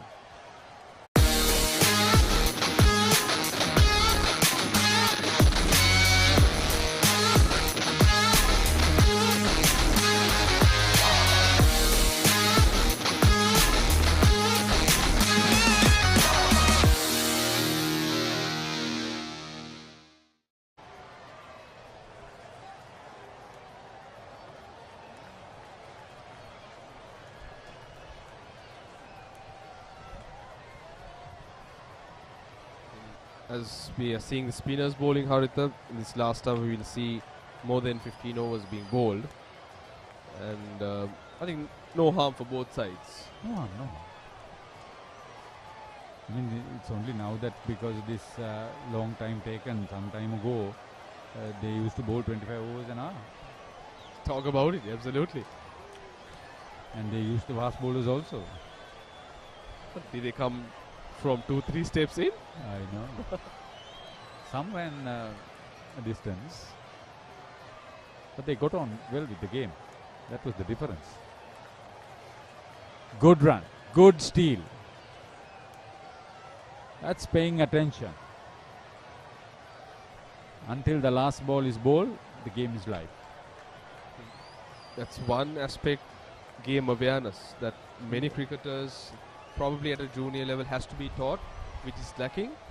And I think as much as we focus on the technical aspects of our cricketers, be it batting, bowling, fielding, the gamesmanship, game awareness, that mental side of things, ability to understand each player, I think there's a big vacuum there, especially at this time, because that is where the gulf is kind of created when it comes to international cricket as well, where most of the SENA countries, teams like India, you see a bit more mature cricketers that understand the game a bit more better. They read it and they study. It boils down to a deeper sense in terms of analysis.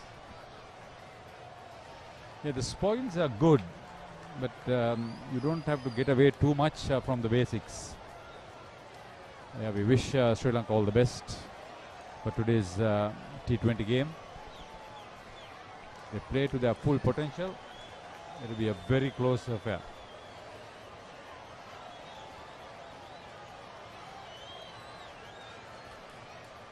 Call for 2 is going to take on the arm. There's a slight fumble, but that's good aggressive running by Manchanayaka. Brought in a bit of excitement. Last few minutes have been relatively a bit of a bore, don't you think, Haritha? Yeah, but then I was interested in these two playing a sedate role, looking for the singles.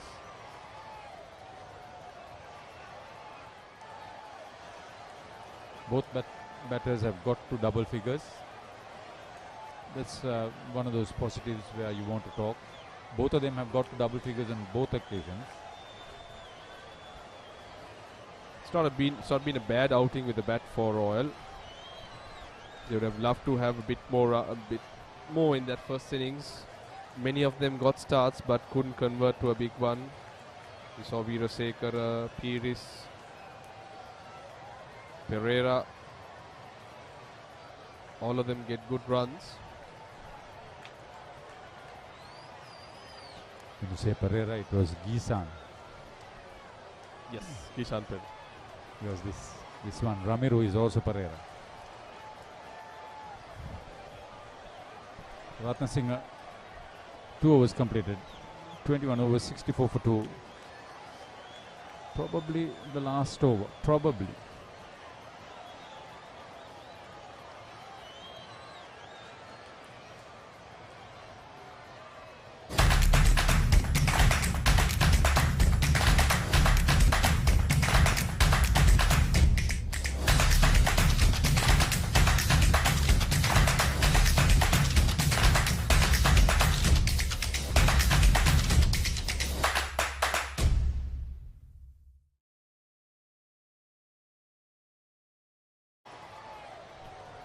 Would want to wish the two teams all the best for the rest of the season. It will be a very exciting 9 to 10 weeks for both schools to the lead up to their respective big matches. A lot of cricket will be played, Haritha, so I think load management also will come in to play, especially the coaching staff of the respective schools over the next week period of 10 weeks. It's going to be very critical in terms of how these guys are managed. Conditions, in the country can be very hot, energy sapping, especially Royal with the injury woes that they've been having. No, I mean it will go with the other schools too, because the load management, as you mentioned, is a key aspect. And considering that you've got to play 100 overs a day, you've got to be prepared. Very good run, very good second. Brilliant. Very good second, because the first run was very well run by Ramiro Pereira.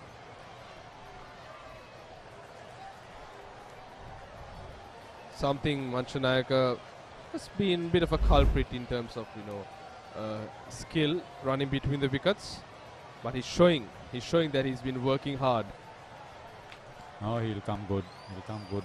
200 is a big benchmark. Yes, well struck.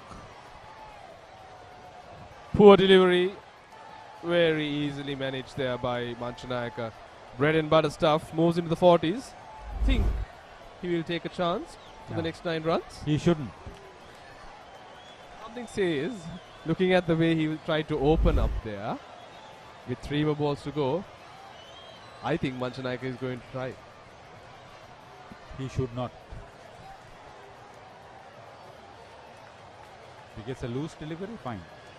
But don't lose your risk-free approach. Don't be reckless. He's batting well inside the crease.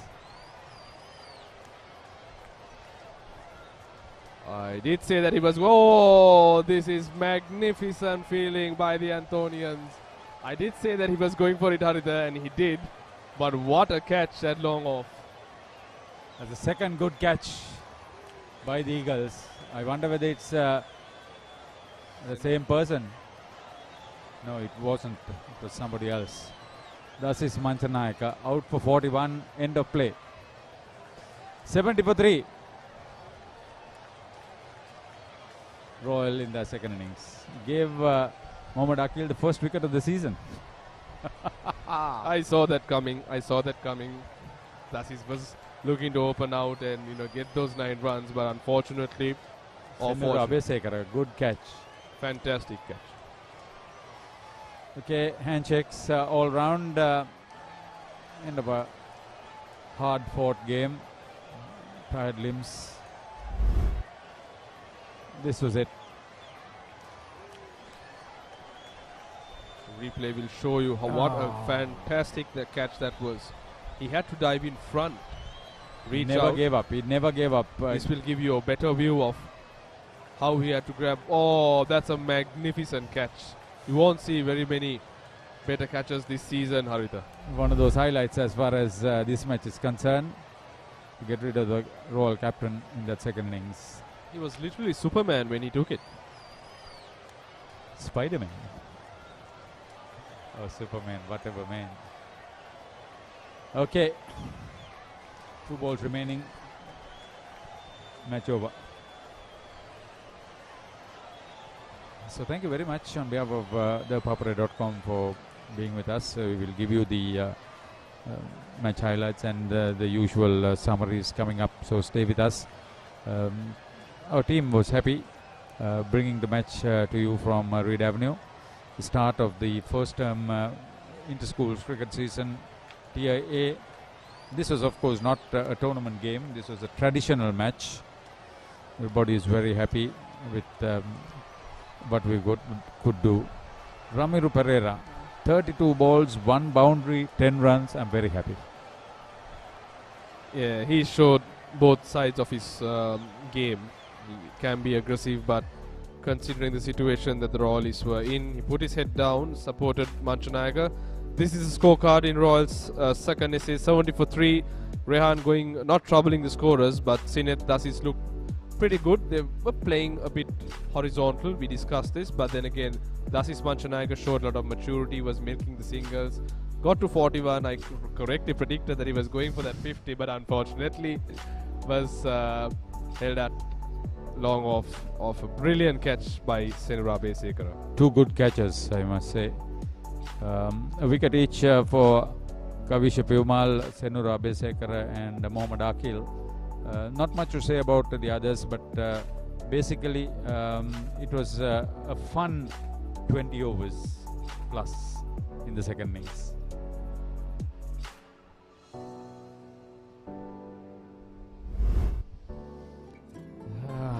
Highlights of the third session. We saw some cheeky shots. I think the moment they had gone past that first inning score, it looked very comfortable for the Anthonians. It was plain sailing. Charuka was very, very impressive. Ekanayaka, he actually overtook his counterpart Ramindu Kapukotua to outscore him. Yeah, 100 partnership for the 8th wicket was not what Royal was going to expect, but they batted sensibly. They were helped by some loose fielding. This was the first of the 2 splendid catches that we saw by the Anthonians in the second inning. Manchanayaka, that last over, tried something. He knew was 9 runs away from a half century, but was held out at long off. Fantastic catch. One of the catches of the season. Don't think you'll see very many better catches. That's been the story. The match summary. Royal put into bat 286 for 7. They had a 100 partnership in addition to the opening stand. And then St. Anthony's replied with 344 for 8, 3 half centurions, including 100 partnership each for the Anthonians in the middle and in the end. Royal in the second innings 70 for 3 when the match ended. That has been the story. The first innings lead for the Katugastota team. Traditional match, all right. So that's the story. This session is a lot of people would think that St. Anthony's College with those runs and with the 3 wickets would be the side with the better performances in that last session of day 2. I think it was a day dominated by the Anthonians. Yesterday we saw Royal dominating it, so probably split to 2 halves in terms of how this match went about, Haritha. Yes, by and large, everybody will have positives to take.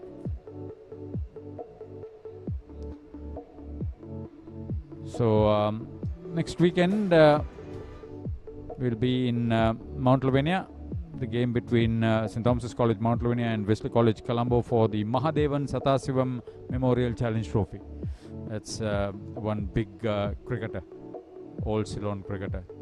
And it'll be a good game. A match that's important to both schools, like we've just mentioned, build up to many more matches to come. This is the phase in which they identify their combinations and try to get that 11 sorted.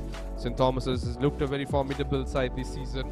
They've been doing well, winning matches more importantly, and building up that confidence with relatively, I would say, not a very experienced side. Yeah, you can think that way. It's a situation of being good on the day. Wesley College had a century of matches with Royal, so that's a good side too, with a lot of cricketers coming through the ranks. That's next weekend, Friday, Saturday.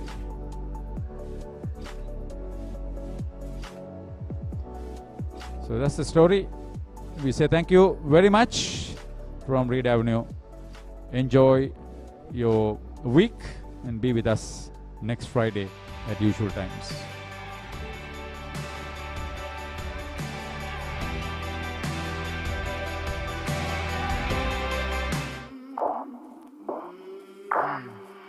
I came from the mud.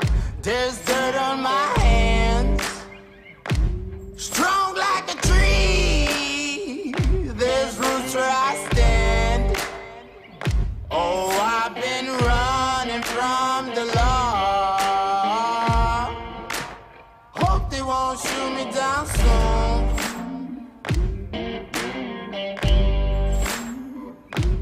They sing on a sleepless night. Try to catch me howling at the moon.